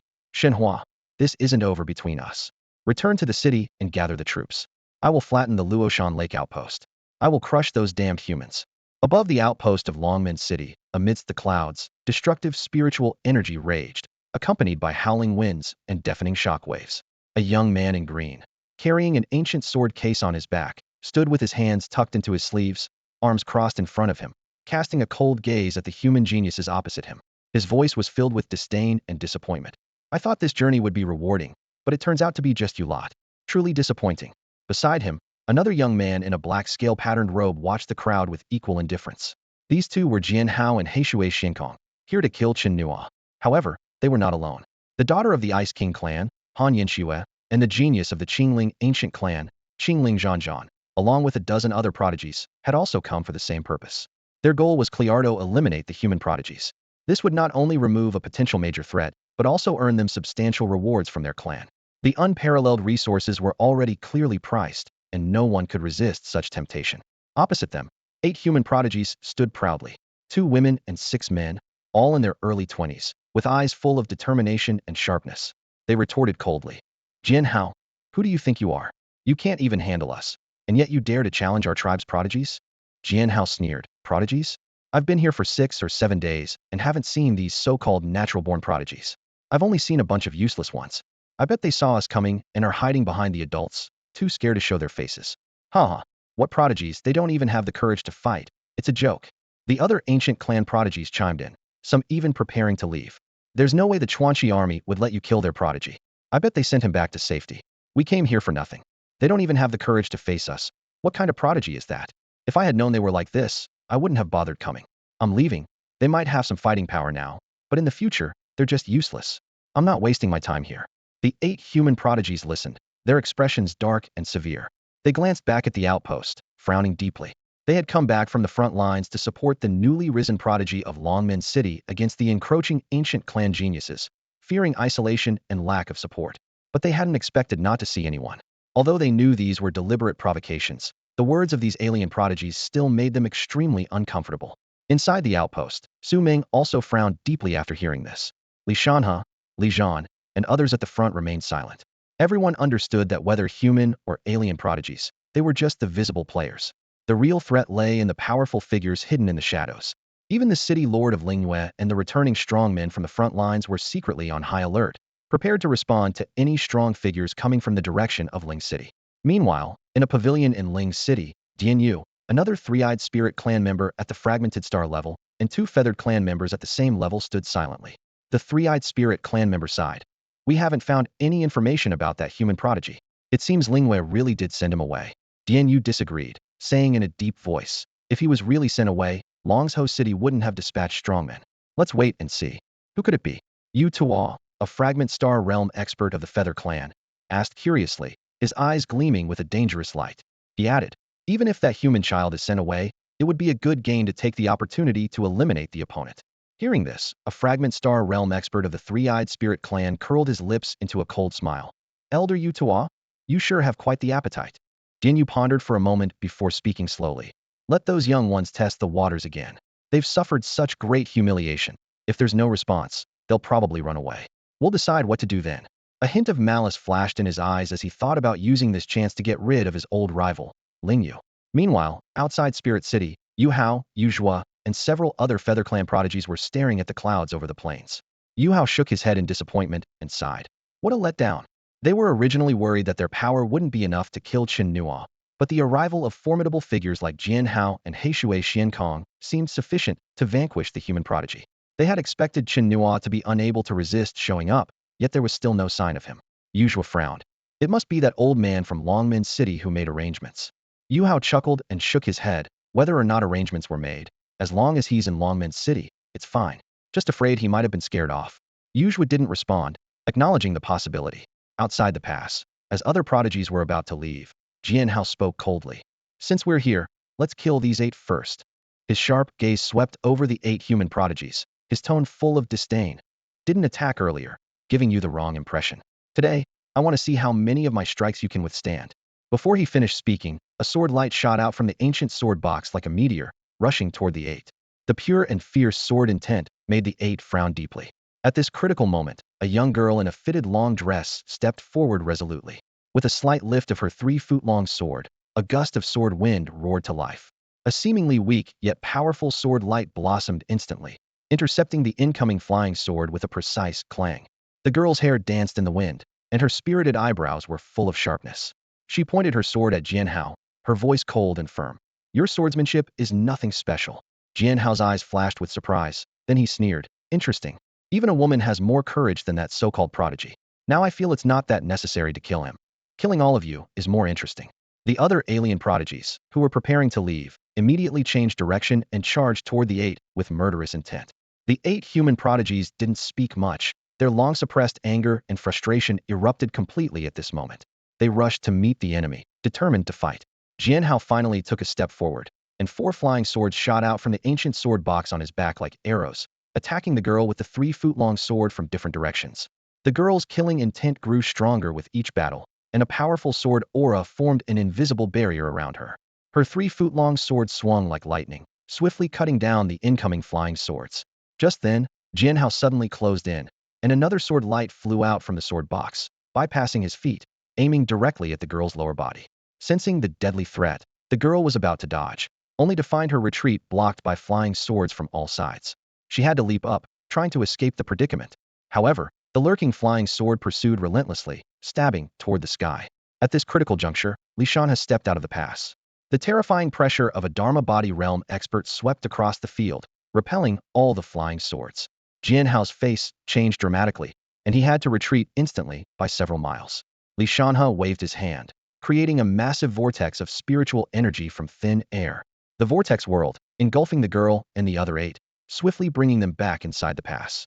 Seeing this, the alien prodigies like Heishui Xiankong couldn't help but retreat in horror. They secretly cursed. The human race indeed raises a bunch of useless ones. The chosen ones are too scared to even show their faces. An enraged genius from the alien race roared, his eyes gleaming with malice. Now even a bunch of weaklings need protectors. If you want to guard them, you'd better do it for life. Don't let them out, or I'll be sure to take their heads. Inside the outpost, several young talents felt their blood boil at the harsh taunts, struggling to break free and retaliate. Let us go.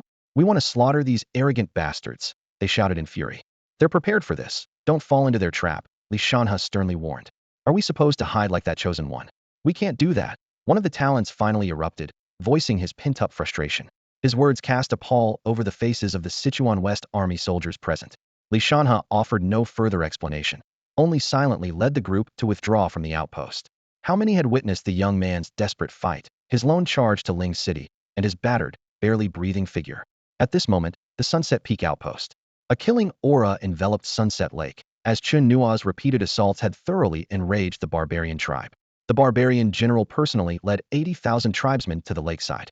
Upon hearing the news, Chenua immediately mobilized 50,000 elite soldiers from the 3rd Legion to rush to aid, even alarming the old city lord, Tang Zheng, who hurried from the rear.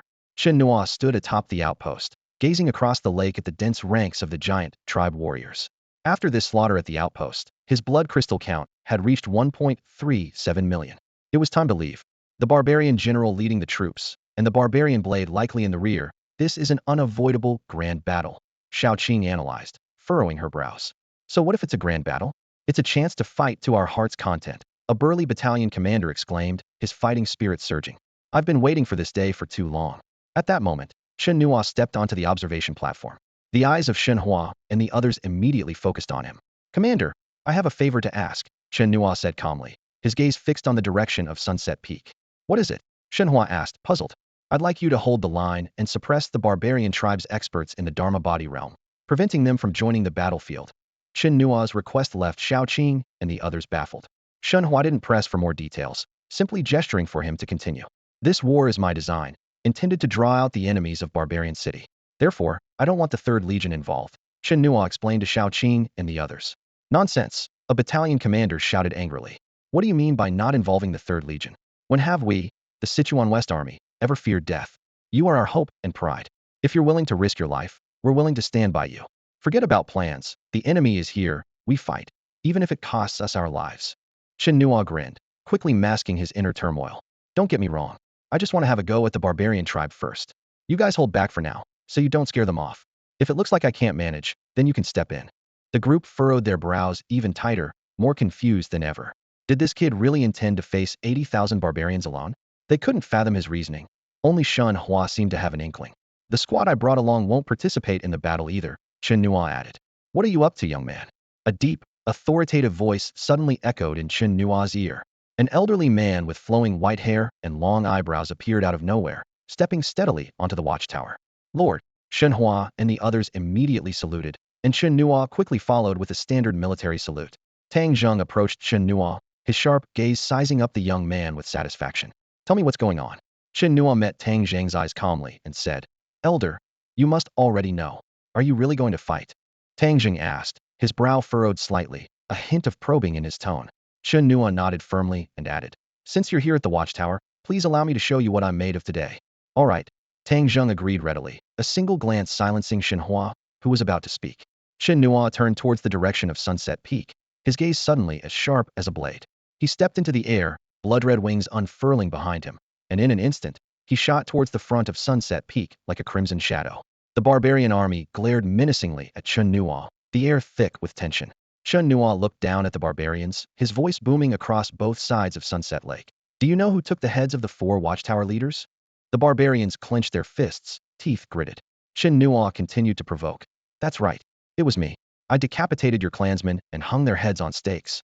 Before he could finish, a thunderous roar erupted as several ancient barbarians soared into the sky. Their roar was deafening. The barbarian general, enraged, ordered, Kill him. In an instant, 80,000 barbarians surged forward like a tidal wave, launching a frenzied charge. The faces of those at Sunset Lake's watchtower turned pale. The sight of the giant army, like a torrent, filled Qi Gong with anxiety. Although Wang Xiong and others had been instructed to wait, The dire situation tempted them to rush to aid. Even the warriors of the Third Corps were poised to charge. Tang Zheng, Chen Nuo, Xiaoqing, and others kept their eyes fixed on Chen Nuo. Just as Xiaoqing was about to step forward, Chen Nuo moved. He executed a dimensional upgrade, ascending directly to the flying heaven realm. Tang Zheng witnessed Chen Nuo's transformation, his surprise evident. Chen Nuo was equally moved. However, what shocked them even more was what happened next. Chen Nuo unleashed a heavenly light technique, summoning a lower-grade extraordinary weapon, a battle knife, and in a flash, he slaughtered 4 ancient barbarians who had charged from Sunset Peak. Other ancient barbarians roared, stepping through the void to strike at Chen Nuo. With a flap of his blood-red wings, Chen Nuo was enveloped in destructive lightning, a phantom of an ancient thunder rock appearing as if soaring high into the sky. Suddenly, he dove down, countless lightning bolts like divine chains descending upon the ancient barbarians below. The intertwining flashes of blade and lightning left ancient barbarian heads flying, blood from their severed necks spurting skyward like fountains. The astonishing scene left the commanders stunned, the soldiers of the Third Corps gaping in disbelief, nearly losing their ability to think. Being called an ancient barbarian meant being a flying heaven realm powerhouse among the barbarians. Even killing one would typically require immense effort. Yet, Chen Nuo cut them down like they were nothing, creating the illusion that ancient barbarians were not formidable at all. Chenua. The shocked Chenua was jolted back to reality by Tang Zheng's commanding voice. Chenua understood immediately and dashed into the battlefield in an instant. His speed was like lightning, leaving afterimages in the air with each step. From a distance, a barbarian general watched in shock as Chen Nuo slaughtered over 10 ancient barbarian warriors with thunderous force. Startled, he raised his blade to attack, but was intercepted by the prepared Chenua. "Why don't you fight me instead?" Chenua said as he summoned a colossal war deity avatar, towering 100 meters high. This avatar was enveloped in a silvery glow, wielding a massive sword, exuding an overwhelming aura. Every creature within a 100-mile radius trembled as if a god had descended.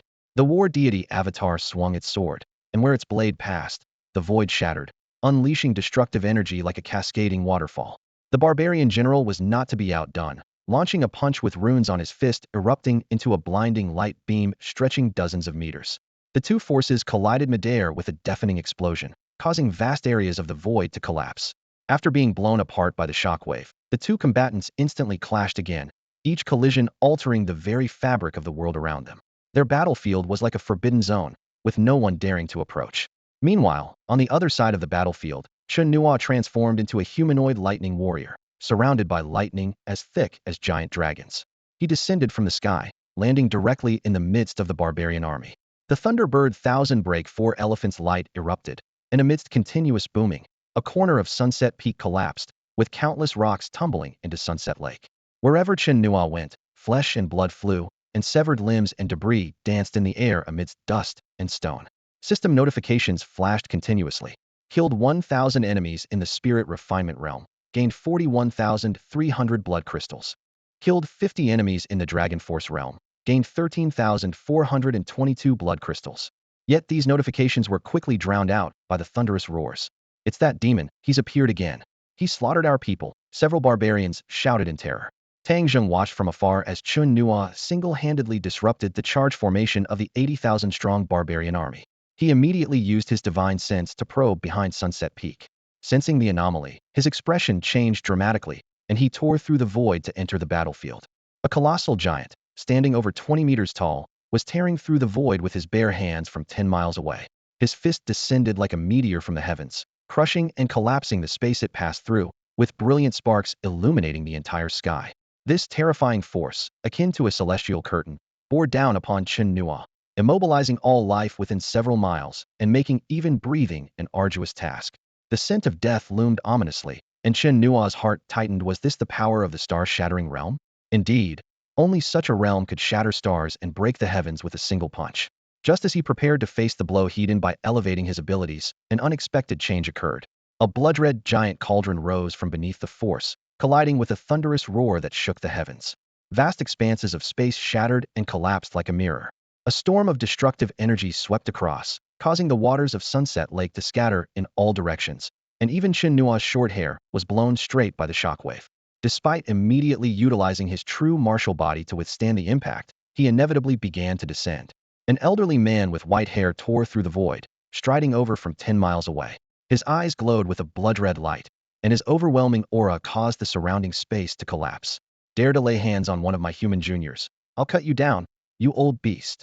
Tang Zheng shouted furiously, his murderous intent soaring. The giant who had struck was none other than Manchang's lord, the star-shattering realm expert, Manrun. The blood-red giant cauldron reformed behind Tang Zheng, gathering heavenly power, and descended once more. Countless blood-red meteors fell like celestial bodies, relentlessly bombarding Man Ren. It seems he's important to you. I'll take you down first, then kill him. Man Ren's eyes gleamed with a bloodthirsty crimson light as he met the oncoming blood-red meteors with a punch. Boom, boom, boom. A series of deafening explosions shook the heavens and earth. Each collision caused the void to collapse, and the residual force pulverized the surrounding mountains into dust, annihilating countless lives in an instant. Dust swept across the battlefield with the storm, cloaking the entire area in an absolute no-go zone. Chenua and Manjiang were forced to battle elsewhere, unable to approach that battlefield. Both sides were so awestruck by the clash that they were left speechless. The mere aftershocks of a star-shattering realm versus a body incarnation realm battle were enough to strike fear into the hearts of onlookers, with the slightest misstep leading to obliteration. The sky was shattered beyond recognition, the scene utterly terrifying. Shao Qing, leading the 3rd Legion, along with the old village chief, Elder Qi, and others, never expected the war to draw such formidable forces. For many, this was their first time witnessing a duel between star-shattering realm experts. All they could do was watch from afar as the battle raged beyond the heavens. Chen Nuo felt a sense of relief, witnessing the terror of this realm before attacking Ling City, which made him realize the need for more thorough preparation.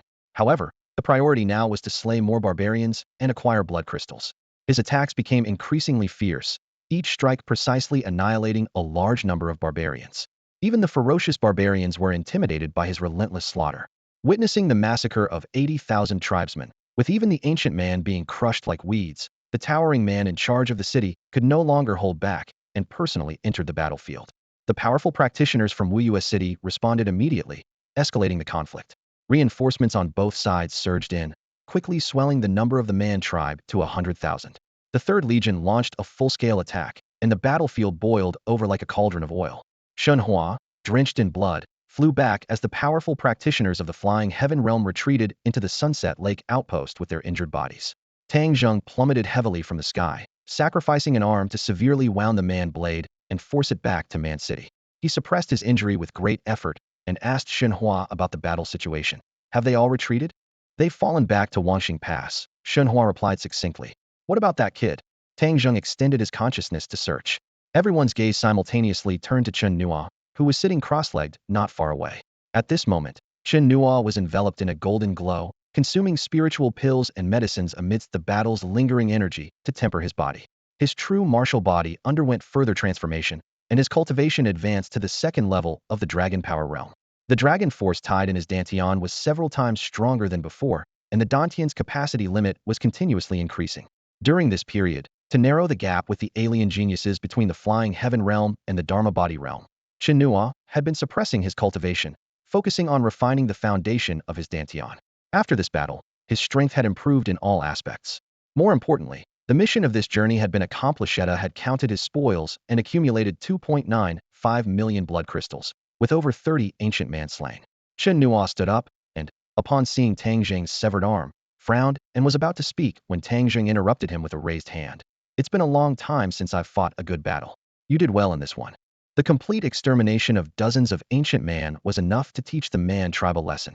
With their heavy casualties and the forced abandonment of Sunset Peak, Ironfang Pass, and Lushan Pass, they would not be able to recover in the short term, all thanks to Chen Nuo. After a moment of silence, Chen Nuo suddenly spoke. I'm going back. Tang Zheng, Shen Hua, and the others frowned, understanding the implication behind those words. Kid, have you made up your mind? Tang Zheng stared intently at Chen Nuo. He understood the heart of this 14-year-old boy and knew he couldn't stop him. Who could extinguish the passionate heart of a young man? Yet, he couldn't help but feel pained. Chen Nuo nodded, his gaze sweeping over the bodies being carried back one by one. He fought back a lump in his throat and turned to Tang Lao with a smile. Wait for my good news. Before he finished speaking, the blood-red wings behind him unfurled, and he soared into the sky. Shao Nuo, the old village chief and the 7th elder called out anxiously. They all knew of Chen Nuo's plan to attack Ling City alone. The soldiers of the Sichuan West Army within the outpost all looked up in unison. Chen Nuo stood high in the sky, giving a sharp military salute to the soldiers below. Salute! Shen Hua's order resonated throughout the outpost. All the warriors stood in formation, saluting Chen Nuo, who was high above in the clouds. Without taking the old village chief and others with him, Chen Nuo turned and flew into the distance, knowing well that if they accompanied him, these stubborn elders would certainly insist on following him into danger. Tang Lao watched the boy's departing figure, a smile on his lips but his eyes turning red. In Barbarian City, a dull cracking sound echoed. Even with the half-blood lineage of a giant god, the giant physique that the barbarian tribe prided themselves on was shattered to pieces. This was proof of how recklessly Tang Zheng was fighting. This old guy is really strong. Barbarian Blade's face was full of rage. When the defeated barbarian generals returned, he angrily questioned, "Have you figured out that kid's identity? He's the human boy from Longman City." The barbarian general's answer left Barbarian Blade's large eyes frozen for a long time. They had been waiting in Longman City for so long. Who could have anticipated that the target would appear here? Such a formidable talent was truly terrifying. If he had known earlier, he wouldn't have acted rashly and wouldn't have drawn Tang Jing out. That young man could sweep through the ancient barbarians on the battlefield with a single move. This strength was far beyond that of an ordinary prodigy. Even Barbarian Blade couldn't help but feel fear, realizing that every effort should be made to eliminate him. Unfortunately, it was too late now, and the opportunity was lost. "I've already sent our people to deliver the message to Ling City," reported the barbarian general. Barbarian Blade nodded. Since that was the case, luring those who wanted to kill him and then plotting further seemed to be the best course of action for now. A day and a night later, on the mountains outside the watchtower of Longman City, Chen Nuo was counting his weapons, elixirs, and bone talismans while vigilantly watching the many figures stationed in the clouds over the distant plains. Suddenly, the space to his left was torn open, and a figure wearing a bamboo hat emerged from the rift. Instinctively sensing danger, Chen Nuo retreated 10 miles. Upon closer inspection, the person was dressed in patched-up rags, barefoot, resembling a destitute wandering hero from ancient times. Although this person's aura wasn't as strong as Elder Tang or the star-shattering expert from Barbarian City, there was something about him that instilled a primal fear in Chen Nuo's soul. It was the first time he ever experienced such instinctual terror. "Who are you?" Chen Nuo was ready to escape at any moment. "Sichuan Western Army, Huang Xixi," the man replied in a hoarse voice, as if he hadn't spoken in a long time and his throat was clogged with saliva. Hearing Sichuan Western Army, Chen Nuo relaxed slightly, figuring an enemy wouldn't linger here. "Did you return from the front?" he asked. Seeing Huang Xixi nod, Chen Nuo intended to approach, but suddenly the space in front of him shattered, and the Lord of Lingyue City stepped out. "Lord?" Chen Nuo was surprised to see him there. The Lord of Lingyue City reached out to stop Chen Nuo from approaching, warning him with a serious expression, "Don't go over there." Chen Nuo's expression tightened at the warning, and he warily eyed Huang Xixi, asking in confusion, "Isn't he a Sichuan Western Army strongman returning from the front?" Unexpectedly, the Lord of Lingyue City turned and said, "Who said he isn't?" This response left Chen Nuo even more puzzled. Chen Nuo looked at Ling Yu in confusion, only to see him staring calmly at Huang Xixi and revealing a shocking truth. His body is toxic. Anyone who comes close to him is doomed. This statement hit Chen Nuo like a sledgehammer to the heart. He suddenly understood why he had instinctively felt fear earlier. His gaze fell on the tattered figure, and curiosity drove him to ask, was it cultivated? Ling Yu merely nodded slightly, clearly unwilling to discuss Huang Xixi further. However, his aged eyes showed a deep sorrow that Chen Nuo couldn't comprehend. Ling Yu continued, his tone firm and undeniable. "Though you cannot approach him, rest assured. He will be your protector, safeguarding your life." Chen Nuo said nothing more and saluted Huang Xixi from afar. Despite the distance, he could clearly sense the loneliness emanating from this person. Huang Xixi's voice was so hoarse it was startling, as if he hadn't spoken in an eternity. Chen Nuo couldn't imagine the depth of isolation that would render someone's voice so raw. Although unaware of Huang Xixi's past, Chen Nuo understood he could rely on him. He shouted, "Senior, I want to attack Ling's city." Chen Nuo had not returned to Longman City nor alerted the sentinels, fearing obstruction. Since the city lord and reinforcements had arrived personally, he wanted to seize the opportunity. Huang Xixi slightly raised his eyes, his ghostly green gaze assessing Chen Nuo, and rasped a few words. "If you dare, I'll risk my life with you." This brief, direct response gave Chen Nuo immense reassurance, as if he could entrust his life to him. Chen Nuo turned to City Lord Ling Yu, awaiting his stance. The old man looked at Chen Nuo, a decisive glint in his eyes. "Child, I can't stop you. But remember, if you can't hold your ground, retreat immediately." Chen Nuo nodded solemnly. Taking a deep breath, Chen Nuo glanced back at the sentry post, his blood-red wings flapping as he flew towards the plains.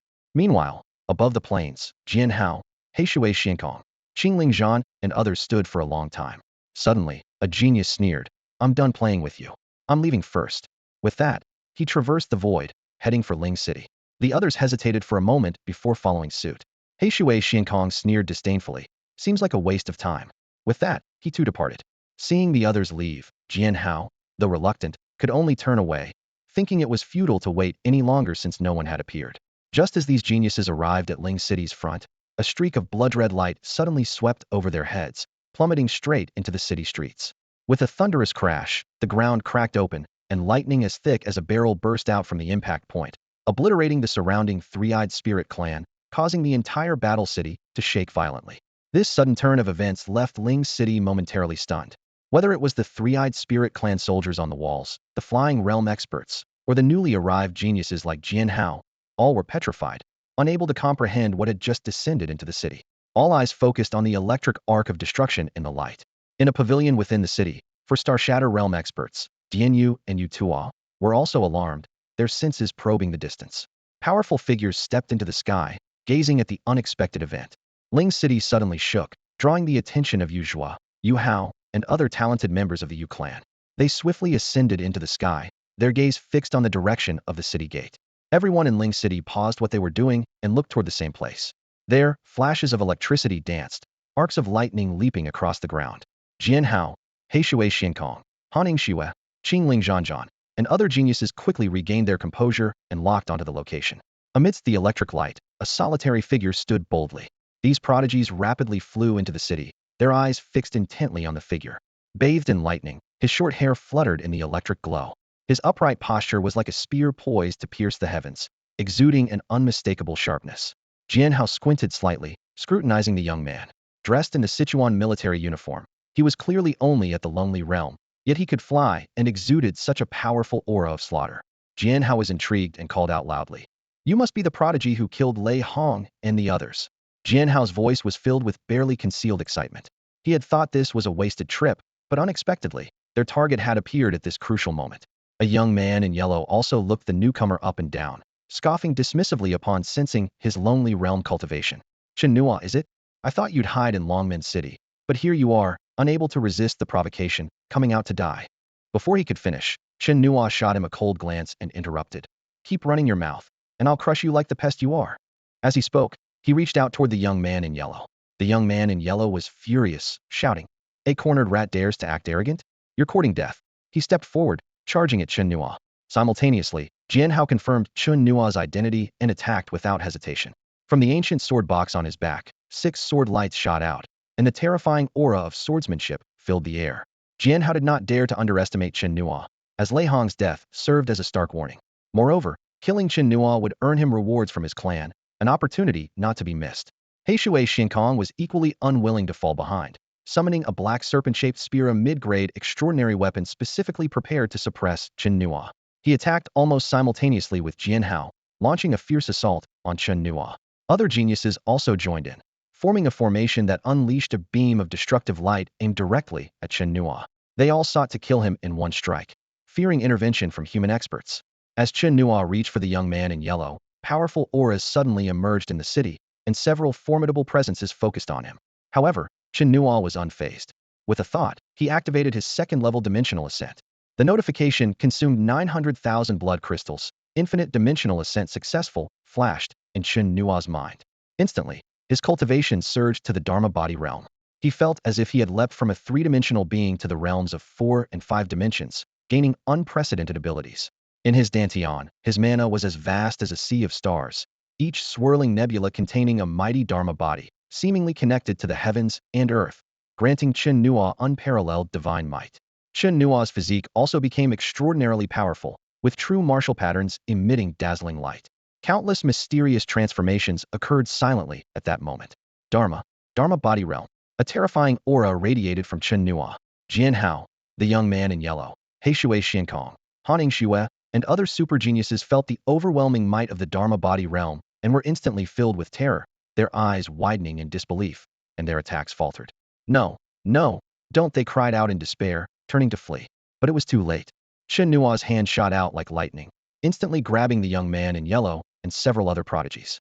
His grip tightened with a terrifying crunch. The sound of bones shattering and flesh being crushed echoed ominously. The once proud geniuses were reduced to a bloody pulp, their blood spurting like a fountain. Sword Hao, Shui Xiankong, and others witnessed this scene, their souls trembling in fear. In a desperate attempt to escape this hellish scene, they hurled powerful bone talismans.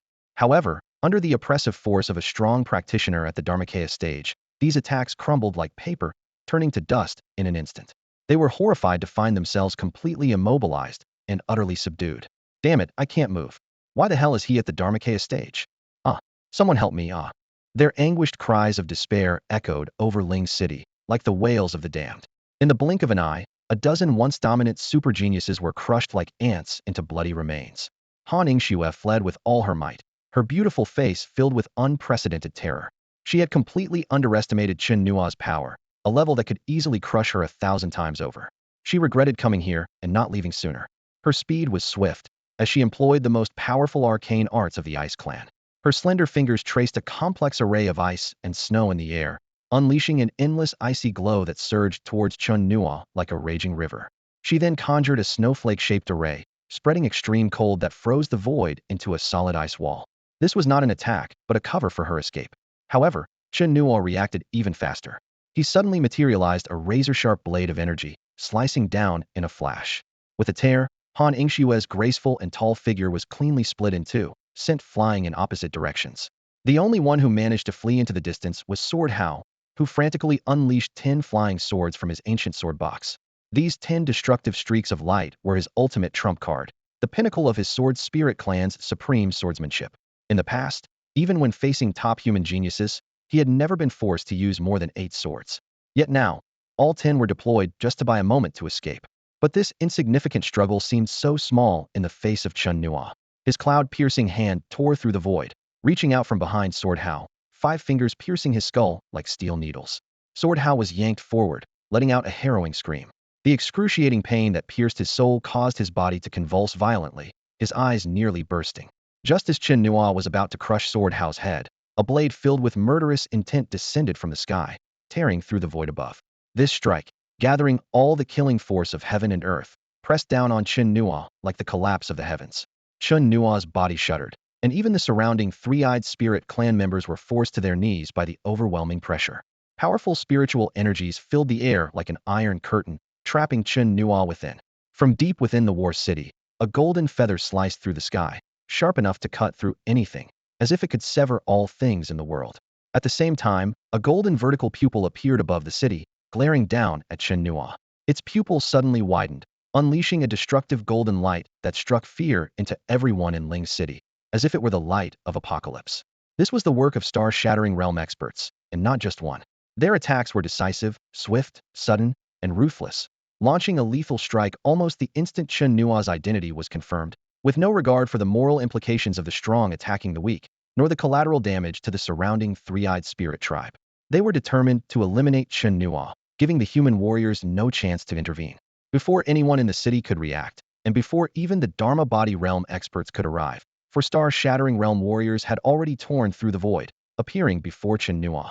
2 feathered star-shattering realm experts were hastily preparing to unleash their deadly weapons, the Molo spears, fearing any flaw in their attack. At that moment, an extreme sense of danger enveloped them. Behind Chen Nuo, a hand tore through the void, and a figure wearing a bamboo hat stepped forward, shattering all the deadly blades with a single punch. Simultaneously, 4 green lights shot towards the 4-star shattering realm experts.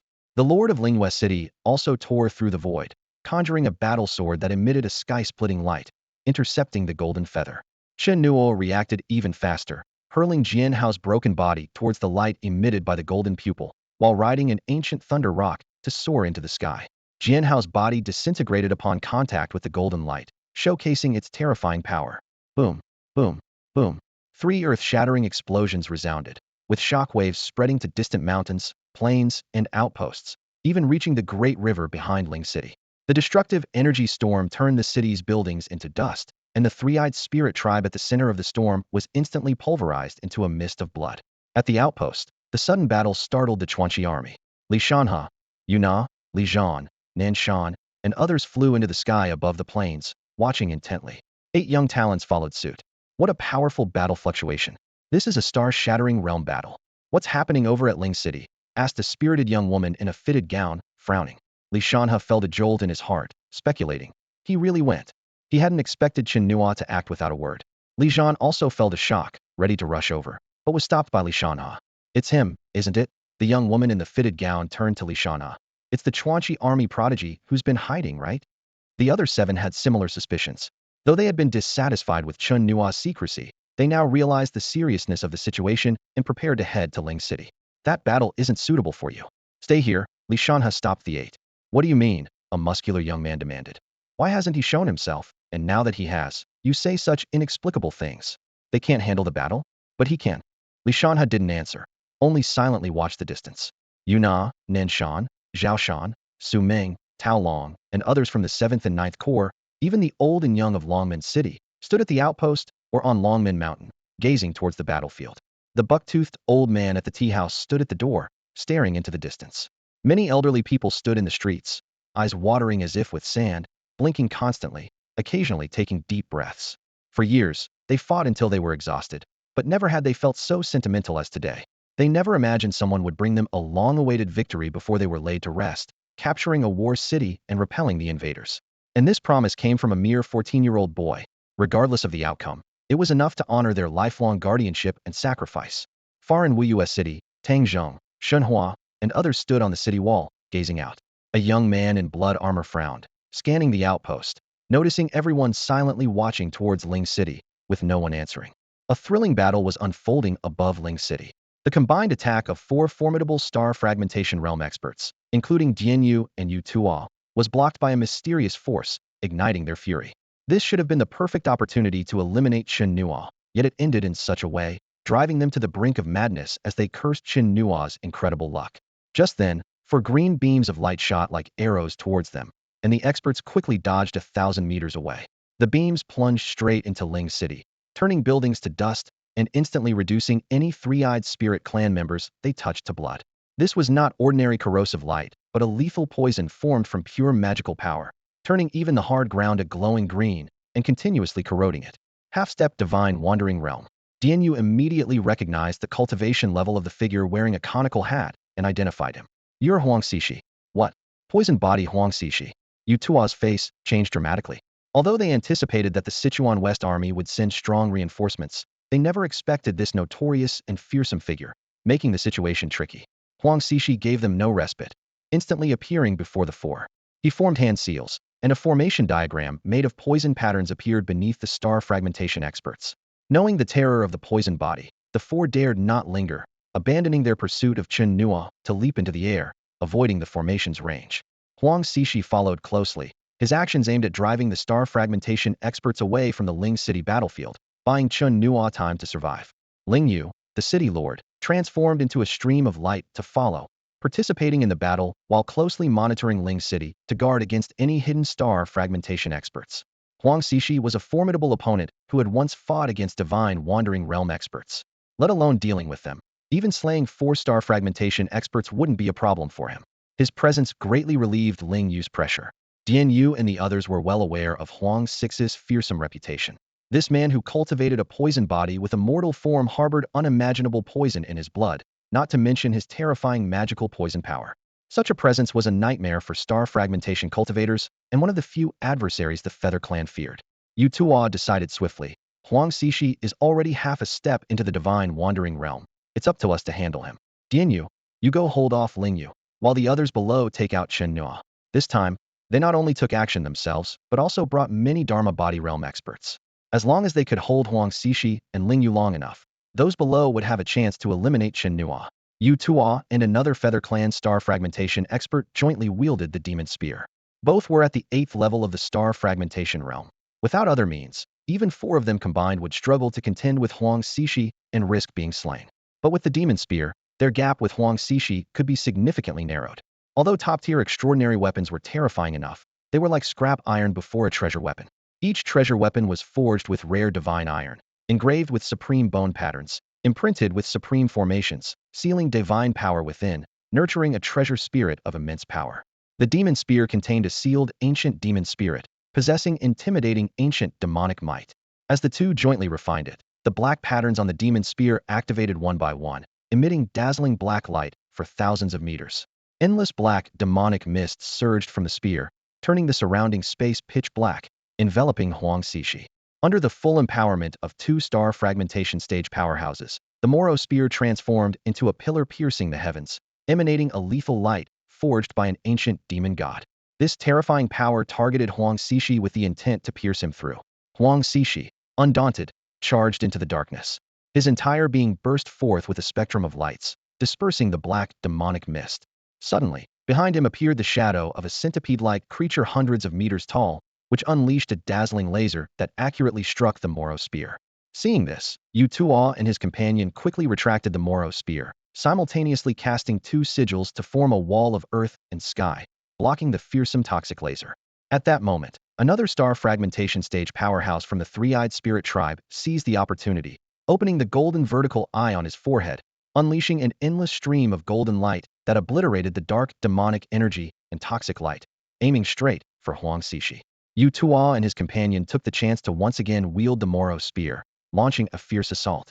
The sky shattered piece by piece amidst this earth-shattering clash. On the periphery, Dian Yu and Ling Yu engaged in life-and-death battles with several star fragmentation stage powerhouses, each strike altering the heavens and earth, causing the winds and clouds to churn, and leaving all creatures trembling in fear. The battle grew increasingly intense, spreading further and further. Meanwhile, in Spirit City, Chen Nuo remained unaffected. After evading the attacks of the star fragmentation stage, he immediately harnessed his lightning abilities, his body enveloped in thousands of destructive lightning bolts, resembling a humanoid sword of annihilation, as he plummeted into Spirit City. With a thunderous boom, Spirit City exploded. Countless wails echoed as buildings crumbled into fragments and the earth shattered. Chen Nuo, like an unfeeling engine of destruction, swept through the city. No matter if they were Martial Realm, Spirit Refining Realm, or Dragon Power Realm from the Three-Eyed Spirit Tribe, all were reduced to fragments by the lightning. The Three-Eyed Spirit Tribe within Spirit City were furious and terrified, roaring, "Damn it! Is he trying to annihilate our tribe? Quickly, summon the powerful ones to kill this fiend." A group of airborne Three-Eyed Spirit Tribe powerhouses arrived upon hearing the news, only to be instantly crushed by Chen Nuo's four-symbol light. Immediately following, 15 Dharma Body Stage powerhouses tore through the void to arrive, including 3 from Spirit City, 5 brought by the Feather Tribe, and 7 reinforcements from the Three-Eyed Spirit Tribe. Kuei Gang and Kuei Jun also joined the fray, brimming with murderous intent. A Feather Tribe Dharma Body Stage powerhouse was the first to strike, flapping his wings like lightning, and in an instant conjured a massive claw of energy, aiming to crush Chen Nuo. Unfazed, Chen Nuo transformed into an ancient thunder rock, soaring into the sky to effortlessly evade the lethal attack. Simultaneously, he activated his true martial body, enveloping himself in supreme brilliance, enhancing his physical strength to the utmost, ready to face even more intense battles. A spectral white tiger, bathed in lightning, cleared the path for Chen Nuo, charging like a bolt of lightning towards several powerful cultivators of the Dharmakaya realm. These individuals were struck with terror and hurriedly dodged out of the way. Kuei Jun and Kuei Gang also attempted to escape, but Chen Nuo was swift. He effortlessly conjured a blade of magical power. With a flash, Kuei Jun and a nearby flying realm cultivator were instantly shattered to dust. The residual force of the blade continued its descent, striking the city below and splitting the earth with a bottomless chasm, obliterating countless members of the Three-Eyed Spirit clan in an instant. Although Kuei Gang narrowly escaped death, the shockwave left him spitting blood, sending him crashing like a kite with a broken string at the feet of the arriving Yu Zhuo and other talented members of the Yu clan. Witnessing the awe-inspiring battle in the sky, they were shaken to their cores and fled without a word, trembling as they hid among distant clouds. Dharmakaya realm. Damn it, how can it be so strong? Yu Hao's face was as pale as paper, his lips trembling as he stared fixedly at the lightning-clad figure in the distance, his heart pounding with fear. He regretted his earlier arrogance, thinking he could gather forces to besiege Chen Nuo. It now seemed a foolish dream. Is this really a prodigy? The strong ones from Longman City haven't even arrived. Isn't anyone supporting him? Is he planning to wage war against Spirit City single-handedly? The nearby talents were equally terrified, their hearts roaring with disbelief. The killing intent of the Dharmakaya realm experts from the Yu clan and the Three-Eyed Spirit clan had reached a critical point. They hadn't anticipated that, even against 15 Dharmakaya realm opponents, this young human could so effortlessly slay numerous flying realm cultivators. His terrifying combat prowess left them trembling, determined to eliminate him at all costs. An elder of the Three-Eyed Spirit clan, his eyes bloodshot, shouted frantically to the other Dharmakaya realm experts, "Surround him! I'll kill him!" Before his words had faded, 14 Dharmakaya realm experts moved with military precision, swiftly forming a large encircling formation. The circle tightened, blocking all potential escape routes for Chen Nuo. The elder hesitated no longer, summoning his Dharmakaya. 100 turtle four-armed, three-eyed divine general appeared, radiating dazzling divine light.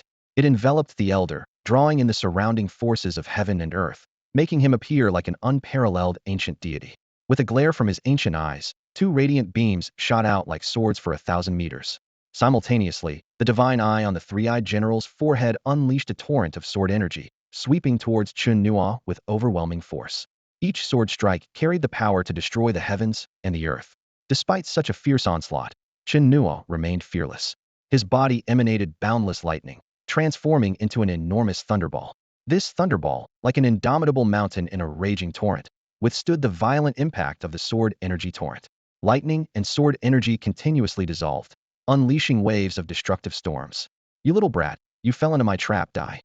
The elder's eyes flashed with a ruthless gleam as he drove the three-eyed general's Dharmakaya at an imperceptible speed through the void, aiming to strike Chen Nuo before the sword energy torrent's assault ended. Chen Nuo instantly understood the elder's intention. This old beast intended to sacrifice himself to take Chen Nuo down with him. This way, the surrounding 14 Dharmakaya realm experts wouldn't immediately join forces. Perfect, I can take this opportunity to kill one first, Chen Nuo thought to himself. Old beast, I'll crash into you. Simultaneously, he activated his true martial body and black tortoise shadow, performing the ancient thunder rock technique, transforming into a brilliant comet of light to collide with the three-eyed general's Dharmakaya. Boom! Amidst a deafening explosion, Chen Nuo felt as if his internal organs had shifted, and he couldn't help but spew a mouthful of blood. Yet, this was merely the beginning of the battle. Fiercer combat awaited. The old man was sent flying by the powerful impact, his towering three-eyed deity form instantly disintegrating. Blood gushed from his mouth like a fountain, shock mingling with anger. How can this brat's physical body be so formidable? Such an impact couldn't even kill him.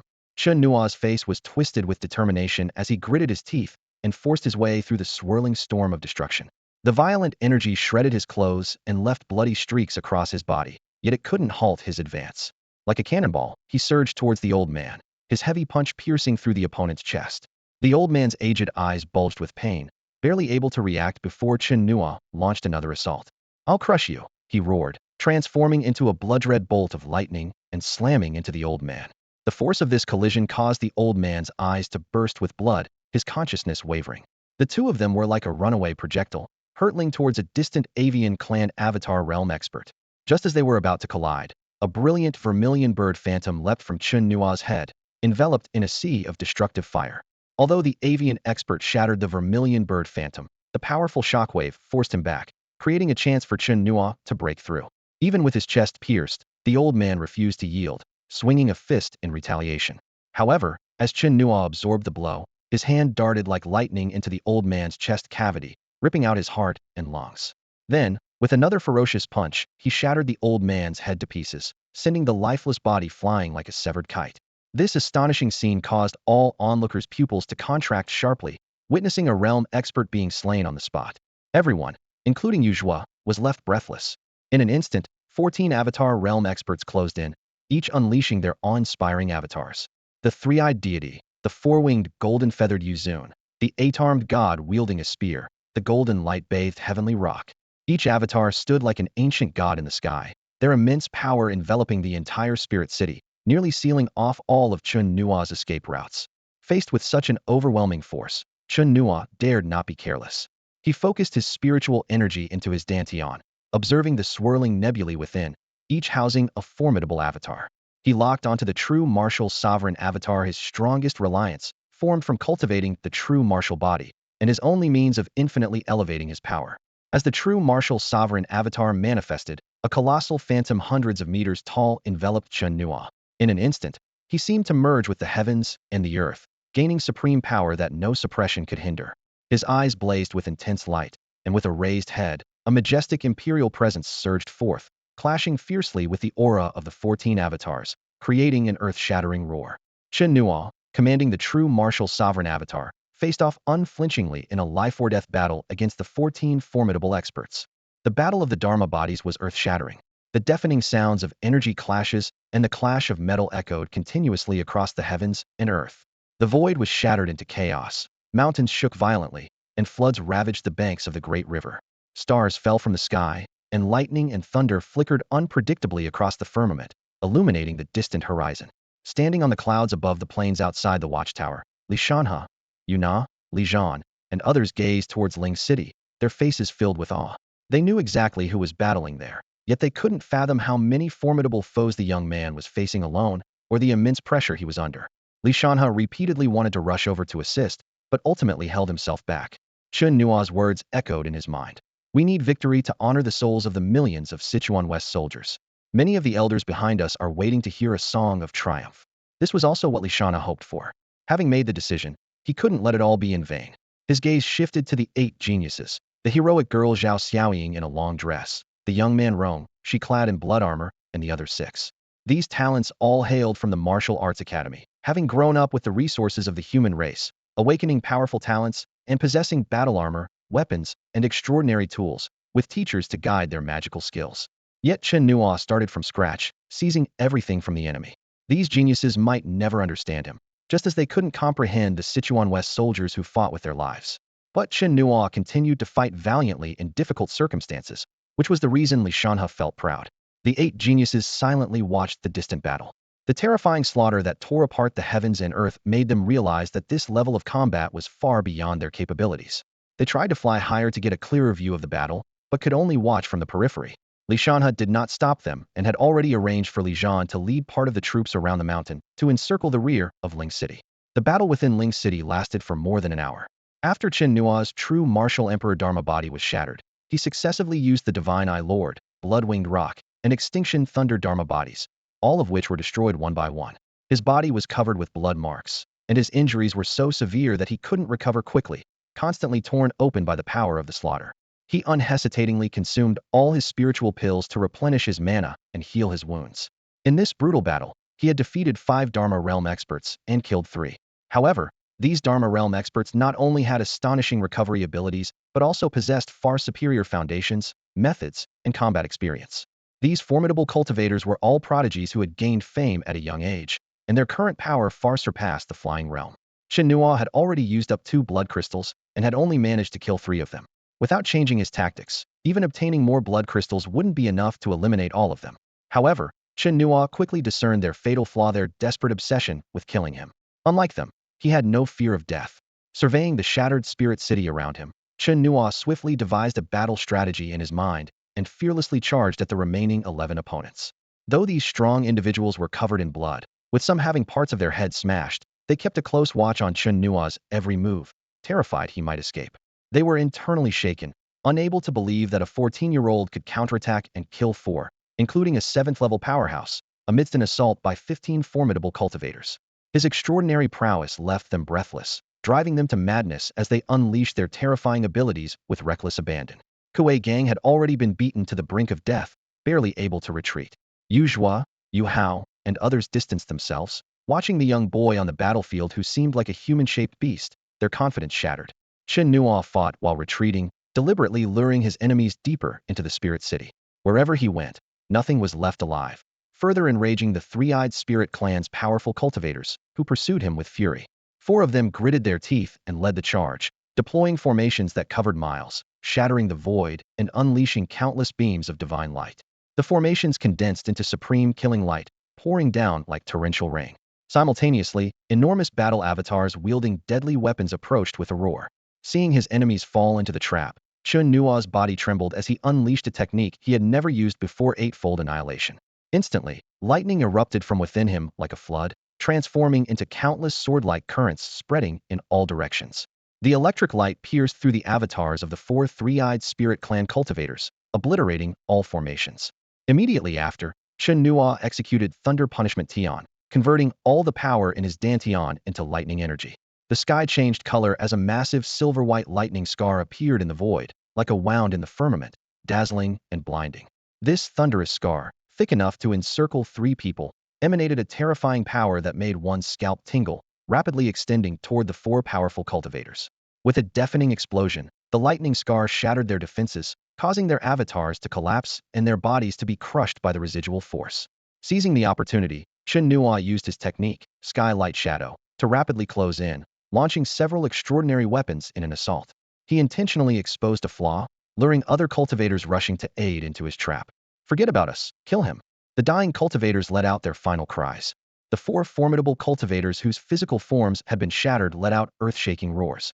Like Chen Nuo, they were ruthless, preferring to sacrifice themselves to create opportunities for their companions. Don't save us, a law enforcement realm expert from the Three-Eyed Spirit Clan shouted at their Feather Clan allies. Their eyes were bloodshot, and their spiritual forms spanned the heavens and earth. As Chen Nuo killed four of their companions, they gathered all their life's power and heavenly might into a single point, striking at Chen Nuo like divine retribution. The threat of death made Chen Nuo's hair stand on end. He immediately activated every life-saving technique, including his true martial body, while using the ancient Thunder Rocks movement technique to swiftly dodge. Yet, the void behind him still collapsed with a thunderous crash, and the terrifying impact sent him flying. A celestial blade whistled through the air, slicing away a third of his forehead, even cutting through a portion of his skull, and blood quickly blurred his vision. Boom! Chen Nuo crashed heavily into the ruins of the Spirit City. We hit him, a Feather Clan law enforcement expert shouted with excitement, his wings trembling as he dove down like a meteor. He was surrounded by immense magical power and began forming 7 or 8 arrays in front of him, ready to deliver a fatal blow. However, at that moment, a 1,000-meter-tall manifestation of the Thunder Lord suddenly rose from the ground. This apparition exuded the aura of ancient thunder, drawing all the thunderous power of the world to itself. Ancient thunder patterns flowed across its body, and endless lightning surrounded it. With just a gentle lift of its head, all the arrays shattered, and the ancient thunderous might suppress the Feather Clan expert's momentum, leaving him unable to move. This is the divine power of the Thunder King's clan, the Thunder Lord apparition. Retreat, a shocked Three-Eyed Spirit Clan expert cried out, recognizing the technique he had witnessed before from the Thunder King's clan. In the ruins, a blood-soaked Chen Nuo staggered to his feet. The pain clouded his mind, and the agony from his wounded skull twisted his features. Damn it! Thinking of running? I'll crush you. Seeing the Feather Clan cultivator attempting to flee, the Thunder Lord apparition, under Chen Nuo's control, reached out and seized him along with his spiritual form. The might of heavenly lightning instantly pulverized his spiritual form, and then with a fierce tug, the apparition tore off his wings with a piercing sound, sending a shower of blood raining down. A strong warrior from the Yu clan at the Dharma Body realm let out a howl of pain. On the battlefield, other Dharma Body realm warriors seized the moment, summoning their Dharma bodies to launch a fierce attack on the Dharma aspect Thunder Lord, resembling ancient deities. Chen Nuo's consciousness became muddled from the strike, leaving only a desire for total destruction in his mind. He roared madly, unleashing the supreme extraordinary weapon, the Thunderblade. Under the control of the Dharma aspect Thunder Lord, the Thunderblade expanded continuously, slashing in all directions.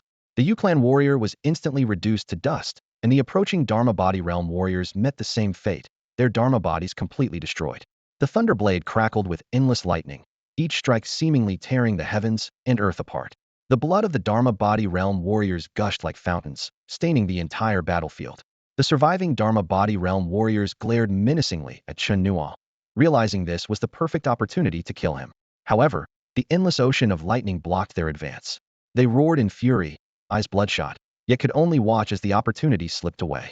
Chen Nuo staggered out from the rubble, continuously wielding the Thunderblade. The apocalyptic divine thunder fell upon Ling City, tearing through it like a plow, turning houses and residents alike into dust. Endless screams echoed throughout the city, each slash splitting the city apart. He recklessly threw out all his bone talisman's 8 directions annihilation, Thunder Punishment Xing Tian, Thunderbird Thousand Breaks, casting every spell in succession. Powerful lightning erupted in front of Yu Zhua, Yu Hao, and others, scattering flesh and blood in the air, creating a chilling scene. Too brutal. Not human at all. A genius from the Yu clan exclaimed in terror, turning to flee, with Yu Zhua and others following closely behind. Kuei Gang roared, "Bastard! This little monster is more vicious and bloodthirsty than demons. He intends to slaughter all of Ling City. Run, leave Ling City." He shouted desperately, trying to warn others. Numerous Sky Realm, Three-Eyed Spirit Clan warriors charged forward madly, while many others fled for their lives.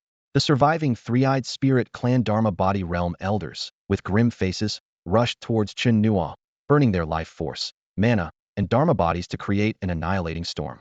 The Thunderblade descended to meet them, exploding with a thunderous roar, unleashing endless beams of destruction. The annihilating force sent the Thunderblade flying and shattered the Dharma aspect Thunderlord. Chen Nuo's body cracked, blood gushing from the fractures. The Dharma Body Realm warrior was also reduced to dust in the destructive energy. He must not live. The remaining 2 Dharma Body Realm warriors launched successive self-destructive charges, unleashing obliterating power. After 3 consecutive explosions, the annihilating force swept across, grinding everything to dust once more. The entire Ling city was plunged into annihilation. The massive city walls were blasted into fragments, scattering across the distant plains. The battlefield was left in complete ruin and endless silence. In the midst of relentless battles, the Dharma Thunder Lord shattered with a resounding crash, causing the true martial patterns and the Xuanwu shadow to disintegrate. Chen Nuo's body was on the verge of collapse, his consciousness plunged into chaos, held together only by the powerful lightning force that wrapped around him like chains. He reformed the Dharma Thunder Lord once more, not even bothering to retrieve the Thunderblade, and dashed towards the other end of Ling City. With a thunderous roar, fragments of stars rained down from the sky, engulfed in thick smoke, crashing into mountains, plains, and Ling City, leaving deep, bottomless craters everywhere. Under the watchful eyes of Li Shanhe and others, 2 decayed corpses, covered in poison patterns, heavily slammed into the ruins of the plains. These were the Star Fragment Realm experts accompanying Utah and the Star Fragment Realm cultivators of the Three-Eyed Spirit clan. The battle was decided. Utah, holding the demonic spear, tore through the void to escape. Dian Yu discarded his staff, sacrificing half his life to flee. Ling Yu, the city lord, returned from beyond, hovering above Ling City, as blood intertwined with mana rained down like a storm. Although Huang Xixi appeared disheveled, his aura remained formidable. The 2 Star Fragment Realm experts had fallen by his hand. The 2 men gazed at the ruins of Ling City, their pupils constricting, then looked towards the depths where the relentless Dharma Thunder Lord pursued. Ling Yu, the city lord, crossed the distance in an instant, but the Dharma Thunder Lord, sensing the approaching danger, turned abruptly, gathering a sky-covering thunder hand to strike at the intruder. Child, Ling Yu shouted as he dodged into the void to evade the attack. The Dharma Thunder Lord, however, was relentless, unleashing a barrage of heaven-shaking thunder fists, each blow carrying rolling thunder, with arcs of electricity tearing through the void like dragons. Ling Yu dared not confront it directly, constantly maneuvering, his gaze locked onto Chen Nuo behind the Dharma Thunder Lord. The young man was naked, covered in scales of wounds, blood-red cracks spread across his body, and even his head was bleeding continuously, yet he continued to attack mechanically. His head took a heavy blow, his consciousness is already in chaos, Huang Xixi said hoarsely. Hearing this, Ling Yu understood but grew even more anxious. His own injuries were severe, preventing him from approaching, and continuing like this would only worsen his wounds. Huang Xixi hesitated briefly, then used his divine sense to penetrate the Dharma Thunder Lord, a loud shout exploding in Chen Nuo's mind, dispelling the haze in his consciousness. Chen Nuo spat out a mouthful of blood, and the unsupported Dharma Thunder Lord instantly disintegrated, dissipating into lightning power in the world. His cultivation fell back to the dragon power realm, and all his injuries erupted simultaneously. His trembling body nearly collapsed, but Chen Nuo managed to grasp a nearby slanted spear for support. With his healing elixirs depleted, he could only take out precious herbs and urgently consume them. Ling Yu descended to support him, while Huang Xixi stepped forward but stopped, watching from a distance. Did we win? Chen Nuo asked while chewing the herbs. The intense pain numbed his nerves, his head heavy as lead. Yet thanks to the recovery abilities of the Dharma body realm and the protection of the true martial pattern on his forehead, he avoided the fate of having his head shattered. We won, Ling Yu replied. His voice choked, his aged eyes misty with tears as he pushed the healing elixir towards Chen Nuo's mouth. Those old dogs kept self-destructing to hit me, damn it. Chen Nuo, still somewhat dazed, continued to curse. They're all dead. You won. Ling Yu reassured him, channeling his mana to heal Chen Nuo while constantly soothing him. The warriors of the Sichuan West Army at the pass, seeing the end of the shocking battle, became even more tense, gripping their battle knives tightly.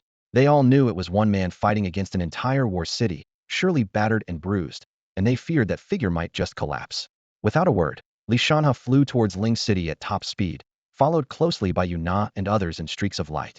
The battle's over. Let's go take a look, Rongxi shouted, also heading towards Ling City. From the start of the battle until now, they could only watch from afar like spectators. They wanted to see firsthand which powerful figures were attacking Ling City, causing such a terrifying fight, and also witness how the prodigy they had been following since Dragon Gate City displayed his strength in a war where even they couldn't intervene. Just before Li Shanhe, Yuna, Zhao Shan, Nanshan, Suyu, and others reached Ling City, they were met with endless ruins and devastation. Fragments of city walls were scattered everywhere, streets and houses had turned to dust, and remnants of flesh and broken weapons were visible, silently speaking of the battle's brutality. The group leapt over the ruins and ventured deeper. On the scorched earth, arcs of electricity raged, where an old and a young figure stood, their bodies cracked and bleeding profusely. As they flew closer, they saw Chen Nuo, his body covered in blood, causing immediate panic. Yuna, disregarding Chen Nuo's nakedness, frantically fed him healing pills and used her power to heal him. Zhao Xiaoying, Rongxi, and 6 others arrived shortly after. The sight of the devastated Ling city and the scorched earth filled with remnants of flesh struck them, making them swallow hard. The destructive power was terrifying, and they were relieved not to have been caught in it, fearing they might have ended up as mere fragments on the scorched ground. The 8 scanned the area and quickly noticed the bloodied figure surrounded by powerful individuals. The panic, worry, and distress were evident on the faces of Li Shanhe, Yuna, and others. They stood aside, their eyes drawn to the cracked figure, blood-red fissures covering the body, as if it could break apart at any moment. The forehead was a bloody mess, with blood matting the short hair. This scene shocked them to their core. As they looked around, their pupils dilated at the sight. Scattered across the wasteland were the remains of powerful beings from the sky and Dharma body realms. The nearest one had half its body smashed into bloody pieces, with wings pierced and feathers scattered. The strong life force and magical energy emanating from it indicated it was a powerful Feather Clan Dharma body realm warrior, its fierce face frozen in unwillingness. They intended to look for traces of the Dragon Gate City warriors, but found not even a shred of Sichuan West Army uniforms. Suddenly, a young man realized something. Zhao Xiaoying, Rongxi, and others also came to the same realization, their eyes focusing on the bloodied figure. Except for the old city lord, Ling, everyone present had rushed over from the outpost.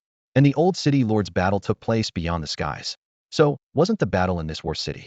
They dared not think further, their fists clenching tightly, hearts pounding. Could it be that he did it alone? Were all the corpses his doing? Was this scorched earth born from their battle? Zhao Xiaoying's strikingly beautiful face showed unprecedented shock. If all this were true, such unparalleled strength was unimaginable. She knew his name was Chen Nuo, a prodigy of the Sichuan West Army.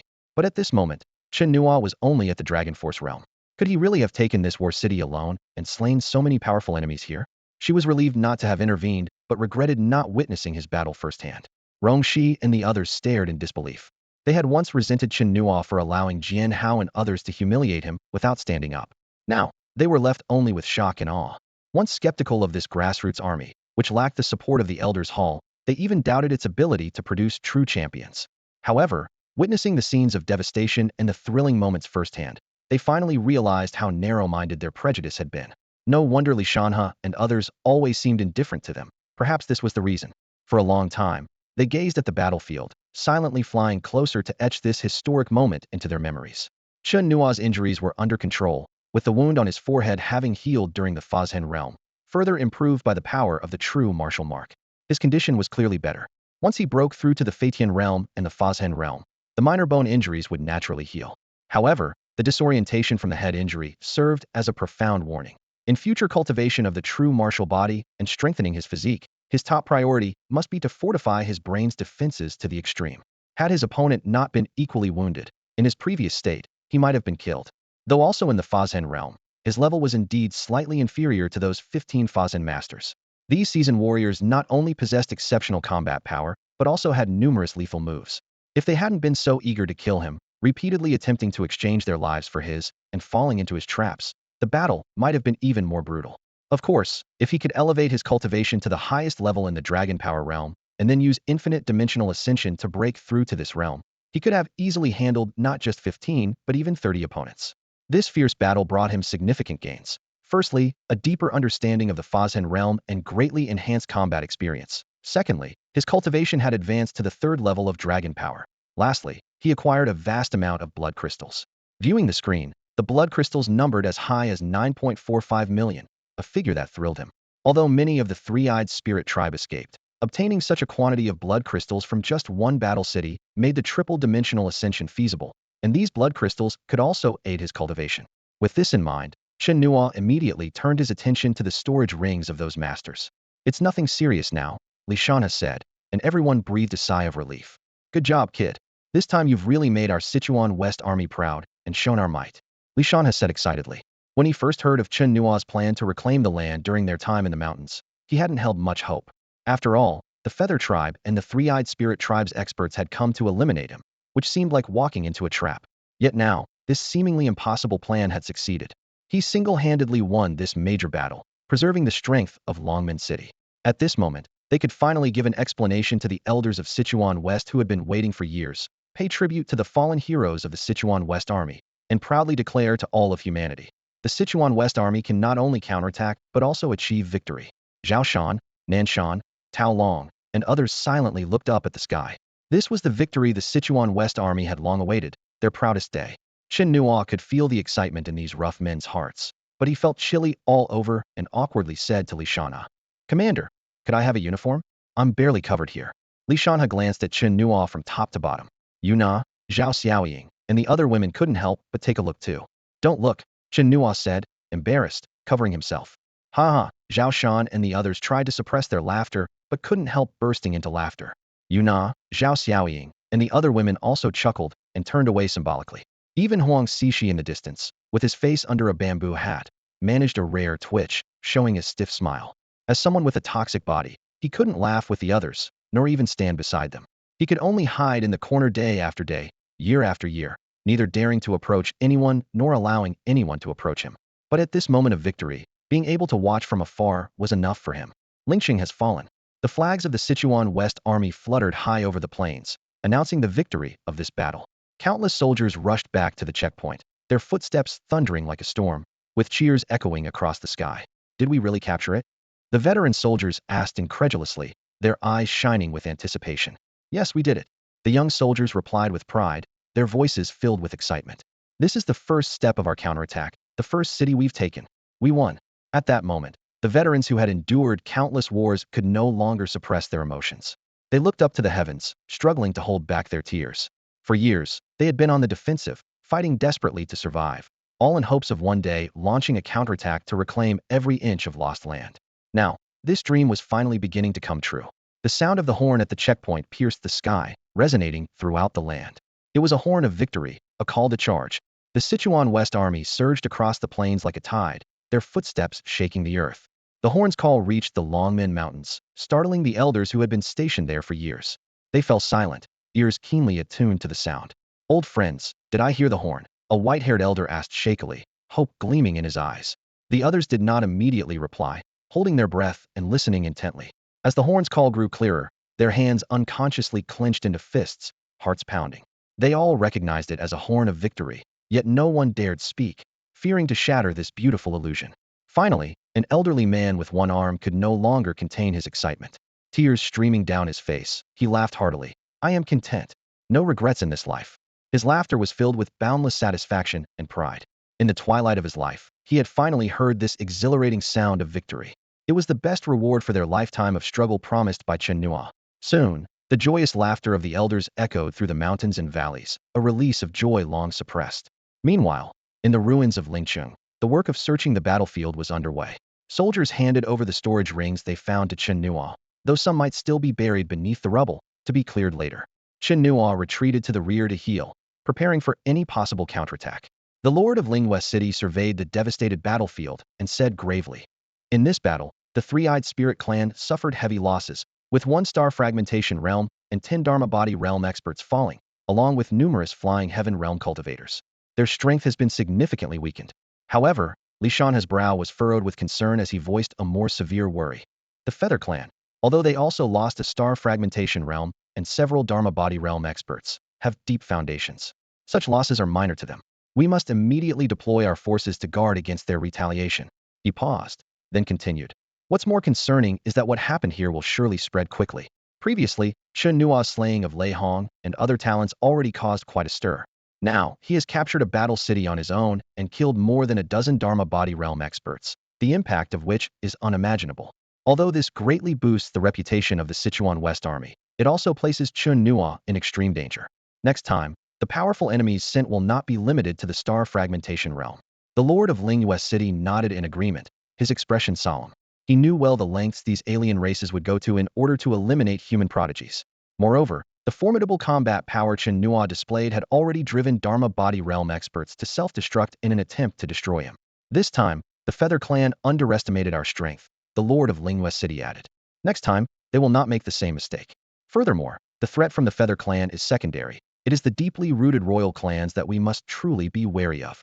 The two generals exchanged looks, both aware that this victory was only the beginning, and more arduous challenges lay ahead. Ling Yu's worries churned within him like molten iron. He took a deep breath, his gaze determined as he scanned the crowd. In a steady voice, he said, "Let's deal with the situation here first." aimed to push towards Li Jiang, stabilize the situation, and then figure out a solution. Li Shanhe and Yunnan nodded in agreement, their eyes shining with resolve. Chen Nuo had already fought the toughest initial battle, and now it was their turn to take the baton.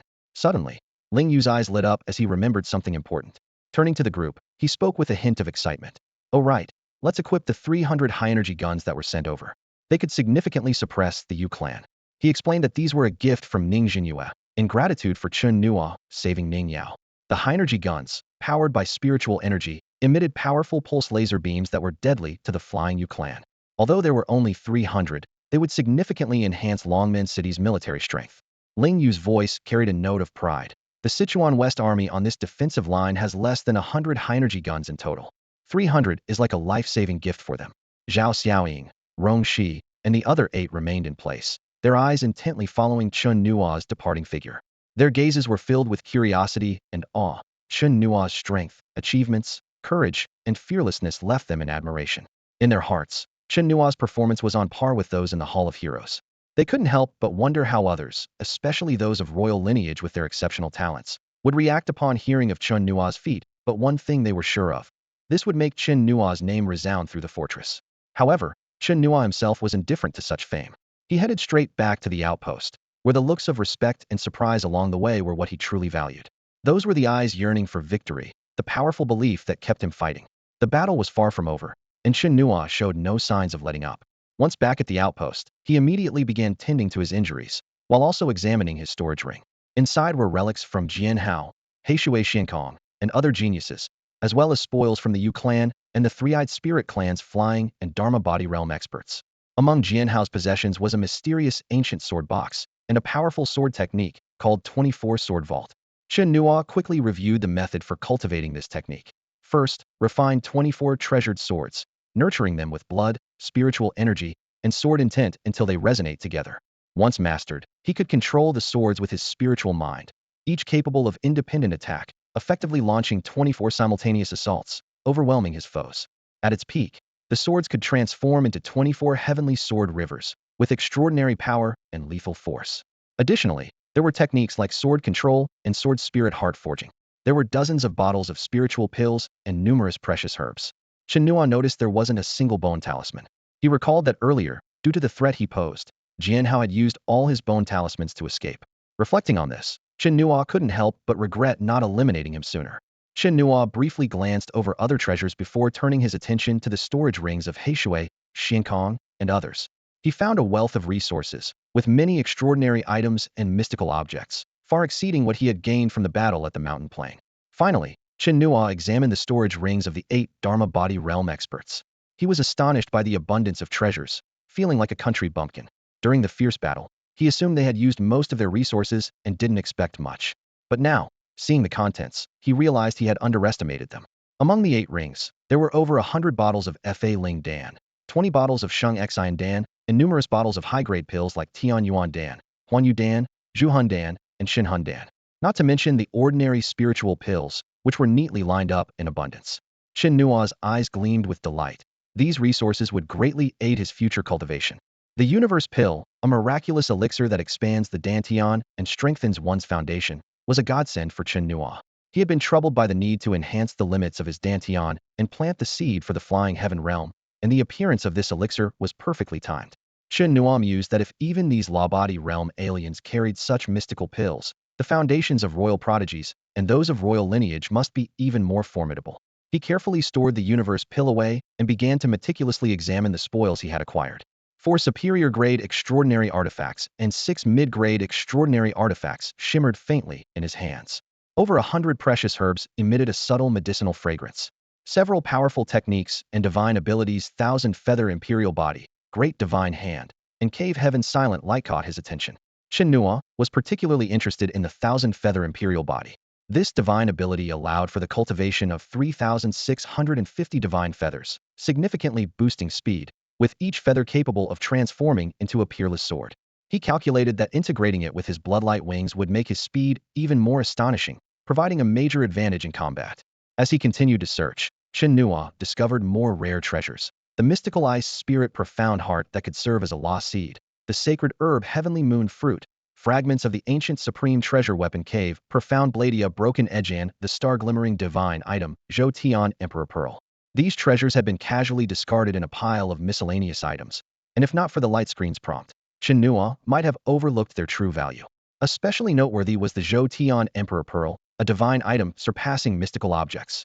It could forge an immensely powerful law body. The Zhou Tian world Pearland possessed a unique holy imperial light that could manifest the four-pole star universe.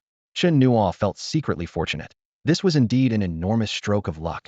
After carefully securing these treasures, Chen Nuo took a sacred heart pill to heal his injuries. He was well aware that the Feather Clan and the Three-Eyed Spirit Clan would surely retaliate against Spirit City, and time was of the essence for him to regain his combat strength. However, he vastly underestimated the shockwaves this battle would send.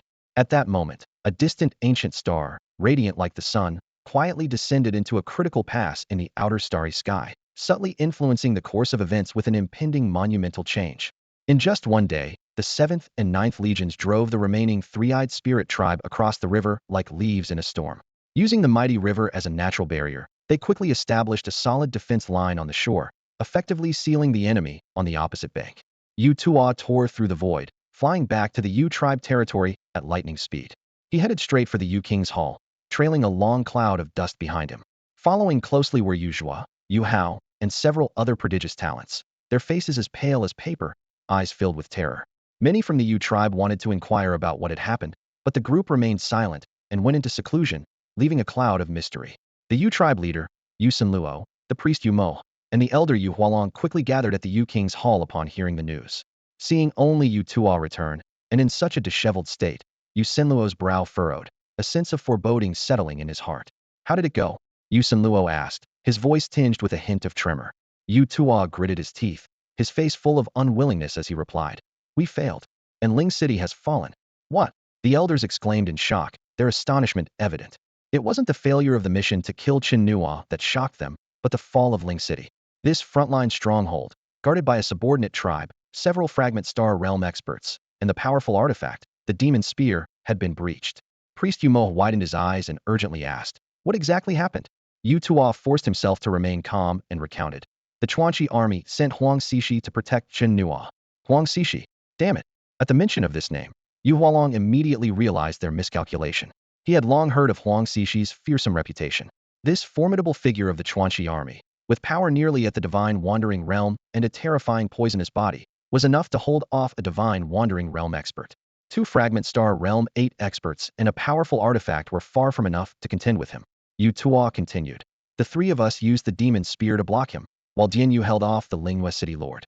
Although we lost 2 companions, we managed to hold them back. But, when mentioning Chen Nuo, Yu Tuo's voice trembled, his face full of disbelief. He looked at Yu Luo and the others, struggling to say, we all underestimated this prodigy from the Chuanqi army. He fought the entire Ling city alone, using unknown means to kill all 15 Dharma body realm members of our tribe and the Three-Eyed Spirit tribe, reducing Ling city to ruins. What? Yu Mo, Yu Hualong, and other high-ranking members of the Yu tribe exclaimed in unison, their eyes wide with shock, momentarily speechless. Yu Luo stood frozen for a long time before asking, is it that Chen Nuo, the prodigy from the Chuanqi army? Yu Tuo nodded in confirmation, then detailed the defeat at Ling City. The entire hall fell into a deathly silence, everyone drawing a sharp breath, filled with a strong sense of fear. Regardless of whether Chen Nuo was at the spirit refining or dragon power realm, he had killed 15 Dharma body realm experts and raised a battle city. Such a terrifying feat far surpassed the realm of a prodigious talent. This was clearly a monstrous aberration, potentially more fearsome than a royal body. What was even more unsettling was that, based on available information, Chen Nuo had only recently arrived on the battlefield, coming from the humble Chuanqi army, yet he already displayed such invincible prowess. If he were given the treatment and resources of a prodigy or royal body, the consequences would be unimaginable. Yu Luo and the others realized they had gravely underestimated Chen Nuo. Yu Hualong suggested gravely, if this person doesn't die, our tribe will never be at peace. We must request a divine wandering realm expert to kill him. Though the divine wandering realm was the foundation of the Yu tribe's strength, they now had to spare no expense to eliminate Chen Nuo. Even if it meant exhausting the tribe's entire foundation, it was a necessary sacrifice. The elders nodded in agreement, their eyes filled with a murderous intent. Even the usually cautious Yuzenlu did not object this time. With Lingqing fallen, the Three-Eyed Spirit clan was severely weakened, unable to contend with Longman City, let alone reclaim lost territory. Yuzenlu declared solemnly, I will go personally. Yu Wolong immediately volunteered for the task and received Yuzenlu's approval. Yuzenlu quickly laid out the plan. I will gather 150,000 troops from various cities, combined with the strength of the Three-Eyed Spirit clan, to suppress Longman City and reclaim Lingqing. This is not only vital for our clan's interests, but also crucial for the entire strategic layout. The royal family has sent word. They are planning a full-scale attack on the Sichuan West Army, and we must secure this key stronghold. The royal family is targeting the Sichuan West Army? The elders were shocked. Not just them, they're targeting the entire front line, including Longzhou City, Yuzenlu added. This concerns our clan's fundamental interests and is as important as eliminating Chen Nuo. Therefore, the battle for Lingqing must be fought with full force. Yu Wolong wasted no time, quickly assembling 4-star fragmentation realm elders, 10 Dharma body realm experts, and numerous sky, flying realm masters, leading the 150,000 strong Feather Clan army towards Lingqing. Meanwhile, in the Three-Eyed Spirit clan's territory, Dianyu, severely injured, reported the dire situation in Lingqing to clan leader Dianyu. The news left Dianyu deeply shaken. All our Dharma body experts were slain by Chen Nuo? Does he truly possess such overwhelming power? Dianyu found it hard to believe. Their clan once had a divine wandering realm expert, yet they were slaughtered by the humans, leaving only a few star fragmentation realm and 20 Dharma body realm members. This battle cost them half their Dharma body realm and 1-star fragmentation realm expert. Meanwhile, Longman City remained almost unscathed. How could they possibly face the impending Sichuan West Army? What alarmed Dianyu even more was the terrifying power of the prodigy they originally intended to eliminate, capable of killing 15 Dharma body realm experts. If true, Longman City could indeed annihilate their entire clan. Dianyu reminded, Yu Tuo has returned to the Feather Clan to report. They will not give up on Lingqing. We must immediately gather our forces and prepare for a counterattack. Suppressing his inner turmoil, Dianyu swiftly mobilized all available forces of the Three-Eyed Spirit clan, assembling at Lijiang to prepare for a joint counterattack on Lingqiang with the 150,000 strong Feather Clan army. The flames of war reignited. Ling Yu, the city lord, returned from injury and immediately joined the battle. Li Shanhe and Yuna gave their all. 5 Peak City and Jingjiang City dispatched 3 Dharma body realm and over 20 sky, flying realm experts each to assist. Huang Siki personally engaged to counter the half-step divine wandering Yu Huolong and the Feather Clan's star fragmentation realm experts. Longman City's 7th and 9th Corps, totaling 300,000 troops, along with veteran soldiers from the city, charged into battle. Around Lijiang, the Three-Eyed Spirit Clan, the Feather Clan, and Longman City's forces engaged in brutal combat. The bloody conflict raged for 8 days. Lijiang ran red with blood, bodies piled high, blocking the river's flow. The sky shattered, the earth cracked, and mountains were leveled. Yet the Sichuan West Army held their ground, refusing to retreat. Generals Tao Long and Rongshi fell in battle. Li Shanhe, severely wounded, was on the brink of collapse. Seeing this, 3 Feather Clan Dharma body realm experts and 2 Three-Eyed Spirit Clan Dharma body realm masters simultaneously unleashed their 9,000-meter-tall Dharma bodies, bearing down on Li Shanhe, determined to kill him. Li Shanhe's golden-armored divine form shattered under the fierce assault, as powerful destructive magic surged over his broken body like overwhelming waves. His body tumbled through the desolate void, blood splattering like a blooming red lotus. In this critical moment, a powerful member of the Feather Clan drew a golden bow to its full extent. The bowstring trembled, emitting a deep hum. With a thunderous bang, a brilliant streak of light shot across the sky like lightning, carrying destructive energy aimed straight at Li Shanhe's heart. At the brink of life and death, Li Shanhe made one last attack. However, instead of blocking the deadly arrow, he concentrated all his strength and unleashed it upon the Feather Clan's ranks on the battlefield. This strike was like the collapse of the heavens and the earth, instantly crushing countless Feather Clan and Three-Eyed Spirit Clan members into pulp, their screams echoing. Commander! The warriors of the 9th Legion cried out in anguish, watching helplessly as the deadly arrow approached. The blinding light reflected in Li Shanhe's eyes as he closed them, awaiting the arrival of death. In the nick of time, a powerful hand suddenly grasped Li Shanhe's shoulder, yanking him aside. The arrow narrowly missed him, crashing into the ruins of Spirit City in the distance, triggering a cataclysmic explosion. 5 powerful figures, all at the divine form level, watched with solemn expressions, their eyes turning skyward. There, a young figure stood in front of Li Shanhe's broken body. It was the still-injured Chen Nuo. Without a word, Chen Nuo quickly retrieved several sacred heart pills from his robes and fed them to Li Shanhe. Throughout the process, both remained silent. Chen Nuo's sharp gaze locked onto the 5 divine form warriors, his internal power surging as he charged towards the enemy. That's Chen Nuo. Hold him off. The 5 divine form warriors instantly recognized the legendary powerhouse. Although they didn't believe they could kill Chen Nuo with just their combined strength after all, he was known to have slain 15 divine form warriors single-handedly aimed to stall him to buy time for other clan warriors. The 5 warriors simultaneously unleashed their divine forms and charged at Chen Nuo. However, having just broken through to the Dragon Force level, Chen Nuo's dual-dimensional power had already surpassed that of ordinary divine form warriors. He summoned the Thunder Lord's aspect, his thunderblade crackling with blinding electricity. Heaven-splitting slash. Chen Nuo roared, his blade descending like a thunderbolt. In an instant, a 3-eyed spirit clan divine form warrior and their divine form were shattered to pieces. Blood rained from the sky, carried by the destructive winds, and fell upon the Sichuan West Army soldiers battling below. On the battlefield, there are only the dead lying on the ground and the living trying to kill each other. Blood stains the earth red, and the air is thick with the smell of gunpowder. The soldiers of the Chuanxi army grip their swords tightly, their eyes cold with murderous intent. They understand well that here, life is merely a cold weapon, and killing one more enemy is a gain. Chen Nuo charged across the battlefield like a human weapon. He swiftly dispatched 7 powerful foes, completely turning the tide of the battle. He unleashed his most formidable techniques, dealing devastating blows to the 2 opposing armies.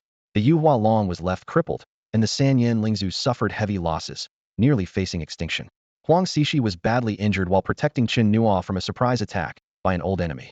Eventually, both sides paused along the banks of the Li River. The soldiers of the Chuanxi army stood atop piles of corpses, their eyes filled with tangible killing intent, glaring at the enemies across the river. Although Chen Nuo's old injuries flared up, he was not severely harmed and still retained his combat effectiveness. On the opposite bank, the warriors of the Yu and Sanyan Lingzhu were filled with resentment.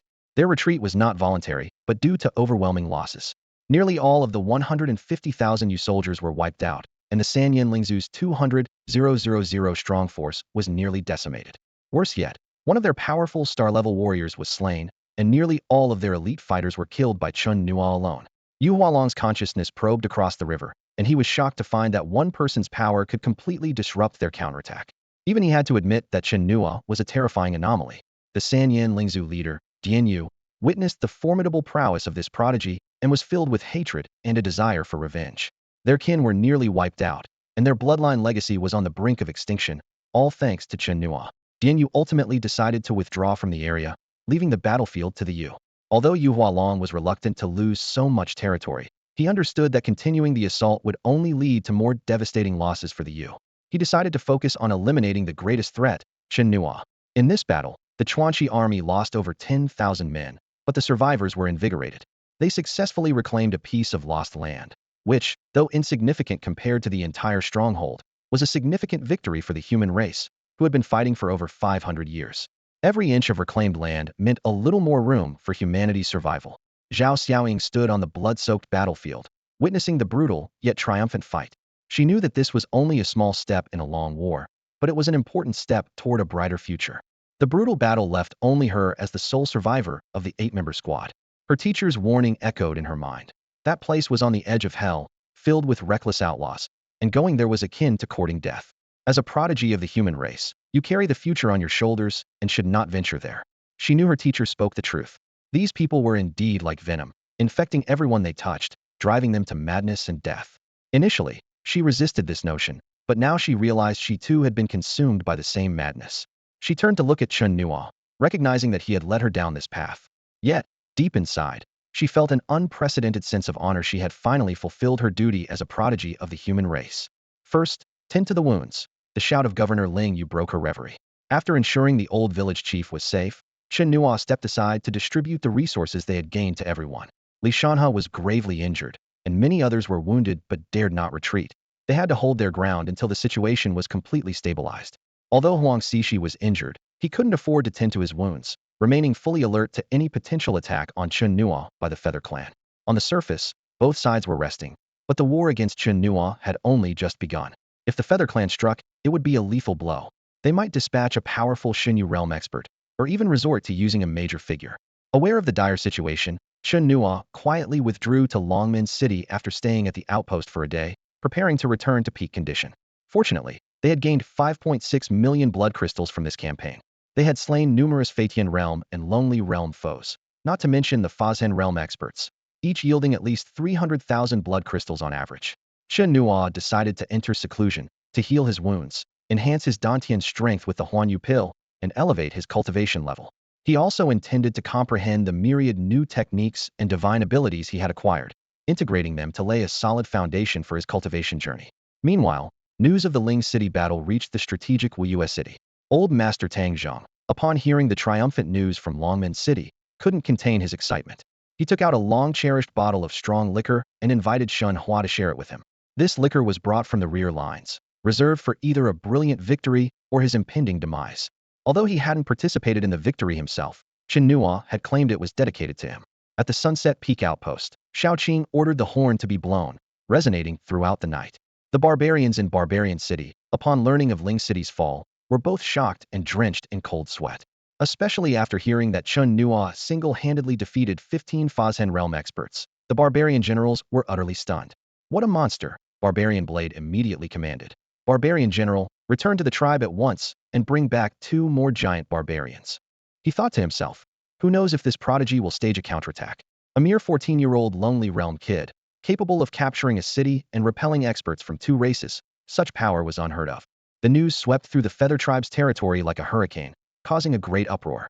The tribe members finally understood why Yu Zhuo and others had hurriedly gone into seclusion upon their return. Clearly, their spiritual core had suffered a severe blow and needed urgent stabilization.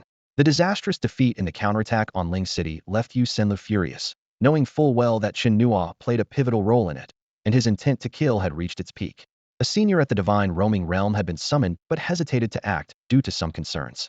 At the heart of the conflict Dongchuan Sea, atop Shituan Mountain, a cold and stern young man, clad in golden armor and bathed in divine radiance, stood proudly. His face bore a black dragon tattoo, and dragon scales adorned his arms and shoulders, exuding an aura as vast as a mountain, compelling awe.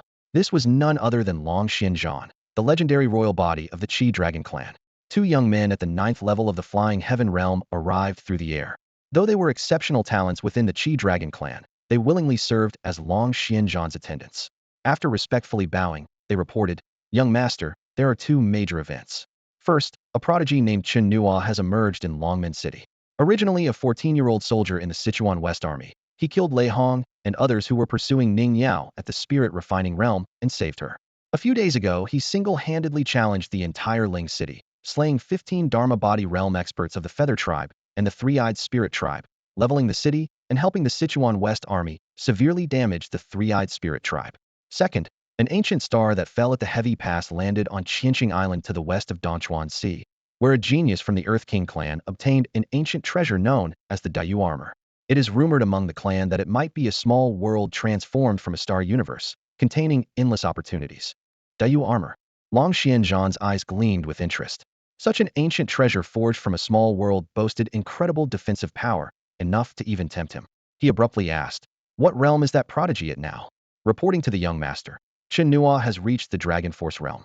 Long Xianzhan raised an eyebrow slightly. After the Dragon Force comes Flying Heaven, then the Dharma Body. To leap 2 major realms in battle was difficult even for a royal body like his. He deserves the title of prodigy and is worthy of dying by my hand, he sneered. However, there's no need for me to act personally. With the star falling at the Heavy Pass, we are bound to encounter him. Even if he doesn't come, he will be forced to. If that ancient star is indeed transformed from a small world, Qianqing Island will surely be a storm of activity, and I don't want to miss the spectacle. With that, Long Xianzhan tore open the void with a wave of his hand and stepped inside. His 2 attendants exchanged a glance and followed closely. Meanwhile, in a forward outpost in front of Longzhou City, Chen Shao quietly listened to the triumphant news from Longman City. The Sichuan West Army launched a brilliant counterattack, not only breaking through Ling City, but also advancing all the way to the banks of the Li River. We have reclaimed vast territories, and the Three-Eyed Spirit Tribe has suffered severe losses, with their bloodline heritage nearly severed. Longzhou City, one of the 7 great battle cities of the human race, is guarded by 9 outpost cities like an iron wall on the front line. Opposite them lies the territory of the Thunder and Qi Dragon royal clans, both formidable in strength. When the news of victory at Longman City arrived, the Lord of Longzhou City and the 3 generals wore expressions of solemnity mixed with undisguised excitement. They unanimously decided that this victory must be celebrated across the entire front line. It was not just a victory, but a historic moment for the Sichuan West Army, and every soldier should share in this glory. Chen Shao, the commander of an outpost city, was preparing to head to the lighthouse for a mission when hurried footsteps interrupted his thoughts. A messenger burst in, face alight with excitement. loudly announcing the victory at Longman City. Chen Zhao's pupils contracted sharply at the news, leaving him momentarily stunned. His wife, Li Susu, and several battalion leaders were equally shocked into silence. As veterans of Longman City, they knew all too well the challenges faced there. Capturing Ling City? That would come at a terrible cost. Yet what astonished them even more were the messenger's next words. You might not believe this, but that battle was won by a single person. The messenger, Guanqing, an old comrade of Chen Xiao, had eyes gleaming with pride, his voice quivering with excitement. Longman City has produced a prodigy, someone you might have heard about. Li Susu's eyes lit up. Are you talking about the one that Elder Huang Xixi is protecting? Guanqing nodded emphatically, his voice filled with admiration. Exactly. That young man is remarkable. He orchestrated the entire battle himself. He took a deep breath and continued. Despite being only at the Dragon Force realm, he charged into Ling City alone and battled 15 Dharma Body realm elites from the Three-Eyed Spirit and Winged clans. The outcome? All 15 were slain by him. Chen Xiao and the others gasped in disbelief at such an astonishing feat. Guanqing's voice grew more passionate. Ling City was reduced to ruins, with Dragon Force warriors buried within. The Three-Eyed Spirit clan was severely weakened, while Longman City preserved its strength and successfully repelled the counterattack from the Winged and Three-Eyed Spirit clans. His eyes sparkled with excitement. The final battle took place along the banks of the Li River. That prodigy cut down more than 10 additional Dharma Body realm warriors, leaving the Three-Eyed Spirit clan devastated and the Winged clan heavily wounded. Nearly 150,000 troops were buried there. By this point, Chen Xiao and the others were utterly stunned. One person challenging an entire battle city and two powerful clans was an incredible display of prowess. Guanqing continued. The Winged clan tried to use the magical treasure, the Molo Spear, to kill him, but Elder Huang Xixi intervened, defeating two-star Shatter Realm warriors, forcing the Winged clan to halt their counterattack. Finally, the battle came to an end. Chen Xiao pondered aloud. It seems the city lord plans to cultivate this prodigy. Guanqing nodded in agreement. Indeed, there's talk of grooming him to become the commander of the Sichuan West Army. Commander? Chen Xiao exclaimed. The Sichuan West Army's 12 Corps indeed lacked a commander. But to become one, besides gaining enough prestige, one must also achieve the rank of a throne and receive accolades from the Elder Hall. The complexities involved are far beyond a simple explanation. Guanqing then revealed an even more astonishing piece of news. You might not know this, but that kid is only 14 years old. I heard he entered the battlefield with his village elders and children, and his name is Chen Nuo, sharing the same surname as yours. Guanqing looked at Chen Xiao with a smile on his face. 14 years old. Chen Nuo. The name struck Li Susu like a bolt of lightning, instantly awakening long-buried memories. She stepped forward abruptly, her voice trembling with excitement. Did you say? His name is Chen Nuo? 14 years old. Guanqing was startled by her sudden action, but nodded in confirmation. Chen Nuo. Li Susu turned to Chen Xiao, her eyes filled with a glimmer of hope. Brother Xiao, wasn't our child named that as well? Could it be our son? Chen Xiao frowned slightly and slowly said, according to Chen Hu, Xiao Nuo hasn't awakened his talent, so it shouldn't be him. He recalled the cherished photo Chen Hu had brought and the bits and pieces about young Chen Nuo that Chen Hu had shared. A child without an awakened talent would take an unknown amount of time to reach the spirit-refining realm, let alone be able to surpass levels and defeat a powerful Dharma Body realm warrior. Li Susu clung to the sliver of possibility. But he's also 14, and from Western Sichuan. Maybe it's just a coincidence, Chen Xiao murmured to himself, although even he found the coincidences to be too many. Li Susu gradually calmed down. She understood that a child without awakened talent couldn't become such an extraordinary genius. Deep down, she wished their child could stay far from this blood-soaked battlefield and live a peaceful and happy life in the rear. What a pity, Chen Xiao sighed softly. I have to go to the lighthouse, otherwise I would really like to go back and see. Hearing this, Guanqing showed a solemn respect. The 4 lighthouses were the final frontier of the battlefield, the place facing certain death against the alien races. He solemnly promised, Brother Chen, I'll help you find out the truth. You're busy too, so there's no need to trouble yourself, Chen Xiao said with a smile, waving his hand. I don't want people to think I'm claiming relatives recklessly. Guanqing smiled and saluted before turning to leave. Chen Xiao then ordered the camp leaders to spread the news of their victory. After everyone else had left, Li Susu took out the cherished photo, her eyes full of longing. Do you think our son is doing well now? Does he hate us for not being there with him? Has he suffered? Chen Xiao held her close. I believe he will be strong. Li Susu leaned on her husband's broad shoulder, her silent tears soaking his clothes. After a while, Chen Xiao gently patted her back and teased, maybe that prodigy in Longman City really is our son. Keep dreaming. Li Susu replied with a smile, wiping away her tears and playfully hitting his shoulder. Dragon Harbor, located on the southwestern coast of Dongchuan's Haishi, stands quietly along the majestic shoreline. This port is not only a bustling trade hub, but also a crucial meeting place for the Thunder Clan and the Chi Dragon Clan. Deep within the harbor, a solemn and ancient hall stands tall, hosting a secret meeting that could determine the fate of these two great clans. Inside the hall, the atmosphere is tense. On the left side sits the elite of the Thunder Clan, led by Ming, one of the 24 elders and a formidable powerhouse in the divine realm. He is accompanied by 17 esteemed elders, each with a serious demeanor and eyes gleaming with wisdom. On the right side is the delegation from the Chi Dragon Clan, led by Long Tu, one of the 9 dragons, also with 17 elders who are the brains and pillars of their clan. Although the two clans have long united against Longzhou City, such a large-scale meeting is rare, indicating the discussion of a matter significant enough to alter the current situation. Long Tu took a deep breath and revealed the core topic of the meeting. Our goal is to capture the entire Sichuan West military defense line. He went on to detail the joint plan of the clans, deploying equal forces to attack Longzhou City and setting the main battlefield at the strategically important Huanyang Mountain. The plan's core is to lure the elite troops of the Sichuan West Army's 12th Legion and annihilate them in one fell swoop. Meanwhile, they would mobilize various ancient and servant clans from Guangzhou to launch fierce attacks on other battlefronts. As Long Tu finished speaking, a murmur of low discussions filled the hall. Everyone was aware that this plan was not a spur-of-the-moment decision, but a carefully crafted strategy based on long-term meticulous investigation.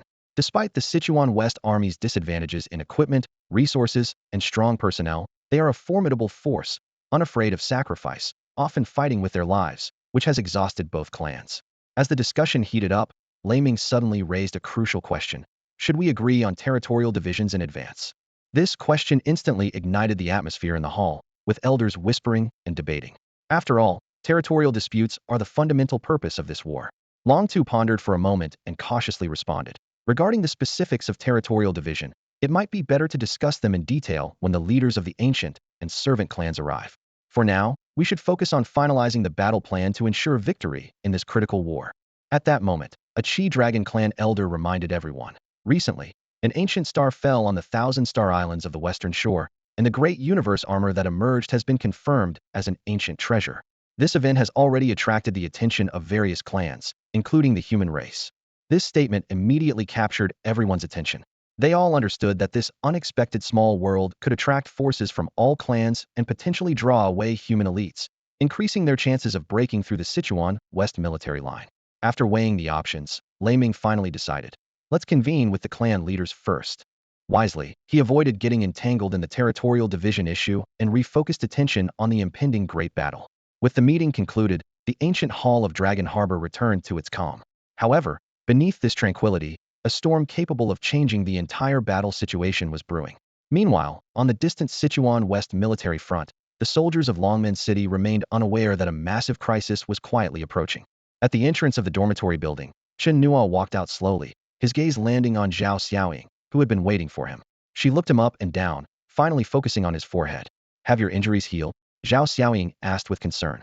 Much better, Chen Nuo replied, aware that Zhao Xiaoying had been waiting for a long time. Did you need something from me? Zhao Xiaoying smiled faintly. Not really. I just wanted to see how well you've recovered before I leave. A wave of complex emotions surged in Chen Nuo's heart. I'm sorry, he said softly, recalling the tragic scene where 8 came to save him, yet only 1 survived. Zhao Xiaoying shook her head with a smile. In this era, there's no choice but to face battle and death. Don't say sorry. If anyone should apologize, it's us. Chen Nuo was silent for a moment, then took out a stack of swordsmanship manuals from his pocket, including the 24-sword hidden sword technique and sword spirit heart forging, among other precious teachings. He handed them to Zhao Xiaoying. Here's something for you. I hope these will be useful. Zhao Xiaoying accepted them without hesitation after a quick glance. She knew she needed to grow stronger and couldn't refuse such a valuable gift. We'll meet again. Zhao Xiaoying paused, looking directly at Chen Nuo. Can I ask you for a favor? Chen Nuo nodded. Go ahead. Can you call me sister? Zhao Xiaoying asked softly. Sister, Chen Nuo called sincerely. A joyful smile spread across Zhao Xiaoying's beautiful and heroic face. She gently caressed Chen Nuo's cheek, her eyes full of nostalgia. Take care of yourself. If it weren't for this war, you should be studying carefree in a lovely classroom. Chen Nuo solemnly promised. I will do my utmost to drive these invaders back to their homeland, and then we'll build many schools on this land. Zhao Xiaoying smiled, turned, and left. Chen Nuo watched her departing figure, his thoughts drifting to his own sister, wondering if she was well. At that moment, the city lord of Lingyue approached from outside. Are your injuries healed? He asked. Almost, Chen Nuo replied, composing himself before asking. Is Li Jiang stable now? The city lord of Ling chuckled. Rest assured, not only have we stabilized it, but we've also built several outposts on the other side of Li Jiang. He explained that after the three-eyed spirit tribe fled, the Sichuan West Army seized the territory they occupied, but due to the presence of the Feather tribe, they could only establish outposts for now. The front lines have acknowledged this victory and prepared a reward for you. The city lord said mysteriously. It's an incredibly precious reward, but it's not time to give it to you yet. Although curious, Chen Nuo refrained from asking further, seeing the elder's discretion. The city lord then changed the subject. Aside from that, we've received word that an ancient star has fallen into the heavy pass, transforming into a small world of inheritance, containing extraordinary opportunities. You want me to go? Chen Nuo asked. The city lord countered, I want to hear your thoughts. This is a rare opportunity. All the ancient clans' prodigies, the royal family's prodigies, and those with royal physiques are likely to gather. Our human prodigies will also go, but they are outnumbered and might be hunted. It could be too dangerous for you. No matter where they are, the prodigies from other races are the most lethal threat to the human prodigies. As the opportunity of the impending starfall approaches, these non-human prodigies are sure to be well prepared, ready to hunt. The human prodigies are fully aware of this, yet are helpless against it. With limited resources, they can only rely on themselves to fight and survive in the gaps. Even knowing there are ambushes ahead, these young prodigies can only grit their teeth and push forward. City Lord Ling Yu gazed into the distance and sighed helplessly. These young ones are the loneliest and most enduring. They bear the future of the human race on their shoulders, yet must struggle to survive through countless deadly encounters, facing a storm of blood and chaos. Especially Chen Nuo, as a member of the Sichuan West Army, he will face challenges 100 or even 1,000 times harder. Ling Yu found himself in a difficult situation. He wished Chen Nuo could venture out, temporarily escaping the threat of the Yu clan's deep roots, while gaining opportunities to narrow the resource gap between him and other prodigies. But he also worried that Chen Nuo might become ensnared in a hunt, isolated and without aid. If anything happened to Chen Nuo, the entire Sichuan West Army would be unable to bear the blow. Ling Yu longed for Chen Nuo to grow quietly in a safe environment before venturing out. But in the resources-trapped Longman city, they simply couldn't provide adequate training. In the end, he had no choice but to leave this difficult decision to Chen Nuo himself. Who's hunting whom is still uncertain, Chen Nuo said, looking directly at Ling Yu, his eyes filled with determination and sharpness. I want to help them. The retreat of the three-eyed spiritual race meant that Longman City would face the threat of the Yu clan directly. Chen Nuo understood that with his current strength and the blood crystals he possessed, he was far from capable of confronting the entire Yu clan. He yearned to venture out, improve his skills, and earn more blood crystals, as only then could he advance the entire defensive line. Ling Yu spoke earnestly. Senior Huang Xixi will protect you. But child, you don't have to help anyone else, just take care of yourself. If you encounter danger, don't act recklessly. Run if you need to. Chen Nuo frowned and asked. If Senior Huang Xixi is protecting me, what about the area by the river? Ling Yu explained. A strong fighter will be dispatched to guard the front lines, so you don't need to worry. Your main goal on this trip is to seize opportunities, so be careful in everything you do. Chen Nuo relaxed his brow and grinned. Don't worry, I'll make sure to bring back a few prodigy heads for you this time. Ling Yu chuckled and tapped Chen Nuo's head. You rascal. If you really can bring back a few prodigy heads, I'd have the face to pay tribute to the heroic spirits of the Sichuan West Army at the Spirit Barrier. He thought to himself that as long as Chen Nuo returned safely, that was all that mattered. Chen Nuo didn't delay further. He found the old village chief, Elder Qi, and others, handing over some cultivation resources and mystical techniques to help them train and achieve the true martial body. Taking advantage of the fact that the Yu clan would not counterattack for now, they could rest and recover. Late at night, Chen Nuo quietly departed. Though it was late, the old village chief, Elder Qi, and Uncle San remained awake, silently watching Chen Nuo's silhouette fade into the night. On the southern coast of Dongchuan Hai, above an island, the sky was covered with dark clouds, and a sea of thunder roiled. This was not due to the weather, but was caused by the lightning energy released from Leiqiong.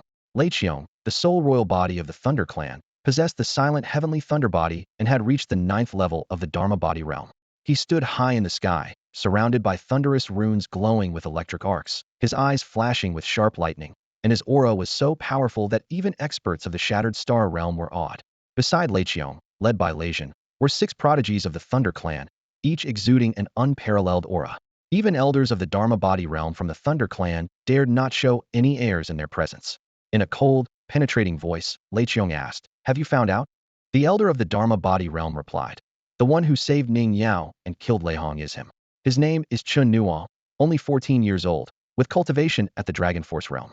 However, he can challenge 2 major realms above his own. It's unclear whether this is due to his physique or if he possesses some extraordinary secret technique, and this is still under investigation. Challenging 2 major realms. One of the prodigies was shocked. Even a royal body could only challenge 1 major realm above, and that required cultivation close to the 7th or 8th level. That a pauper from the Chuanshi army could nurture such a prodigy was simply unbelievable. Legion speculated. The human race rose too late, lacking deep foundations, so they shouldn't have powerful bloodlines or physiques, let alone create extraordinary secret techniques. Could it be that he has some method to conceal or suppress his cultivation, deliberately masking his abilities to confuse others? The elder countered. Even so, for him to have such combat power at 14 is terrifying. I will personally investigate this matter upon my return. Lei Qiong coldly remarked. Once Chen Nuo's fate is decided, he turned his gaze to the distant void. Ning Yao is also about to come out. Don't you have any thoughts on this? A loud voice echoed from afar. Several giant dragons soared through the clouds, the dazzling light of their dragon scales piercing the clouds, manifesting the Sea Palace Dragon Shadow phenomenon. The sea below, influenced by the power of the dragon path, surged for thousands of meters, with the rolling sea of clouds crashing into the Sea of Thunder, creating a thunderous roar. The prodigies of the Thunder Clan frowned and watched. The leading golden dragon, with eyes that exuded an air of supreme dominance, was recognized as one of the 2 royal bodies of the Qilong clan, Longhui, the Qilong golden spirit body. Behind him were 3 prodigies of the Qilong clan. Lei Qiong raised a cold brow. You want to join forces with me? In this confrontation of royal bodies, Lei Qiong's aura was more imposing. The golden dragon subtly reminded. This time, it might not be just her going. It's a good opportunity for a hunt. Killing only her would be a waste of such an opportunity. Lei Qiong sneered. You are quite greedy. The golden dragon replied.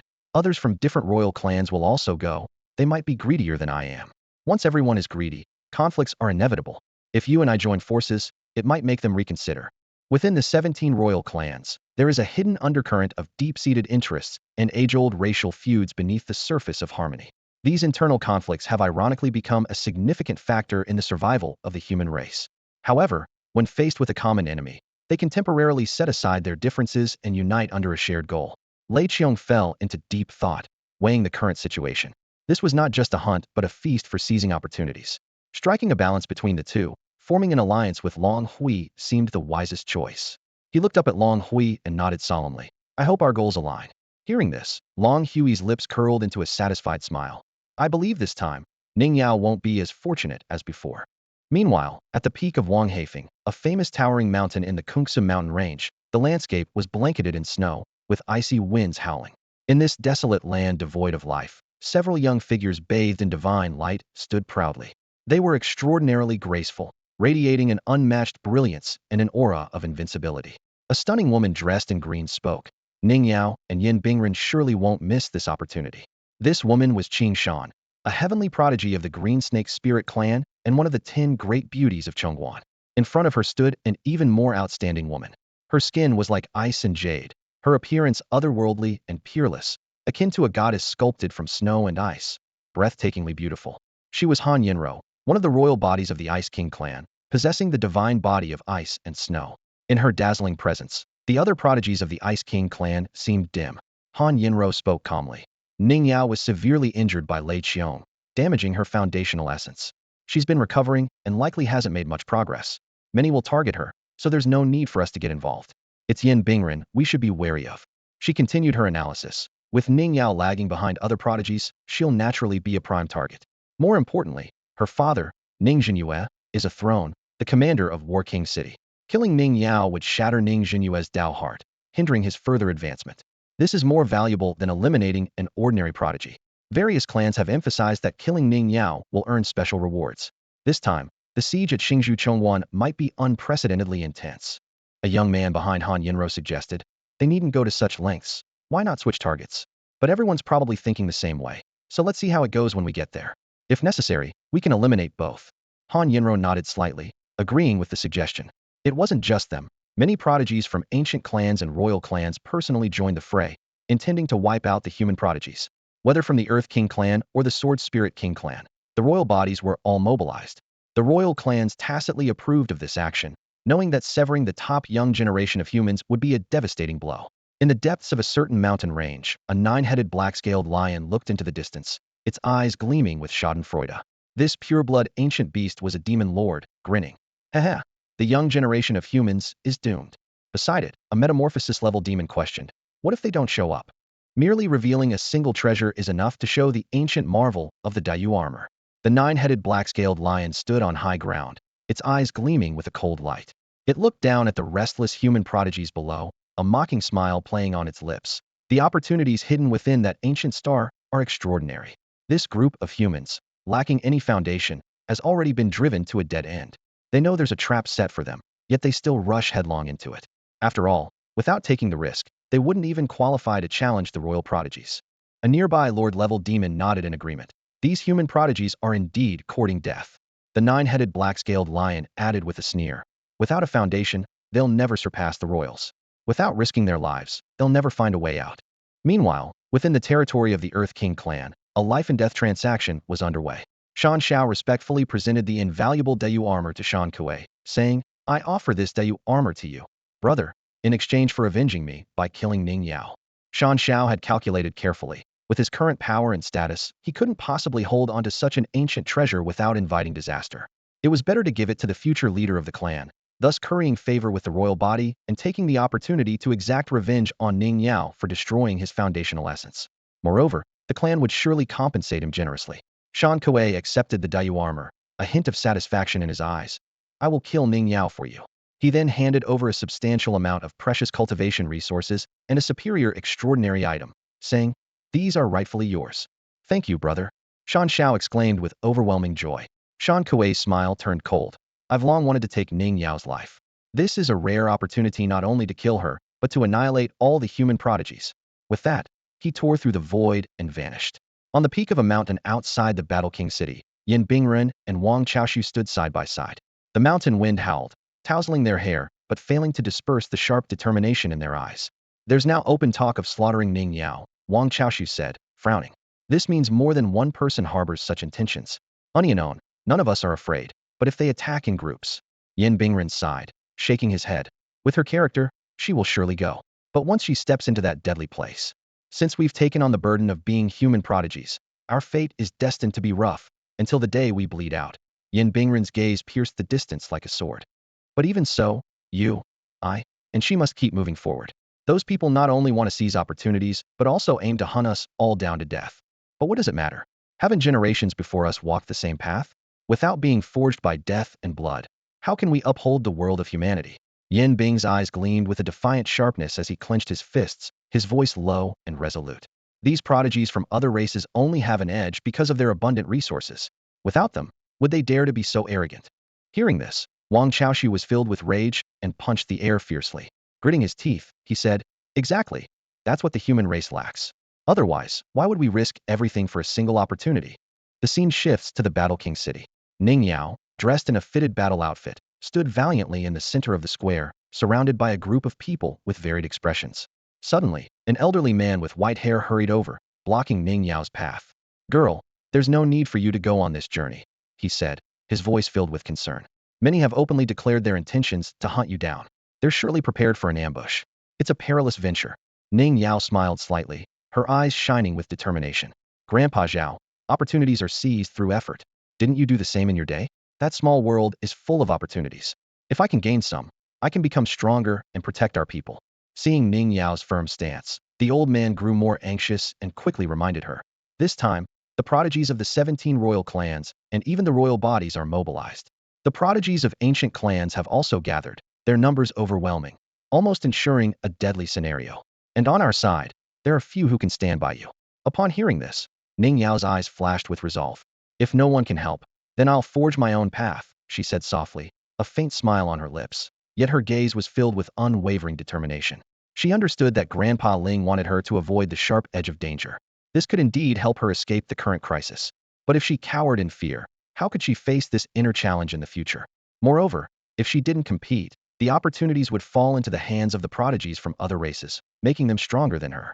How would she confront them in the future? This was what worried her the most, the fear that these other race prodigies would far surpass her, and that she wouldn't be able to help her people more. Ning Yao felt as if she had already died once in Longman City's mountain plains. She knew the current situation was a death trap, yet her heart was extraordinarily calm. The elder wanted to persuade her further, but Ning Chenua, stopped him with a wave of his hand. Turning to Ning Yao, he said in a deep voice, "Since you've decided, then go. I'll protect her path." Hong Li said firmly. A young girl in a chiffon dress also stepped forward. "I'll protect Sister Ning's path." "We'll protect her path too," many of the geniuses behind them declared. "Thank you," Ning Yao said, her voice trembling slightly as she struggled to contain her emotions. These people, though geniuses, were no stronger than the 7th or 8th level of flight. How could they protect her path? Their real intention was to use their lives to shield her from the enemy's attacks at critical moments, ensuring her survival as a prodigy. The more they did this, the more Ning Yao felt indebted and burdened. She took a deep breath and solemnly promised, "This time, my goal is to seize the opportunity, and I'll try to avoid direct confrontation with them." The ancient city of Lingshui, a fortress of the Yu tribe, stood tall and proud, guarded by an elder of the Fragment Star realm and 4 strong practitioners of the Dharma Body realm. Within the city, not only did the Yu tribe reside, but also the Blackwater half-blood ancient tribe, the barbarians, and various other tribes coexisted peacefully. Suddenly, a thunderous explosion shattered the calm. A massive destructive thunderball plummeted from the void, striking the city's bustling center with precision. Hundreds of lightning bolts erupted instantaneously, tearing apart the surrounding tribes in a flash of electric light. Everything in the path of the thunderball was reduced to dust. The entire ancient city trembled violently, and the tribes within were filled with terror. The Fragment Star realm elder and the 4 Dharma Body realm practitioners immediately extended their spiritual senses, ready to tear through the void to capture the assailant. At that moment, a poison pattern array map descended from the sky, covering half the city, with countless ghostly lights shooting down like arrows. "Huang Xishi." The elder's face changed dramatically as he shouted angrily. He quickly raised his palm to the sky, forming a silver hemispherical shield to fend off the attack. However, the shield was gradually overwhelmed by the poison pattern array. Within the city, the destructive thunderball rolled like a doomsday weapon, leaving devastation in its wake, sparing not even the strong practitioners of the Flying Heaven realm. The perpetrator was none other than Chen Nuo. With ruthless efficiency, he laid waste to the city in just 15 minutes. Then, spreading his wings of bloodlight, he vanished into the distant sky. Huang Xishi also withdrew, tearing through the void to leave. The elder of the Fragment Star realm finally broke free from the constraints of the poison pattern array and soared into the air. His spiritual senses reached out, but he found no trace of Chen Nuo. Surveying Lingshui city from above, he saw only devastation and heard cries of despair. The remains and feathers of the Yu tribe lay scattered in all directions. "Chen Nuo, that beast! Damn him!"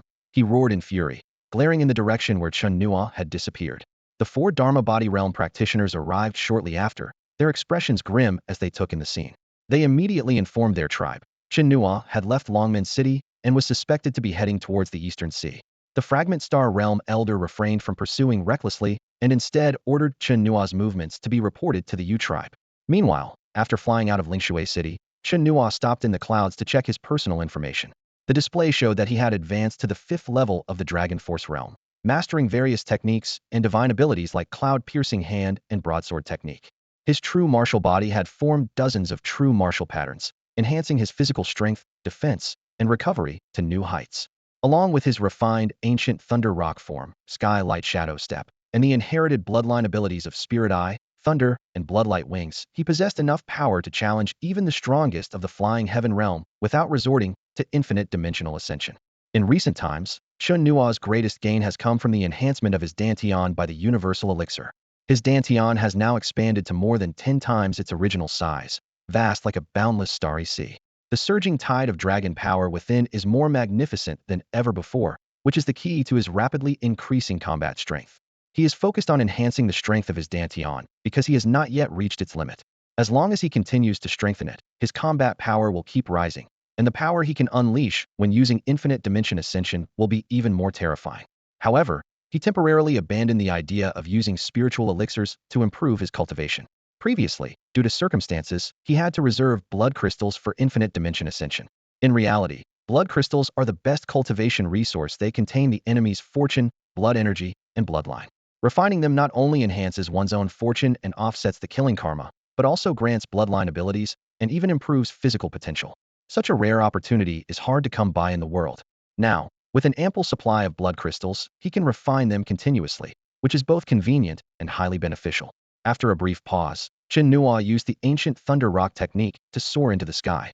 The attack on Lingshui city was not a spuro-themit decision, but a strategic move to draw the attention of the Feather Clan's resources, thus alleviating the pressure on Longman City.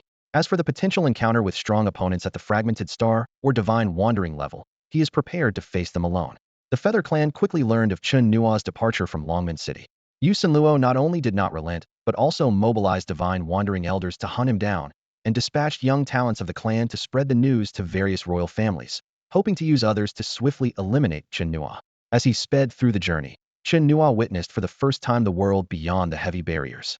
Contrary to his imagination of an ancient world, the route was lined with city ruins. Despite the passage of time, the decaying skyscrapers, mech fragments, plastic products, and car tires remained clearly discernible. He landed in a field of ruins, walking along an asphalt road overgrown with vines and weeds. These familiar traces of human existence seemed like an illusory dream. As he looked back into the distant void, Huang Xixi silently appeared. This elder, rumored to have survived the Dark Era, had endured countless separations and despair, shedding tears of hopelessness. The despair of that dark period was beyond Chen Nuo's imagination even today. Humanity still struggles on the brink of extinction. A flicker of emotion passed through Huang Xixi's eyes. Those unforgettable, painful memories, even after many years, remained deeply etched in his soul and bloodline like a sharp blade. Can we fight back? He asked hoarsely, as if questioning Chen Nuo, or perhaps himself. This place was his homeland, carrying all his cherished memories. The journey of humanity has been fraught with blood and fire, with countless souls resting on this battlefield. Chen Nuo gazed at the devastation before him, a doubt creeping into his heart. Will humanity eventually vanish in the annals of history? We will fight back. Chen Nuo turned to Huang Xixi, his eyes steely with determination. Even if humanity has fallen into the depths of despair, I will carry the light and find a way out, step by step. Just give me some time. Huang Xixi looked at the young man, unable to fully grasp the depth of his words, but he clearly saw all that Chen Nuo had sacrificed for humanity. Chen Nuo didn't explain further.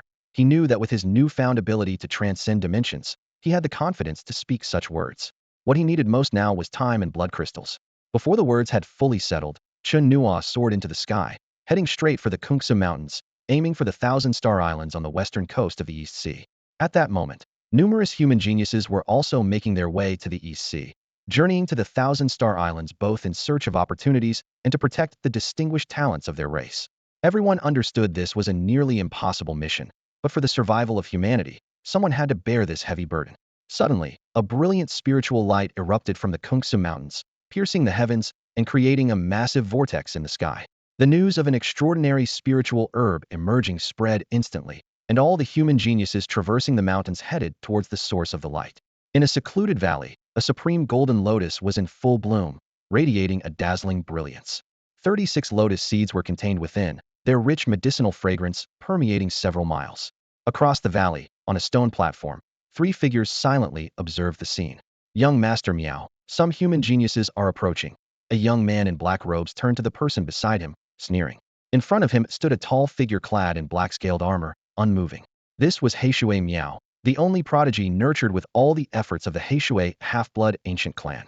His presence blended seamlessly with the world, exuding an indescribable grandeur. Heishui Miao calmly watched the probing human geniuses in the distance, unconcerned that they might seize the supreme golden lotus. For this precious herb was the bait he had meticulously set. Outside the valley, for human geniuses held their breath, their eyes fixed ahead. They had already confirmed the location of the extraordinary golden lotus, its potent aroma wafting through the air, hinting at the exceptional quality of this treasured herb.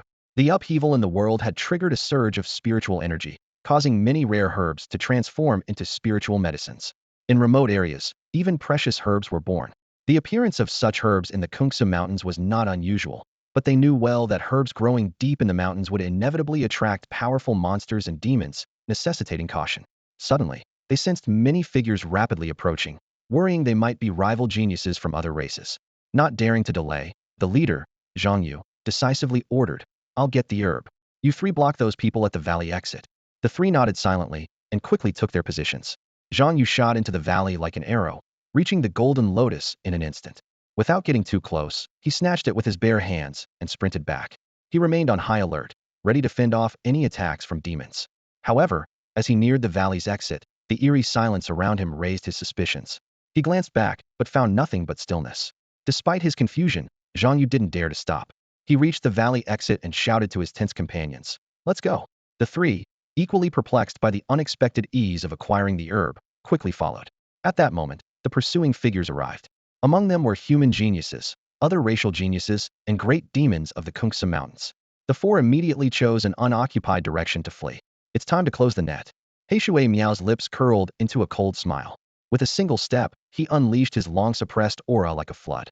A black ripple spread out, and an endless black spiritual mist erupted like a vast sea, quickly forming a black array centered on him, spreading over dozens of miles. Suppress. With another step, Heishui Miao brought the vast black array crashing down to the ground. Not only did Zhang Yu and his companions feel the weight of a mountain on their shoulders, immobilizing them, but even the human geniuses, demons, and other racial geniuses who entered this area were also suppressed by this force. Damn, it's an ambush. Zhang Yu's face turned pale as he desperately tried to break free, using his full power at the 6th level of flight cultivation. But the sound of footsteps in the void made him tremble. He looked up abruptly to see a towering figure bathed in black light, clad in black scale armor, approaching step by step. Each step sent tremors through the void, causing the array to quake and the pressure on Zhang Yu's shoulders to grow heavier, making his entire body shake violently. Zhang Yu's pupils contracted sharply as he stared at the dazzling figure. The oppressive aura emanating from it was suffocating, and the power imbued with the might of heaven and earth was irresistible. This being seemed like a divine offspring, exuding arrogance and a commanding gaze. Heavenly genius. The word struck Zhang Yu's heart like a heavy hammer, plunging him into deep despair. His three companions were equally powerless, never imagining that a powerful genius from another race would set such a trap to hunt them down. The weakest of these geniuses was at least at the 1st level of the Dharma body realm, possessing formidable combat power far beyond their level. To the opponent, crushing them would be as easy as crushing ants. Zhang Yu and his companions felt a profound hopelessness, knowing they were doomed. Zhang Yu's eyes were filled with despair and a frenzied unwillingness. He roared towards the sky, his entire body surging with power like a tidal wave. Despite the blood streaming from his 7 orifices, he paid no heed and fiercely thrust into the void. Boom! The formation diagram was shaken, trembling slightly. It's a trap set by the foreign prodigies, run. Zhang Yu shouted, his voice echoing in all directions, spreading the warning. Before he finished speaking, his body hunched over, and blood gushed from his mouth. Foreign prodigies? Damn it. The surrounding human geniuses, who were being suppressed, turned pale with realization that this was a meticulously devised conspiracy. They struggled desperately, trying to break free from the invisible shackles. Being targeted by prodigy-level powerhouses, they knew death was certain unless they found a way to escape. A foreign prodigy felt a chill in his heart. The prodigies actually used precious medicinal treasures as bait at such a critical moment to lure human geniuses truly ruthless. At the critical juncture of the Starfall Pass, who could have anticipated that the prodigies would not go to the 1,000-star islands to seize opportunities, but instead set a trap in the Kungsa Mountains to ambush human geniuses? The human powerhouses were almost entirely guarding the pass and had no time to dispatch protectors for these geniuses. Facing such a deadly trap, these poor souls were unlikely to escape unscathed. Although the foreign geniuses were also suppressed, they had formidable guardians in the Dharmakaya realm ready to assist them at any moment. They were in no hurry to break free but kept a close watch on the human geniuses to prevent their escape. Heishui Miao looked at Zhang Yu and the others with disdain. A trap designed especially for you, and you think you can save them like this? How naive and laughable. Before he finished speaking, a torrent of magical power surged forth, further suppressing everyone. Heishui Miao had long anticipated that some human geniuses would risk crossing the Kungsa Mountains to reach the 1,000-star islands, which is why he set up this deadly trap here. If these individuals escaped, all his efforts would be in vain. Come on, as if I'm afraid of you. Zhang Yu and his 3 companions glared fiercely. You pathetic ants should have been exterminated long ago. Letting you linger till now, thinking you can change everything, is utterly ridiculous. A young man in black robes stepped forward, a black formation diagram floating in front of him, conjuring black swords of deadly intent, ready to cut down the 4. Attack, commanded an outside foreign prodigy. Several Dharmakaya-level experts stepped forward, releasing the suppression on them.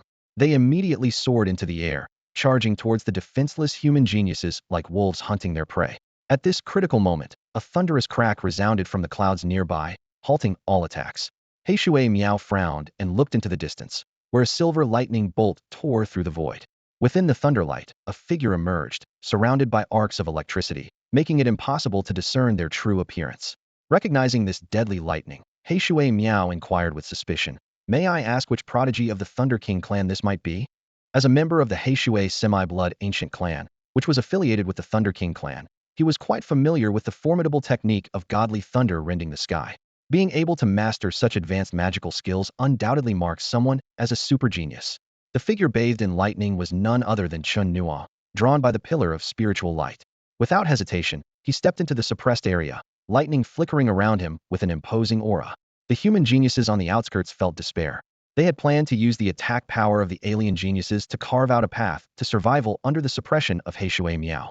However, the arrival of the Thunder Clan shattered their hopes. Faced with such terrifying lightning power, they could only look to the sky and cry out in anguish. May our human race never perish. May our human race prosper. In their despair, they were engulfed in a destructive aura, ready to self-destruct rather than face humiliation. Chen Nuo remained silent as the lightning on his body swiftly engulfed the outer human geniuses. Just when Heishui Miao thought the human geniuses had been crushed, Chen Nuo suddenly appeared in front of him in a flash. Heishui Miao's pupils contracted, reacting swiftly as he thrust out a palm. A storm of killing blacklight swirled toward Chen Nuo. The young man in black robes was momentarily startled by this sudden change, and his attack, originally aimed at Zhang Yu and the others, immediately redirected toward Chen Nuo. The guardian behind him also moved. An overwhelming force, as if it could shatter the heavens, surged forth like a torrential flood. This powerful being, on the verge of becoming divine, tore through the void, intent on crushing Chen Nuo. However, as soon as he stepped in, he retreated in shock, as if encountering some invisible barrier. At the same moment, Chen Nuo used a technique called skyscape flicker, deftly maneuvering around the storm to instantly reach Heishui Miao. He simultaneously unleashed the eightfold annihilation and heavenly silence light, radiating countless beams of destructive lightning from his foot, like laser guns, toward Heishui Miao. The bone runes on Heishui Miao's black scale armor floated, enveloping it in a layer of light that continually neutralized the destructive lightning. Despite this, the formidable impact still sent him flying, arcs of electricity covering the surface of his black scale armor, continuing to shock him. As Heishui Miao was hurled away like a cannonball, Chen Nuo's second strike, Heavenly Lightning Punishment, followed closely. A lightning fissure, tearing through the heavens, appeared behind Heishui Miao, like a giant celestial mouth ready to devour everything, illuminating the entire world with its brilliant light. The airborne Heishui Miao, unable to recover in time, collided with this lightning fissure. It was as if he had struck a blade of destruction, triggering an endless wave of blade energy that pierced through his black scale armor. With a crack, the heavenly might of the lightning punishment forced Heishui Miao to cough up blood repeatedly. His guardian reacted swiftly, tearing through space once more, delivering a punch that shattered the void and annihilated the lightning fissure.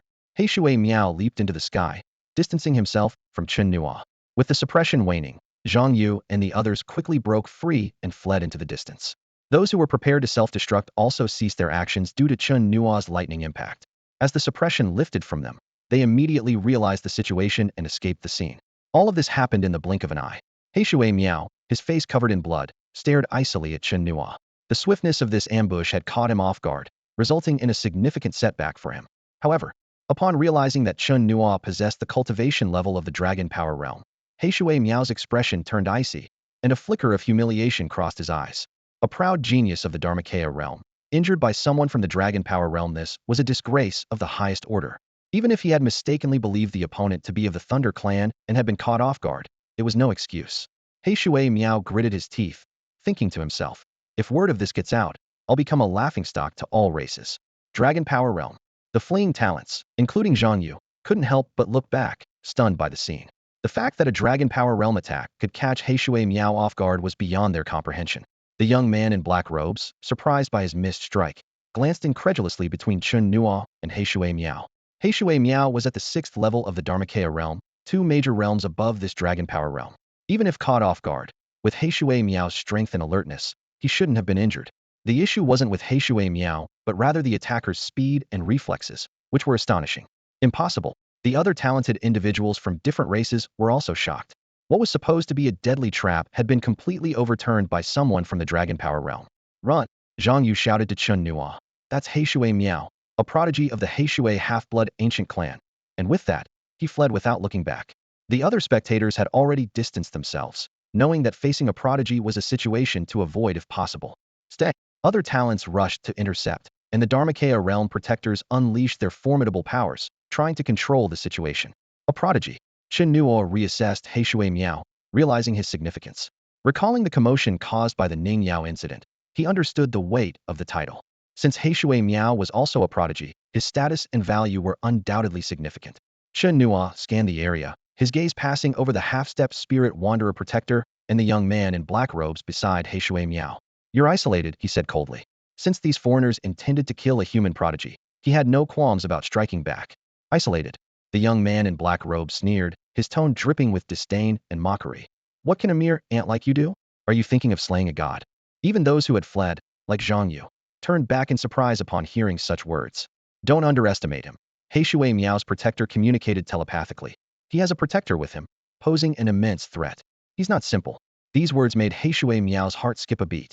If even a half-step spirit wanderer sensed a significant threat, the opponent's protector was at least at the half-step spirit wanderer level, indicating this person's extraordinary identity.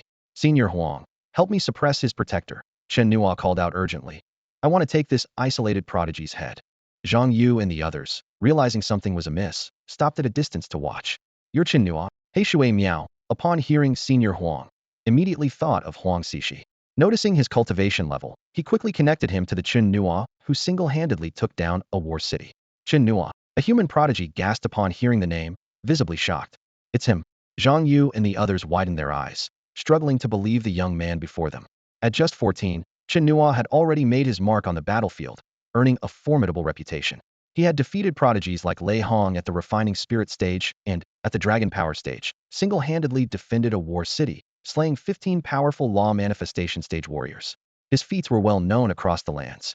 At this moment, human geniuses halted in their tracks, their eyes fixed on the figure surrounded by lightning.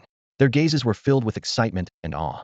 Even the non-human prodigies shifted their focus from other human talents to Chen Nuo, having long heard of this intimidating name. Elders, kill Chen Nuo first, the non-human prodigies shouted in unison. To them, defeating a prodigy was more valuable than slaughtering 1,000 ordinary talents.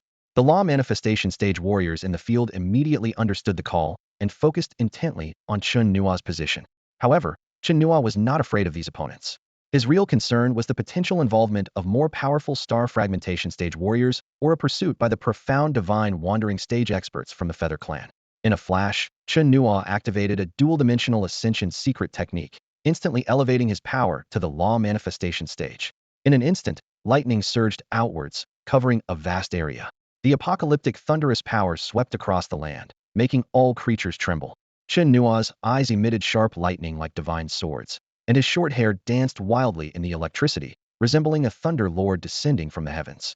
His overwhelming presence surged like a torrential flood, shattering all defenses of the law manifestation stage guardians and suppressing the non-human prodigies, forcing them to cough up blood. Law manifestation stage. The crowd was in utter disbelief, watching the scene unfold. Not only were the non-human prodigies speechless with shock, but even the human talents stood frozen. Heishui Miao was the first to react, unleashing a terrifying aura to confront Chen Nuo. It seems the rumors are true. You can indeed enhance your cultivation with secret techniques. His eyes burned with killing intent, determined to eliminate this threat while he had the chance. The two clashed instantly. Heishui Miao unleashed the full force of his law manifestation stage 6, employing his life-bound law manifestation, the dark water Xiansha. A massive shadow of a dark water serpent appeared, its Xiansha light impervious even to destructive lightning, capable of threatening star fragmentation stage warriors. However, Chen Nuo was even more decisive, summoning the Dharma aspect Thunderlord and the Thunderblade. Brilliant blade light pierced the sky, tearing through the void.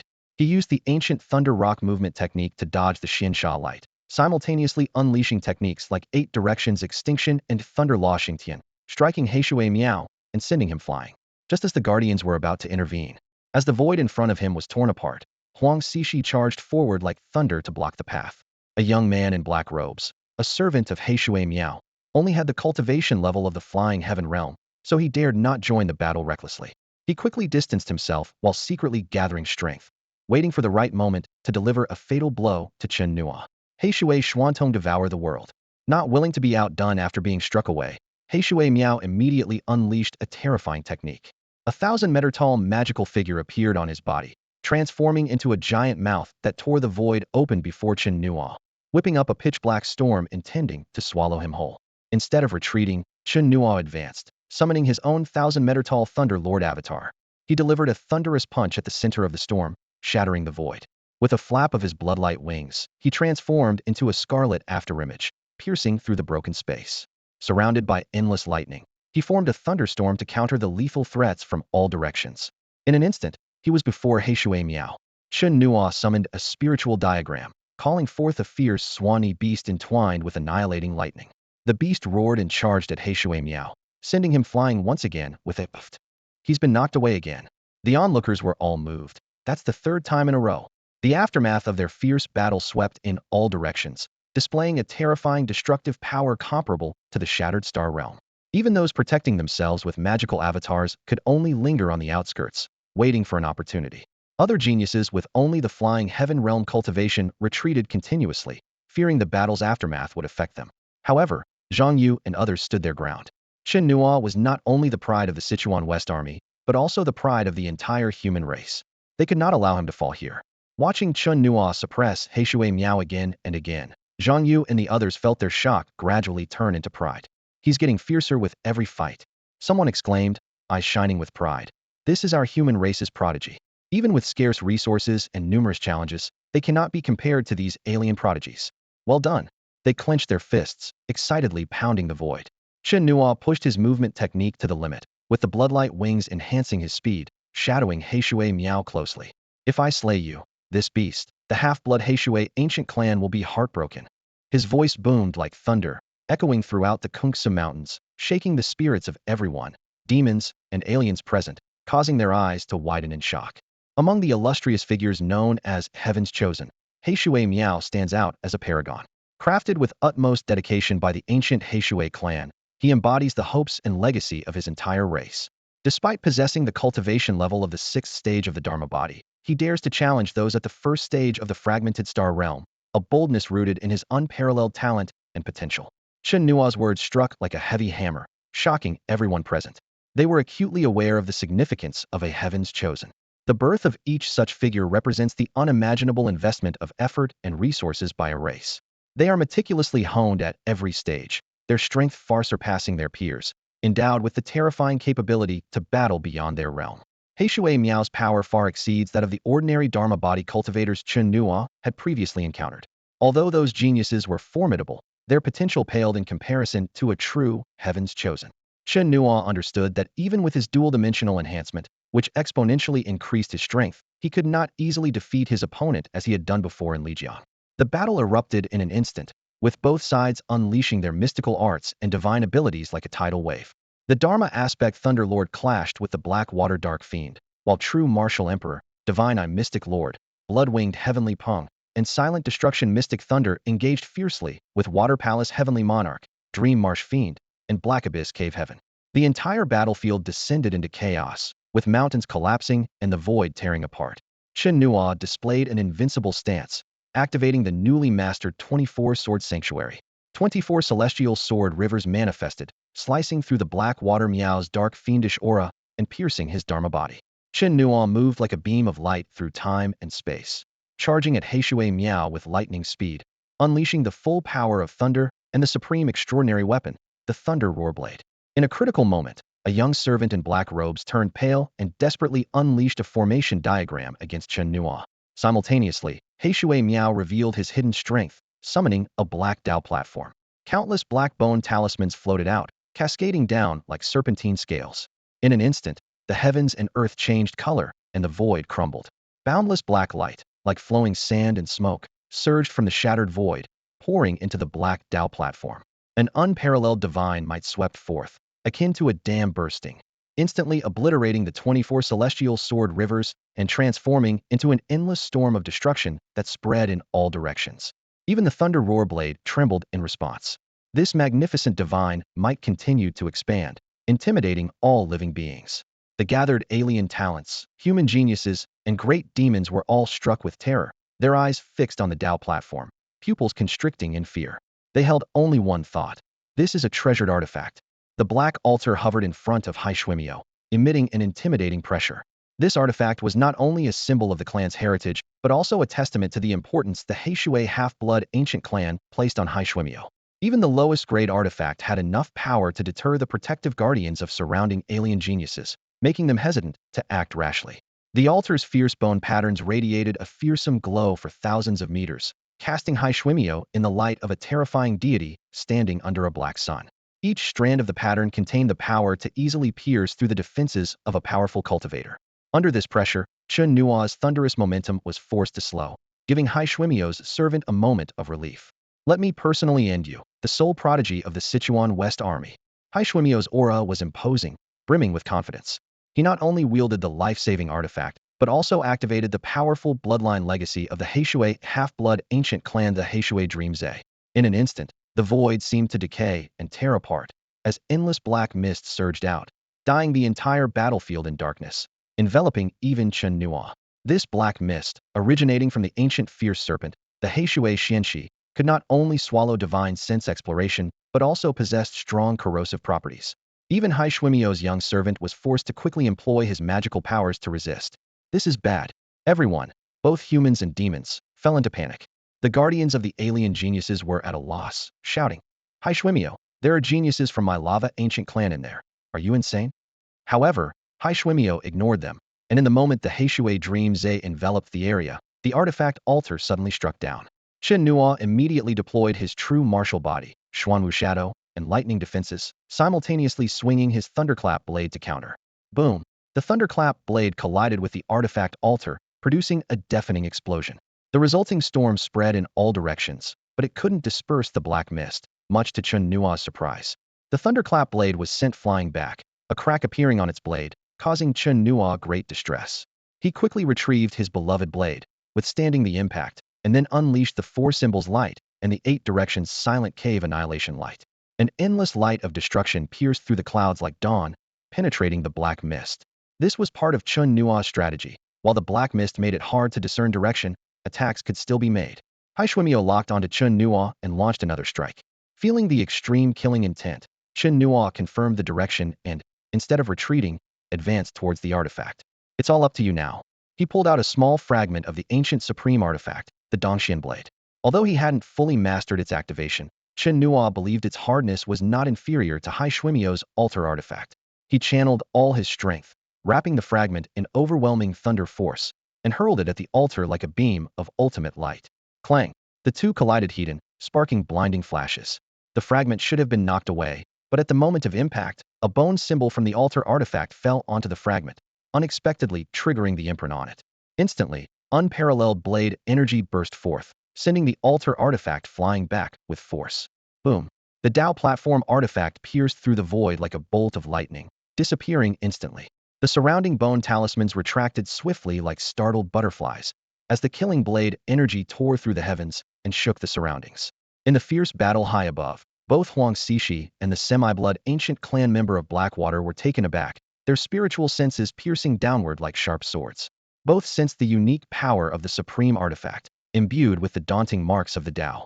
Fearing the other might suddenly deploy such a lethal weapon, their spiritual senses remained locked onto each other.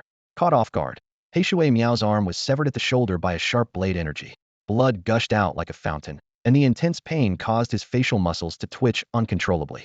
He attempted to use his power to heal the wound, only to find in horror that a strange killing force was blocking his efforts. This is an artifact. Alarm bells rang in Heishui Miao's mind as his face turned pale. He hurriedly recalled the Dao platform that had fallen into the void, while his eyes scanned the area for the source of the attack. When he saw it was Chen Nuo who launched the strike, the semi-blood ancient clan member of Blackwater panicked. He swiftly descended to overlap with Heishui Miao's area in an attempt to provide timely aid. However, Huang Xixi was relentless, blocking his path. In that fleeting moment, Chen Nuo emerged from the black mist like a brilliant flash, appearing right in front of Heishui Miao. Heishui Miao didn't have time to activate the Dao platform for a counterattack and quickly activated the black scale armor. This extraordinary armor emitted a ghostly glow, determined to withstand the impending powerful attack. Simultaneously, Heishui Miao summoned his Dharma body, and 1,000-meter-long phantom of a black water serpent coiled in the air, opening its bloody maw to spew out a torrent of dark energy towards Chen Nuo. Unfazed, Chen Nuo once again tossed the mysterious shard. This time, the shard penetrated the dark energy effortlessly, as if the lethal black mist didn't exist. Heishui Miao couldn't detect the shard hidden in the mist, and by the time he realized, it had already pierced through his Dharma body. In disbelief, Heishui Miao watched as even his prized armor was effortlessly cut through by the shard. The shard passed through his body, causing intense pain that shook his Dharma body, and the Blackwater dreamland he had cast crumbled. Run now, Chen Nuo suddenly shouted. The powerful sound wave exploded like thunder, jolting the still confused Zhang Yu and other human geniuses awake. Though unsure of what had happened, they hesitated little, fleeing into the void at the call. In that critical moment, Chen Nuo was already in front of Heishui Miao. Without hesitation, he used his spiritual eye, sending an invisible ripple that struck Heishui Miao's spirit, causing him to lose all resistance. Seizing the fleeting opportunity, Chen Nuo swung the thunderblade, slicing a cold arc. With a crisp crack, Heishui Miao's head flew high. Chen Nuo caught the head firmly, gathering the fallen Dao platform and other treasures, and fled without pause. He didn't have the time to kill other alien geniuses or their protectors, choosing instead to escape with utmost speed. He knew well that with Heishui Miao's death, the protector would inevitably seek revenge. At that point, not even 10 Huang Sixes could hold him back. Moreover, the battle had been so prolonged and intense that if the Yuzu's deep reserves sensed it, escaping would be even harder. Thus, Chen Nuo made the wisest choice: seize the treasures, and flee immediately. Let the semi-blood ancient clan of Blackwater mourn. The other geniuses and demons were still processing what had happened when they saw Chen Nuo vanish like the wind. Turning their gaze, they witnessed an unbelievable scene. As the Dharma body collapsed, Heishui Miao's headless corpse fell like a tattered scarecrow from the sky. The other alien geniuses were stunned, their throats bobbing as they swallowed hard. Their figures seemed frozen, even the protectors momentarily paralyzed, forgetting to pursue. The eyes of the great demons were fixed solidly, and Heishui Miao's servants stood like soulless puppets, staring blankly at their master's fallen body. This is going to be big trouble, a lava ancient clan genius muttered, his lips trembling. Heishui Miao was the Blackwater clan's sole heir, their precious hope, and he had been counterkilled here. The semi-blood ancient clan of Blackwater would not only be heartbroken, they would be driven to madness. A silence lingered for several breaths. Suddenly, a heart-wrenching roar shattered the deathly stillness. The half-step god-traveling protector went completely berserk. His eyes bloodshot, every inch of his skin radiated a chilling, killing intent. Recklessly burning his blood energy, he launched a frenzied assault on Huang Xixi. Only after barely forcing Huang Xixi back did he charge madly in the direction Chen Nuo had fled, like a rabid beast. The entire Kungsu mountain range trembled with his roars. "Come out! Come out!" he bellowed, rampaging like a mad dog, each punch capable of shattering a mountain. Seeing the dire situation, Huang Xixi also fled into the void. Chen Nuo had long hidden deep within the mountains, while Zhang Yu and other human prodigies, their hearts pounding, also took refuge, carefully concealing their presence. What the heck happened? Why is Heishui Miao's protector going mad? A human genius asked in shock, watching the half-step god-traveler's frenzied passage. The battle's over, unless... Someone began, causing others' hearts to race. Could he really have been killed? One person gulped, and others were momentarily breathless, glancing towards the original battle site. They felt this was highly possible. Otherwise, why would a perfectly sane protector suddenly go berserk, killing indiscriminately? Elsewhere in the mountains, Huang Xixi emerged from the void, arriving at a rocky outcrop where Chen Nuo was hiding. Chen Nuo grinned, lifting Heishui Miao's head and waving it before Huang Xixi. The sight made Huang Xixi's mouth twitch involuntarily. Huang Xixi was overjoyed at Chen Nuo's victory. This prodigy from the Sichuan military not only filled him with pride, but also made him realize the immense significance of this battle. Killing a prodigy from a foreign race was akin to eliminating a future formidable enemy for humanity, a feat far more valuable than capturing a battlefield city. He imagined the jubilant reactions this news would provoke once it reached the front lines. After confirming Chen Nuo's safety, Huang Xixi silently vanished into the void, leaving the surrounding life to wither. Chen Nuo watched this scene, then collected Heishui Miao's head and began examining the opponent's storage ring. Inside the ring were numerous precious elixirs and some arcane techniques from the Heishui, half-blooded ancient clan. However, these were far from the top-tier secrets that Heishui Miao had demonstrated. Chen Nuo understood that the higher a strong warrior's status, the more secretive they were about their techniques. He speculated that prodigies like Heishui Miao inherited supreme clan secrets passed down through bloodline memory, inaccessible to outsiders. This left Chen Nuo feeling regretful, as obtaining such inheritance could not only enhance his cultivation, but also possibly reveal ways to counter the Heishui, half-blooded ancient clan. Suddenly, a mysterious object caught Chen Nuo's attention. It was a jade stone with an ancient seal script inside, clearly not human language. His thoughts prompted a light screen to explain. This was a Fengshen jade, a lower-grade divine artifact that could seal inherited memories and ancient racial script, resist the erosion of time, and be broken only by ancient treasures. It could also be used as a seed for cultivating a divine body. Chen Nuo was thrilled to discover the immense value of this small jade stone. He realized that although the Fengshen jade was a lower-grade divine artifact, the divine body cultivated from its seed would be as powerful as one from the top-grade divine artifact, Zhou Tian Xingzhu. Moreover, As an artifact for sealing, the ancient script within must be incredibly valuable. It was no wonder Heishui Miao had always carried it. Recalling Heishui Miao's treasure, Chen Nuo immediately retrieved it. The light screen identified it as the Di Xian Sha Dao Tai, one of the lower-grade treasures known as the Sanyuan Dao Tai. This information shocked Chen Nuo, as the Sanyuan Dao Tai consisted of 3 parts: Ren Yuan, Di Xian Sha, and Tian Ling Tong, with Di Xian Sha being just 1 part. Remembering the astonishing power Heishui Miao had displayed, which even cracked a supreme transcendent artifact, Chen Nuo marveled at the potential terror of the combined 3 platforms. With this in mind, Chen Nuo took out the remnants of the Dongxian Dao, an ancient supreme artifact, finally comprehending the fragment's preciousness and formidable nature. He recalled during the battle with Heishui Miao, the bone patterns on the Di Xian Sha Dao Tai had triggered a deadly power upon contact with this fragment, even sending the platform flying. This suggested that the powerful bone patterns could awaken the fragment's unparalleled might. Chen Nuo was secretly delighted, believing this would allow him to break open the Fengshan Jade and serve as a life-saving trump card. Finally, Chen Nuo began refining the blood crystals obtained from slaying Heishui Miao. The light screen indicated a deduction of 370,000 blood crystals, a more substantial gain compared to the less than 300,000 blood crystals acquired from killing a previous 7th-level Dharma body expert. Chen Nuo deeply understood that the value of a prodigy far surpassed that of ordinary strong warriors. Chen Nuo focused his mind and began to refine the blood crystal in his hand. He thought to himself that the bloodline power of the Heishui half-blood ancient clan might bring him unexpected benefits. As the refinement process deepened, a strange power surged through his body like a tide. A light screen flickered, and a prompt appeared: successfully refined 370,000 blood crystals, gaining the bloodline ability, Heishui Dream Swamp. This ability allows Chen Nuo to use his own mana and blood energy as a source to transform into a dark ink mist, turning the surrounding void into an ink-black dream swamp world. Once enemies are trapped within, they will lose their sense of direction. More terrifyingly, this dark mist is the source of Xian Sha, capable of eroding spiritual consciousness and blocking divine sense detection. As information flooded into his mind, Chen Nuo felt his blood boiling, with a vast power gathering from his limbs and bones, pouring into the boundless sea of his dantian like rivers entering the ocean. Waves of dragon force surged in his dantian, and Chen Nuo's cultivation level steadily rose. Although still some distance from perfecting the dragon force realm, Chen Nuo was more intrigued by the newly acquired Heishui Dream Swamp ability. Eager to try it out, a powerful spiritual energy burst from within him, drawing on the surrounding forest void. In an instant, within a kilometer radius, black mist spread, as if ink had drenched everything, plunging the area into impenetrable darkness. Chen Nuo was secretly delighted. The power of this bloodline ability far exceeded his expectations. He calculated that once enemies were engulfed by this darkness, their vision would be severely restricted. Even opponents with strong spiritual senses would find their perception eroded and blocked. By leveraging his speed advantage to move quickly, enemies would be unable to track him, allowing him to launch attacks from any angle. Combined with his Ling Yan Thunderblood ability, defeating enemies would become effortless.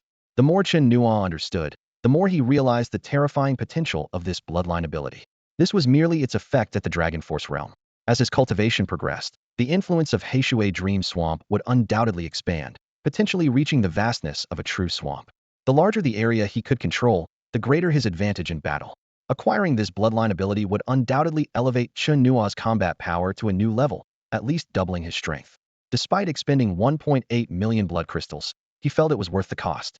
Moreover, he had obtained one of the 3 Yuan treasures and discovered a way to activate the fragment of the Dongxian blade. After securing all his treasures, Chen Nuo cautiously surveyed his surroundings. He chose not to fly through the air, as the Heishui half-blood ancient clan's half-step divine wandering expert, who pursued him like a mad dog, could appear at any moment. Instead, he decided to traverse the forest, crossing the Kungsa Mountains, while slaying demons along the way. The Kungsa Mountains, as one of the 3 great natural barriers for humanity, could fend off the 17 royal clans and powerful ancient clans, but were powerless against demons. Here, demons ran rampant, their numbers astonishing. Great demons roamed freely, demon lords were common, and even sky-breaking level demons and demon monarchs lurked. Though not an immediate threat, they would inevitably bring disaster to humanity in the future. Chen Nuo resolved to kill as many as he could. More importantly, Chen Nuo wanted to gather more blood crystals. He sensed he was on the verge of breaking through to the 6th level of the Dragon Force realm, and only through continuous combat could he perfectly integrate the power of blood crystals with his body, enhancing his mastery of strength. While effortlessly slaying a great demon, Chen Nuo noticed a group of figures moving through the primal forest in the distance. When these people stopped and looked at Chen Nuo, he keenly sensed they were humans and refrained from attacking. Seeing this, the group quickly approached and stood before Chen Nuo. Chen Nuo examined the group clad in fine armor and asked, "Which army are you from?" A figure in a mechanical battle suit stepped forward. It was Zhang Yu. He stood straight and gave a standard military salute to Chen Nuo, saying, "Zhang Yu of the 3rd Legion, Lingnan." Following closely, Ming and others from the Lingnan Martial Arts Academy introduced themselves, although they didn't salute. Chen Nuo immediately straightened up and returned the salute. Chen Nuo, squad leader of the 3rd Battalion, 9th Legion, Sichuan West Army. The Lingnan Legion, as one of the main forces of the human race, was stationed in Taishan City, one of the 7 war cities, renowned for its distinguished battle achievements. Chen Nuo couldn't help but wonder, why have you all come to the Kungsa Mountains? The journey from Lingnan is long. A look of anger appeared on Zhang Yu's face. During the Thousand Star Island expedition, the alien elites attempted to hunt down our human geniuses by sheer numbers. How could we stand by and do nothing? Ming and the others nodded firmly in agreement. Chen Nuo, since we've met, we'll accompany you and ensure your safety, Ming stated decisively. The others echoed his sentiments, and Zhang Yu solemnly promised, "Since you call us brothers, we will take on this responsibility. Don't underestimate our abilities. Every little help counts." Seeing the sincerity in their eyes, Chen Nuo didn't refuse. "Rest assured, brothers, I will take good care of myself." On this battlefield where life could be lost at any moment, he deeply felt their genuine intentions. As they traversed through the dense forest, Zhang Yu suddenly asked, "By the way, what happened with He Shui Miao?" Without a word, Chen Nuo pulled out He Shui Miao's head. Everyone stopped abruptly, their eyes wide with shock. "Damn, you really did it." Although they had anticipated it, seeing the bloody head with their own eyes was still a shock. A carefully cultivated alien elite had been slain by the much younger Chen Nuo, a truly astonishing feat. Over the next 7 days, they advanced, slaying countless demons. Any alien geniuses they encountered, along with their protectors, were all eliminated by Chen Nuo. The powerful adversary who had been hunting them searched the mountains frantically for days, clashing with great demons multiple times before having to retreat. Standing atop a peak 1,000 feet high, eyes bloodshot and seething with murderous intent, he spat blood in regret. "You little beast, you won't escape." After crossing the Kungsa Mountains, they took 3 days to traverse the territories of the human war city, the ancient clans, and the royal tribes, reaching the west coast of East Sichuan Sea. This land, once the most prosperous of the human race, now only had remnants like the Pearl Tower and the East Sichuan Great Bridge, reduced to tourist attractions for the alien races. Standing atop the mountain, looking at the homeland now occupied by aliens, someone couldn't help but ask, "When will we be able to reclaim this?" No one could answer. But there was a unique determination in Chen Nuo's eyes, a confidence endowed by infinite potential. At that moment, Zhang Yu suddenly spoke. "Do you know about Senior Huang Xixi?" Chen Nuo looked over with curiosity. Huang Xixi carried an inexplicable sense of loneliness. Deep within his murky eyes lay endless painful memories, like a wound that could never heal. Everyone instinctively turned their gaze to Zhang Yu, waiting for him to unveil this buried past. Zhang Yu looked into the distance, his voice somber. When the myriad races first descended, it was the darkest time for humanity. Demons and alien races slaughtered cities like harvesting fields. Countless compatriots were corralled, slaughtered, and devoured like livestock. They even paved roads with human skulls, using them as cruel trophies.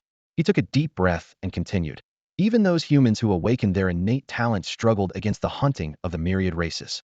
To preserve the human bloodline, we devised several protective plans, which included the Poison Wolf Plan, the predecessor of the Sichuan Western Army. We discovered a method to create a special constitution, blending the power of spiritual energy tides, lethal demon toxins, and deadly poisons crafted by humans. We also captured alien dark poison tribes, extracting their blood. Many sacrificed themselves in this process to cultivate a battalion capable of using poison against enemies. Zhang Yu's voice trembled slightly. The Legion Huang Xixi belonged to had 120,000 soldiers, all part of this plan. They consumed poison daily, enduring unimaginable pain. But compared to witnessing fellow soldiers fall one after another, the physical torment seemed insignificant. A year later, out of 180,000 participants, only Huang Xixi survived. He successfully forged a poison body. His power surged, but the cost was eternal isolation. Even the simplest military salutes required distance from others. In battle, he charged ahead. In peace, he remained alone in a corner, spending centuries safeguarding generations of human talents. Everyone fell silent, their eyes filled with respect. They couldn't fathom how one could bear such a burden: eternal loneliness, endless pain, watching waves of people perish, yet bearing it all alone. Zhang Yu surveyed the group, his voice resolute. Heroes like Huang Xixi are many among us. It is their sacrifice and protection, generation after generation, that has brought us this far. So, always believe that humanity will not fall, and we will surely fight back. Chen Nuo remained silent for a long time, gazing at the vast ocean, then suddenly spoke. Let's set off. With that, he took the lead and soared into the sky.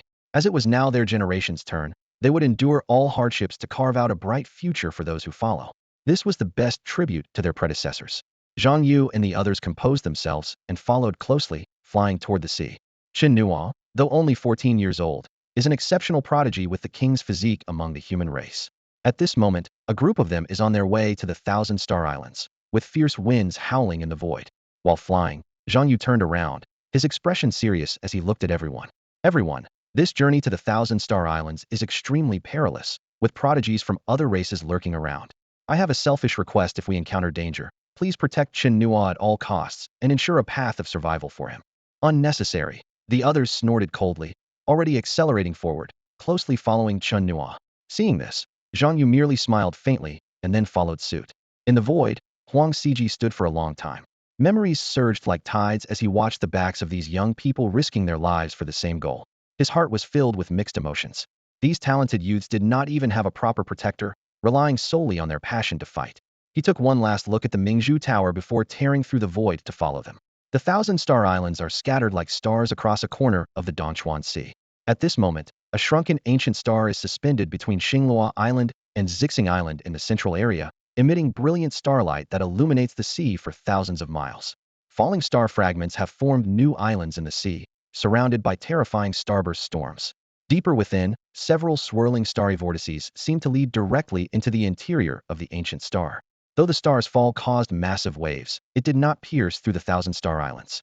Instead, the starburst winds it generated after shrinking transformed the surrounding area into a forbidden zone, making it impossible for those above the fragmented star realm to approach.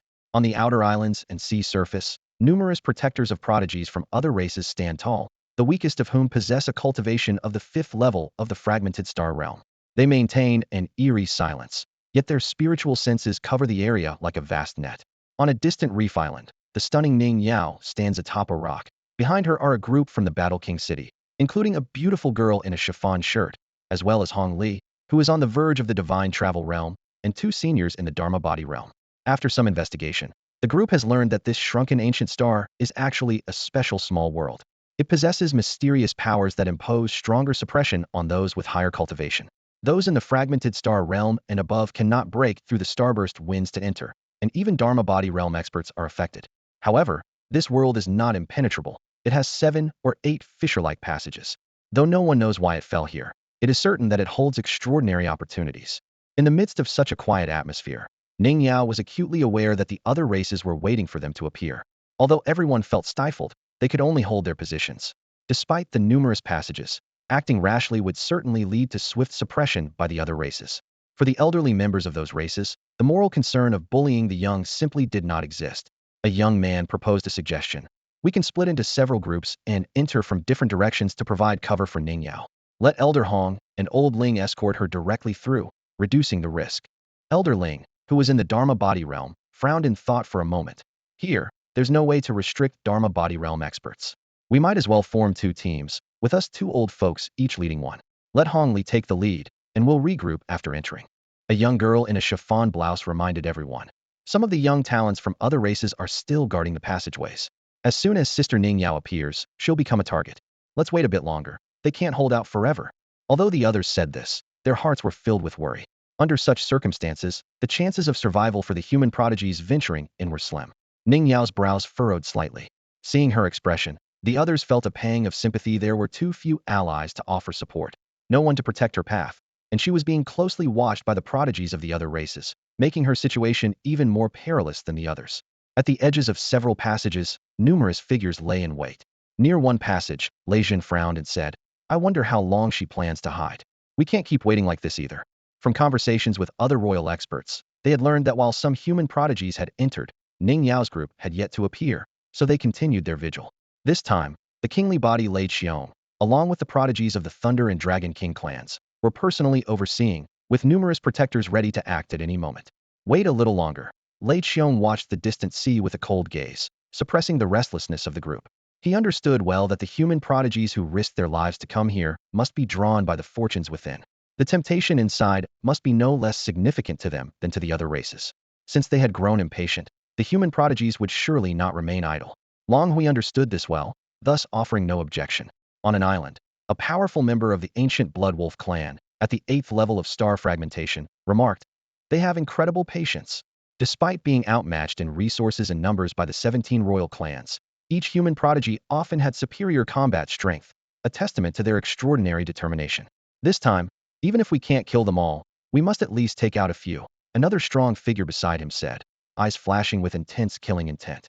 In a concealed location on an island corresponding to the Kungsa Mountains, a disheveled old man lay hidden behind some bushes, his eyes filled with hatred as he watched the sea. He was the protector of Heishui Miao, waiting specifically for Chen Nuo. Further away, a figure blended into the void, also waiting for Chen Nuo, an expert from the Yu clan. Meanwhile, as Chen Nuo neared the edge of Qinqing Island, he received a warning from Huang Xixi. He immediately dove into the sea with Zhang Yu and the others, swimming deeper until they hid beside a fallen star fragment, half submerged in the seawater to avoid detection. They had been lying low for a long time, finally understanding the situation. A gleam flashed in Chen Nuo's eyes as he said, "Those above the fragmented star realm can't enter, which works in our favor." His fingers unconsciously rubbed the storage bag at his waist, which contained the 23 million blood crystals he had collected from slaying demons and alien races along the way. He was just one step away from performing a triple-dimensional upgrade, which was his source of confidence. Zhang Yu, however, frowned and said gravely, "The protectors of those alien prodigies are definitely lingering outside in large numbers. Once we go in, we might face a devastating attack immediately." He paused and continued to analyze. "If my estimation is correct, there are certainly some human prodigies who haven't gone in yet. This extremely dangerous situation has a significant impact on the human side, making it too risky to show themselves." Chen Nuo fell into deep thought, his brows tightly knitted. If this situation wasn't reversed, it would be impossible for anyone, even him, to get in. His main purpose for coming this time was to assist the human side. After pondering for a while, he swam back and forth in the sea, and the icy water seemed to clear his mind. Finally, he swam back to the shore and said to everyone, "There are 7 or 8 passages. Although they might be watched, it also means these alien powerhouses won't be concentrated together. Let's put on a show and see if we can sneak in." Chen Nuo recalled the incident where Heishui Miao mistook him for a member of the Lightning royal family, and a slight smile appeared on his lips. He indeed possessed the bloodline abilities of both the Lightning royal family and the Heishui half-blood ancient clan, which allowed him to temporarily disguise himself as a genius from these two clans. A show. Zhang Yu and the others looked at him in confusion. Chen Nuo smiled and said, "You all act as human geniuses, and I'll act as a genius from the Lightning royal family chasing you. I know the magical arts of the Lightning royal family, and can make it look convincing. Heishui Miao was mistaken before, so we can use this to buy time to rush into the suppression area." Upon hearing this, a look of realization flashed in everyone's eyes. Ming added, "Make it look real, or we'll be exposed. One attacks, the other takes the hit, creating confusion as we break in." Chen Nuo nodded. "For now, this is a way to break the stalemate. Whether it works or not, we have to try." He turned to the void behind him and said, "Senior Huang, cover for me. Once we're in, I might cause a commotion to draw the attention of those alien protectors and create an opportunity for those preparing to enter." He wasn't sure if Heishui Miao's protector or the Yu clan's foundation was present, but he was good at causing disturbances. Zhang Yu, Ming, and the others seemed to understand Chen Nuo's other intentions. The human prodigies hadn't entered, and he planned to draw fire to create opportunities for them. However, by doing so, he would be plunging himself into the center of the storm. Huang Xixi frowned, clearly reluctant for Chen Nuo to do this. But Chen Nuo had already made up his mind and continued. "Also, once everyone is inside, Senior Huang, immediately contact other protectors and concentrate them at the southeastern passage to receive those coming out. Once inside, I'll inform those within of this plan." Concentrating the human protectors could fend off the alien powerhouses hunting, giving the human prodigies a path. Otherwise, if the human prodigies emerged from various passages, a single or even a pair of protectors wouldn't be enough to protect them. Huang Xixi pondered and eventually nodded. Chen Nuo surveyed the group, his tone firm. "Get ready. You need to move quickly." On the reef island, Ning Yao steeled herself, ready to charge forward. However, before she could move, a group of figures swiftly rushed towards the passage like shooting stars, shattering the island's tranquility. Immediately, the powerful guardians from various tribes hidden among the surrounding islands and clouds focused on these figures. The prodigies from different clans near the passage became alert, fearing someone might help Ning Yao and her companions sneak into the small world. Shui Miao's guardian was the quickest to react, enveloping the area with his divine sense. At that moment, a brilliant, narrow lightning bolt split the horizon, as if tearing the heavens apart.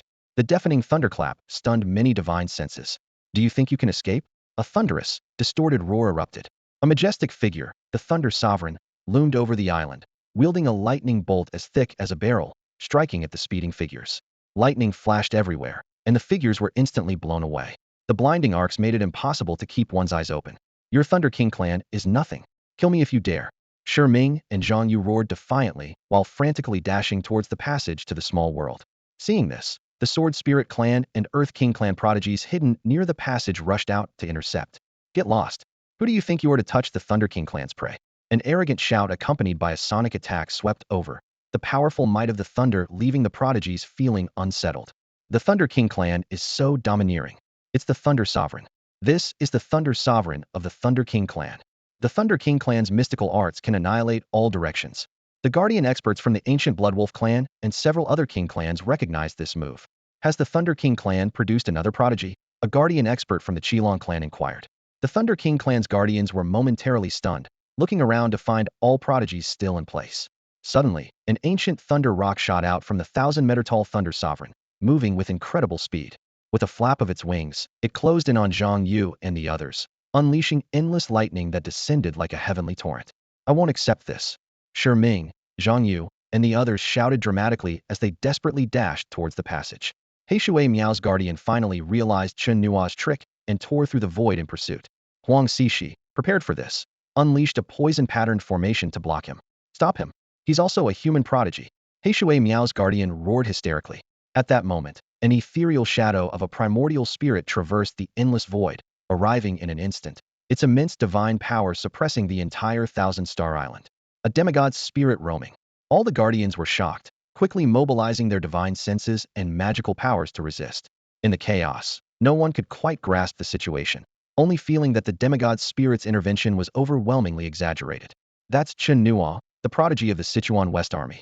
He has slain Shui Miao, and his combat prowess has surpassed the King realm. The genius from the ancient lava tribe, who had rushed from the Kungsa Mountains, shouted at the top of his lungs. This earth-shaking roar immediately caught the attention of two King realm powerhouses, Lei Qiong and Long Hui. Upon hearing this, the expressions of the other prodigies like Lei Zhun changed dramatically. Without a second thought, they dashed out of the island. Meanwhile, the geniuses of the Sword Spirit Royal Clan and the Earth Royal Clan were burning with rage, unleashing devastating attacks like a torrential downpour. It's him. Ning Yao recognized the figure who had once saved her, her expression serious. She was about to rush forward when Hong Li blocked her path. Damn it, this old dog is ruining things. Chen Nuo cursed under his breath. His plan was not fully in motion, and yet this old dog had already detected it, clearly having been on guard against him. Worse still, the divine senses of countless fragment star realm experts had already enveloped him, and the divine might of a semi-giant was pressing down from a distance, nearly shattering his mental consciousness. Chen Nuo knew that if captured, his fate would be grim. Without hesitation, he threw out a handful of bone talismans, triggering a series of explosions to create chaos. At the same time, he summoned the Earth Profound Fiend Dao platform to withstand the soul attack and spread the wings of the ancient Thunder Rock form, stirring up a violent storm that swept Zhang Yu and others towards the passage. Don't let him get in. A dozen alien geniuses rushed to block the entrance. Zhang Yu and his companions launched a fierce counterattack, determined to break through. Chen Nuo glanced back and saw a large number of half-step spirit wandering realm and fragment star realm experts closing in, feeling a chill down his spine, yet relieved that he had set a trap earlier. Even knowing the passage would repel them, Shui Miao's guardian charged like a mad dog. The sudden starburst winds blew him away, serving as a warning to the others. You little brat, the guardian snarled, while a majestic figure cloaked in golden feathers, with a divine light well behind him, descended from the void, his divine power directly targeting Chen Nuo's brow. The presence of this Feather Clan powerhouse sent shivers through the hearts of many strong individuals present. Seeing the half-step spirit wandering realm repelled, Chen Nuo immediately employed his Dimensional Ascension technique to elevate to the flying heaven realm, swiftly clearing the talented ones blocking his path. Amidst the screams and splattering blood, the guardian of the Sword Spirit Royal Clan roared furiously outside, and the Earth Royal Clan's powerhouses bombarded the starburst wind wall with madness. As the guardians breached the passage, Chen Nuo summoned the Thunder Sovereign's avatar to hold the line, shouting to Zhang Yu and the others, "You go in first." While directing the retreat, He used the Tao platform treasure to confront the advancing Dharma body realm experts. At that moment, Lei Qiong, Long Hui, and other prodigies arrived across the void. Leave it to us, Lei Qiong said as he stepped into the passage, his voice deep and steady. With a single finger strike, a column of destructive lightning pierced towards Chen Nuo. Facing this lethal attack, Chen Nuo resembled an invincible war god, wielding his thunderblade to meet the light heathen. In an instant, the passage shook violently, and a starburst storm ravaged the surroundings, impacting the nearby warriors. Go! Ning Yao looked deeply at the person who had once saved her life, understanding passing between them in a single glance. Seizing the moment, she transformed into a stream of light and surged into one of the passages, with other geniuses following closely behind. Long Hui, Lei Zhan, and other prodigies glanced over, but couldn't help gritting their teeth. Ning Yao had chosen the passage where they had laid an ambush, a chance they missed in that fleeting moment. As Ning Yao entered, Yin Bingrun and Wang Chaoshu wasted no time, charging into the passage under the protection of their guardians. Before leaving, they gave Chenua a look filled with respect. Several foreign guardians attempting to intercept were completely blocked. Lei Qiong, Long Hui, and numerous other prodigies desperately attacked the passage, yet Chenua alone held them off. Only after confirming Ning Yao and the others were safe did he coldly survey the crowd before stepping into the small world. Chase! Lei Qiong shattered the image of Thunder Lord with one strike and was the first to pursue. Other prodigies and geniuses followed suit, creating a chaotic scene. Heishui Miao's guardian was furious to the point of spitting blood. This troublesome brat had luck that defied reason. Even the profound depths of the Yu clan were secretly vexed, for despite their ability to traverse the world, they had failed to see through the truth in time. I'll kill you. Heishui Miao's guardian, enraged beyond measure, turned to attack Huang Xixi. But Huang Xixi avoided the conflict, retreating swiftly. Amidst the thunderous noise, massive waves rose from the sea, and after completing their escort, the human guardians led by Hong Li counterattacked, surrounding and beating Heishui Miao's guardian. The guardians from the 17 royal clans and various ancient clans stood with grim faces at the passage entrance. Everyone understood that the young one had sacrificed himself to cover for the human prodigies, calculating everyone into his plan. Respected one, who is this child? A strong figure from the ancient Bloodwolf clan asked the Yu clan's elder, curiosity evident in the eyes of others. Having never heard of a royal body emerging from the humans, they were full of questions about Chen Nuo. The Yu clan elder replied, this child is a prodigy of the Sichuan West Army, with combat prowess that is monstrously exceptional. At 14, he slew 15 of our clans and servant clans' Dharma body experts with dragon power, massacring countless clansmen with ruthless methods. 14. The powerful figures were shocked upon hearing this. The guardian of the Thunder King clan frowned and said, I have indeed heard of this child. The deaths of Lei Hong and others, along with the feat of fighting a battle city alone, had already spread Chen Nuo's name throughout the Thunder King clan. Gentlemen, this child indeed rivals a royal body, a Dharma body realm expert added.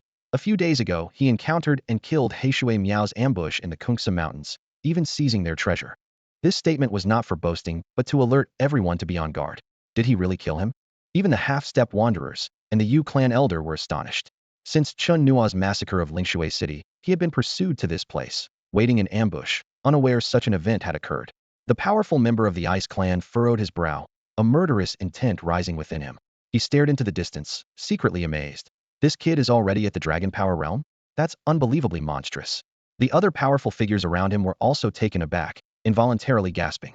Their eyes instinctively turned to the Blackwater Miao protector in the distance, finally understanding the reason for his madness. The destruction of their clan's painstaking efforts was a blow that was hard to bear. A half-step divine wanderer from the Qilong royal family gravely reminded, this young man is extremely cunning. If allowed to grow, he will become a major threat. We must take this seriously. Everyone felt deep regret. This kid's theatrical antics not only outsmarted them, but also easily broke through their ambush, helping other human geniuses escape. After waiting for so long, they hadn't managed to kill a single genius and suffered heavy losses themselves. The more they thought about it, the more infuriated they became. Chen Nuo suddenly appeared on a vast mountainous plain. He looked around, surprised to find himself in a peculiar world. Although it seemed like an ancient star, it was actually an expansive and boundless realm. This world had its own stars and celestial bodies, illuminating the entire land. Mountains stretched endlessly, rivers meandered, and lakes dotted the landscape, with lush primeval forests. The vast void was filled with numerous cracks in the sky, emitting brilliant and dazzling halos. Chen Nuo couldn't help but marvel at the mysteries of the universe, capable of nurturing such a unique world within a world. Unlike ordinary storage rings, this was a real, complete world with sun, moon, stars, mountains, rivers, and even towering primeval forests, all beyond the creation of simple means. Steadying himself, Chen Nuo began to search for Zhang Yu and the others. He took to the skies, flying towards the distance. Just as he was about to fly over a desolate, primeval mountain plain, several beams of spiritual light suddenly shot up from deep within the mountains, casting a divine glow in all directions. Drawn by this spectacle, Chen Nuo plunged into the forest without hesitation. He activated his true martial body, swiftly moving to the nearest beam of light. Before he even arrived, a rich medicinal fragrance hit him, invigorating his spirit.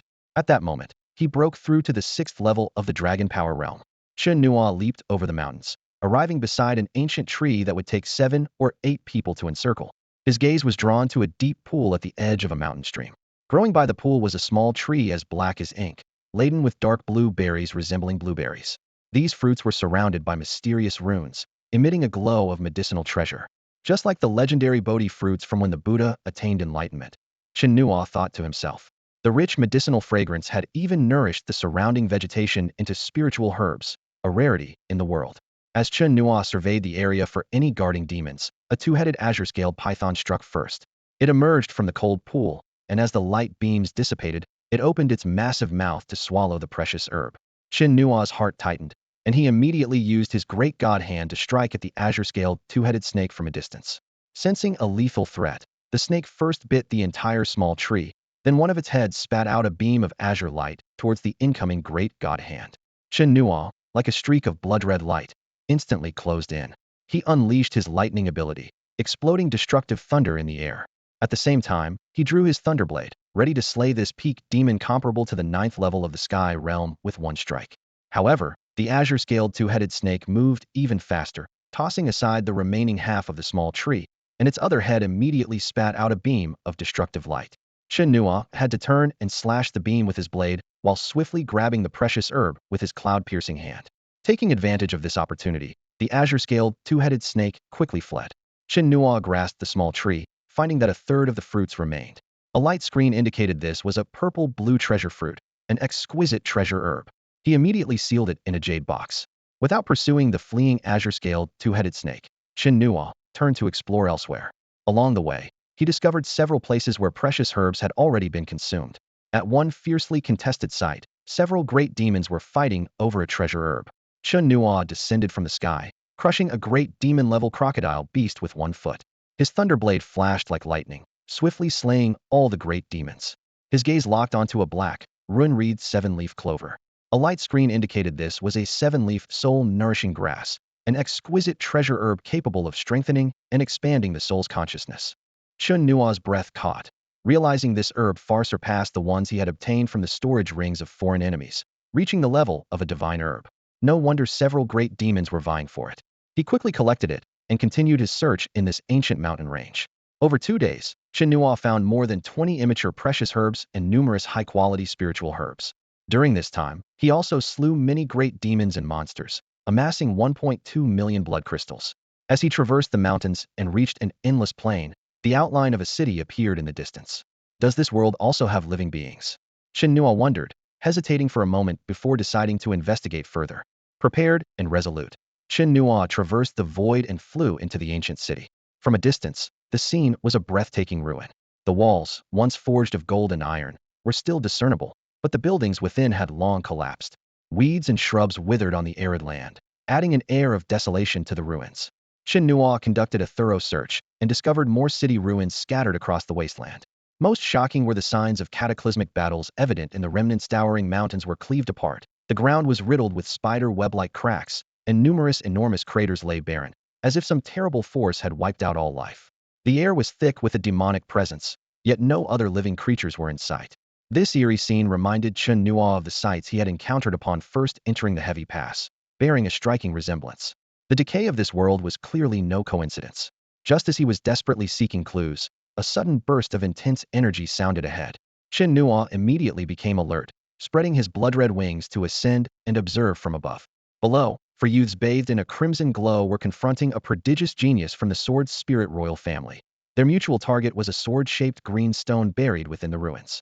This stone, standing about 3 meters tall, emitted a dazzling divine sword aura. The profound inspiration of swordsmanship it contained could clarify the mind of any sword practitioner, and even non-sword wielders could sense its supreme sword intent. This is a divine artifact of the sword heart, most fitting for my sword spirit royal family. Let me have it, and I owe you a favor. The sword spirit genius, Jian Su, stated coldly. This sword heart artifact was something even the sword spirit royal family had never possessed. If it could be refined into a law seed, it would surely form an immensely powerful divine swordsmanship embodiment. More enticing was Jian Su's sword spirit perception, which detected an extraordinary sword force sealed within. If the prodigies of other clans discovered this, it would undoubtedly incite a bloody conflict. If you won't back down, then let's see who's stronger. The four attacked simultaneously. Jian Su unleashed his treasured sword, its light transforming into countless streams that filled the sky. Although these four were prodigies of the ancient Bloodwolf clan, with cultivation levels reaching the 6th and 7th tiers of flight, Jian Su, as a 7th-tier sword spirit powerhouse, wielded a swordsmanship of lethal precision, not one to easily yield. Moreover, in such small worlds, killing and plundering were commonplace. Just as Jian Su was about to reach the sword heart artifact, the four suddenly unleashed a bone talisman. Blood light erupted, and four ancient beast blood sky wolf phantoms, exuding terrifying might, broke through the sword light defenses, spewing deadly rays that blasted Jian Su away. Jian Su spat blood, helplessly watching the four rush towards the sword heart artifact. Damn it! Jian Su, furious, attempted to intervene but was tightly entangled by the blood sky wolves. The four had already reached the sword heart artifact and were about to seize it. Suddenly, a massive foot, like a great mountain, descended from the sky. The four sensed danger and hastily retreated, but one of the ancient Blood Wolf clan prodigies was crushed to the ground, bones shattered. Chen Nuo landed steadily in front of the sword heart artifact and effortlessly stowed it away. This is mine. At this, Jian Su was incensed, shattering the blood sky wolf phantoms with powerful swordsmanship and charging at Chen Nuo. The remaining 3 ancient Blood Wolf clan warriors quickly regained their composure and joined the fray. What belongs to you? Even your lives are mine. With a flap of his blood-red wings, Chen Nuo darted through the air like lightning, slicing 3 ancient Blood Wolf clan geniuses in half. Jian Su was jolted awake by the terrifying aura of slaughter and turned to flee, but Chen Nuo caught up with him in a flash, cleaving him in two. The screen flickered, indicating the defeat of 5 Sky Realm enemies and awarding 29,000 blood crystals. Chen Nuo quickly collected their storage rings, his gaze falling on a divine artifact of the Sword Heart. The screen lit up again, introducing it. The Sword Heart Divine Artifact, a mid-level divine object in swordsmanship, formed from the natural condensation of a sword spirit. It contains supreme sword intent, can serve as a seed of law, and holds the essence of the Sword Pinnacle for swordsmen. Chen Nuo was delighted, not expecting to find a third divine artifact while casually tidying up. Including the Jinmu branch, he now had 4 types. He wondered if this was related to refining a large number of blood crystals. Stowing away the Sword Heart Stone, Chen Nuo continued his search, focusing on human prodigies and geniuses. Beside an ancient lake, a blood-soaked girl was desperately fleeing for her life. Destructive beams of light chased her down, knocking her into the lake. A black dragon followed, plunging into the water, sending massive waves skyward.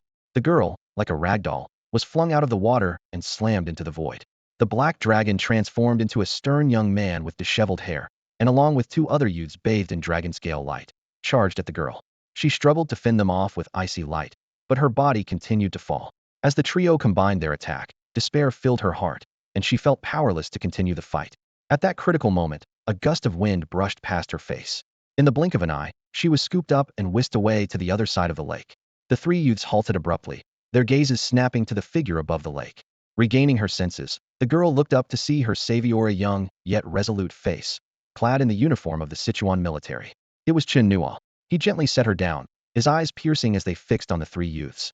The girl recognized that Chen Nuo had not yet reached the Sky Realm, and her expression changed dramatically. She stepped forward, trying to shield him, urgently warning, "They have protectors at the Dharma Body Realm. Going against them is suicide. Run, I'll cover you." Chen Nuo turned to her, speaking calmly. "I have no protector, don't count on it." The girl offered a bitter smile at this worst-case scenario, her expression filled with melancholy and solitude. Chen Nuo felt a wave of sadness wash over him. While other races had protectors for their geniuses, humans stood alone. How could a solitary girl survive against such adversaries? "Who says you don't have a protector?" Chen Nuo spoke, leaving the girl stunned. He continued, "From now on, I'll protect you. Just forge ahead, and I'll deal with anyone who stands in your way." The stern youth with disheveled hair sneered. A mere insect at the Dragon Force realm dares to claim to be a protector. The other 2 youths looked on with disdain. "To kill you, We don't even need a protector. You're overestimating yourselves. Is that so? Chen Nuo smiled faintly, taking a step forward. Boom.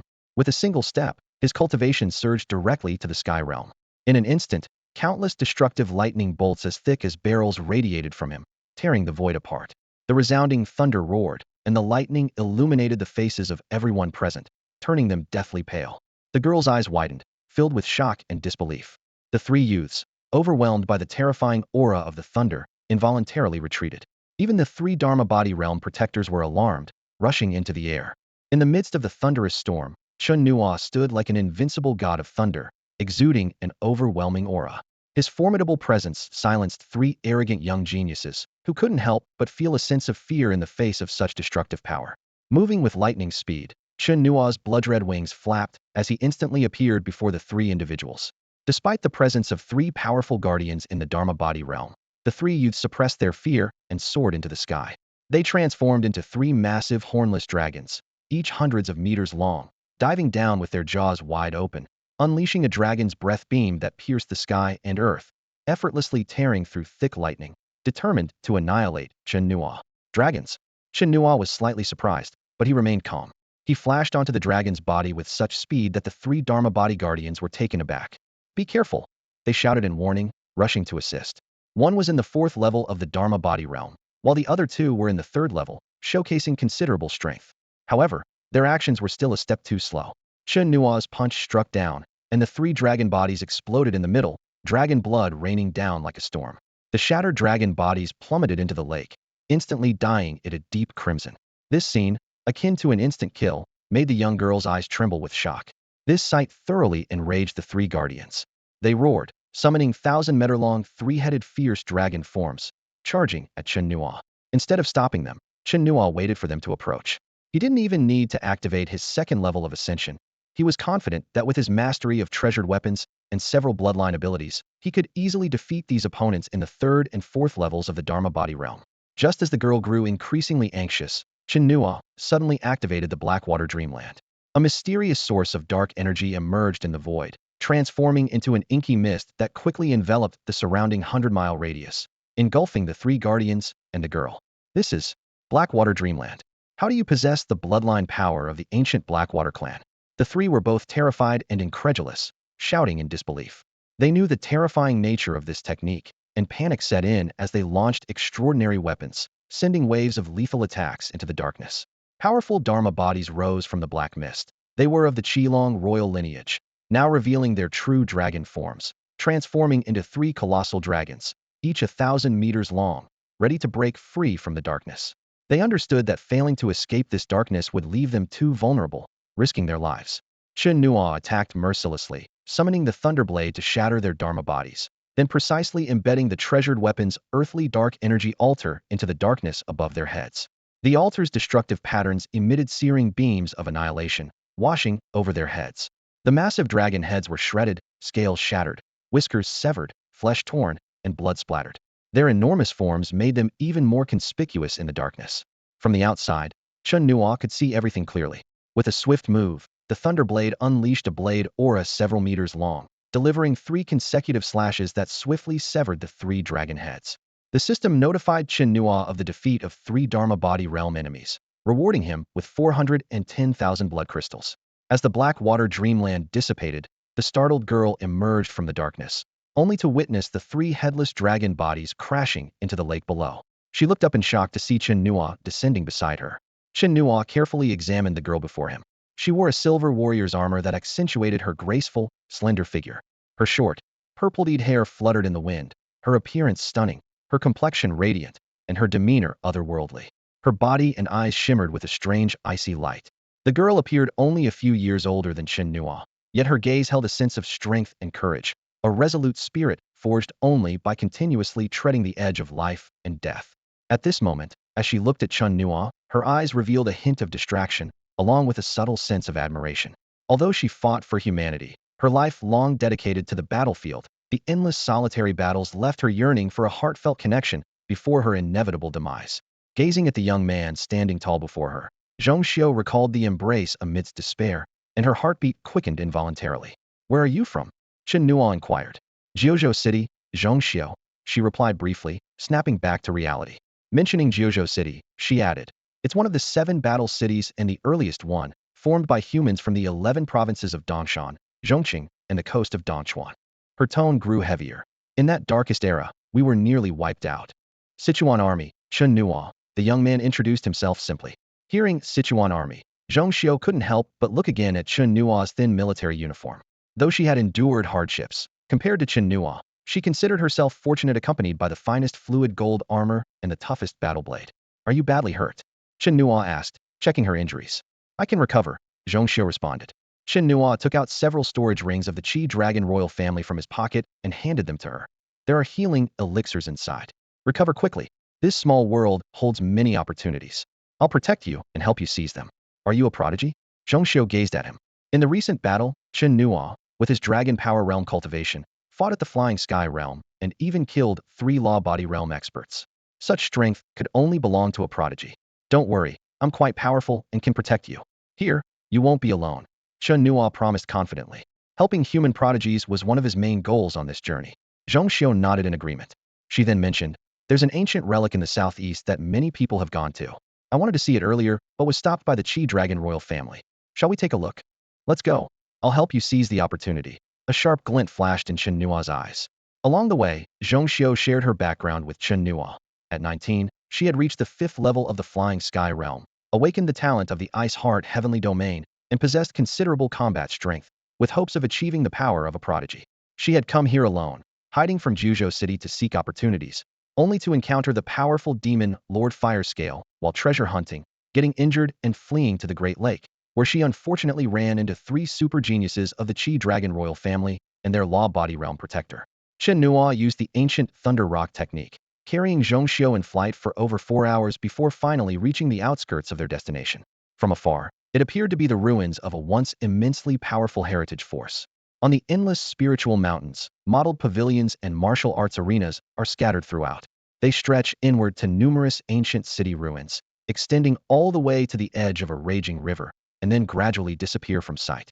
This area is rife with battle, with fierce conflicts erupting in multiple spots. Behind one of these spiritual mountains, several tall towers stand majestically. At this moment, more than a dozen blood-stained human geniuses are trapped inside, leaning against a corner of one tower, barely catching their breath thanks to the tower's protective engravings. Outside, over 30 alien geniuses watch them like hunters, including elites from the Thunder King clan, Earth King clan, Sacred Bone clan, and other ancient clans. At the forefront stands Lei Hua, a super genius from the Thunder King clan, who has reached the 9th level of the Flying Heaven realm. Beside him are Shan Qi from the Earth King clan and Gu Qian from the Sacred Bone clan, both also super geniuses. Gu Qian's silver bones glint coldly in the sunlight, resistant even to extraordinary weapons. "Stop struggling and come out. Hand over your magical techniques," Lei Hua commands coldly. Inside the tower, the human geniuses look grave. Sun Xian glances around and quietly tells Shun Liang and Xiao Qiao beside him, "There's no way we can all escape with their Dharma body realm guardians behind them. Shun Liang, you lead the way and cover Xiao Qiao's escape. We'll hold them off."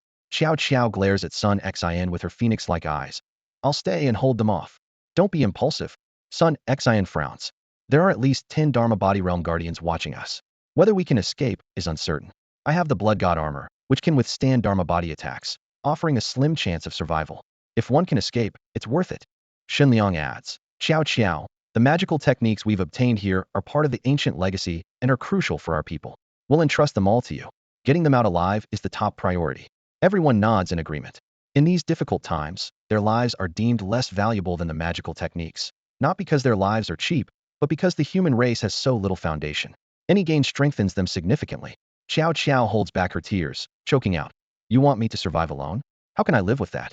Just keep running, leave the rest to us." Sun Xian gives a bitter smile. Shen Liang's gaze sharpens, exuding killing intent. He unleashes his full power at the 8th level of the Flying Heaven realm, charging out from the tower's engravings. All attacks aimed at Lei Hua of the Thunder King clan. The other 10 follow closely, with Xiao Qiao sprinting in the direction Shun Liang has cleared. They're trying to escape. Shanqi shouts. Over 30 alien geniuses pounce like wolves. Sun Xian steps forward, instantly donning a set of blood-red armor that covers him completely. The blood-red swords on his back unsheathe, cutting down an enemy with ease. Blood God armor. Gu Qian, Shanqi, and Lei Hua's expressions change, familiar with this human armor. The Dharma Body Realm Guardians behind them immediately take action. Sun Xin faces them fearlessly, engaging in battle. Go! Shen Liang slices a bloody path. Xiao Qiao seizes the chance to dart out. 7 or 8 alien geniuses immediately give chase, determined to stop any escape. A Dharma Body Realm powerhouse joins the pursuit. Damn it! Shen Liang roars, unhesitatingly detonating his own Dantian and Power C. A cataclysmic force erupts, blocking all pursuing geniuses and the Dharma Body powerhouse. Curse you alien scum, to hell with you. Amidst the curses, a series of explosions echo in all directions. Tears streaming down her face, Xiao Qiao dares not look back, fleeing desperately from the battlefield. Damn it, don't hold back. Finish them off first, shouted Shanqi, his voice filled with anger as he emerged from the explosions battered and furious. His clothes were in tatters, his face covered in dust and blood, and his eyes bloodshot with rage. The powerful cultivator at the scene frowned deeply upon hearing this. Despite being an enemy, he couldn't help but feel moved by these young humans who sacrificed themselves without hesitation to protect one person. Such a strong sense of unity and sacrifice among this new generation was terrifying. He thought to himself that it was no wonder the 17 royal clans and other races had never been able to completely crush the humans. Yet, this very spirit fueled his resolve to destroy them. A race with such strong will would only become more formidable in adversity if their young generation wasn't utterly destroyed. His eyes gleamed with a cold determination to eradicate these human prodigies. On the battlefield, the surviving human talents fought fiercely, determined to win a chance of survival for their companions. Sun Xian stood alone against more than a dozen super talents, his blood god armor granting him unparalleled defense, and his peak cultivation allowing him to dominate. Even talents like Lei Hua and Gu Qian couldn't pose a lethal threat to him despite their numbers. Suddenly, a powerful cultivator intervened directly in the battle. He unleashed his power, sending Sun Xian flying with a single strike. Sun Xian's blood god armor quickly adapted, with 8 steel cables emerging from his back to anchor him in midair. Swinging his sword, he unleashed countless sword energies, carving 2 paths through the enemy ranks. Go!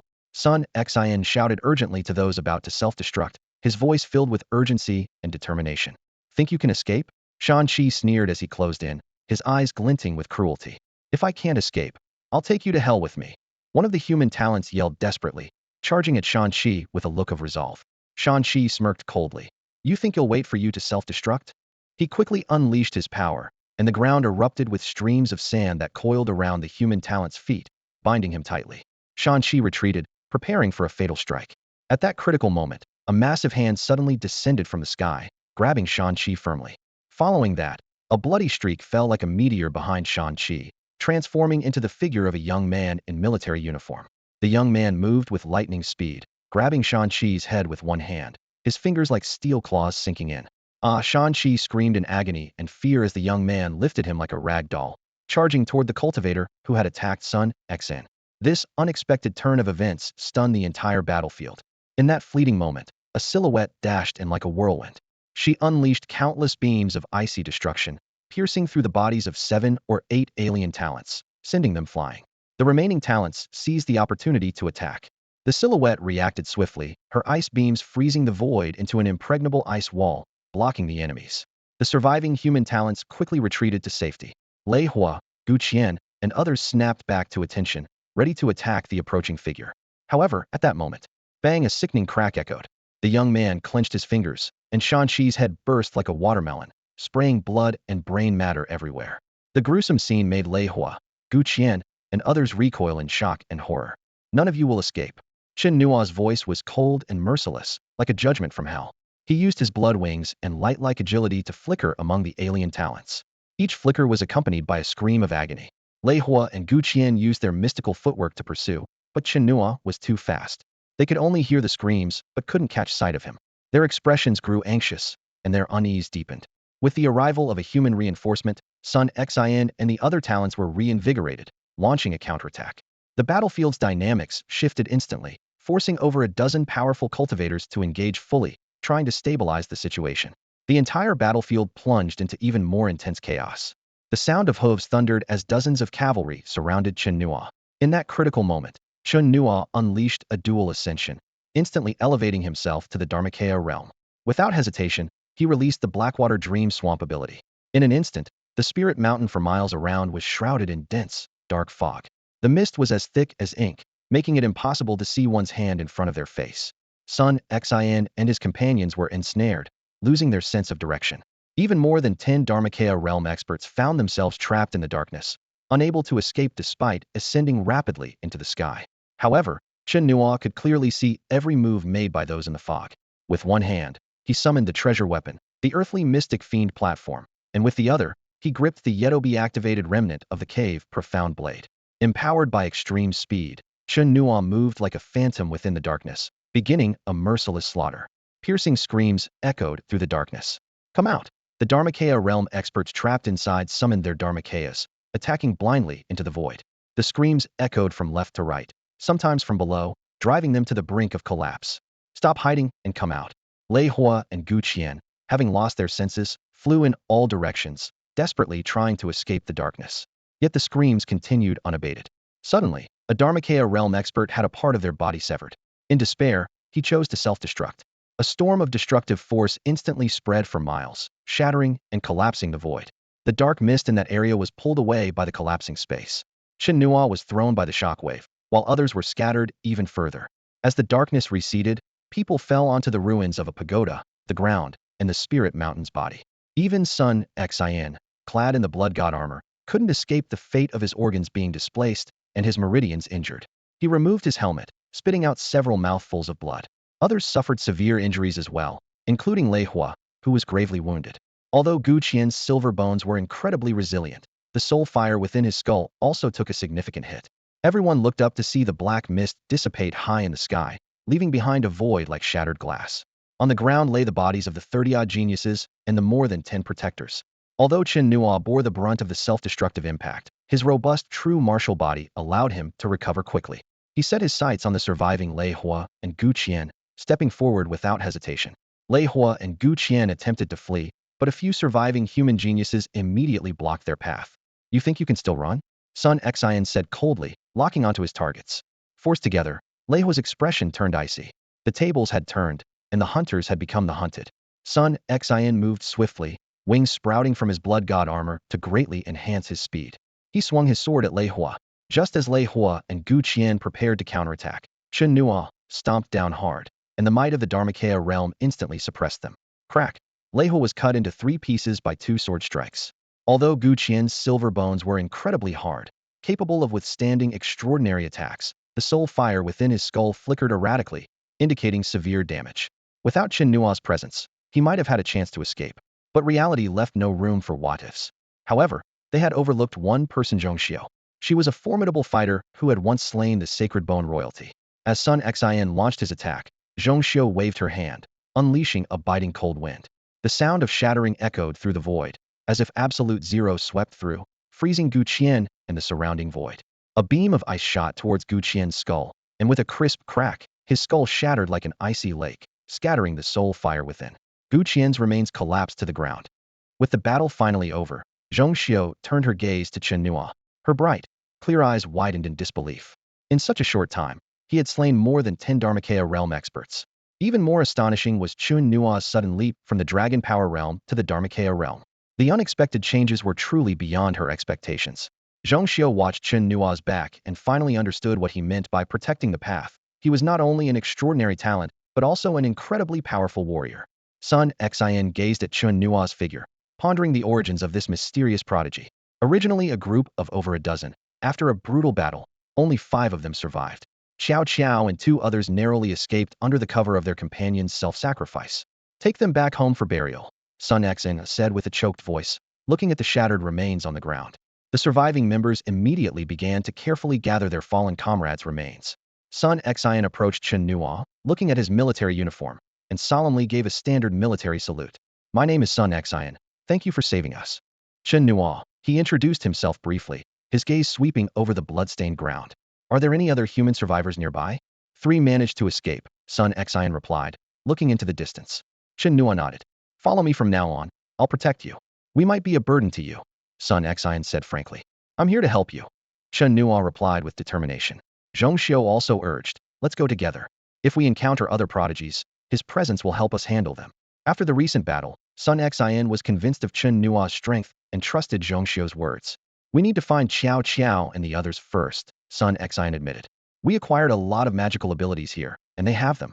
Then let's move out, Chenua commanded. They created a deliberate commotion in the sky to attract the attention of other human cultivators. Under Chen Nuo's protection, they quickly found the other two survivors besides Xiao Xiao. This powerful lineage is no ordinary one. Sun Xin observed the vast territory with a frown. Why has such a terrifying force declined? What does this mean for the future of humanity? When you entered, did you encounter any native creatures here? Chen Nuo suddenly asked. Aside from some demons and ancient beasts, only ruins remain. Zhongxiu shook her head. The whole world is eerily desolate, with no trace of living beings. There is a large complex of palaces and pavilions ahead. Zhongxiu, using her special talent from the Ice Heart Heavenly Domain, was the first to discover the distant buildings. After crossing a dozen spiritual mountains, they stopped at the edge of the area in the void. From above the clouds, they saw palaces and pavilions clinging to a divine peak that pierced the sky, seemingly protected by some special force, showing no signs of decay. The majestic and imposing presence of the peak was clearly not an ordinary sight. Foreigners. Sun Xion's gaze locked onto a martial field halfway up the mountain. There, talents from the Thunder Clan, Chi Dragon Clan, Earth Clan, Ancient Bloodwolf Clan, and the Ancient Blood Qilin Clan, one of the 4 ancient blood clans, were gathered, belonging to different factions. This race originates from the bloodline of the Sacred Qilin and is the foremost among the 4 ancient blood royal clans. Chen Nuo surveyed the scene before him, sensing the gravity of the situation. We should avoid direct confrontation for now, someone suggested with a frown. Although everyone knew that significant opportunities lay hidden here, they were cautious, aware that reckless action could cost them their lives. Sun Xin also had to give up. Though the opportunity was valuable, the losses had already been too great. Zhongxiu's gaze remained fixed on Chen Nuo.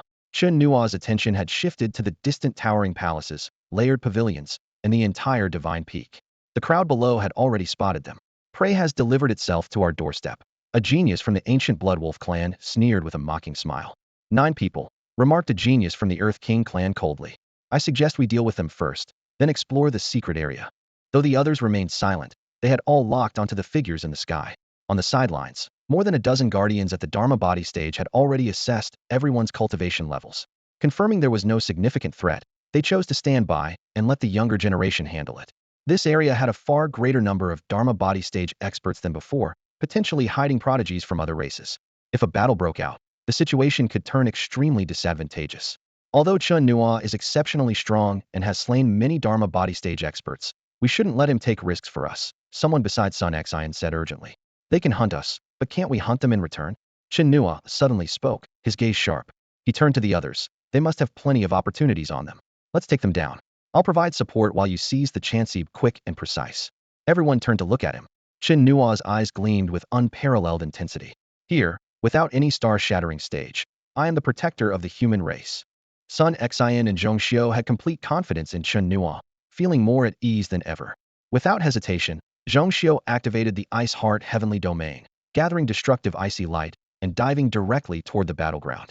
Sun Xian activated the Blood God armor, transforming into a blood-red armored war god, following closely behind. The others also transformed into streaks of light and rushed down. This scene left the crowd on the battleground utterly astonished. Initially considering themselves the hunters, they hadn't even made a move when these prey voluntarily approached. If it weren't for confirming that there were no human protectors around, they would have thought these people had strong backing. Watching this seemingly suicidal act, they wore strange expressions, even feeling amused. A genius from the ancient Blood Qilin clan sneered. Looks like we don't even need to lift a finger.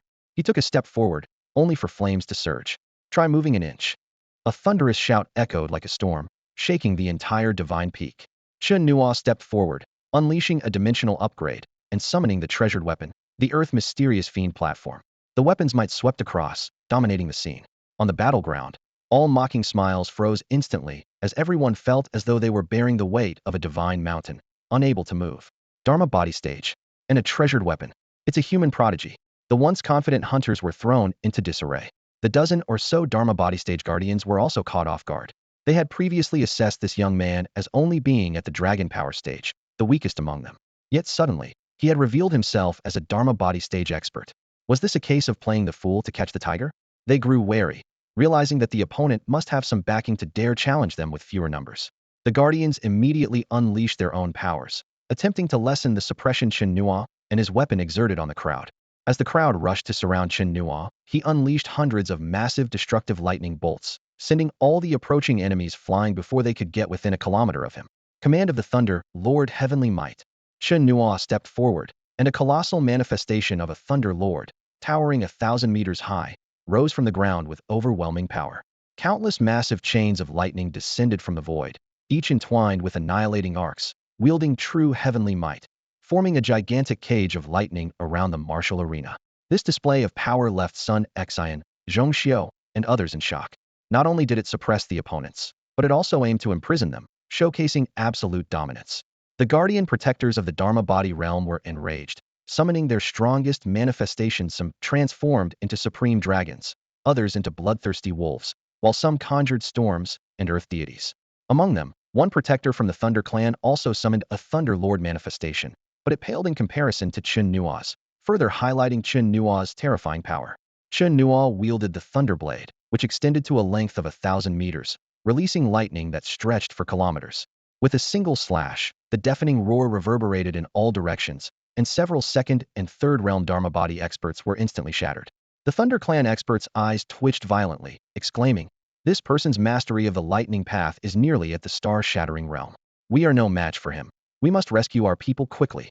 This statement sent a shiver through every Anino. One understood lightning better than the Thunder Clan, and their assessment underscored Chen Nuo's terrifying prowess. On the battlefield, Sun Xian, empowered by the Blood God armor, rampaged with unmatched ferocity. He had never felt such freedom. What were once predators had become prey, and all his pent-up frustration was unleashed. The alien geniuses fell one by one under their assault, leaving the protectors in despair. Two protectors chose to self-destruct, shattering the chains of lightning. Several others charged directly at Chen Nuo, prepared to self-destruct as well. Get back! Chen Nuo dared not confront such terrifying self-destruction heathen. He quickly summoned the Earth Profound Sha Dao platform to shield Zhongxiu and the others, while deploying 7 or 8 extraordinary artifacts to form layers of defense. After a thunderous explosion, all the artifacts were destroyed, leaving only one in tatters. Fortunately, with the protection of the true martial glory and the Xuanwu shadow, Chen Nuo and the Earth Profound Sha Dao platform withstood the onslaught. The remaining 4 or 5 non-self-destructing protectors fled in panic. Although Chen Nuo had the ability to pursue them, he chose not to for the safety of Zhongxiu, Sun Xian, and the others. By now, the void had collapsed, a corner of the divine peak was missing, and the mountainside was in ruins. Chen Nuo assessed the gains, realizing he had accumulated 29.45 million blood crystals. Despite repeated expenditures, the defeat of Dharma body realm experts had been lucrative, now enough to execute a triple dimensional ascension to reach the star-shattering realm, more valuable than any opportunity. Descending before his companions, he saw the long-lost smiles of victory on their faces, but wasted no time celebrating. He immediately instructed, "Search quickly, see if there are any opportunities." Understanding his intent, they immediately began searching the palace. At this moment, Zhongxiu reminded them, "The interior of this divine peak is hollow. We need to find the entrance." As everyone searched for an entrance, Chen Nuo's gaze turned beyond the divine peak. Two overwhelming auras approached at an astonishing speed, like two blazing suns in the sky, exuding a mighty pressure. Sun Xian immediately sensed this aura, his expression changing dramatically. "Heaven's chosen. I'll handle this. You focus on finding the entrance," Chen Nuo said calmly. Sun Xian knew that even with the Blood God armor, facing Heaven's chosen was futile, so he stepped back. In an instant, 2 divine lights descended from the clouds. One figure, bathed in golden divine radiance, resembled a skeleton similar to Guqian. However, his bones were suffused with golden light and covered with mysterious runes, each bone brimming with formidable power. The golden bones were like a supreme divine weapon, exuding an overwhelming sense of oppression. The golden soul fire flickering in his skull was even more mysterious and formidable, surpassing the might of Heishui Miao, its pressure rivaling a star-shattering realm expert. Beside him stood a young man in purple, enveloped in sword light. He resembled a peerless divine sword capable of splitting heaven and earth, with a sharp and imposing presence. His gaze alone contained the ultimate killing intent of the sword path, and his surroundings had become a forbidden zone of swords. The duo's imposing presence enveloped the entire area, and the human side felt the intense suppression. Zhongxiu glanced back and recognized their identities, his gaze trembling. The Saint Bone Royal Clan's royal body, Gu Quan. The Sword Spirit Royal Clan's Jinzi, Jian Cheng. These two were both royal bodies, invincible beings capable of slaying star-shattering realm experts, like 2 towering ancient divine mountains. Soon after, 6 more streams of light arrived swiftly. Each was bathed in divine radiance, their pressure as deep as an abyss. Though these 6 heavens chosen were impressive, They seemed like mere foils beside Gu Quan and Jian Cheng. They dared not stand alongside the two royal bodies, only cautiously assessing the situation. As they caught the scent of blood in the air, their eyes locked onto the corpses in the shattered martial ground. A tall and muscular young man spoke up. Brother Gu Quan, what happened here? This young man was Shen Kuang, the foremost of the 12 great heavens chosen of the Divine Body Royal Clan, a 9th-level Tianjiao in the Dharma Body realm, with combat strength nearing a demi-royal body. His vigorous blood energy far surpassed his aura, clearly having pushed the body refining path to its extreme. Yet, Gu Quan remained indifferent. It's him. A heavens chosen beside, Shen Kuang gazed at Chen Nuo, his eyes slightly narrowing with divine light. A human heavens chosen, suspected to be a royal body. He previously killed Heishui Miao of the half-blood ancient clan and aided Ning Yao and Yin Bingren in entering the small world. Suspected royal body. Upon hearing this, Gu Quan and Jian Cheng's expressions changed, their gazes as sharp as knives as they scrutinized Chen Nuo. The other heavens chosen were equally shocked though Heishui Miao was not the most formidable, he was still renowned and had been slain by this person, Zhong Xiao, son Xian. And the others were equally astounded upon hearing of Chen Nuo's feat. Though they knew Chen Nuo was extraordinarily powerful, they hadn't anticipated he could even slay a heavens chosen. This revelation made them finally understand why Chen Nuo dared to protect them. However, the young prodigy's next words hit everyone present like a sledgehammer. I'm only 14, he said with a knowing smile, his tone deliberately enigmatic. This statement was like a thunderclap to Sun Xian and the others. They widened their eyes in disbelief, their lips slightly parted, yet no words came out. 14? At this age, he was supposed to protect them? Zhong Xiao's bright, intelligent eyes flashed with surprise. Instinctively, she assessed the boy's height, having assumed he was at least 17 or 18. However, the other prodigies in the clouds reacted differently. Their eyes gleamed with panic and anger, a strong desire for destruction rising within them. The fact that a 14-year-old could kill a prodigy forced them to reassess the situation. To them, at least, the boy's execution seemed inevitable.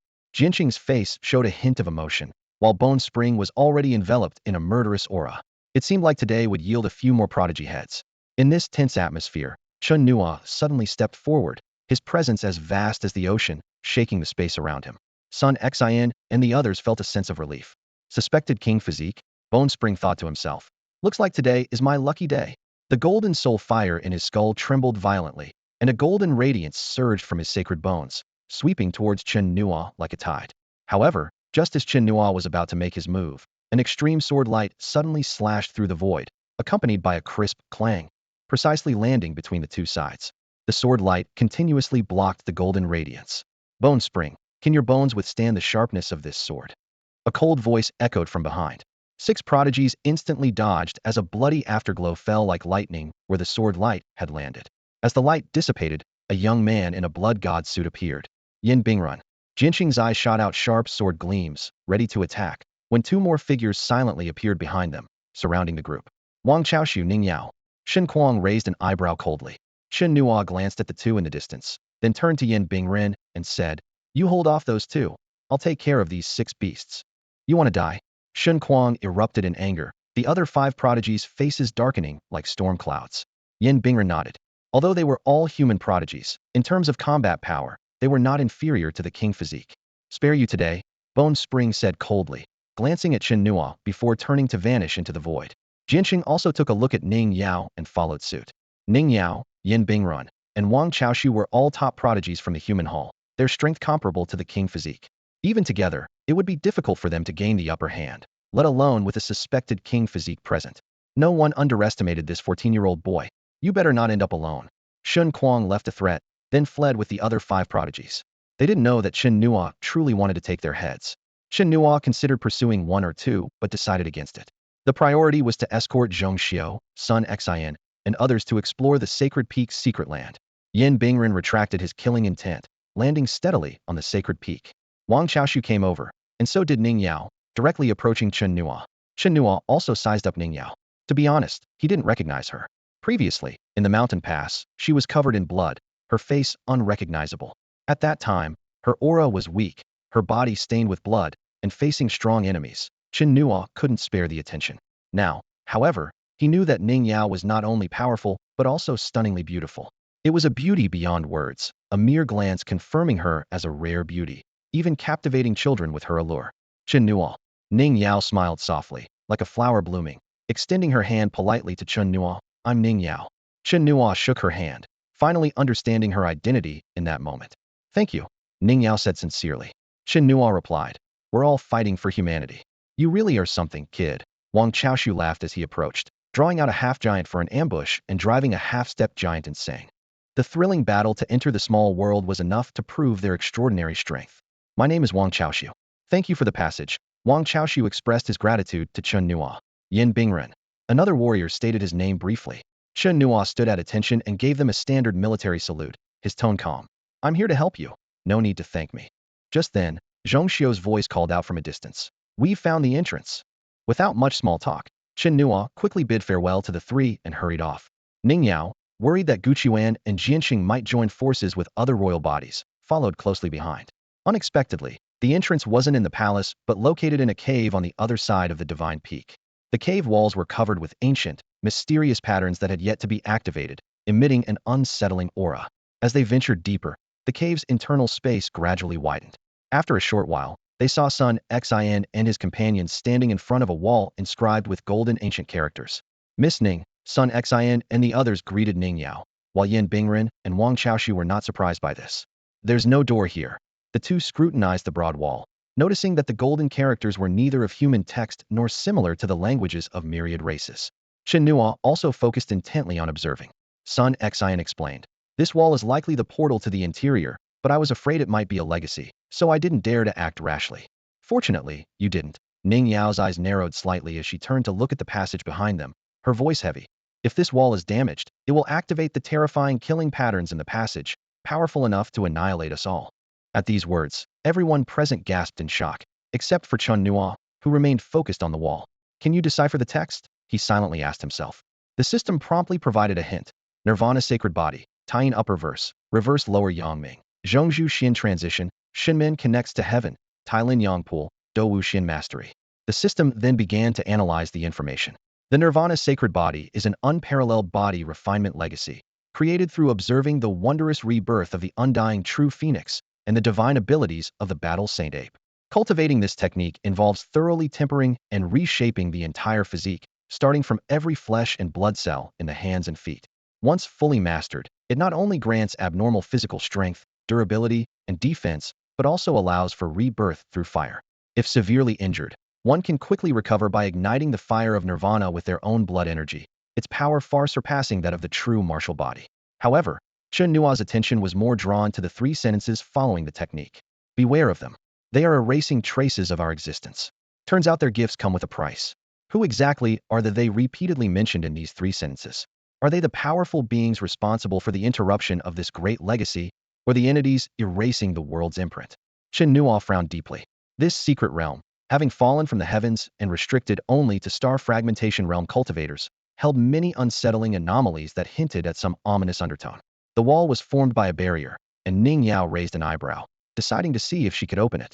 She noticed Chen Nuo's furrowed brow and took out an ancient copper compass from her bosom, explaining, this is a barrier-breaking disc I found in this small world, capable of dismantling restrictions. Keep an eye on the deadly patterns behind us. Hearing this, Chen Nuo paused, lost in thought. The secrets of this small world were buried with its decline. Without further hesitation, he immediately activated the Earth Profound Sha Dao platform to protect Zhongxiu and others. Meanwhile, Yin Bingren and Wang Chaoshu quickly equipped their blood god armor. Once everyone was ready, Ning Yao took a deep breath and activated the copper compass with her magic. This mystical treasure was more precious than ordinary weapons. As the magic flowed into it, the Bagua and Nine Palaces patterns appeared in the air, evolving into a formation of heavenly principles. It seemed to contain the profound mysteries of the universe, with intricate yin-yang symbols flowing and touching the wall. The ancient script on the wall suddenly lit up, rapidly converging into a single point, forming an expanding golden vortex. It's open, Ning Yao exclaimed, and everyone breathed a sigh of relief, realizing the deadly patterns in the passage were not triggered. I'll go in first, Sun Xin said without hesitation, activating his blood god armor and charging into the passage. This move was meant to test unknown dangers for Chen Nuo, Ning Yao, Yin Bingren, and Wang Chaoshu, reducing their risk of demise. This guy, Wang Chaoshu and the others smiled wryly, understanding Sun Xion's intentions. Chen Nuo did not stop him, believing that someone who left warnings at the entrance would not trouble them without reason. He followed closely, stepping into the passage. The space ahead opened up into a spacious area. There are quite a few treasures in here. Sun Xin exclaimed joyfully, turning back to the others. Ning Yao, Yin Bingrun, Wang Chaoxiu, Zhong Xiu, and the others entered in single file, cautiously exploring their surroundings. The space was divided into two areas, one for storing magical techniques, weapons, and elixirs. The other, filled with a peculiar light, was a cultivation chamber. The group first inspected the former area, discovering many powerful techniques such as the mysterious heart finger and the 10 directions mysterious heaven Kunping technique. The Kunping technique was even more profound than the ancient thunder rock form. These are sealing treasures, Wang Chaoxiu exclaimed excitedly, picking up an ancient sword engraved with mysterious script. Zhong Xiu also approached a rack holding a dozen weapons. Besides the ancient sword in Wang Chaoxiu's hand, there were 3 other treasures: a low-grade treasure blood-red saber, a low-grade treasure mysterious cauldron, and a mid-grade treasure diamond-shaped ice heart. The rest were extraordinary items. The group was amazed, realizing the terrifying power of this force just from this corner. Their attention then turned to the elixirs and mystical items. Although few in number, they were all precious elixirs, including a few bottles of universal elixirs. Exquisite elixirs with halo patterns were also abundant. Among the mystical items was a divine Objecta Phoenix bloodstone. This divine peak must have been the residence of an important figure from this force. Wang Chaoxiu speculated, tossing the ancient sword to Yin Bingren. This treasure-grade war sword would greatly enhance Yin Bingren's strength. See if there are any treasures that could be particularly useful for your cultivation? Wang Chaoxiu asked the group. Chen Nuo was straightforward. This divine object and the universal elixirs are beneficial for refining my combat power, so I won't be giving them up. The Phoenix Bloodstone could help him plant a powerful divine law seed, and its Phoenix blood properties could assist in cultivating the Nirvana holy body to lead the human race to a better future. In addition to blood crystals, greater strength was essential. By the way, Sister Zhong Xiu, could you help me record a copy of the magical techniques? Chen Nuo turned to Zhong Xiu, his eyes filled with anticipation. Chen Nuo understood that mastering a wide range of magical techniques was crucial to bridging the gap between himself and the prodigious talents of the Tianjiao royal family. He dedicated himself to studying and enriching his combat skills, allowing wisdom to settle within him. He then began to develop battle techniques and offensive strategies that suited him perfectly. Zhong Xiu nodded silently, acknowledging Chen Nuo's efforts. Chen Nuo made his way to the training room, a specialized space designed for physical cultivation. Just then, Ning Yao quietly arrived. Chen Nuo's eyes lit up as he thought to himself, if I'm not mistaken, that formidable individual must be training the Nirvana holy body here. Do you know what the light in here is? Chen Nuo asked curiously. A flicker of recognition flashed in Ning Yao's eyes. It's the 1000-gene heavy light. She had seen this peculiar light when competing for the Nirvana heart in the Eastern Sea. 1000-gene heavy light. Chen Nuo looked at Ning Yao, puzzled, waiting for further explanation. Ning Yao explained, the 1000-gene heavy light is a special kind of astral sand, with each light particle weighing 1000 gene. Hearing this, Chen Nuo's eyes narrowed slightly. He looked at the light filling the training room, struggling to imagine the terrifying power it contained.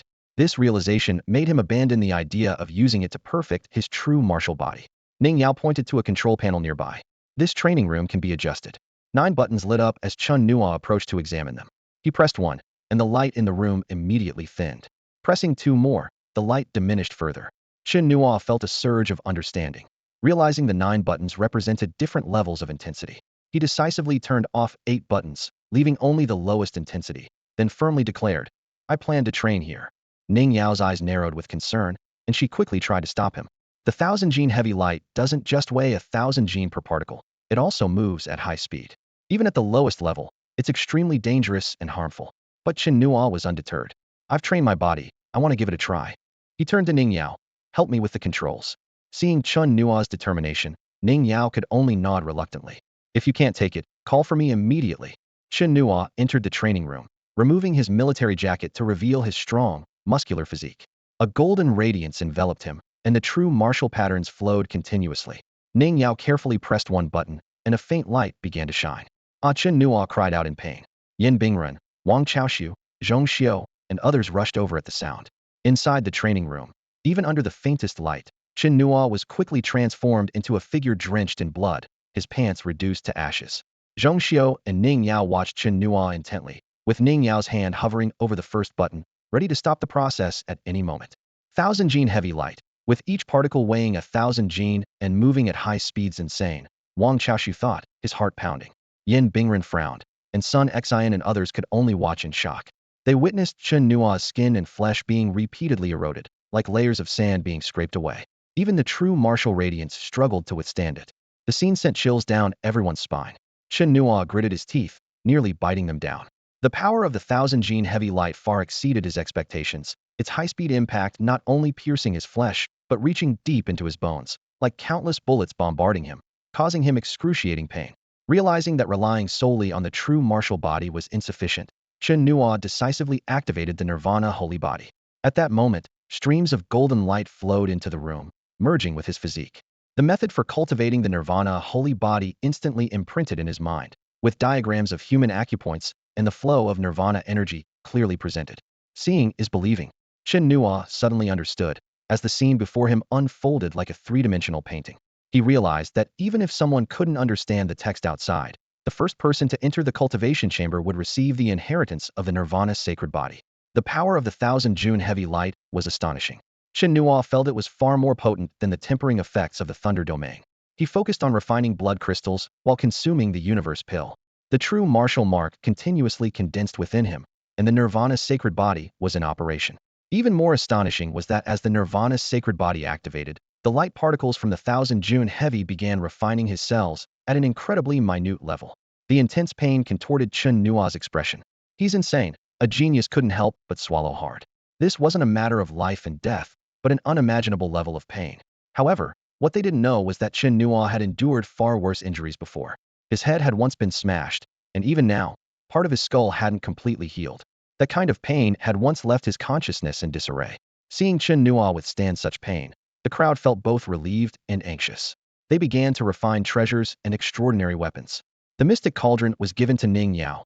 Its full power was enough to help her contend with the king body. A middle-grade treasure, the rhomboid ice heart, was given to Zhongxiu. This was actually an ancient weapon called the cold domain soldier, slightly more powerful than a typical middle-grade treasure and perfectly compatible with Zhongxiu's ice heart domain talent. Zhongxiu shared her talents with everyone, and no one objected. Everyone understood that the human race was about to gain another prodigy. If Zhongxiu could further awaken her ice heart domain talent, refine her skills to a prodigious level, and forge the cold domain soldier, its power would surely be astonishing. This was undoubtedly a great opportunity for Zhongxiu. Wang Chaoxiu abandoned the blood battle blade, leaving it for Chen Nuo, and chose extraordinary weapons along with Sun, Xin, and others. These extraordinary weapons were of the highest quality, with significant power. Combined with various magical techniques and miraculous pills, they could greatly enhance their strength. After 2 days, Chen Nuo's cultivation progressed from the 6th level of the dragon power realm to the 8th level, with his dantian expanding vast and grand like a small universe. Its strength multiplied several times. If he were to unleash the infinite dimensional ascension again, its power would be even more astounding. The true martial mark covered every corner of Chen Nuo's body, reaching perfection. His physical defense, strength, and recovery had all reached their peak. However, after cultivating the Nirvana sacred body, these became secondary. Even with just a small effect from the Nirvana sacred body, its recovery ability was already 10 times that of a perfected true martial body, with physical defense and strength enhanced by at least 5 times, comparable to the strength of extraordinary weapons. Chen Nuo realized that even an entry-level Nirvana sacred body could match the strength of a treasure-level weapon. As for what a minor, major, or perfected state could achieve, even he couldn't imagine. He suddenly understood that this might be the most terrifying inheritance. He immediately exited his cultivation state. Ning Yao, who had been waiting nearby, pressed a button, causing the 1,000 June heavy light to disappear. Chen Nuo quickly activated the true martial mark to reconstruct his flesh and skin, with golden true martial marks interspersed with fiery red, showcasing even more impressive recovery power. Phew! Chen Nuo exhaled heavily, glancing back at the cultivation chamber, his face pale from the pain. Put some clothes on. Wang Chaoxiu tossed him a set of clothes. Chen Nuo didn't take them, but instead retrieved a military uniform from his storage ring and put it on. Have you gathered everything? He asked. I plan to take it out. For Chen Nuo, this cultivation chamber was the greatest treasure. Ning Yao spoke up. If we move this cave dwelling out, once the old village chief and the others have perfected the true martial body, they can enter to further refine their martial bodies and will surely make breakthroughs. By promoting the true martial body to the Sichuan West Army, those who have perfected it can also enter, nurturing more strong warriors for the army. This cave dwelling itself is a spatial treasure. You can collect it from outside. Hearing this, Chen Nuo frowned slightly, puzzled. A spatial treasure? I didn't see anything just now. Ning Yao smiled mysteriously and nodded. Go outside, and you'll see. With that, she handed a blood-red battle knife to Chen Nuo. As Chen Nuo took the knife, he felt a fierce aura of killing intent. Ning Yao continued to explain. This knife is called the Blood Calamity Knife, containing the powerful spirit of a blood heaven devouring Jiao. It can not only summon blood calamities, but also absorb the enemy's blood when slashing them, enhancing its lethality. It's a complete treasure, incomparable to the Earth's profound Fiend Dao platform. In the future, it will surely become a cornerstone for the human race. Ning Yao paused, then added, however, to refine it and unleash its power requires a lot of time and effort. Currently, it's in a sealed state, and once unsealed, its killing power will be difficult to control. Chenua nodded thoughtfully, not planning to use the knife for the time being. The three of them then exited the passage. The scene outside had changed dramatically. The passage still existed, but the surrounding restrictions seemed to have been broken, revealing the true appearance of the cave dwelling. Ning Yao enveloped it with her magic, and the entire structure shrank instantly, landing in her palm. She handed the shrunken cave dwelling to Chen Nuo, who was overjoyed. With this, there's no need to worry about cultivating the Nirvana sacred body, Chen Nuo said excitedly. Seeing Chen Nuo so happy, Ning Yao also smiled. Let's go. Yin Bingren, Zhong Xiao, and others were already waiting outside. When the three of them emerged, the others looked at Chen Nuo with a hint of admiration. It wasn't because Ning Yao and Zhong Xiao had seen him in an embarrassing situation, but because Chen Nuo's arduous training was truly impressive. Although they were also striving to become stronger and enduring many hardships, their efforts seemed insignificant compared to Chen Nuo's. Wang Chaoshu frowned and said, the cultivation civilization of this world is advanced, and there must be many powerful opportunities left behind. We can't let those alien guys find them first. Everyone understood that since Bone Spring, Sword City, and others knew they were here, they would definitely join forces to attack if they encountered other royal bodies. But since they hadn't seen any sign of them, something else must have captured their attention. Chen Nuo, in his current state with limitless ascension, felt he could take on a royal body if needed. Even if they only secured the Nirvana sacred body on this trip, it would be enough. Taking down a few alien prodigies along the way would be a bonus. The group continued to explore deeper. With the combined strength of Ning Yao, Yin Bingrun, Wang Chaoshu, and Chen Nuo, they feared no gathering of royal bodies. They directly took down any alien prodigies they encountered. Near a large river, they found Shi Ming and others battling with the Earth King clan geniuses. Zhong Xiao, having refined her cold domain weapon for days, used its residual power to eliminate several Earth King clan geniuses with ease. Shi Ming and his group, witnessing this, were initially drawn to Ning Yao, but soon noticed Chen Nuo. Shi Ming's face lit up with joy, and he hurriedly approached. Quick, head to the Legacy Heart Lake. Everyone's gone there, and there's a legacy pool containing powerful inheritances. Hearing this, the group immediately flew towards the location. Before long, they reached the river's end, where 12 spiritual peaks surrounded a lake, sealed by a mysterious formation. These peaks were brimming with spiritual energy, rich in Taoist essence, undoubtedly an excellent cultivation sanctuary. From their starting points, countless ruins stretched outward, forming a vast city relic centered around the river. In front of the 12 peaks, a staircase of 99 steps led directly to the lake, seemingly a path to a mysterious legacy site. Everyone held their breath, ready to embrace the opportunities and challenges ahead. Below, a vast square stretched out, with the talented individuals and guardians from the alien races staring coldly at the distant ruins of the palace. Hidden within the ruins were many human geniuses, including a girl in a chiffon blouse, Xiao Qiao, Zhang Yu, and others. They gazed longingly at the opportunities just out of reach, filled with frustration and anger. Several geniuses from Battle King City pounded the walls in frustration, while the older generation of human warriors were deeply aggrieved. They were willing to sacrifice their lives to pave a path for the younger generation, but the disparity in strength was too great to change the situation. A protector from the Holy Bone royal clan, at the 9th level of the Dharma body realm, warned coldly, I advise you to stay hidden. Anyone who dares to show themselves, I will kill. Other guardians from the royal and ancient clans watched the ruins with mocking smiles, aware of the humans hiding inside, but not in a hurry to act. By a shattered palace, an elderly man in a military uniform spoke to a young man with a sword on his back. Yulong, just rush in when the time comes. Yulong shook his head, refusing. Teacher, it's impossible to get in. Don't trouble yourself. He understood the elder's determination, but also the danger involved. At that moment, a voice came from behind. Brother Long, don't forget about me. A hand rested on Yulong's shoulder. He turned to see 7 or 8 people approaching with smiles. One of them said, you have the potential of a prodigy. If you obtain the inheritance from the Heart Lake, you'll definitely succeed. Yulong was furious. You're all crazy. I don't need any inheritance. I can still forge the strength of a prodigy without it. Anyone who dares to go out isn't my brother. The others just smiled and said to the elder, Teacher, please lead the way. Yulong angrily grabbed the speaker by the collar. Feng Jie. Feng Jie didn't resist and calmly said, You don't need to worry about those inside attacking. There's a human prodigy in there who might help you. Yulong released him, gritting his teeth. I don't need anyone's help. The scene was tense and confrontational, with the conflict between humans and the alien races on the brink of eruption. Yulong faced a difficult decision, torn over whether to risk everything for the chance of opportunity. In the square, after a discussion among the guardians of various clans, each decided to send a talented individual into the Heart Lake of Inheritance.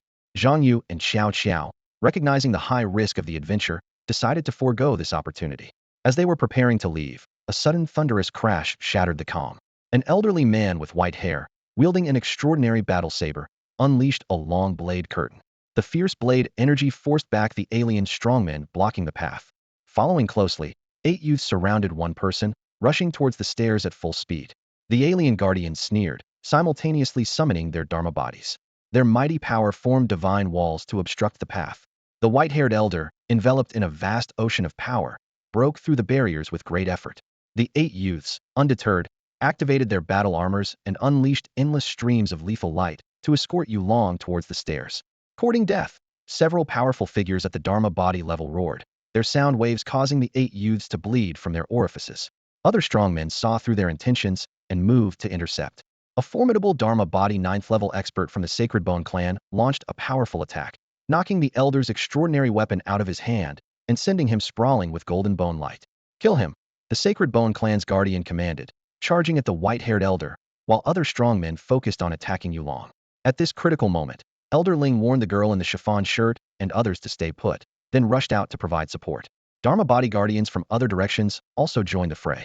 The alien strongmen were elated at the prospect of annihilating their opponents when suddenly, a swift beam of light pierced through space and crashed into the square.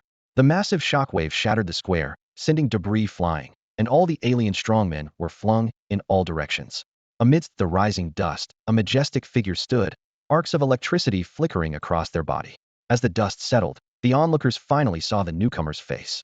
Zhang Yu and others were overjoyed, and the girl in the chiffon shirt recognized the person as well. At that moment, for Dharma body 4th level experts attacked in unison. The figure shook, and thick streams of destructive lightning surged forth, reducing the 4 to fragments. Even the Sacred Bone clan's Dharma body 9th level expert couldn't help but shiver. Before anyone could react, 3 more streaks of light swiftly arrived, sealing off the entire square area. Looking up, they saw the human prodigy, Ning Jie, descending like a goddess, bathed in divine radiance, dazzling all who beheld her. Accompanying her were the human prodigies Yin Bingren and Wang Chaoxiu. The arrival of these 3 human prodigies ignited a flame of hope in the hearts of the human talents present, filling them with excitement. All the human geniuses seemed to have found their backbone and flew out of the square, with the older generation following suit. Xiao Xiao hurriedly flew towards Sun Xian and the others, who breathed a sigh of relief but continued to keep a close watch on the figure amidst the ruins of the square. Ning Yao also focused her gaze on that figure. Right was Chen Nuo. Chen Nuo surveyed the humans around him and then turned his attention to Yulong and the injured white-haired old man. The white-haired elder seized the opportunity and shouted to Yulong and the others, "Hurry inside, we'll hold them off." Chen Nuo simply instructed Ning Yao, "Stop them." Ning Yao nodded in agreement. Yin Bingren and Wang Chaoxiu targeted a group of protectors from various races. Chen Nuo leapt onto the 99 steps and charged into the Heart Lake of Inheritance. The lake was filled with vast golden liquid, where mystical golden ancient characters swirled. A terrifying restriction here sealed everyone's dantian and meridians, reducing their cultivation to 0. At this moment, numerous geniuses and prodigies from various races were soaking in it, enjoying the opportunity. This sight ignited Chen Nuo's fury. He roared, "Get the hell out!" and with a single strike, killed several geniuses in the Heart Lake of Inheritance. The lake rippled, waking everyone, including the 6 prodigies like Wang Tigu Quan, Jian Cheng, and Shen Kuang, as well as geniuses from the Ice King clan, Earth King clan, Ancient Blood Chelan clan, and Ancient Golden Rock clan, along with talents from the Half-Blood Blackwater clan and Feathered tribe. The interruption of the inheritance enraged them. Shen Kuang recognized Chen Nuo and shouted angrily, "So it's you." Chen Nuo, unfazed, charged into the lake, indifferent to the potential destruction of the Heart Lake of Inheritance, and began a massacre. To him, if humans couldn't enjoy it, then no one should care about this inheritance. The other geniuses were even more frantic. The inheritance in the Heart Lake was incredibly powerful and beneficial, and Chen Nuo's interruption was harsher than killing them. Killing intent filled the air, but with their cultivation suppressed, they couldn't unleash powerful attacks or attack from a distance. Meanwhile, Chen Nuo wielded a blood-colored warblade, slaughtering freely in the lake. A prodigy from the Thunder King clan looked at Shen Kuang urgently and said, "Why aren't you taking action? Are you going to let him destroy the Heart Lake of Inheritance?" As a divine body royal clan member, Shen Kuang's physical body remained unaffected despite the suppression.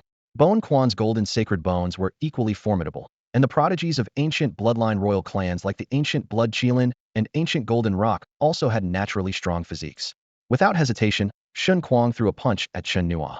In his view, stopping the destruction of the Heart Lake of Inheritance was crucial, but seizing the chance to eliminate Chen Nuo, suspected to be a prodigy with a kingly physique, was even more critical. With everyone's cultivation suppressed, his divine body was invincible, and killing Chen Nuo should be easy. The other geniuses quickly stepped back, while Chen Nuo pushed his true martial body to the limit and met Shen Kuang's attack with a punch. The gathered prodigies and geniuses sneered, knowing how terrifying the physique of a divine body royal clan member was. In this situation, Shen Kuang was the dominant force. The killing intent in Shen Kuang's eyes intensified, as if he intended to crush Chen Nuo with one punch. Boom! The collision of fists produced a deafening sound. Then, with a crack, Shen Kuang's fist bone shattered, and he was sent flying to the other side of the Heart Lake of Inheritance like a leaf in the wind. The sneers on everyone's faces froze instantly. Even Jian Cheng's sword-like eyes narrowed with surprise. He thought to himself, what a powerful physique. The person who could suppress Shen Kuang must have an extraordinary physique. Chen Nuo's astonishing strength left all the prodigies on the scene in awe, their eyes filled with disbelief. Shen Kuang halted his attack, the excruciating pain from his fractured hand bones causing him to furrow his brows as he stared incredulously at Chen Nuo. Your physique has been refined to an extraordinary level. Shen Kuang gritted his teeth. Without reaching this level of defensive strength, it's impossible to threaten me. The expressions of those in the Heart Lake of Legacy changed dramatically as they realized the situation was spiraling out of control. They quickly drew their weapons and surrounded Chen Nuo. At that moment, a golden soul fire in the Bone Spring skull shot towards Chen Nuo like an arrow. Simultaneously, the prodigies of the ancient Golden Peng and ancient Blood Qilin clans transformed into their true forms and charged at Chen Nuo. Chen Nuo leaped from the lake, his blood-red saber tracing a sharp arc as it cleaved towards Bone Spring. Bone Spring's golden claws caught the blade with a deafening clang. The immense force nearly disarmed Chen Nuo, but he held firm, engaging in a stalemate with Bone Spring. Bone Spring's fingers tightened, sparks flying from the blade's back as if trying to seize the weapon.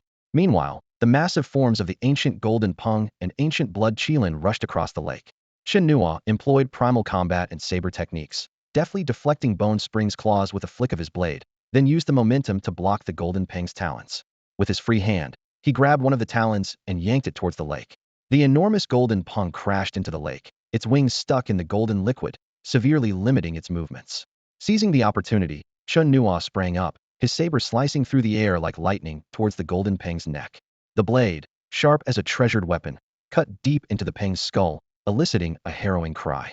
Bone Spring was about to intervene when he felt a surge of heat behind him. He spun around to see a smiling young Taoist standing nearby, a talisman flying towards his spine. You'd better leave, the young Taoist advised kindly. Get someone to extinguish this fire. Otherwise, even if you cultivate golden sacred bones, the crimson flame will still burn through your spine. Bone Spring was furious, but the threat of the flames forced him to retreat.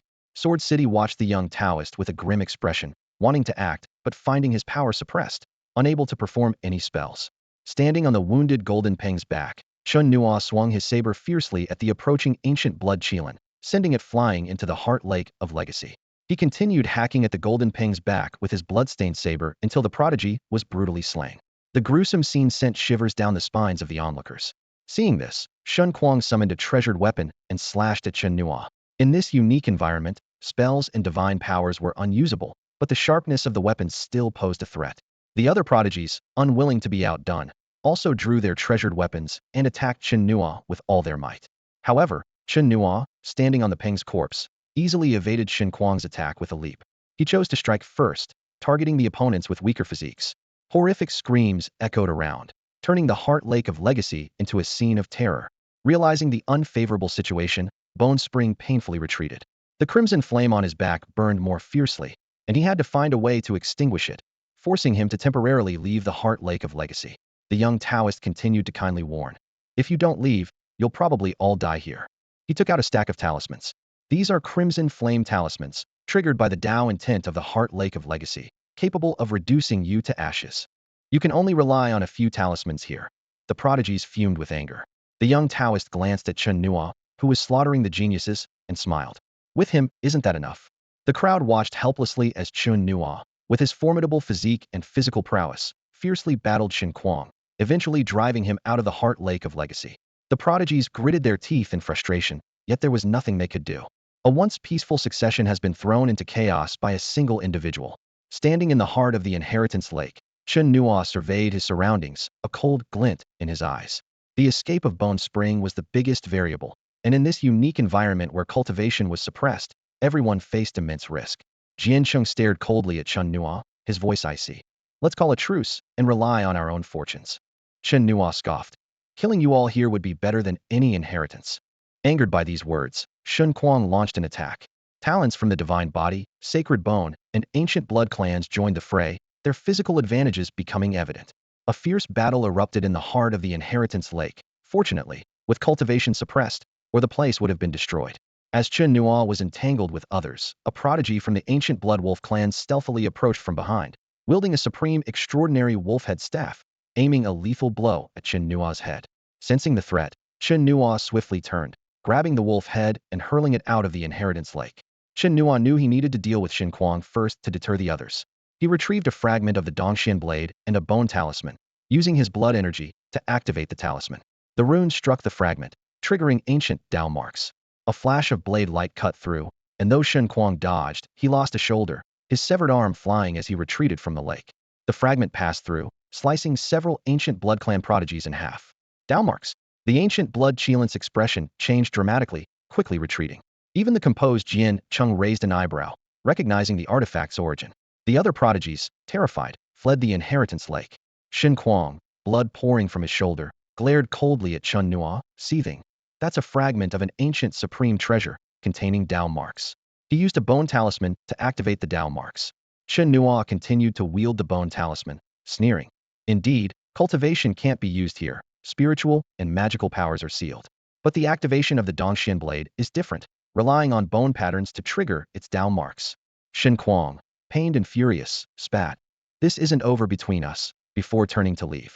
Upon exiting the inheritance lake, he struck the exit with a few powerful punches, attempting to shatter it, but the formidable defensive array held firm. This action frightened the prodigies inside, who abandoned their quest for the inheritance and fled. The ancient blood Qilin and others also attempted to break the lake, but failing, they too retreated. Outside, battle had already erupted. Yin Bingren and Wang Xiaoxiu had forcefully slain 7 or 8 powerful Dharma body cultivators. Ning Yao, wielding the treasure Xian Ding, pierced through the heavens, blocking a multitude of protectors. At this moment, Bone Spring emerged, causing the Yin soldiers to frown. However, Bone Spring did not attack. As his cultivation recovered, golden brilliance from his bones swiftly dispelled the red flames. Soon after, Shen Kuang, drenched in blood, stumbled out. Sun Xin, Zhongxiu, Yulong, and a chiffon-clad girl, Tanghua, along with human prodigies hidden in the ruins, were all stunned. Even the multiracial protectors battling Ning Yao frowned. What happened? Many retreating alien prodigies were equally puzzled. Shen Kuang, too preoccupied to answer, immediately began to repair his divine body with inscriptions as his cultivation returned. The prodigies and talents behind him, one by one, emerged with grim faces. That guy drove them out. Wang Xiaoxiu looked astonished. The older generation of humans, along with prodigies like Zhang Yu, were momentarily stunned. Elder Ling and other seasoned elders quickly called out, rallying Zhang Yu, Yulong, and all human prodigies to gather on the steps. Seeing the humans, the enraged prodigies, now recovered, charged forward. Ning Yao, having slain a powerful Dharma body practitioner, wielded the Xian Ding's treasure power to block them forcefully. Yin Bingren and Wang Xiaoxiu retreated to the steps, the treasure sword hovering above the Xian Ding, holding the prodigies at bay. In the inheritance lake, Jiancheng and a few others frowned. Chen Nuo and the young Taoist stared at him. You can't escape, the young Taoist smiled. Jiancheng's brows furrowed. With only a few left, no one could dominate. Yet, Chen Nuo's physique rivaled extraordinary artifacts, and he could unleash the power of ancient treasure fragments, fully capable of killing him. He understood the implications of their words. Chen Nuo blocked the exit, eyes fixed on Jiancheng. Secretly activating the bone talisman, the Dongxian blade fragment was ready. They hadn't fled earlier, maintaining composure, but now, with so few left, missing this chance would be a waste. The atmosphere inside the heart lake of legacy was tense to the extreme. Jiancheng realized he had missed the best opportunity to escape. He could sense every subtle move of Chen Nuo, whose determination to block the exit indicated a deadly intent. The young Taoist's sharp gaze made it clear he wouldn't miss this chance to eliminate him either. Jiansheng glanced at the 5-sword spirit royal geniuses beside him, making 6 of them in total.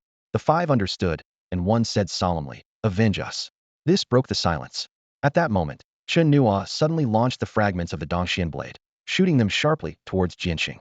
Simultaneously, the young Taoist threw several crimson flame talismans.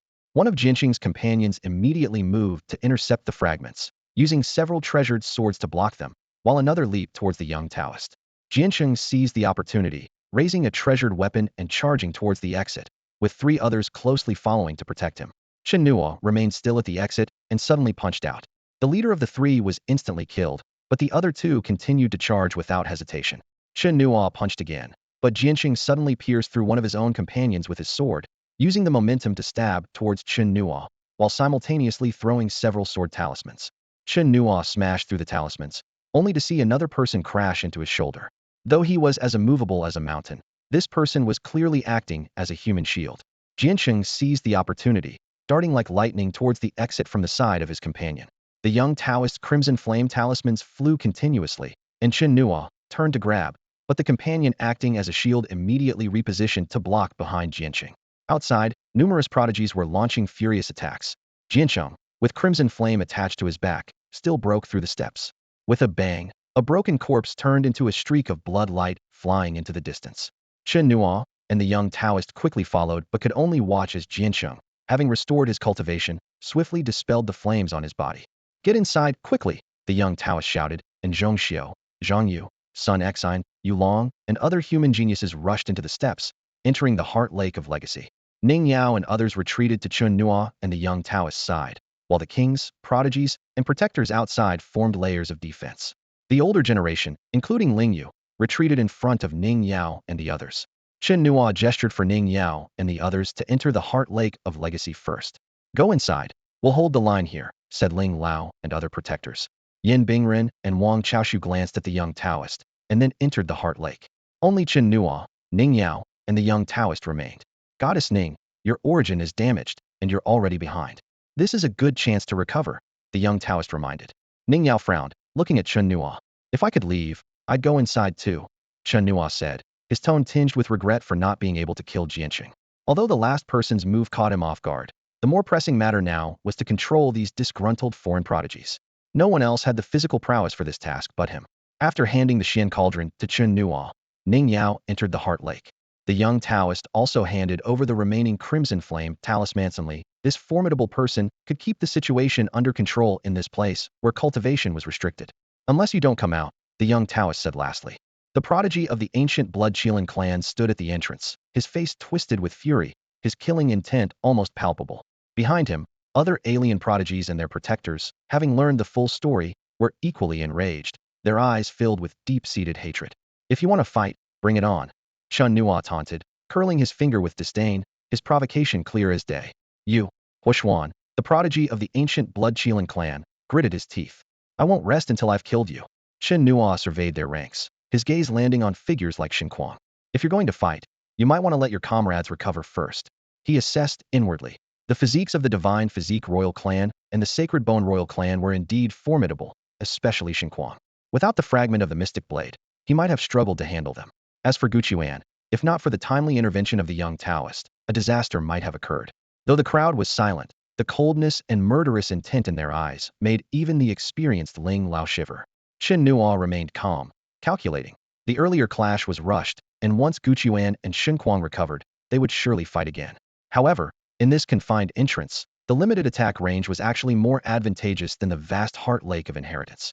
The only regret for him was Jiansheng.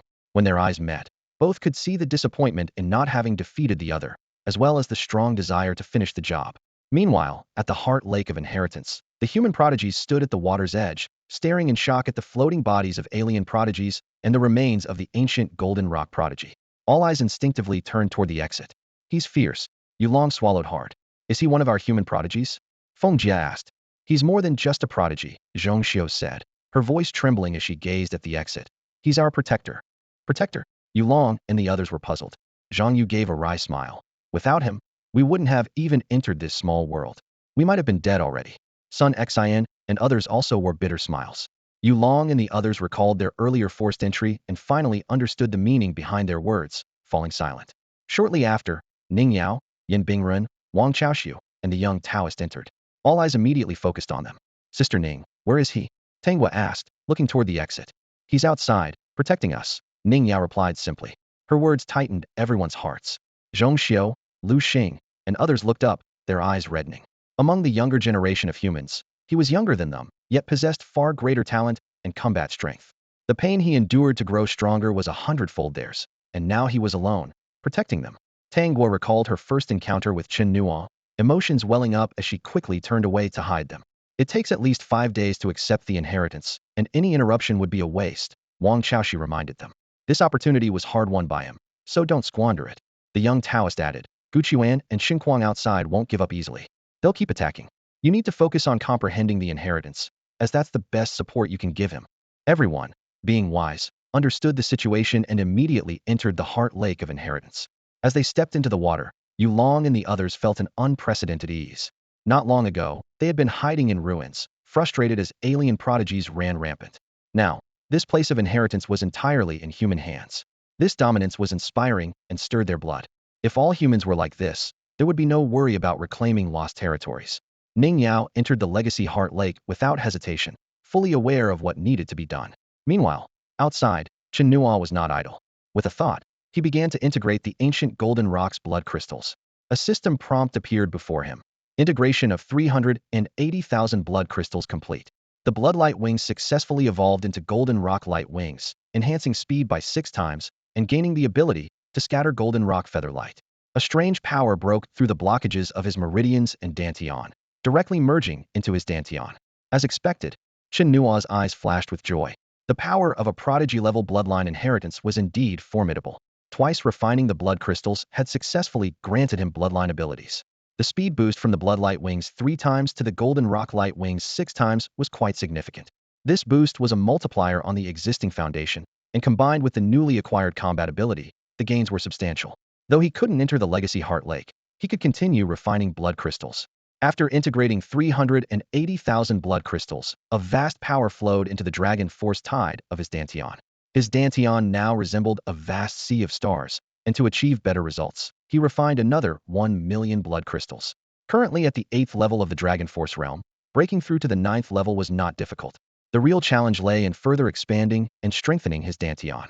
While reaching the ascension realm would take some time, with the existing amount of blood crystals and several divine artifacts, breaking through shouldn't be an issue.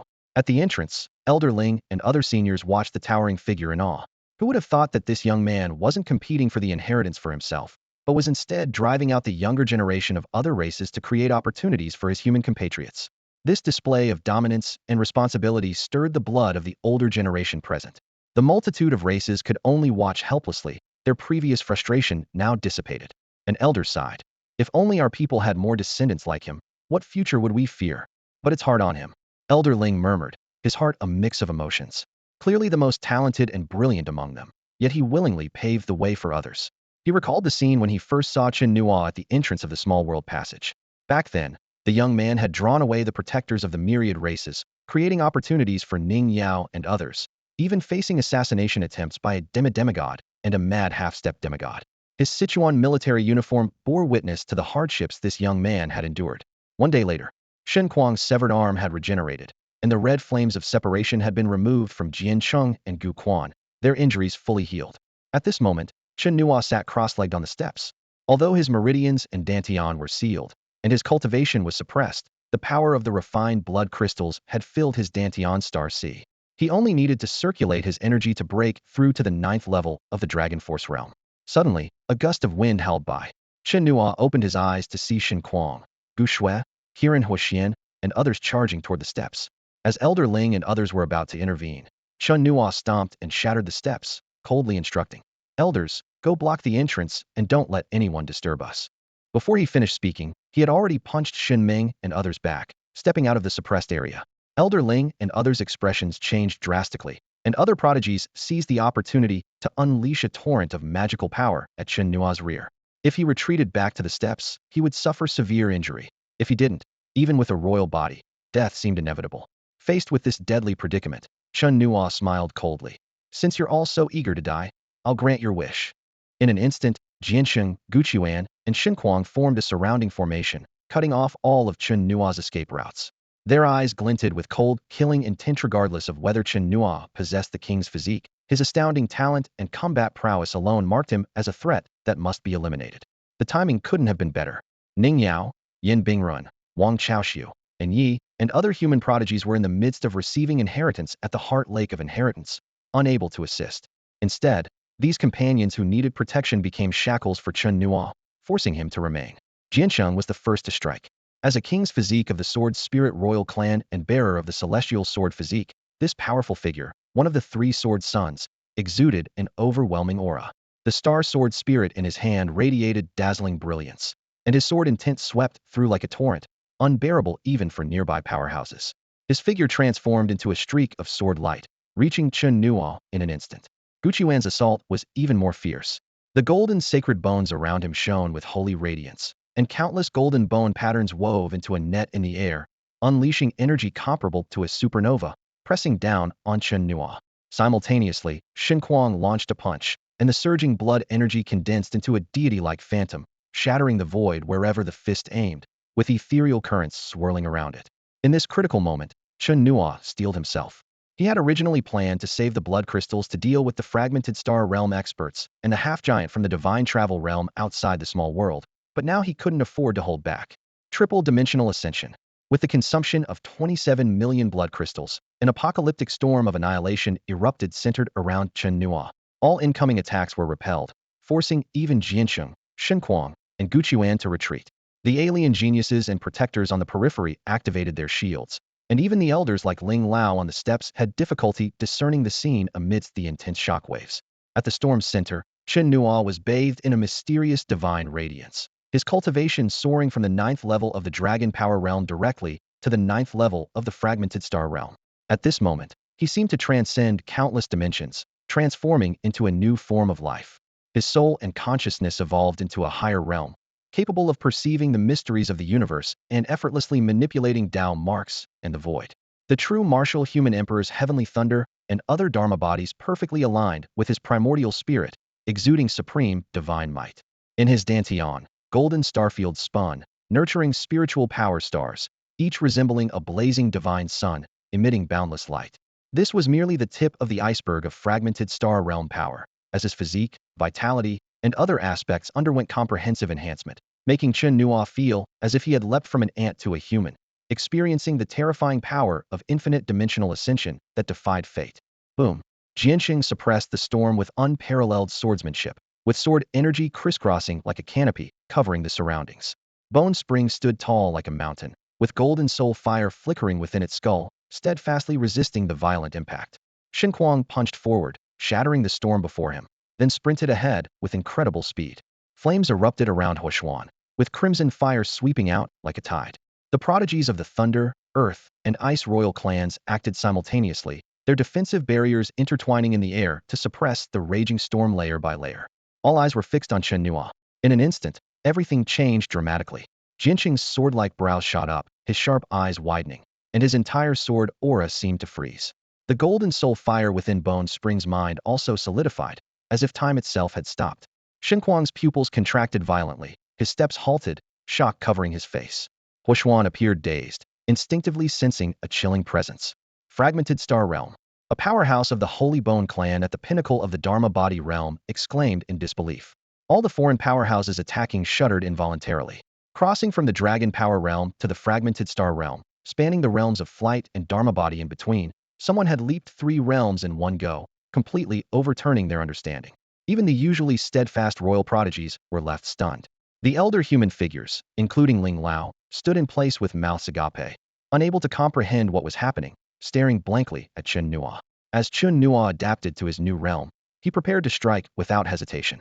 Just then, the sky suddenly split open, and an endless, wondrous brilliance cascaded down like a waterfall, suppressing his power from the 9th level of the fragmented star realm step by step. This was the world's restriction being triggered. Chen Nuo frowned slightly, choosing not to resist the suppression forcefully. In a flash, he reached out and seized a prodigy of the Earth royal clan, twisting sharply, causing blood to spray like a fountain as the prodigy's head was torn off. Run! The foreign powerhouses and their protectors snapped back to reality, shouting hysterically. Witnessing a prodigy being easily slain, everyone realized this place was about to become a slaughterhouse. The faces of many talents turned pale as they scrambled to flee. Even Jiansheng, Shenquang, and others retreated at their fastest speed. Suddenly, a vast primordial spirit pressure enveloped the surrounding void. Primordial spirit pressure, how is this possible? Even Jiansheng cried out in fear, initially thinking it was just a boost in strength, not expecting even a suppression of spirit to appear. Chen Nuo's golden wings fluttered, tearing through the void to instantly appear on the escape route of the fleeing crowd. He quickly activated the Blood Calamity Blade with his primordial spirit, sweeping out a blade that cut through the void. The leading talents and protectors turned to blood mist instantly, unable to even scream. With their retreat blocked, numerous Dharma Body Realm protectors summoned their Dharma bodies to launch a final counterattack against Chen Nuo. The Holy Bone Clan's pinnacle protector forcefully paved the way. Chen Nuo's figure flickered, and the dazzling blade light surged like a torrent, erasing all Dharma bodies without a trace. The skeletal protector of the Saint Bone Royal Clan shattered instantly under Chen Nuo's attack, with its soul fire completely obliterated. Hua Xian shouted in shock. His cultivation has been suppressed. Sword City, Bone Spring, and Divine Madman immediately realized the situation and ceased their attacks in unison. This small world suppressed everyone's cultivation, limiting it to no more than the Shattering Star Realm. They exchanged glances, a shared thought emerging: unite to kill him. Sword City quickly communicated with the other prodigies, and they instantly regained composure. Two royal bodies, each capable of defying the Shattering Star Realm, along with Divine Madman, a formidable divine body, and their entire group. They all understood that as long as Chen Nuo's cultivation was suppressed to the first level of the Shattering Star Realm, or even completely to the Dharma Body Realm, if they attacked together with all their means and trump cards, there was a significant chance of subduing him, no matter how monstrous his combat power was. The alien protectors also quickly calmed down, seeing Chen Nuo's state, and immediately began to coordinate with the prodigy's actions.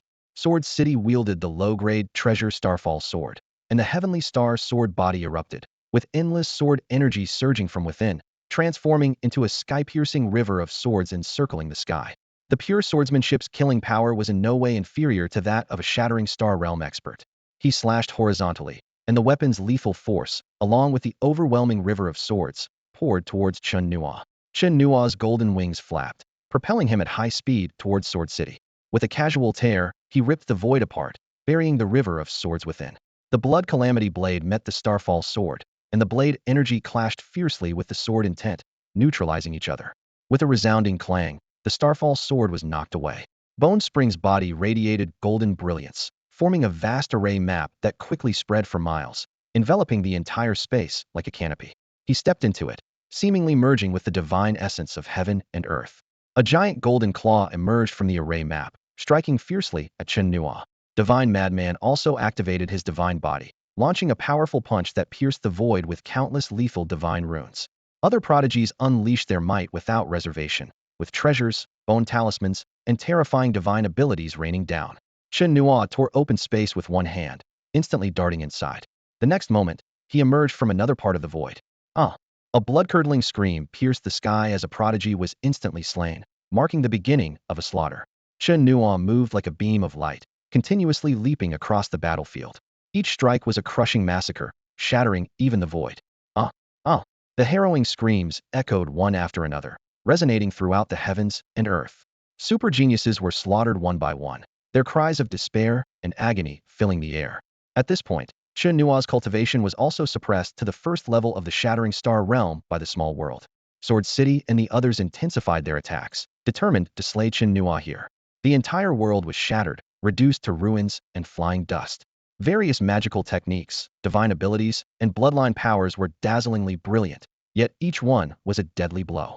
One figure after another was either torn apart or beheaded, with severed limbs and blood splattering amid the destructive storm, and cries of anguish echoing unceasingly.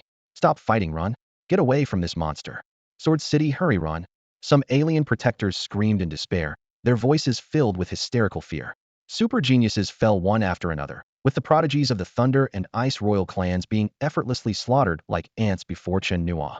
Hua Xian, transformed into an ancient blood Qilin, was not spared, his head severed with a single strike. Blood poured down like a waterfall, staining the battlefield red. Sword City's Dao Heart completely collapsed. Even with their royal bodies capable of defying the Shattering Star Realm, and even with Chen Nuo's realm suppressed to its lowest, the terrifying combat power he displayed left even the royal bodies feeling suffocated and powerless. Especially since Chen Nuo still maintained true Shattering Star realm strength. Divine Madman was also thoroughly intimidated, fear creeping into his heart. This monster's combat power is too terrifying. If you want to fight, you fight. I'm getting out of here. He was in a complete panic. The prodigies nurtured with so much effort were falling like ordinary people.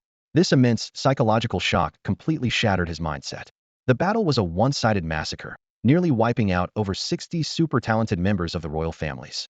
Blood stained the earth, corpses littered the battlefield, and the air was thick with the scent of blood. Even 7 prodigies fell, their lives extinguished like candle flames. This disaster was a calamity for the royal talents, leaving the surviving protectors of the royal families in shock. Screams echoed relentlessly, like a nightmare haunting everyone's ears. Who could have imagined such a horrifying slaughter, claiming so many promising young lives? The protectors' eyes were filled with hatred and despair, their fury clouded by the brutal reality. Out of more than 30 Dharma body realm protectors, only 9 remained, all gravely injured and barely clinging to life. In contrast, a few ancient clan geniuses who stayed away from the battle managed to escape unscathed. However, compared to the royal talents who perished, these survivors seemed insignificant. Apart from Jianxing and Guchuan, the remaining ones were Shen Nuo, a prodigy from the ancient Blood Wolf clan, a prodigy from the ancient Blood Qilan clan, and a prodigy from the Ice King clan. Originally full of momentum, they were now completely subdued by Chen Nuo's overwhelming power. A retreat glimmered in their eyes, and Chen Nuo was fully aware of it.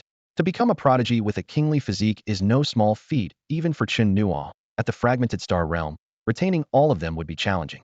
Especially the kingly physiques, with their extraordinary abilities and formidable combat power, could counter even the fragmented star realm.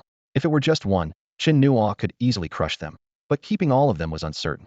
However, today, a kingly physique must be left behind. Chen Nuo unleashed a triple-dimensional ascension, not only to defeat these enemies swiftly, avoiding a prolonged battle that could affect those inheriting the Heart Lake, but also to seize the chance to kill a kingly physique. Outside, kingly physiques are protected by guardians, who could sacrifice themselves for the kingly physique. Here, it's much easier to kill one. Missing this opportunity would be a huge loss. Of course, Chen Nuo hoped to eliminate everyone here. These individuals were quite astute. As soon as Shen Nuo spoke, signifying the end of the receiving end of the battle, no one dared to advance further. Instantly, everyone reacted, retreating to escape. In that fleeting moment, Chen Nuo tore through the void with his bare hands, crossing space to charge towards Jianxing and Guchuan, simultaneously unleashing his Blackwater Dream Zephyr. As Chen Nuo moved, the others scattered like startled birds. Shen Nuo fled in panic, Jianxing veered in another direction, and Guchuan chose his own path. The 3 ancient clan prodigies each fled in different directions. Among the 9 surviving protectors, 2 shielded Jianxing, while the others each chose their own escape route. However, the void in all directions was torn apart, as if decayed. Dark mists poured from the rifts, swiftly spreading. Even with Chen Nuo's cultivation suppressed to the first level of the fragmented star realm, his bloodline ability, Blackwater Dream Zephyr, remained immensely powerful. This black mist enveloped the vast palace ruins, the riverbanks, and 12 spiritual mountains, covering an area that could be hundreds of kilometers wide. Despite their quick reactions, they couldn't escape the reach of the black mist. Suddenly, the mist engulfed their vision, as if the divine sun in the sky had vanished, plunging the world into eternal darkness. Their expressions changed drastically, unable to perceive a trace of light. Though panicked, they were exceptionally clever, quickly calming their chaotic minds. They continued to fly forward, avoiding aimless wandering to prevent getting lost. However, Chen Nuo had no intention of letting them go. His eyes gleamed in the darkness, ready to launch a new round of pursuit and slaughter. Chen Nuo unleashed the mysterious cauldron bestowed by Ning Yao, harnessing its formidable power to launch a fierce attack on Sword City. Simultaneously, he wielded the Blood Calamity Blade, aiming directly at the vital points of Bone Spring. Under the enhancement of his lightning abilities, the Thunder Punishment Xingtian erupted with astonishing force, with countless lightning fissures tearing through the heavens and spreading before Shen Nuo, the 3 prodigies, and several guardians. In an instant, arcs of electricity surged like a torrent, halting them in their tracks. With a furious roar, Shen Nuo activated the Overlord Celestial Body. A golden divine figure appeared in the darkness, emitting divine radiance and surrounded by mysterious symbols. Shen Nuo punched forcefully, and the divine symbols coalesced into a golden pathway, piercing through the lightning fissures. He forcibly charged into the destructive arcs, enduring the terrifying electric shocks. His flesh continuously split and splattered, his face twisted in agony, yet he pressed on resolutely. Any slight deviation could lead to disorientation, providing Chen Nuo with an opportunity. Shen Kuang desperately pushed forward, his skin torn and flesh flying, showcasing incredible willpower. The others, lacking such formidable physiques, were intercepted by the lightning. Seizing the moment, Chen Nuo executed a space-tearing flash. Instantly, heart-rending screams echoed, chilling Bone Spring and Sword City, who realized that the prodigies and guardians had met with disaster. Faced with the sharp assault of the treasured weapons, Bone Spring and Sword City had no choice but to respond with full force. Behind Sword City, two guardians shouted, "We'll block it." They turned and summoned their 1,000-meter manifestations, fighting to the death to shield Sword City from the attack. The Sword Spirit royal family could not afford the loss of a royal body. As the most perfect creation of the royal family, the royal body represented bloodline heritage and cultural legacy, the hope for the future, and was valued even more than the prodigies. The guardians, knowing they would perish, fought desperately to protect. Meanwhile, Bone Spring, sensing the Blood Calamity Blade's terrifying destructive power, immediately ignited the golden soul fire within his skull, integrating it into his entire skeletal structure.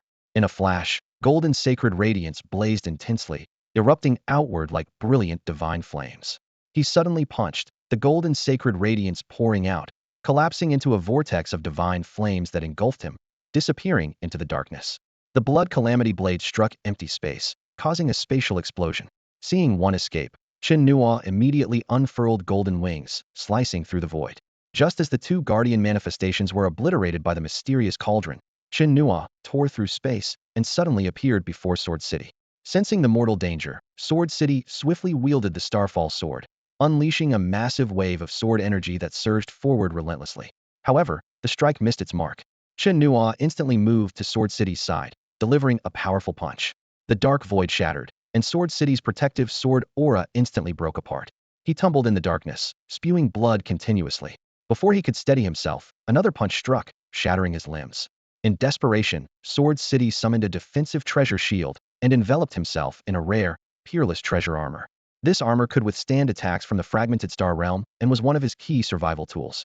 Simultaneously, he activated the Star Sword Emperor manifestation, with a sword lotus platform formed beneath his feet through supreme swordsmanship, unleashing various sword techniques and divine abilities with all his might. However, Chen Nuo's relentless assault was like a continuous tidal wave, each strike swift and sudden, making it difficult for Sword City to find his bearings. This was Chen Nuo's absolute advantage. Under this fierce barrage, Sword City was utterly devastated, in a pitiful state. Despite being a royal body, he felt powerless against Chen Nuo, who defied the fragmented star realm. Chen Nuo's strength already surpassed that of Jiansheng, and with the advantage of the star fragmentation realm, the battle was overwhelmingly in his favor from the start. Jiansheng's proud offensive was powerless against Chen Nuo. If not for the protective armor capable of withstanding attacks from the star fragmentation realm, he might have been shattered with a single punch. This sense of powerlessness was especially painful for Jiansheng. Since birth, he had been a prodigy, once battling an elder of the human race in the star fragmentation realm for 7 days before slaying him and making a name for himself. But now, he found himself in an unprecedented dire situation, with all his trump cards played, barely able to defend himself. What was more despairing was the surrounding darkness that left him completely disoriented, with no hope of escape. Is heaven determined to end me here, Jiansheng? With a sorrowful roar, Jiansheng made his final decision to detonate the unique sword spirit of the Sword Spirit Royal Clan and unleash his strongest move, Heaven and Earth Fall. In an instant, endless sword light, sword intent, spiritual light, and mana converged into a pillar of light piercing the sky, breaking through the shrouding darkness and creating a gaping hole in the heavens. Amidst the radiant glow, a colossal sword descended from the breach, its force so immense that it dispersed the surrounding dark mist, causing the void to collapse with explosive booms. As Jiansheng attempted to flee, a brilliant spear light suddenly shot forth, piercing precisely through his eye, pinning him at the most radiant point of the sword light. With a thunderous crash, the earth-shattering sword split the darkened void in two, severing the great river below. The boundless earth trembled, and a chasm stretching infinitely into the distance bore witness to the terror of this strike. Once the dark mist dissipated, Chen Nuo collected his spoils defensive shield, protective armor, the Starfall sword, and a storage ring carrying Jiansheng's head back to the steppes. The older generation of humans, including Ling Lao, were too shocked to speak, their hearts pounding wildly, unable to calm their inner tumult. They stared at Jiansheng's head, their eyes wide with disbelief. A royal body had fallen just like that. It is known that hunting a royal body in the outside world typically requires a near-god-level expert to venture out. carefully planned to distract the protectors and coordinate with several star fragmentation realm powerhouses to succeed. Just like when the human race hunted the royal body of the Thunder Clan, it almost triggered a war and came at a great cost to slay him and quell the turmoil. If today's event reaches the stronghold, it will undoubtedly stir up a tremendous storm. Chen Nuo felt a slight regret that Bone Spring and Shun Kuang managed to escape. These two posed an even greater threat than Jianqing, especially with their formidable physical strength. One could withstand the punishment of thunder and heaven to break through, and the other clearly paid a heavy price to escape. Had they hesitated even slightly, they wouldn't have escaped Chen Nuo's grasp. However, through this battle, Chen Nuo also witnessed the formidable nature of a royal body. Even under absolute suppression, Jianqing could still deploy a series of tactics and trump cards to hold on for a long time. In comparison, Chen Nuo couldn't help but feel that his own methods were somewhat lacking. He immediately checked his blood crystal count, 13.7 million. This number gave him quite a pleasant surprise. Chen Nuo stood in the center of the battlefield, surveying the scene with a hint of satisfaction in his eyes. Although the battle had cost him a significant amount of blood crystals, the gains far exceeded his expectations. His gaze swept over the scattered bodies, each one belonging to a powerful figure at or above the flying heaven realm. The higher the enemy's level, the more blood crystals they yield, Chen Nuo calculated silently. The bodies of dozens of Dharma body realm guardians stood out, each capable of providing at least tens of thousands of blood crystals. The bodies of several exceptional talents from different races were even more valuable, especially the king body from Jianqing, which alone contributed 800,000 blood crystals, more than double that of the other talents. A slight smile played on Chen Nuo's lips. These blood crystals are enough to support my